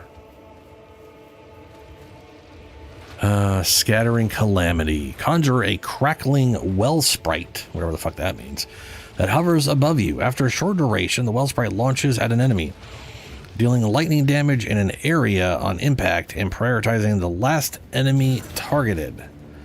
Recasting the spell resets the duration of all active well sprites. Boy, this sounds a lot like a crazy version of Ember Fuselage. Deals lightning damage, chains 2 to 4 times. Duration between launched well sprites is 1.2 seconds. Wait, duration between launch... Oh, yeah. Hover duration is 0.7 seconds. Can accumulate up to 8 to 10 well sprites. Modifier to number of projectiles instead apply to number of well sprites accumulated. 10% more damage for each. This is just Ember Fuselage, but a lightning based one, and undeady, necromantic-y, supposed to be whatever.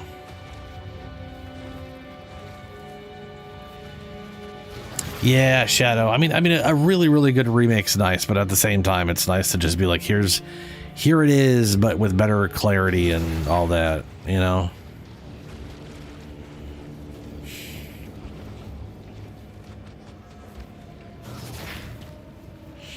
His soul emergence. Guess we'll go with soul emergence, because I don't... I can't make good use of the other two or whatever. 111 increased chaos damage. Enemies you kill have 60% chance to explode, dealing a quarter of their life as chaos damage. Magnitude of unholy might buffs you grant spirit and oof. That's almost a max reservation. I think that's like 5 to 10%, and I'm pretty sure it's like 50% reservation. That's a nice one. That does make me think that if I would need to have similar spirit and reservation on both staffs to do the no, I wouldn't need it because of if it's companions like I was thinking of. Increased magnitude of unholy. Ooh, you know what? I could try this out on my stupid immortal. Okay. Well, let's go with this one because it sounds hilarious. Spell damage. Spell converted to life. Increased cast speed when on low life. Block chance. Block chance would be very useful. We'll go with the conversion. And block chance. A higher block chance. Chance for fire for spell skills to fire 2 additional projectiles. Oh my god, you know, I don't feel. I'll go block chances because that'd be useful on her.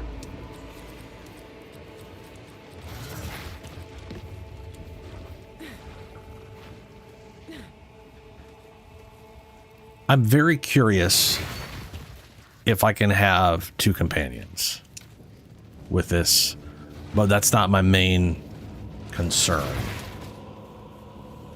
My main concern is... it's not going to hold on to that. I'm not going to fucking craft shit.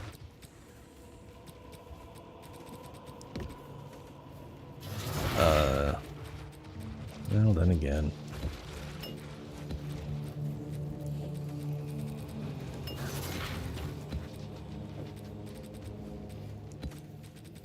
why am I holding on to this?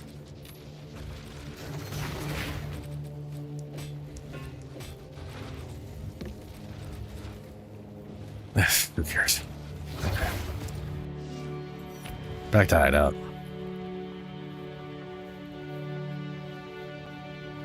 That's Profane Bloom on Occultist, the exploding thing? Yeah.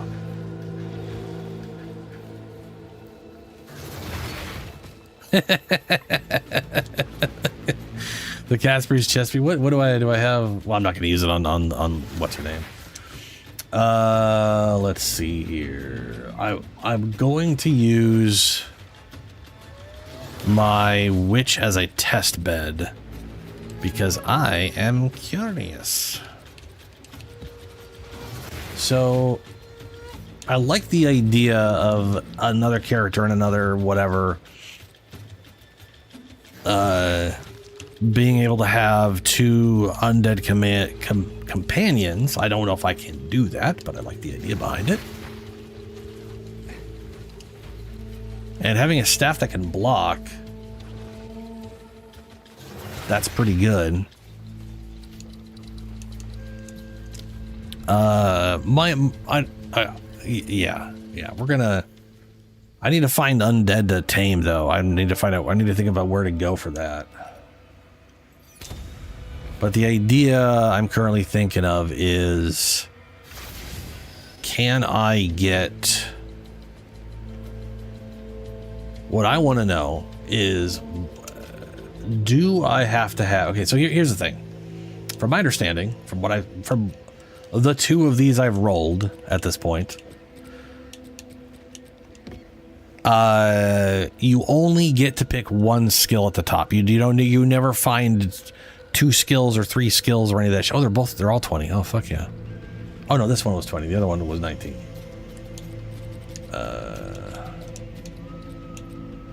Yeah. Oh, they both have block. Yeah. Oh, look at that. 39% block. 39% block. 231% chaos damage. 100. Like this thing gets like a big boost. And this one rolled 36 out of 80. I rolled very low on these things.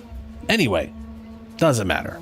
Point is, I want to know if I can tame something with this staff and my back bar, and then still maintain those companions while using a different staff. Because the idea of like the scythe slash, this like, I should also look up that ability and see how it exactly works, because it sounds like it's reap, but different. Now that said, I don't know if I can actually use these. Like, I don't know if I can actually physically use the skill, or if I have to be a lich to do it. I think it'd be kind of stupid to limit the skill to only liches. You know what I mean? It would be a little silly. But it looks like it put it here, so. We got his grave command. Hinder a rare undead with abyssal spirits to bind its death. Consume nearby corpses to recover life and mana.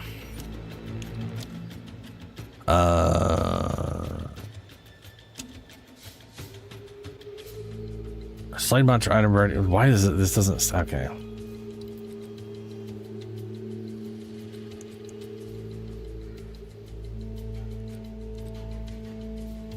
$278 health and mana over 3 seconds per consume corpse, up to 5. Damn. Okay. So I'm assuming his grave command doesn't go away, and I'm pretty sure I can just keep using it to create different versions of undead. The question's gonna be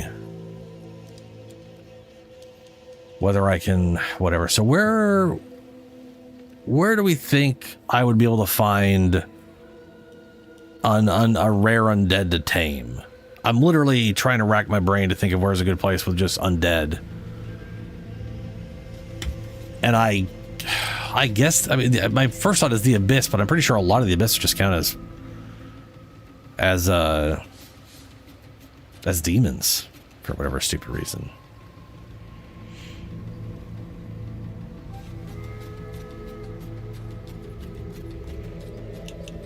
We could also try throwing this on, since this character's build is all over the goddamn place. I don't know what the fuck I'm doing.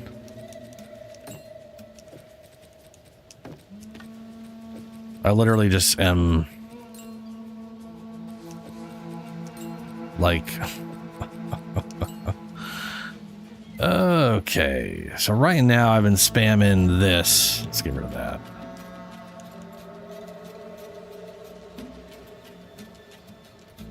I have been spamming this just to make these dudes.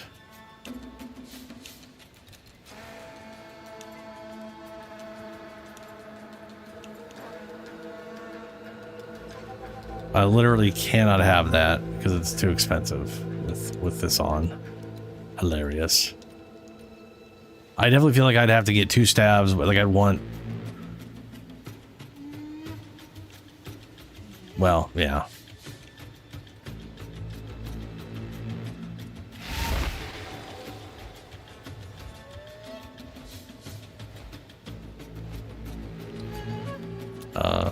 What is the... Oh, there it is.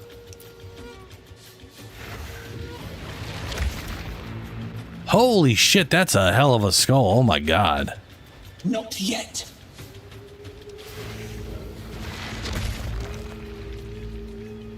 Damn. Okay. This is gonna suck. We're gonna do some real low level bullshit, I'll tell you that.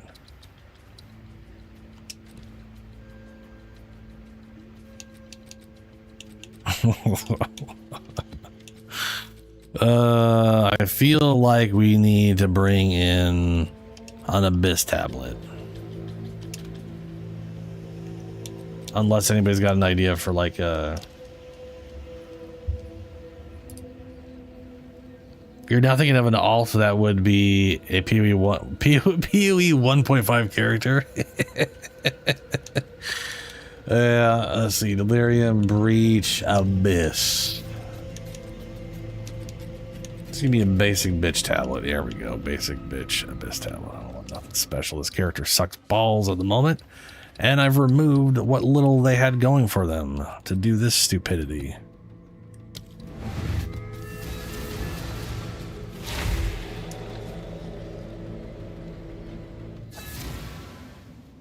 I don't know why she unshifts every single time. Like, Werebear doesn't do that. Or, sorry, Bear and Wolf don't do that.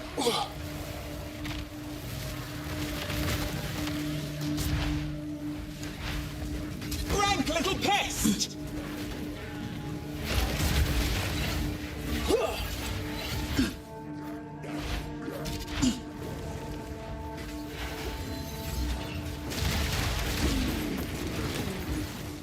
Oh, I should have done my remnants first. Now, dying.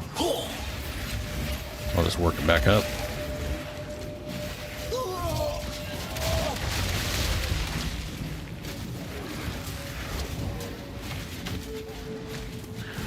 I pressed the button, nothing happened. Weird.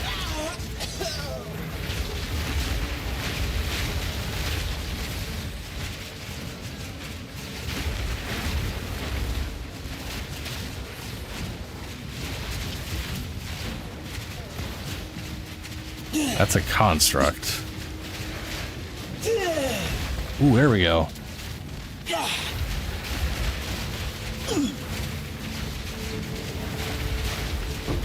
None can oppose me. Oh, plenty of people can oppose you. We suck. Trust me. Another demon.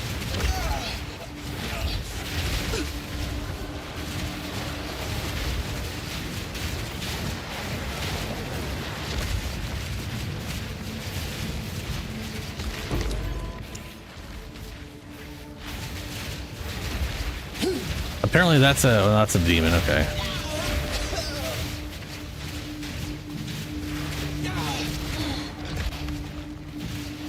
That's a beast.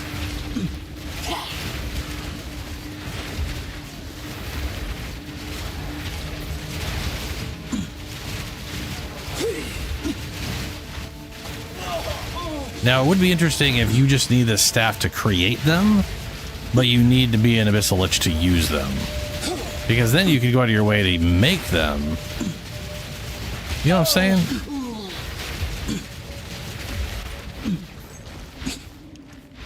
Like, I don't think you can make... I'm positive I'm going to need that exact staff on to use them.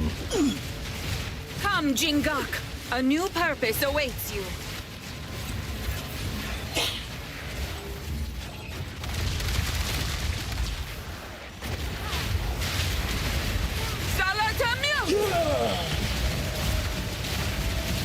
I don't think we're going to kill this thing. You never know, though, I guess. Death's embrace. Oh, no, she died.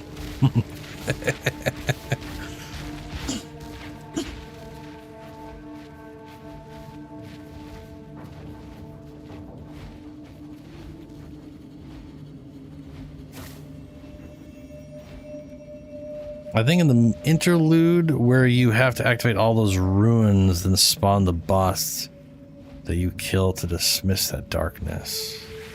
Yeah, the problem is that's a boss. I think it has to be... I think this is basic Tame Beast. I don't think we get, like, bosses, you know what I'm saying? And I don't think being a Spirit Walker would allow me to tame a boss version of an undead, though. That'd be badass. Frankly, that's what Abyssal Lich should be, in my opinion. They should get a unique version of the skill that lets them get, like, undead bosses or some shit.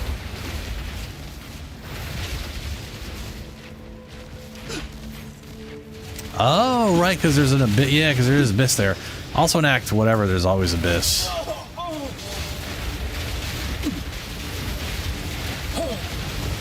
But I've been trying to think about how to make like a Death Knight forever, you know. Because I really want to do it. Granted, also, frankly, I kind of want to use swords. So my question being, do I need to have this damn staff on equipped at the time? And if it's not on, or do they go away? That's the question I'm asking. Which I'm positive is the case, but might not be.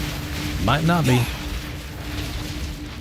It might also replace. No, you can't replace the skill in there because you got to be able to get more. I'm pretty sure people have attempted to have more than, you know, whatever. Let's see. It'll be hilarious if you don't need it equipped at all. Because then I'm pretty sure No, because the staff is specifically... No, it's any number of companions that are different. You could totally probably use the staff, that scepter, and have... I'm positive that doesn't work. Alright, where's this abyss?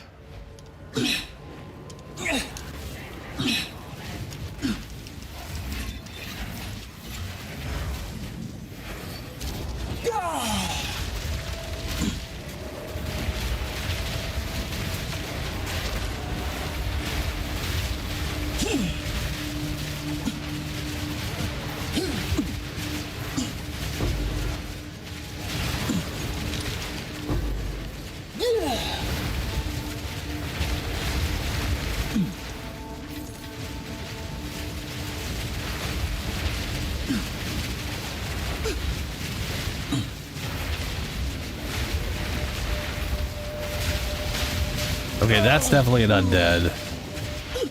And it's probably a rare.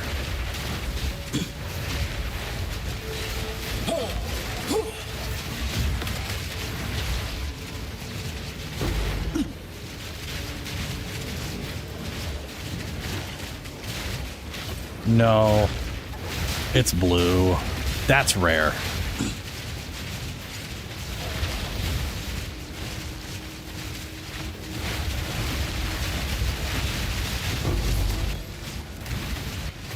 I got two of them? What the fuck I get two of them for?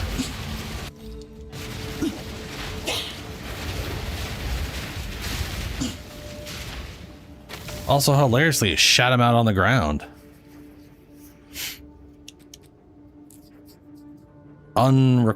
Requires unborn lich. Well, I have 2 unborn liches, motherfucker. So the question is, can I cast this spell and still have it? Because if that's the case, I could use this to get the things, and then I could use this as my actual build for whatever, if that's the case. And I'm hoping it is. I'm really hoping it is. Apparently I'm not level 84, so I can't test that out. Big ol' pile of fuck me, apparently. I'm trying to think if I have anybody at all with 147 intelligence. But at least we've, you know... Oh, shit balls. Why did I get 2? To be fair, I did cast it twice. But that is hilarious if that's why I got 2.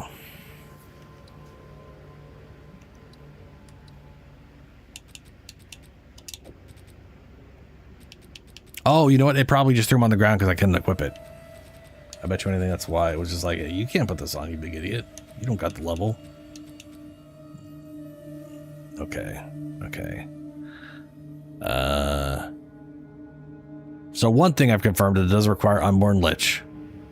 We got that going for us.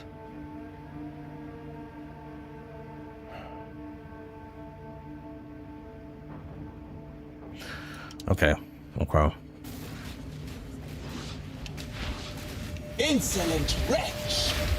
That's a demon. I'm gonna try to get a second one because I might be able to do this on my Spirit Walker. She do be having a lot of all 3 stats. So I don't know if she has enough intelligence, but I can maybe stack something on her to do it.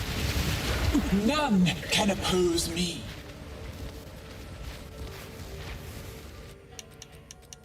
So this one here is Foul Embrace. That's the one that does the skull. And this one is his Grave Command, which is... His Grave Command is the one that lets you... It functions like Tame Beast. And then it shits out these things, which is like the companion, whatever you trapped. Right? And it just says it requires the Unborn Lich, which says to me that I just need the Unborn Lich staff equipped. I don't need the Unborn staff equipped with his Grave Command. So we could use one Grave Command just to get them, and then we could get a staff and actually use it as our primary situation. Now, here's the thing I'm interested in. Let me throw this. So there's a thing called the Winnowing Flame.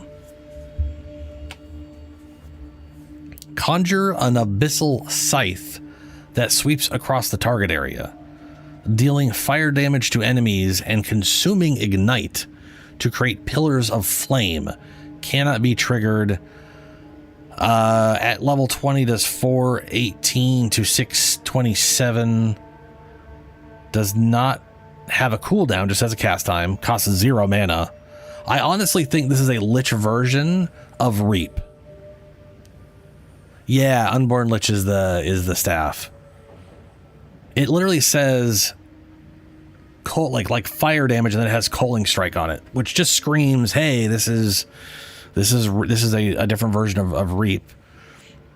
Yeah, fire Reap, but consume. Well, it's fire damage, and it consumes ignite to create pillars of flame. Quality is cast speed, 10%. Grizzly Pyre. Deal fire damage in an area based on percentage of expected damage of the consumed ignite. So they really want you to do, it sounds like oh my god, that'd be so fucking nasty. So what I'm thinking there is how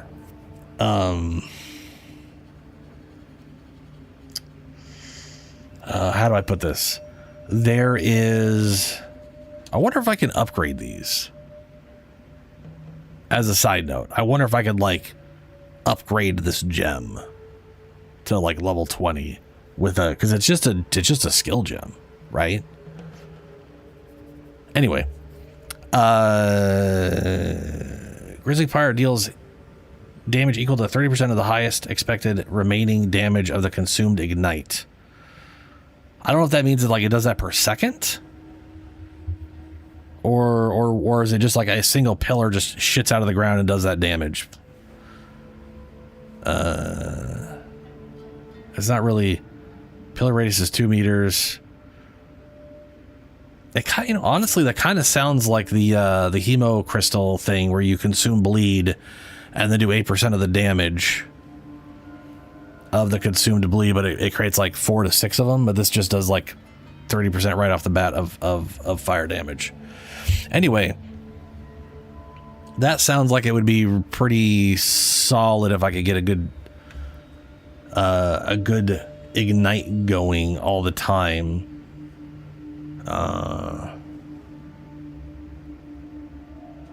Like I'm currently using Flame Blast.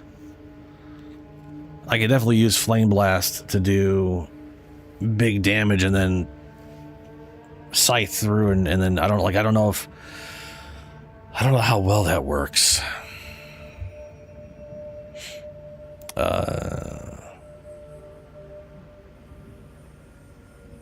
But there's also, the thing is, it's also companions, right? So if I got a high enough health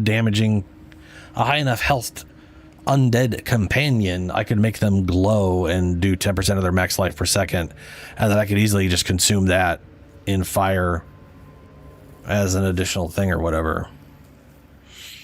Also, the block I could get on these things, 39% block. That's an easy 50%. That is an easy 50%. I barely have to invest into block, and that just, there you go. That'd be nice. Yeah, I kind of like the idea of that.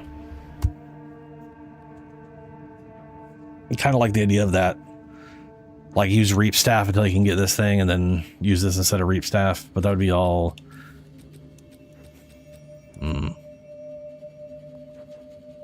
2 points and you are at cap? What you mean?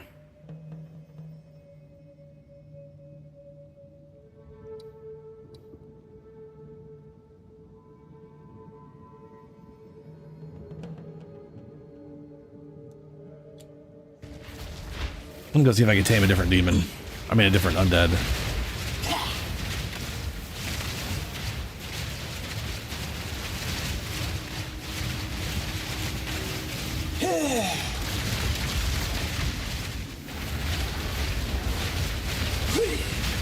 Death, take you!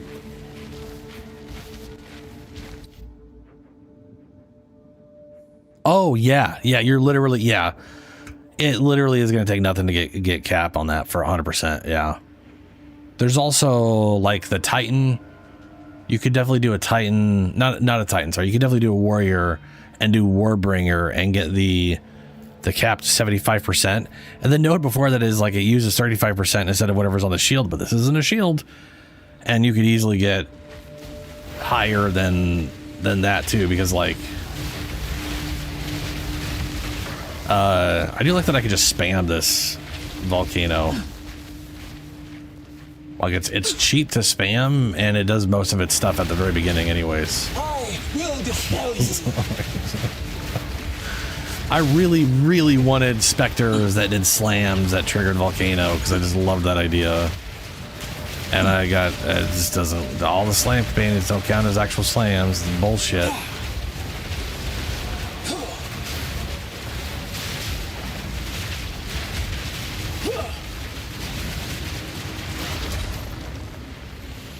I like how they're all like, you'll actively dodge away if you do it close to yourself.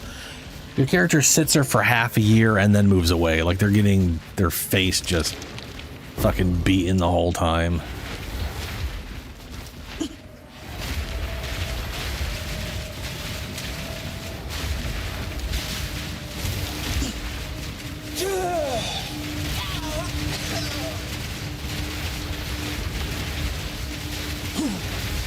I need more time.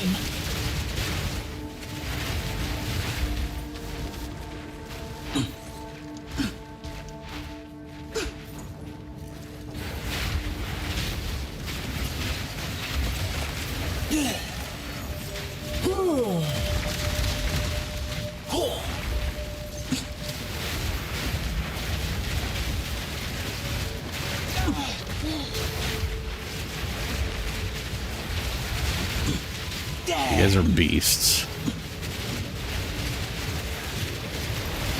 Like, I definitely want to avoid any of the spells that are +1. Like, I can't see anybody using that just because it takes so... Well, I can see somebody using it if they're, you know... Same way someone would use a Comet without it being a cast on with it. Which someone's done. I've ever seen that in one of Darth's videos, where someone was literally manually casting Comet, which was hilarious to try to watch. I don't know why they have such crappy cast times with those things, or why you twirl around to do it.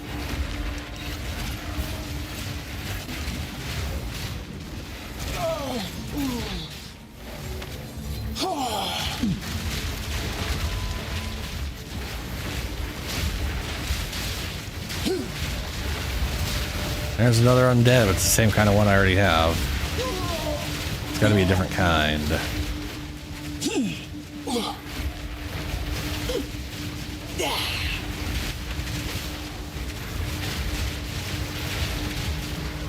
Ooh,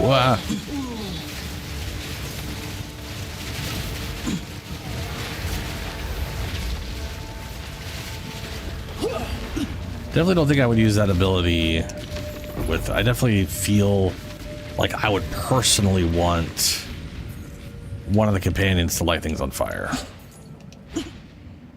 Which is actually kind of funny, because the Infernals would work really well for that, because we got it... Well, we don't want to work well for it, because he sucks balls. He literally has 80% health. He is such low health value for a companion that I would need like almost 40 skills to get him somewhere respectable for Infernal Legion. Which he, I mean, to be fair, he's 20%, so he has to get like halfway to someone else. But like a good decent one is like plus 10 to 12 skills on a 200%. So double his health is still more than 200%. Like we're, you know, that's not good. It's not good. They really need to redo the Hellhound.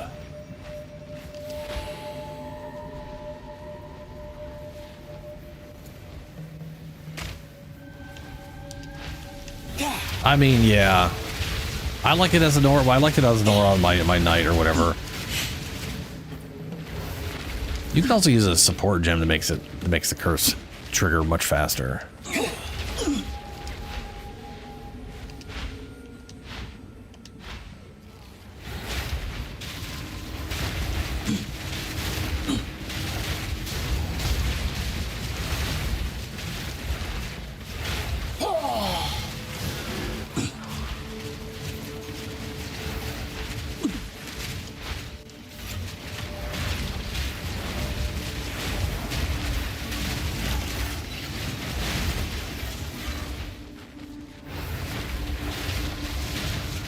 Oh, oh.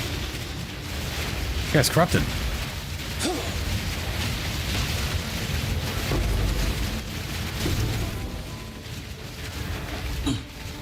All right, that's two, that is two undead.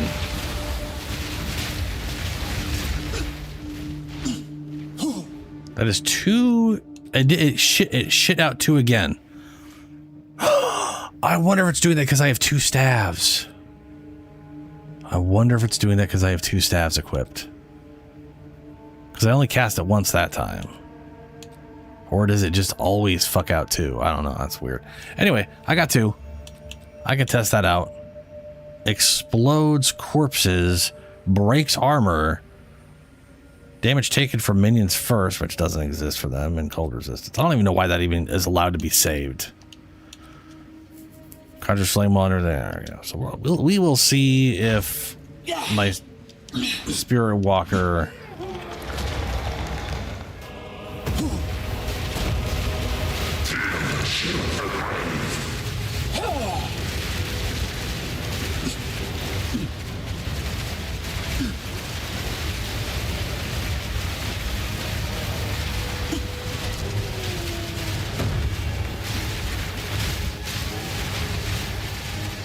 Definitely lacking those plus skills I usually have on those other things.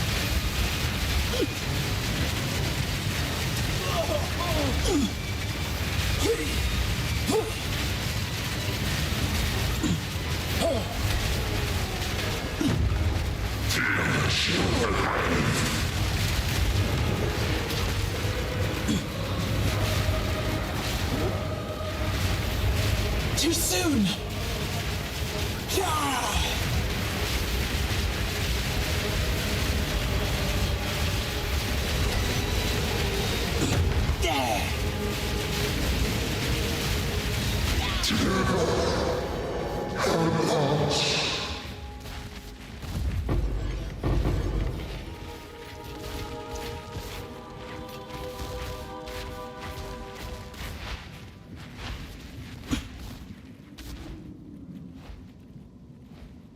I should probably take that off for now.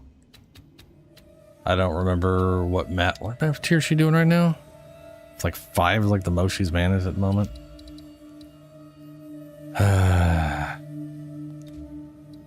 Wrong thing.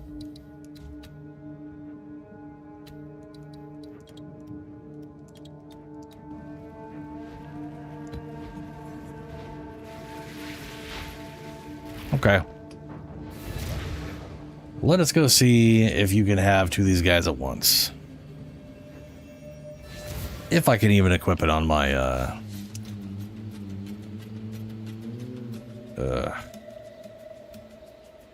ain't got no damn room.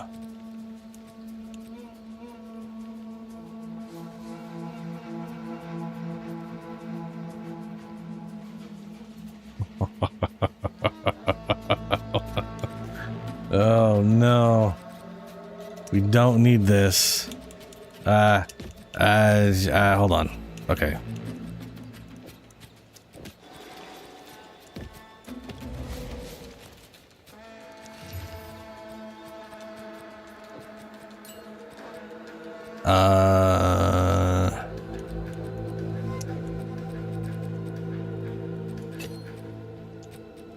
I have no idea what I had. Astral Projecting definitely wasn't in that. Physical.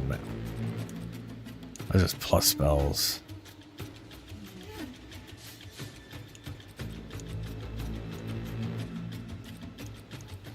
What the fuck are you? I mean, she's just carrying all kinds of weird, dumb shit.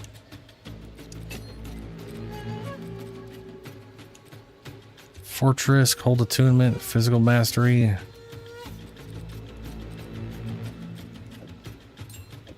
Sure, Physical Mastery. You can have a pitifully, mildly better level. Level 13 base? What the fuck? In what world? Why? Why? Oh god, okay. I don't think I was making any of those guys. Greetings. This is what we have available. Let's make Good sure. fortune. Okay. How can I help? Get rid of that. Good fortune. I technically don't. I was gonna say I don't need both of these, but I do not trust I don't trust them because they dropped 2 at a time. So for all I know, one is bound to one staff and one is bound to the different kind of staff. You know what I mean? Like, it seems weird and stupid, but I'm gonna put it past the game. Why do I have 2 melee slash on me? What the hell?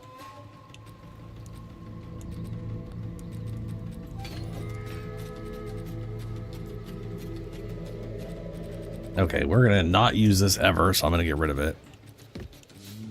We'll put you there, and you there, and you guys. Wow. Oh, why? Why? No. Why? We'll put you guys here. Lightning Wraith, Sandflesh Mage. Okay.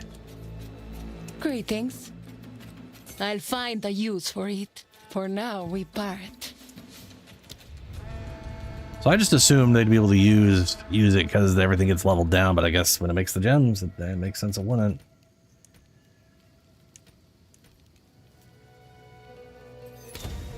Which really, again, makes me wonder, can I level those gems up?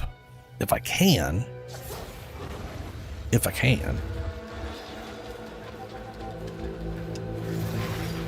How much intelligence do we have? We have not enough. We do not have enough intelligence. Do I have any belts that give intelligence that just happen to have like maybe a unique belt that just happens to have intelligence on it? Is that a common thing? What are the odds? Dexterity? No. Intelligence. Fantastic. Wonderful. Super. And just like that, we have enough.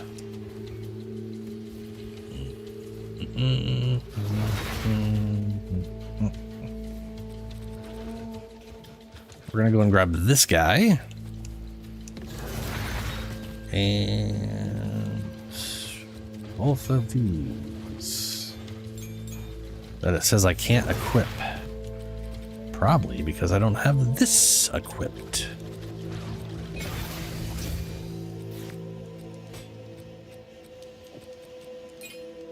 Oh shit balls. Yeah, that's fine. I can. That's okay. Or because I don't have enough intelligence. I need even more intelligence, son of a bitch. What about gloves? Do I have any gloves that give intelligence? Or maybe, well, this, how much does this one give? This gives 21 out of 30 soul tether. I might have another soul tether around with more. That's 23. That's more, technically.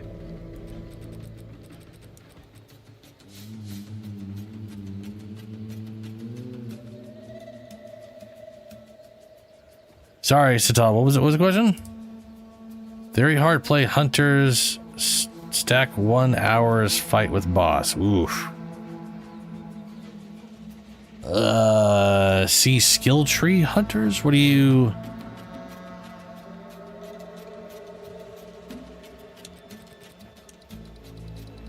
So the huntress. This is the huntress's area, starting area. The nice thing about Huntress is all of these are attack nodes, which is they affect all attacks. Right? I didn't level that way personally. I was going this route because I was doing some spell bullshit, but if I was using a spear directly, I would have just gone straight down here. And then I would have made my way over to here. To this node by going down this route here and then up to here to get this, because once you get this node, all of these affect your damage. So ones that say companion damage increased or companion deal increased damage, these would affect you. So that would affect you. These here would affect you. You know. If you're having trouble with damage, do this. Go this route right here. Because this right here is literally 10%, 10%, 8. That's attack speed. Melee and projectile, melee and projectile. Ignore that one, that's stupid. Melee and projectile. So this is like 30, 30, 30, whatever. And then I would just start making sure you take your dex. You need to take strength and intelligence for support skill purposes. Ooh, that reminds me, I could just convert one of these over. Yes. Ought to rethink my approach.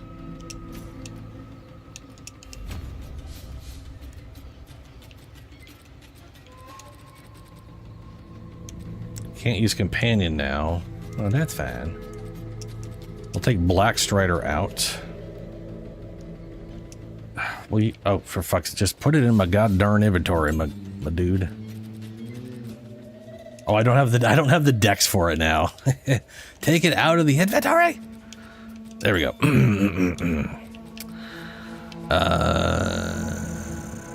Lightning Wraith. And can I have also this guy? We will find out. Perhaps not. Skill not valid with this weapon set. I had a feeling it was going to require the command one, completely destroying any plan I had.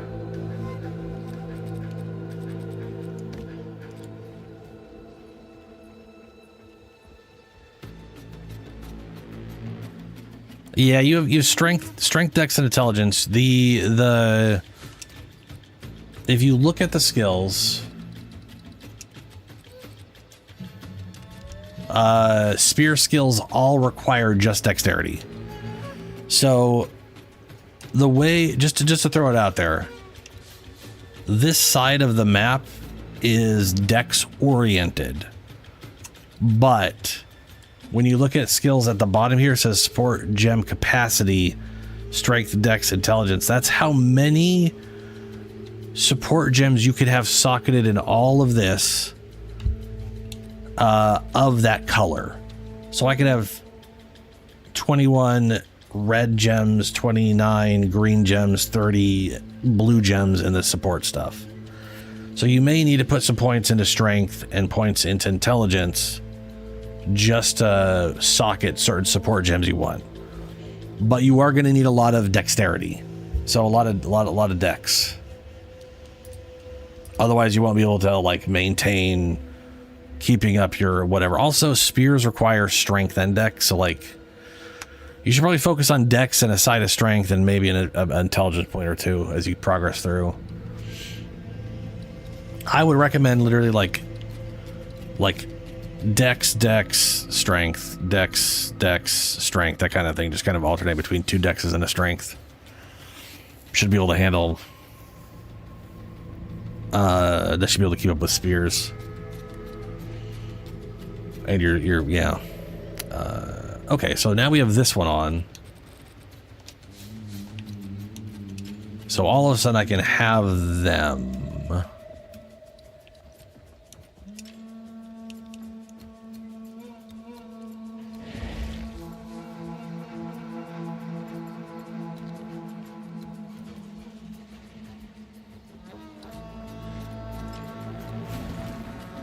All right, there's Floaty Boy. Okay, hold on. What does this specifically state? You can have 2 companions of different types. So you cannot have 2 separate undead companions, probably because they're specifically tied to this spear or this staff and that skill. And that only accounts for 1. It's also free. Why does it say DMT?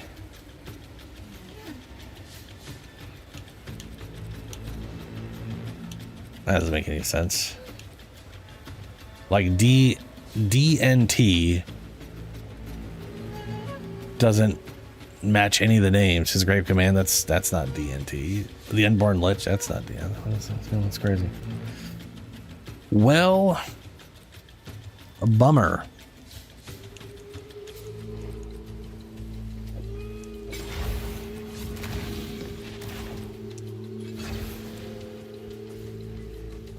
Yes. Ought to rethink my approach.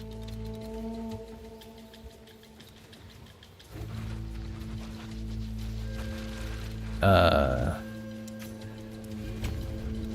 we go.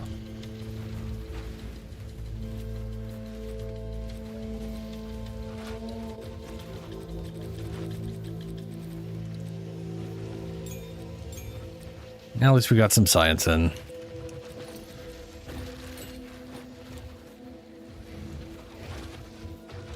Wait, was it on the link skill?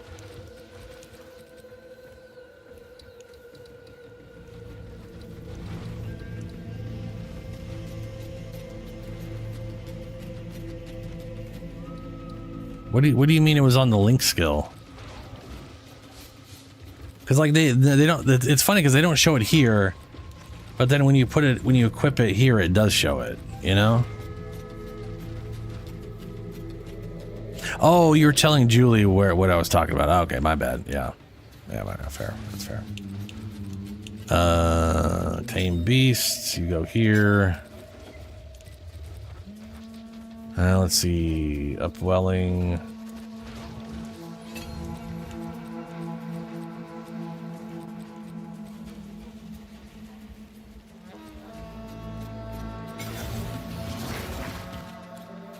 Oh no, I've got so many things to throw in here. Why is there such a delay in putting a skill there?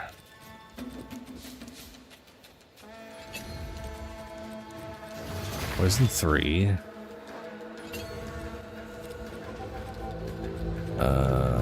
This guy.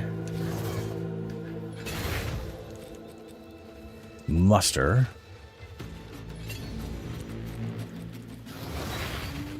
Muster.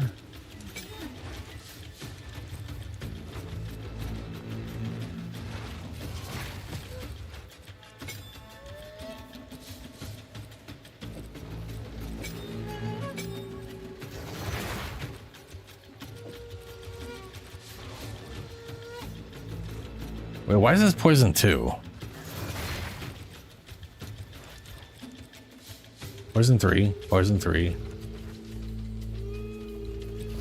Poison 3. Poison 2.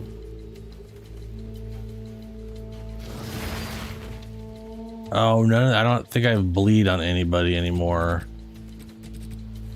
Or do I have... No, I don't have bleed on anybody. So poison 3 is pointless without a bleed thing going.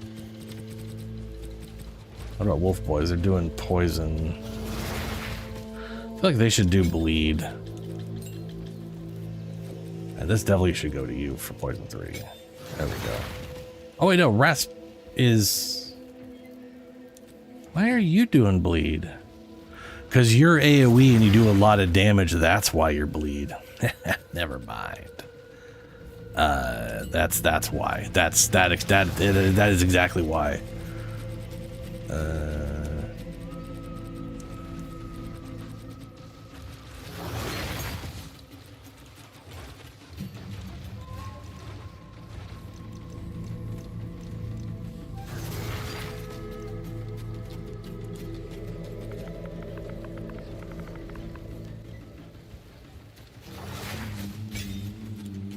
There we go. How can this is what we have available? Well, Deal. I think that's one way to make gold, I guess. That's just. Oh, I didn't test out. No, I'm not gonna test it out. There. Basically, you get one undead companion. You have to have the staff equipped to do it, which means that staff does not have an attack skill in the slightest.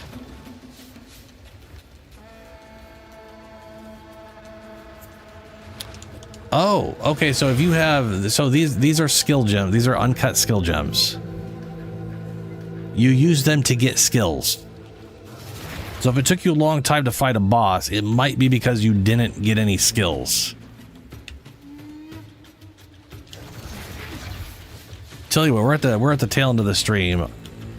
I'm gonna go make a new character. So I could just kind of show you the general start of things.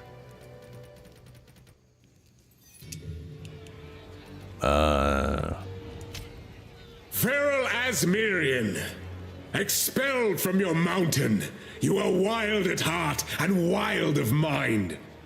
Oh, how the glory of the Asmirian. Oh, someone decided to go with that, huh? I sentence you to death. Say your piece. Fine.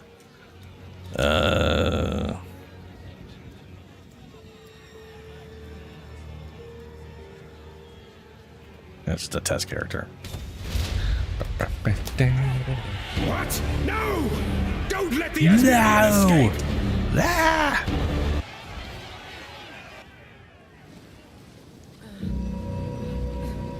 Oh, look, there's a zombie right there. Hello, zombie. So to speak. By the first ones. I'm glad to. I would appreciate it if you could. No, you're gonna be dead, Sat. You're dead. You know, you're super dead right now. Reach clear fell. Alrighty. Death take you. So you do get like one freebie skill, and I'm pretty sure it's the whirlwind thing. You can also use those uncut gems to upgrade the skills you have. So like right here, you definitely should have gotten, I guess it's a buckler. Well, buckler's good for parry. Kind of a pain early on, but there's a lot of bonus damage. At least these zombies aren't almost completely filling up my entire stun bar like they did in 0.3. Oof, ouch. Nope, nope, nope, nope. That's not where heals are at. Whew.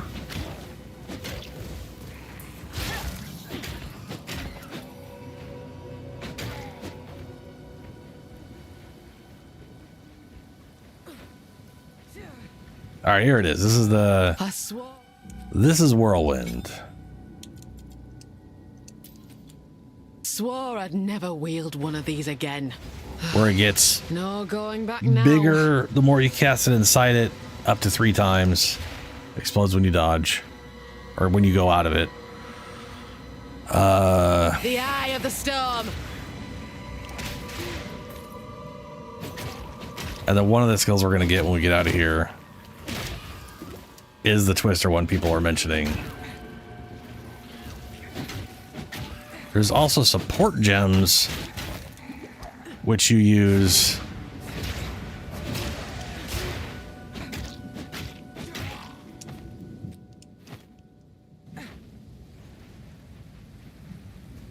You out there! Help us!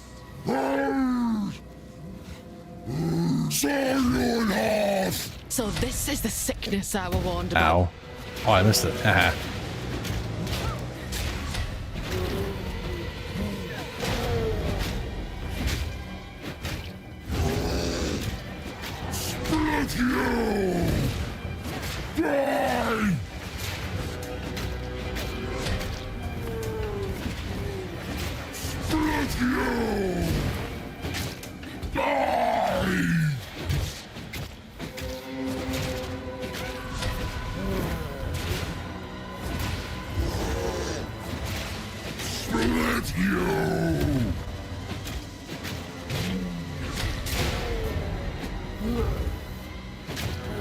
I should have immediately started throwing it at him.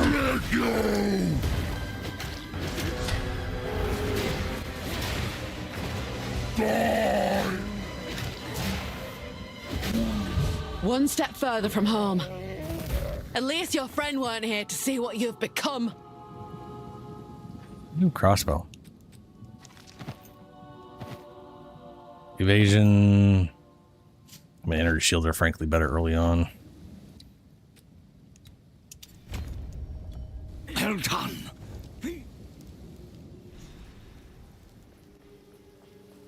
What a sorry sight. Friendly's the name. So he gives me a There's beast support. path you Okay. could channel your... Looks to be a decent sort. So that this is the uncut gem I think you're talking about. Where you said you're level 1, 2, and 3. Twister. This is basically the 2 skills people level up. Welcome Oftentimes to just get through the game. Stay one. I safe. wonder about the place to call home. I do think it's a We have little that. weird, but it's good stuff.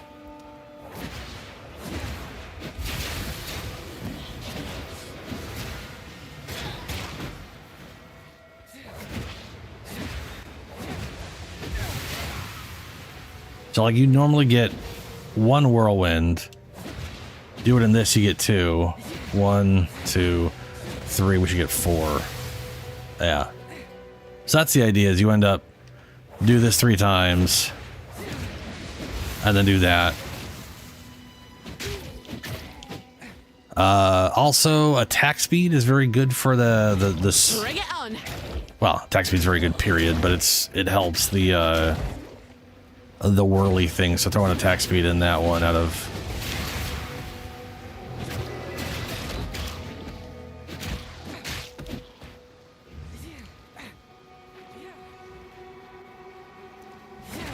Wind's fury.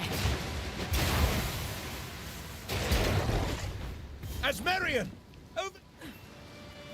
Name's Farah. Speaking of, let's investigate that remnant. Ah.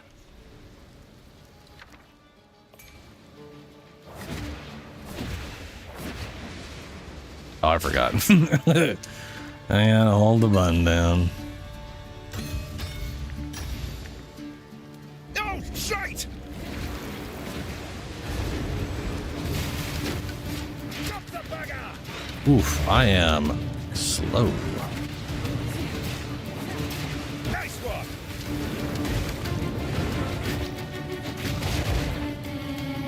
Teach him a thing or two. That's it! Oh, good.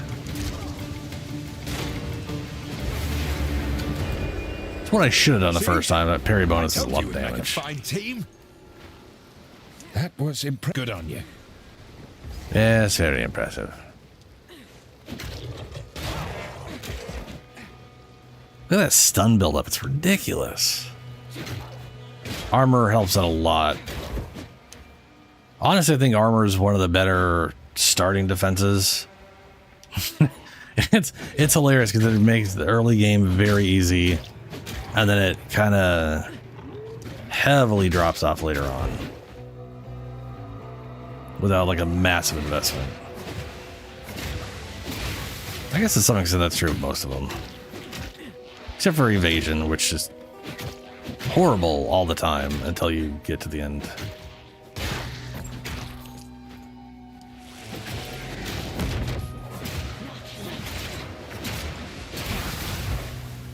I wouldn't say horrible. I mean, you can make it good at going to the game.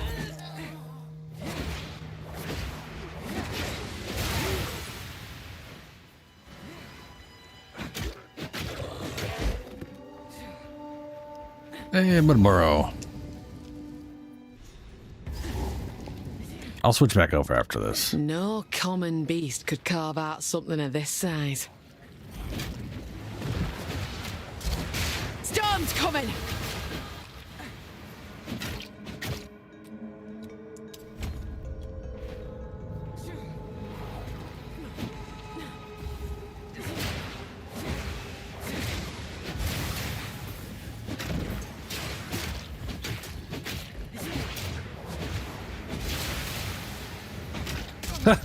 They just straight up turned right around just as it got to this guy.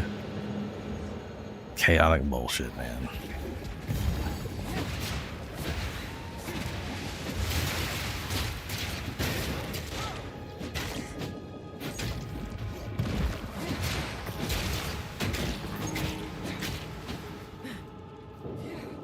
That's a hatchery. I don't care about that.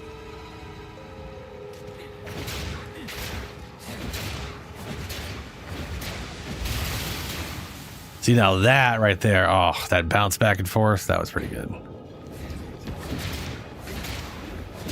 kind of where this thing shines the best, is when there's a lot of places for the little whirlies to bounce around. The hunt is on!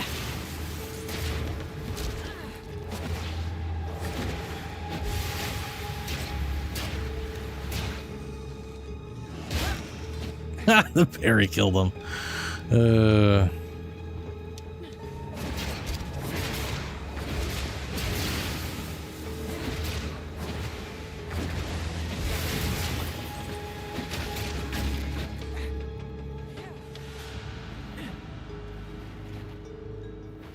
I think I should probably follow the treads. Right? Maybe? No, maybe those are just everywhere because this thing burrowed the whole area.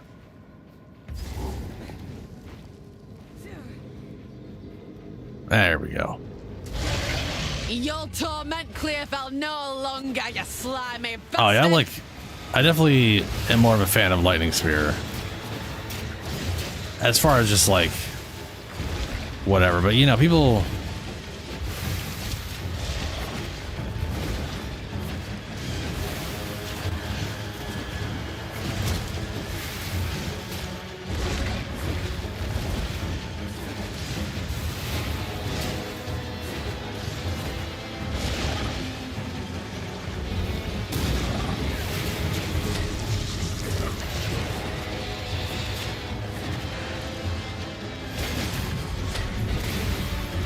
The tail!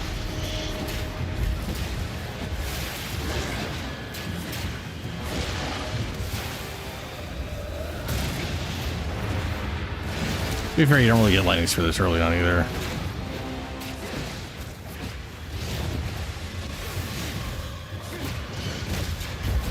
It is early. It's like level 3 though, right?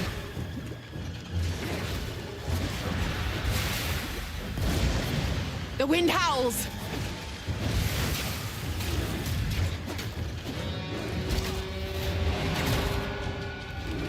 Oh, good. I like how the parry didn't work on the first hit, so he just knocked me over on the other one. Ooh, no. Ow, ow, ow, ow. Ooh, no.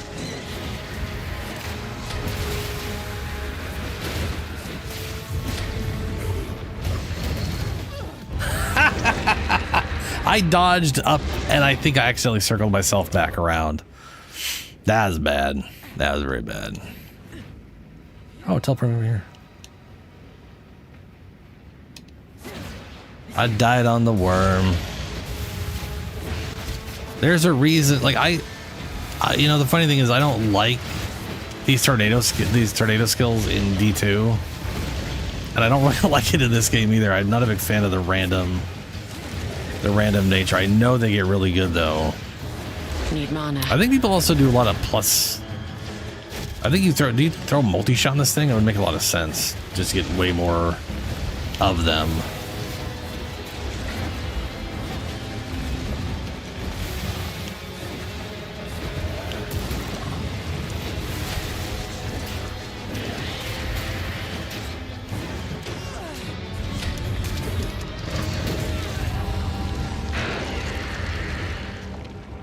That one parry, by the way, stunned me. One parry stunned me. Which is why, like, I don't know why they nerfed. I mean, it's just, it's like I said, armor is very good early on. Oh my god. That's ridiculous. All right, we're ranged spear for a bit.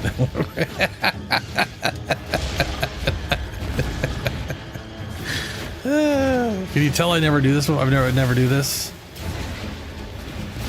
I've fought Devour lots of times. I've never. Well, no, I have tried this one. I did do this once. Whipping up a storm. I did try to early levels with this thing.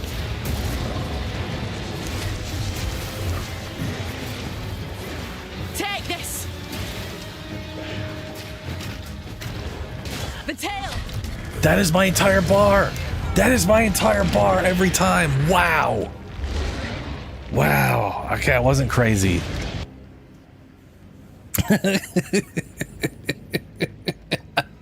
I wanted to try it out again just to see if it was actually my whole ass bar. It totally is.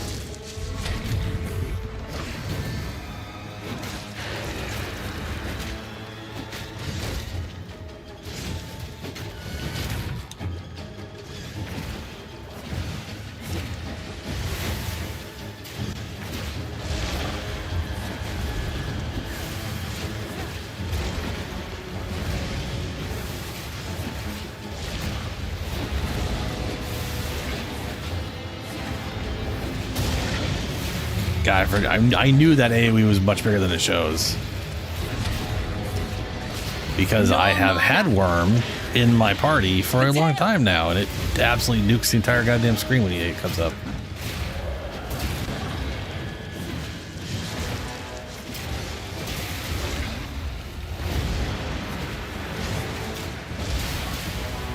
So we don't always get his tail as an attack.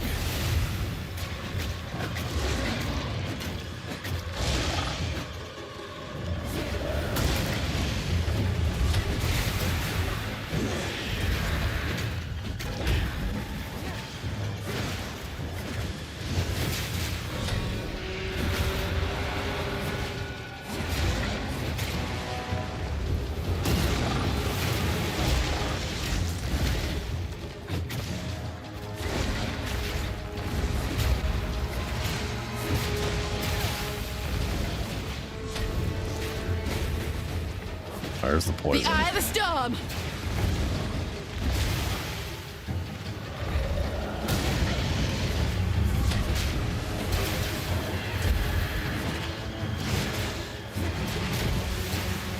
The tail. All right, Chad. I'll catch you later.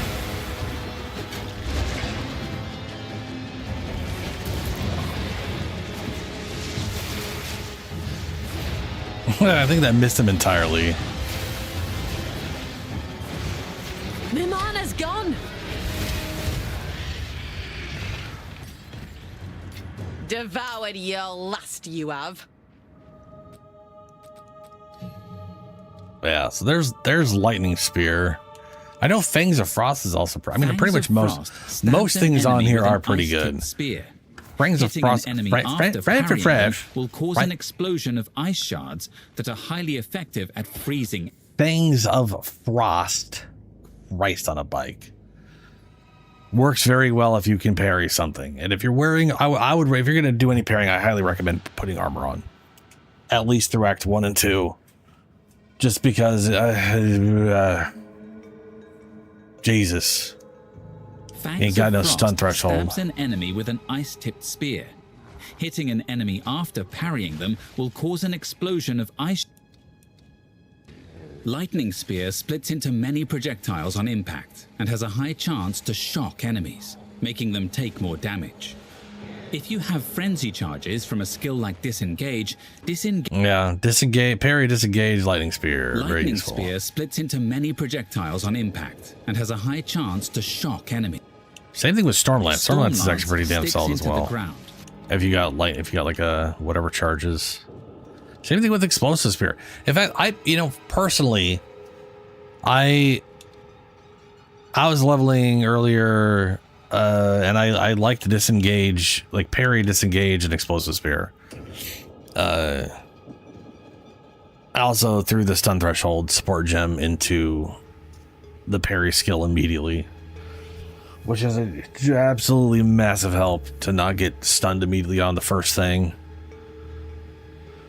But Explosive Spear, Explosive pretty solid stick on into the ground where they land, then explode after a short delay. If you have a frenzy charge from a skill like disengage, you'll consume it to throw a spear that explodes immediately and creates ignited ground. I love how they're like a skill like disengage. There's like almost no skills in the game that give you frenzy charges. it's basically disengage and the marks thing over here. I don't think Bo has any real way to get frenzy charges other than through the mark. No, the mark doesn't even do it. Oh yeah, it does. Yeah, it grants you frenzy charges on consumed. I bet you could if you had a use for frenzy charges, you could definitely use the werewolf to get frenzy charges by force detonating the mark. I guess. I don't know why I'd have a reason to do that, though. Plus, the base mark on the werewolf's leap is... or pounce, whatever the hell it's called. Is very good. Next critical hit against the marked enemy has a 38% increased critical damage bonus. Yeah. Critical hit, big damage bonus. I bet you that'd work really well with a high crit chance snipe. Big crit damage bonus.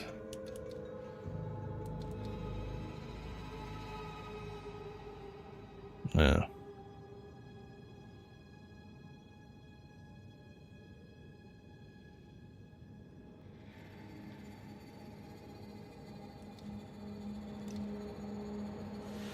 Well.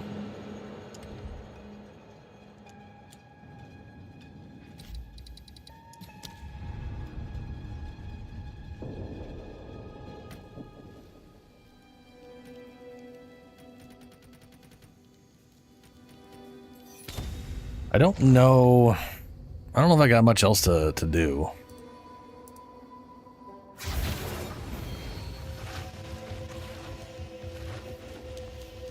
Ow.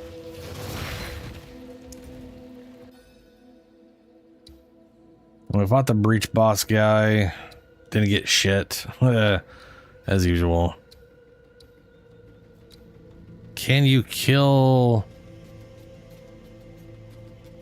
Oh, do you want me to go kill Cavakai for you? Sure. That's one thing I was going to look up. I do have face breakers, and I've face broken all kinds of shit. Face breakers does not have any rolls on it, which is nice.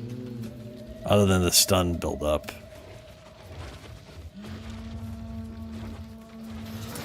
Eight to 12 physical damage, 3 to 4 per boss face broken. 108. See, 188 to 252 is not a huge amount. Can attack as though using one-handed, unarmed attacks that would use. What was that? Blah, blah, blah. Oh, that's what that was. Would you like? Okay.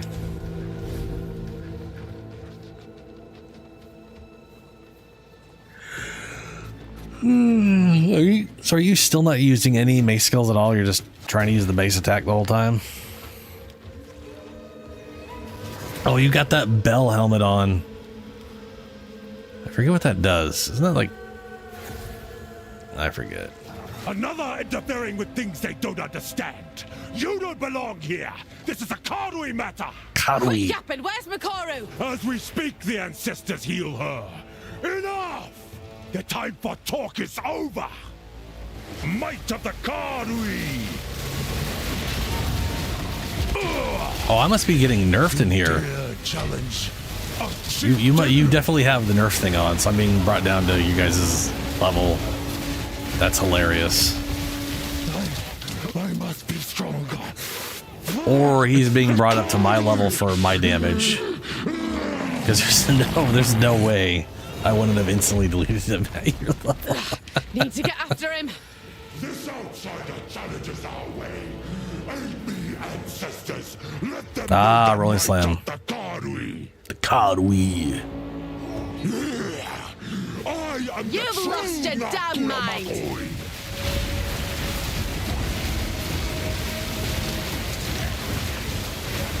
You should not have come here. Lend me your strength, Tokuhama. This is not the way. What? Why do you reject me? All I have done in your honor. So be it. Did he not have Bone Shatter? Or sorry. Yeah, Bone Shatter. Bone Shatter? Bone Shatter, yeah.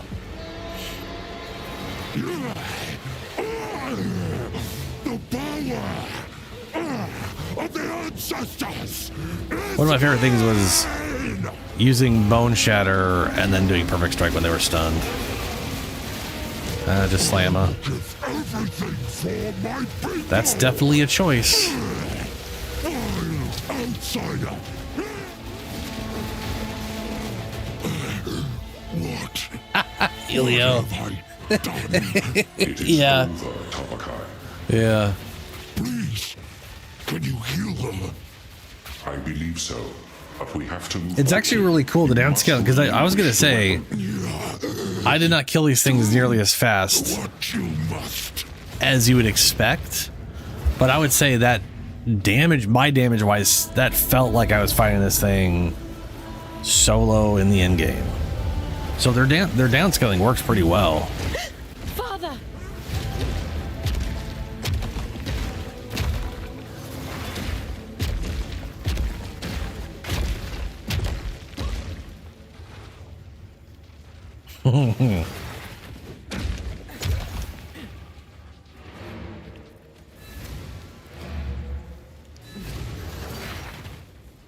Double portal.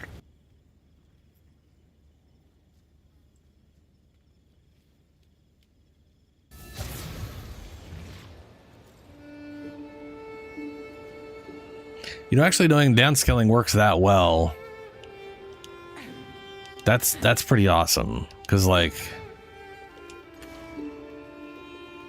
it means I don't have to worry nearly as much about having a higher end character whenever Clemens does actually play the game, because I can just have myself downscaled to his game and not worry about it, and that's pretty nice.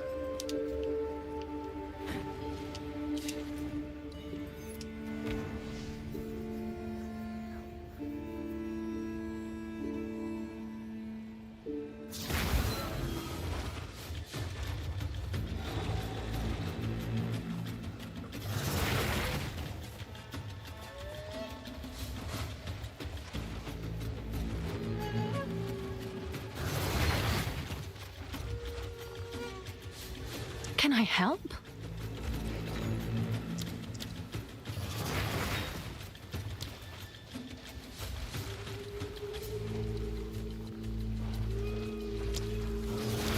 Let's see. Cold one is worth 105 now. Missed the opportunity of that 90 at the time.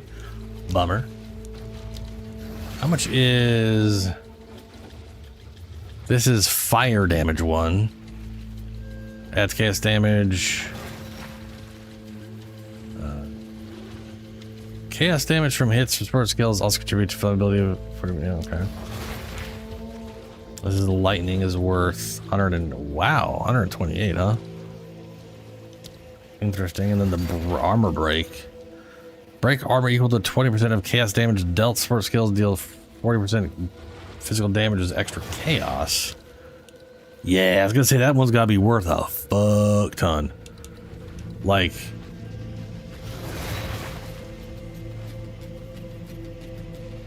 Yeah. Because, I mean, most enemies don't have, like, good chaos resist. 20% of chaos, 40% of physical. If it's a pure physical skill, 20% of 40. That's only, like, 8%. So, like, it's kind of funny because it's only 8% of your physical damage being used to break armor, which is worse than 15% gem. So it's weird that it's not saying, hey, break equal, you know, of your chaos and physical damage. Here's extra, because that's how they all work. But I bet you anything this works just stupidly well. Is it still level 5 over the area? What do you mean?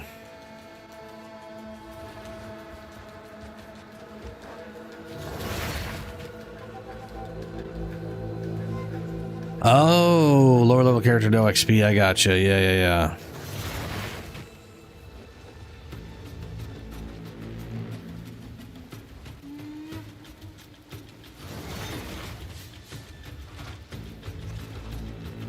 Yeah, I have no idea what the experience penalties are. I haven't really paid attention. That one leveling video I saw did let me know that there's you get a huge penalty above you until you're like 25 or something. And I remember just thinking to myself, oh, that's Diablo. That is straight up Diablo. Diablo 2. Up until you're 25, you get a massive penalty of stuff below, above your level. Actually, I don't think you need any experience at a certain point above your level with D2, but I'm gonna throw this in here.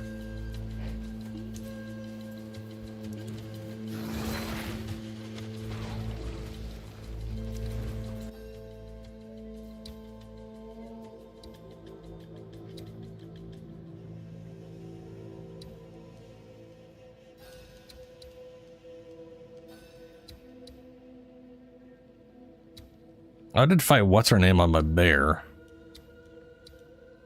That was something.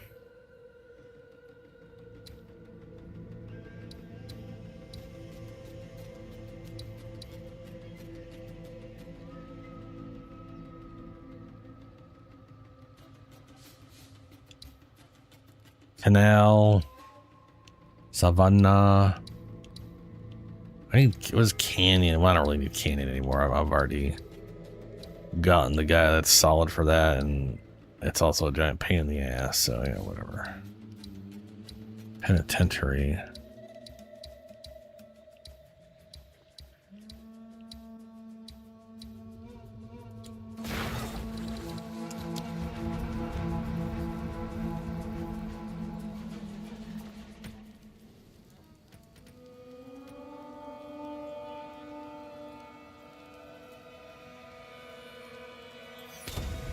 So I kind of like this character, and I also kind of don't. That did it. Summit stairs. Also, I was an idiot. Did this entire map. Forgot to stick around for the RP. Take this. This here's got a pulse to it. And was stuck dealing with like, and then basically I whatever, I have to come back here and do it all over again because I like forgot to do the RP, then ran up towards the area and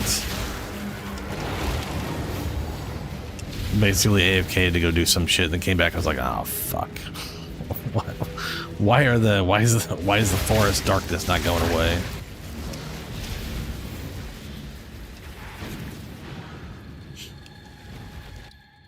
I forget what level I have to be for the lowest or the eternal rage thing.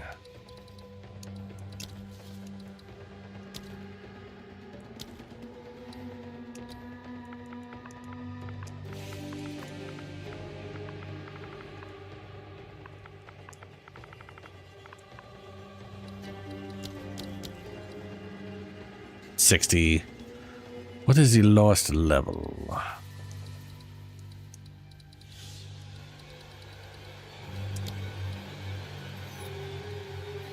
$58. Okay. We've got all attributes on resistance.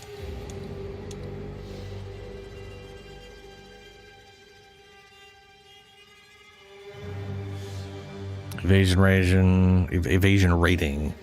Damage taken recouped as life. Max life. Rarity. That's not too bad.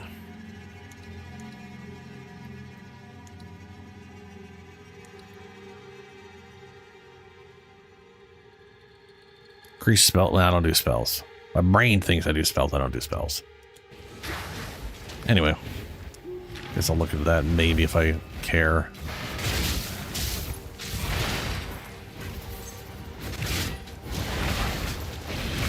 But I definitely feel like this character is going to need Eternal Rage because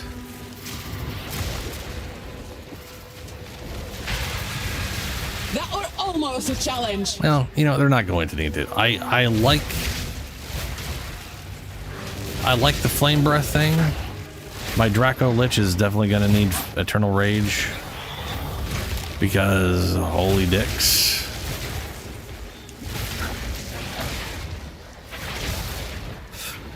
It's but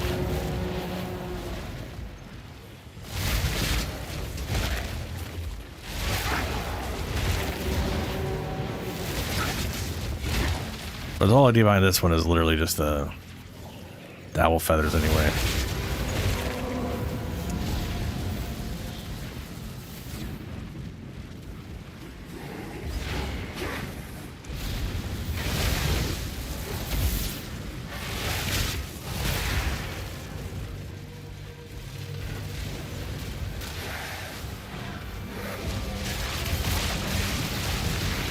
Why can't I fucking move? What the hell?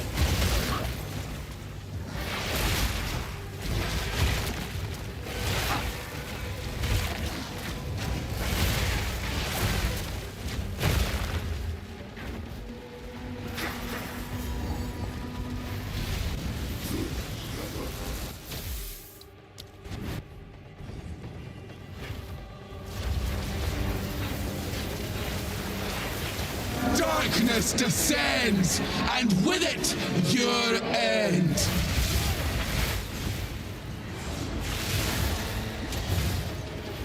Ow. How the hell did you miss with that?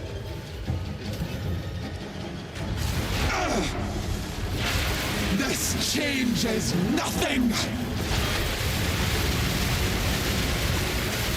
Ruin! Suffocate!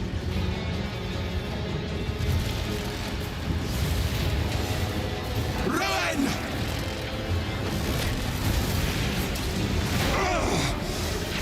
This changes. Ah! The mists! Very small arena for how far back he flies. The face spirits. What are they doing? Well, something. It seems they gather here for a reason.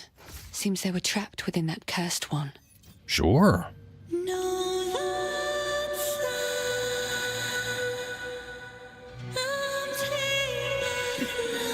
Hey, I stuck around for the RP and actually got the thing. They will guide you. Yay. And now, I have to do a boss fight again. Because these guys are idiots with how they built this map and put the waypoint after the boss fight instead of at the area we go to. Great. Wonderful.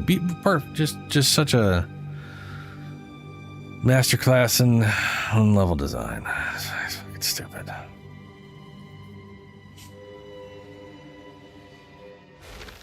Maybe they wanted you to do the double boss fight every time. Like, to have to force you to do it twice. So for some reason they shoved the waypoint at the side of the thing. Where the hell is the waypoint? There it is.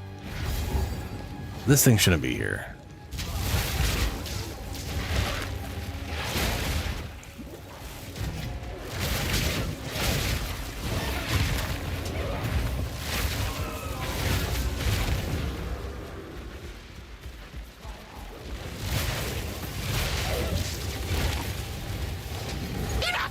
We killed this witch first, then we finished what we started. Just the two of you? You'll need a whole coven to stop me.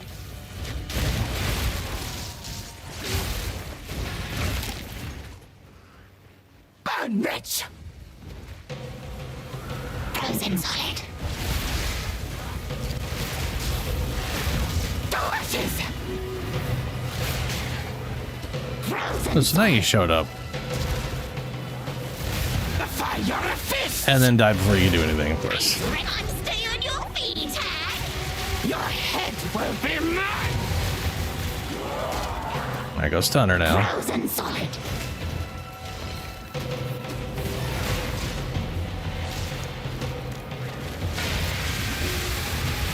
Frozen solid.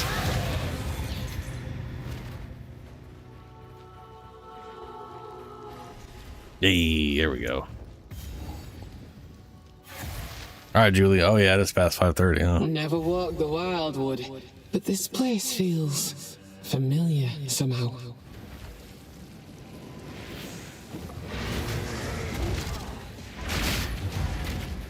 Oof.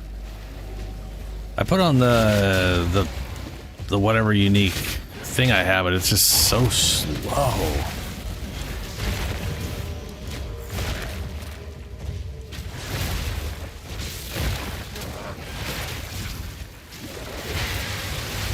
A worthy foe!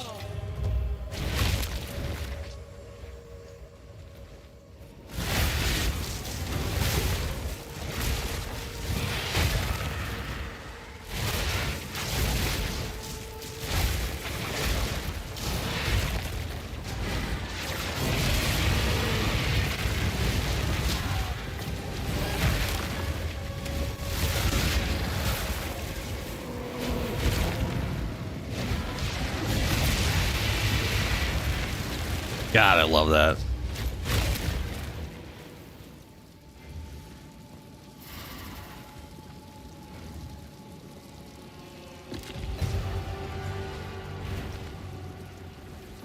It's just so cool.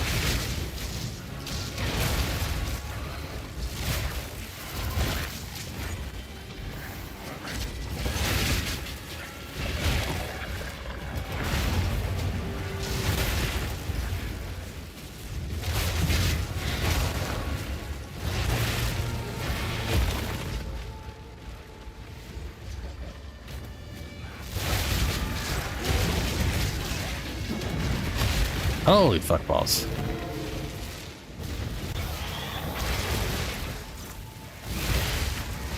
Ow.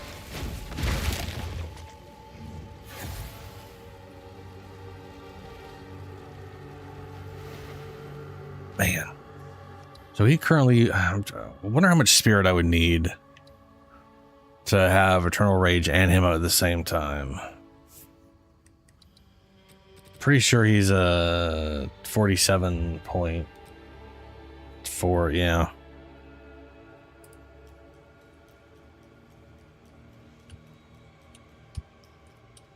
Let's see, divide by, well, let's say 59. 29.8%.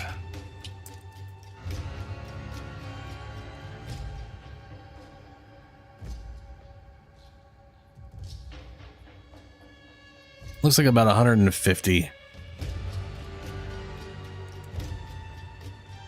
I'd have to spend 3 more skill points and then get a whatever idol in my helmet and blah, blah, blah, blah, blah, and all kinds of bullshit.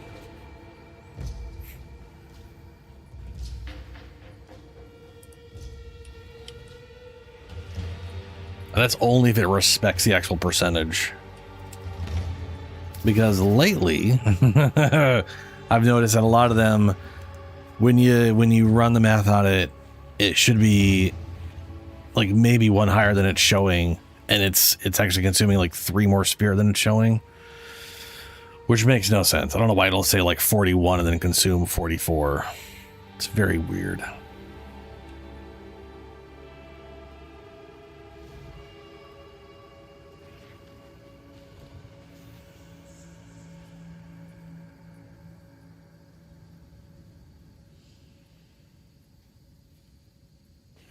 Okay, if I just do the passive points, I would need at least 151. I'd be better off just using the damn amulet. Come on!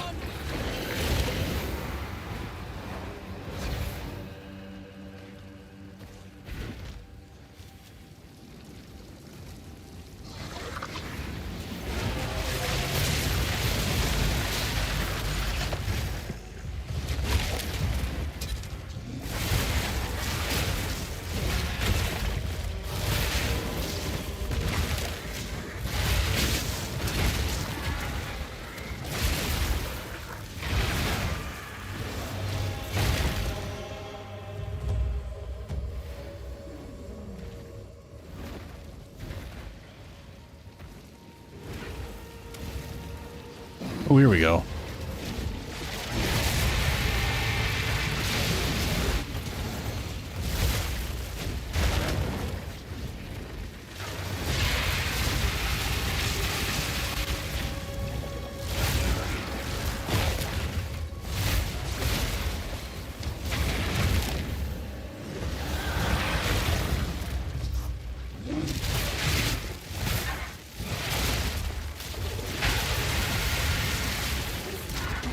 No, hell did he just walk out of that?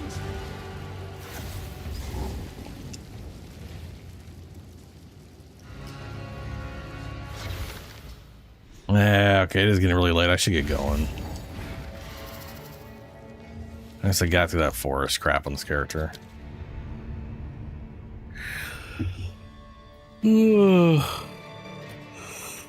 Tonight was a Tuesday stream and it's currently Wednesday. I have to take trash out like I thought I was going to have the last time, but it was Sunday. But today I don't have the luxury of misremembering things and being wrong.